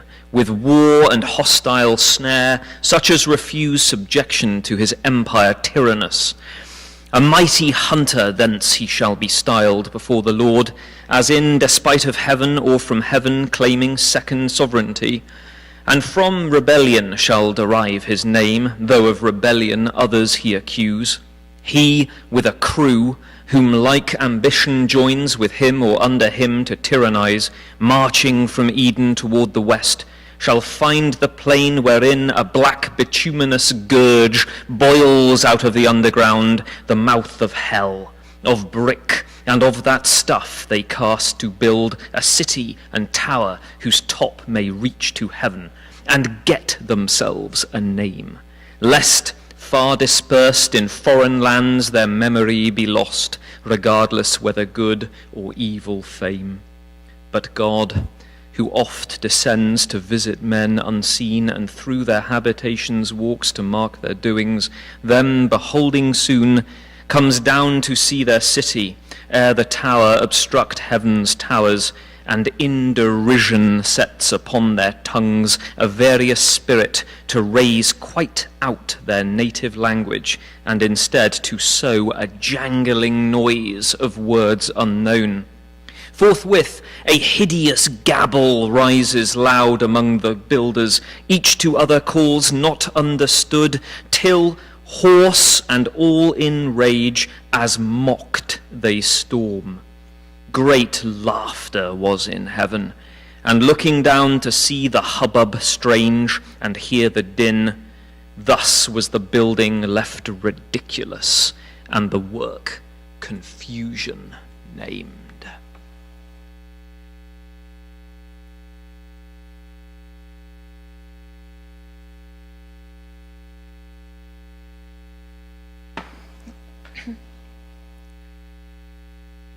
Whereto thus Adam fatherly displeased, O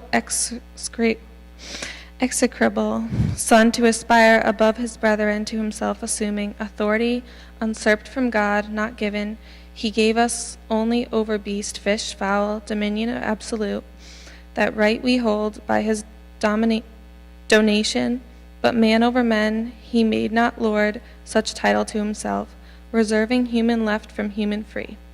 But this unsuper, his encroachment proud, stays not on man, to God his tower intends.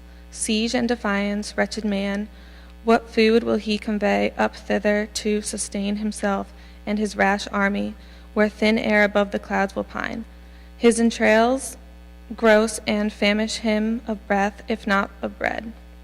To whom thus Michael, justly thou abhorrest, that son who on the quiet state of men such trouble brought, affecting to subdue rational liberty, yet know withal, since thy original lapse, true liberty is lost.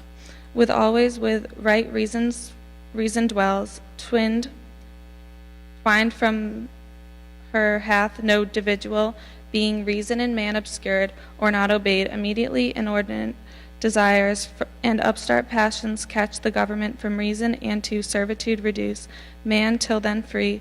Therefore, since he permits within himself unworthy powers to reign over free reason, God in judgment just subjects him from without to violent lords, who oft as undeservedly enthrall his outward freedom. Tyranny must be, though to the tyrant thereby no excuse, yet sometimes nations will decline so low from virtue, which is reason that no wrong, but justice and some fatal curse annexed deprives them of their outward liberty. Their inward loss witness the irreverent son of him who built the ark, who, for the shame done to his father, heard this heavy curse, servant of servants, on his vicious race. Thus will his latter, the former world, still tend from bad to worse, till God at last, wearied from their iniquities, withdraw his presence from among them, and avert his holy eyes, resolving from thenceforth to leave them to their own polluted ways, and one peculiar nation to select from all the rest of whom he to be invoked.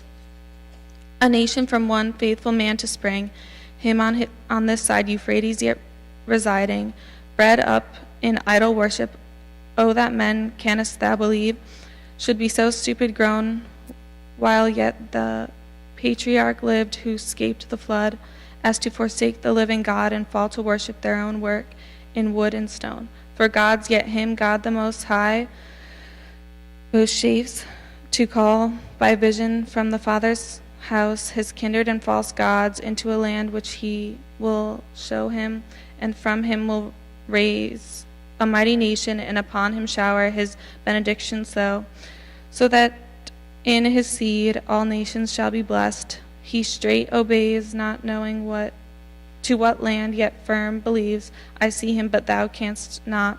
With what faith he leaves his gods, his friends and native soil, Ur of Chaldea, passing now the ford to Haran, after him a cumbrous train of herds and flocks, and numerous servitude, not wandering poor, but trusting all his wealth with God who called him in a land unknown. Canaan he now attains. I see his tents pitched about Sichem and neighboring plains of Moreh. There by promise he receives gift to his progeny of all that land, from Hamath northward to the desert south. Things by their names I call, though yet unnamed. From Hermon east to the great western sea, Mount Hermon, yonder sea, each place behold in prospect as I point them. On the shore, Mount Carmel, here a double-fronted stream, Jordan true limit eastward, but his sons shall dwell to Senir, that long ridge of hills, this ponder that all nations of the earth shall in his seed be blessed. By that seed is meant to be thy great deliverer, who shall bruise the serpent's head, whereof to thee anon plainlier shall be revealed. This patriarch bless, whom faithful Abraham due time shall call, a son of, and of his son a grandchild leaves, like him in faith and wisdom and renown. The grandchild with 12 sons increased departs from Canaan to land hereafter, called Egypt, divided by the river Nile.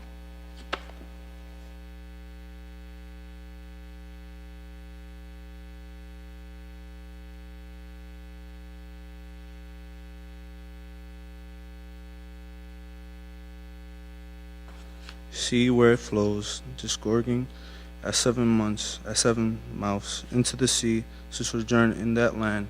He comes invited by a younger son. In time of dearth, a son whose worthy deeds raise him to be the second in that realm of Pharaoh. There he dies and leaves his race growing into a nation, and now grown suspected to a sequent king who seeks to stop their overgrowth as inmate guests too numerous.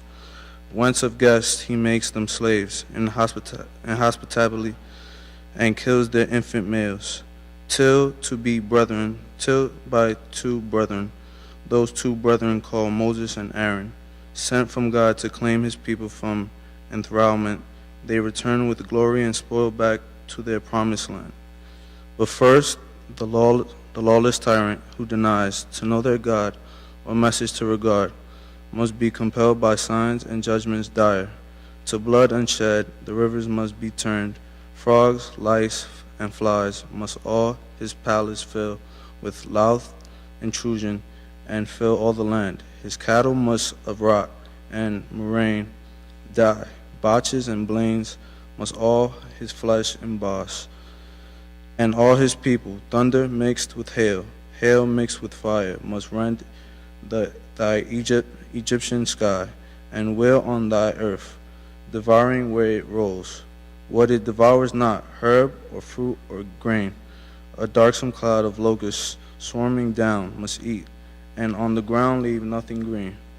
Darkness must overshadow all his bounds, palpable darkness, and blot out 3 days. Last, with 1 midnight stroke, all the firstborn of Egypt must lie dead. Thus, with 10 wounds, the river dragon, tamed, at length submits to let his sojourners depart, and oft humbles his stubborn heart. But still as ice, more hardened after thaw, still in his rage, pursuing whom he late dismissed, the sea swallows him with his host, but them lets pass as on dry land between 2 crystal walls, awed by the rod of Moses, so to stand divided, till his rescued gain their shore. Such wondrous power God to his saint will lend. Thou present in his angel, who shall go before them in a cloud, and pillar of fire, by day a cloud, by night a pillar of fire, to guide them in their journey, and remove behind them, while the obdurate king pursues. All night he will pursue, but his approach darkness defends. Between till morning watch, then through the fiery pillar and the cloud God looking forth will trouble all his host, and craze their chariot wheels. When by command Moses once more his potent rod extends over the sea his rod obeys. On their embattled ranks the waves return and overwhelm their war. The race elect safe towards Canaan, from the shore advance through the wild desert, not the readiest way, lest entering on the Canaanite alarmed. War terrify them inexpert, and fear return them back to Egypt, choosing rather inglorious life with servitude, for life to noble and ignoble is more sweet, untrained in arms, where rashness leads not. This also shall they gain by their delay. In the wide wilderness there they shall found their government and their great senate choose. Through the 12 tribes to rule by laws ordained, God from the Mount of Sinai, whose great top shall tremble, he descending will himself in thunder, lightning, and loud trumpets sound, ordained them laws, part such as appertain to civil justice, part religious rites of sacrifice, informing them by types and shadows of that destined seed to bruise the serpent, by what means he shall achieve mankind's deliverance.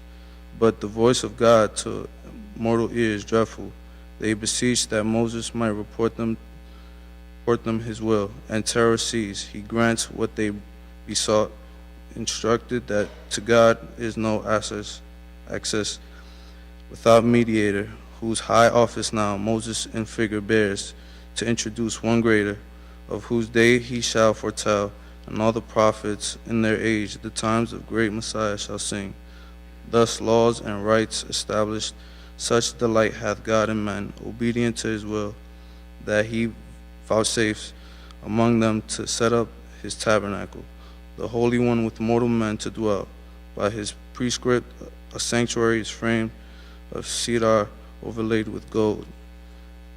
Therein an ark, and in the ark his testimony, the records of his covenant. Over these a mercy seat of gold, between the wings of 2 bright cherubim. Before him burn 7 lamps, as in a zodiac representing the heavenly fires. Over the tent a cloud shall rest by day, a fiery gleam by night, save when they journey, and at length they come, conducted by his angel to the land promised to Abraham and his seed. The rest were long to tell, how many battles fought, how many kings destroyed, and kingdoms won, or how the sun shall in mid-heaven stand still a day entire, and night's due course adjourn. Man's voice commending, sun in Gibeon stand, and thou moon in the vale of Aelon, till Israel overcome, so called the third from Abraham, son of Isaac, and from him his whole descent, whose dust shall Canaan win.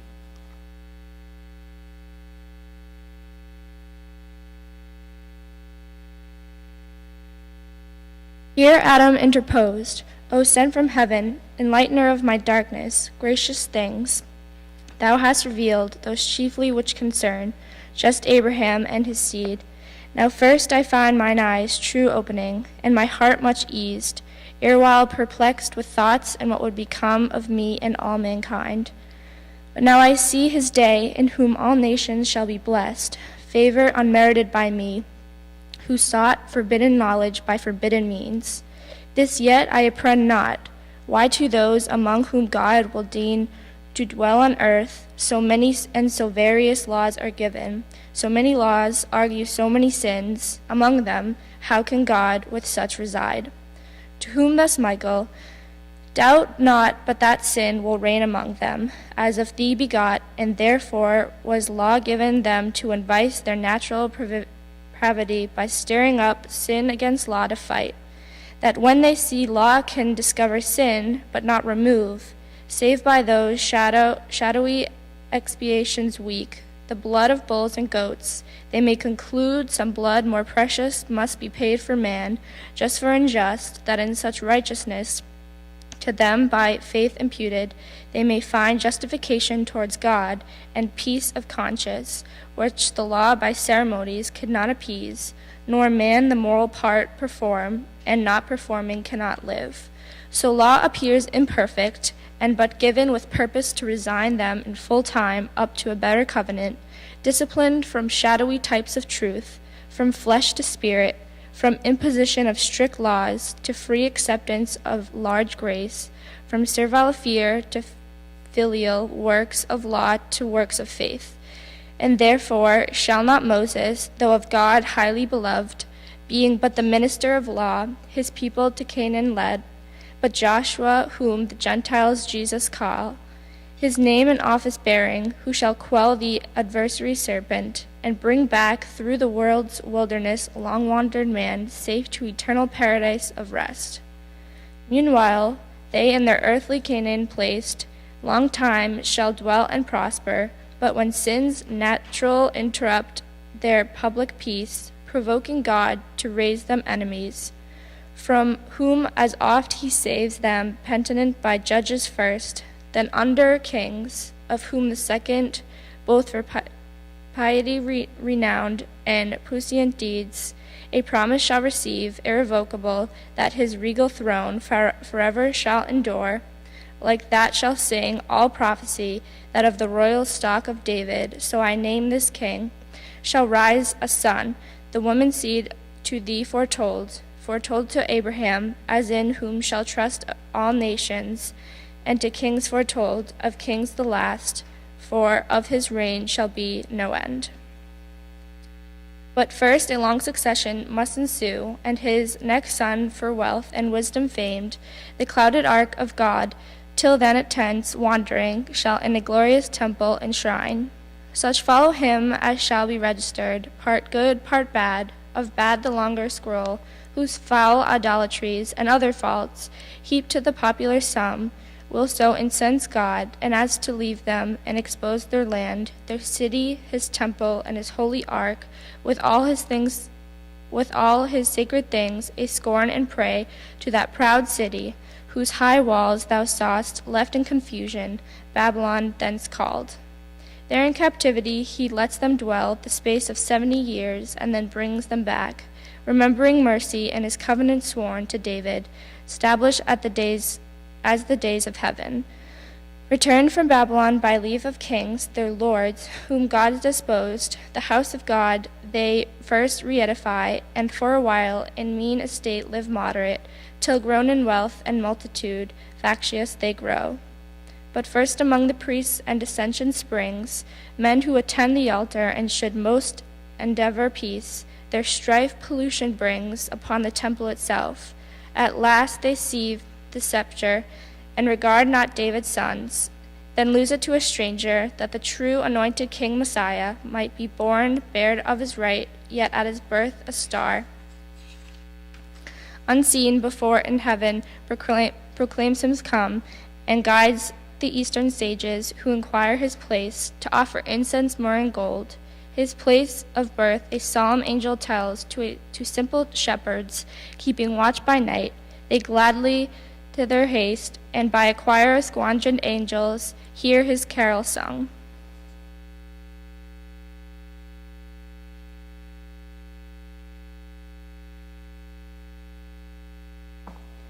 A virgin is his mother, but his sire the power of the Most High. He shall ascend the throne heredity, and bound his reign with earth's wide bounds, his glory with the heavens.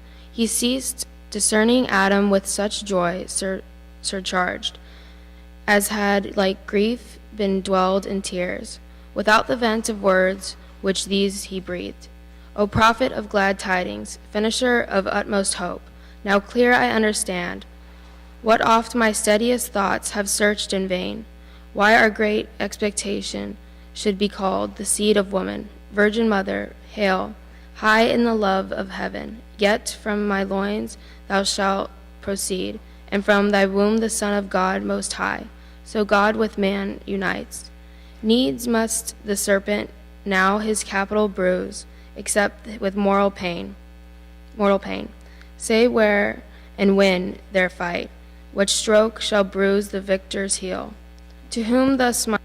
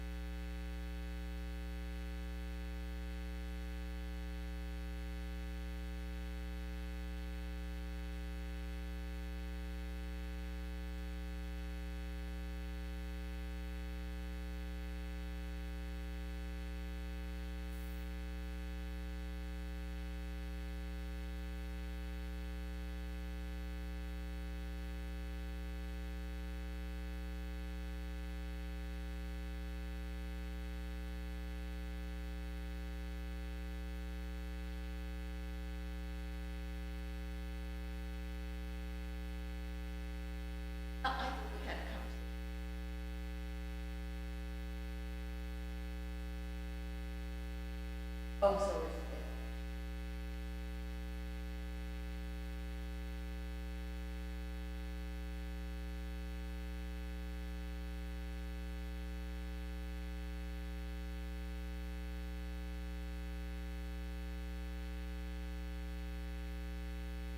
Oh, it's my pleasure.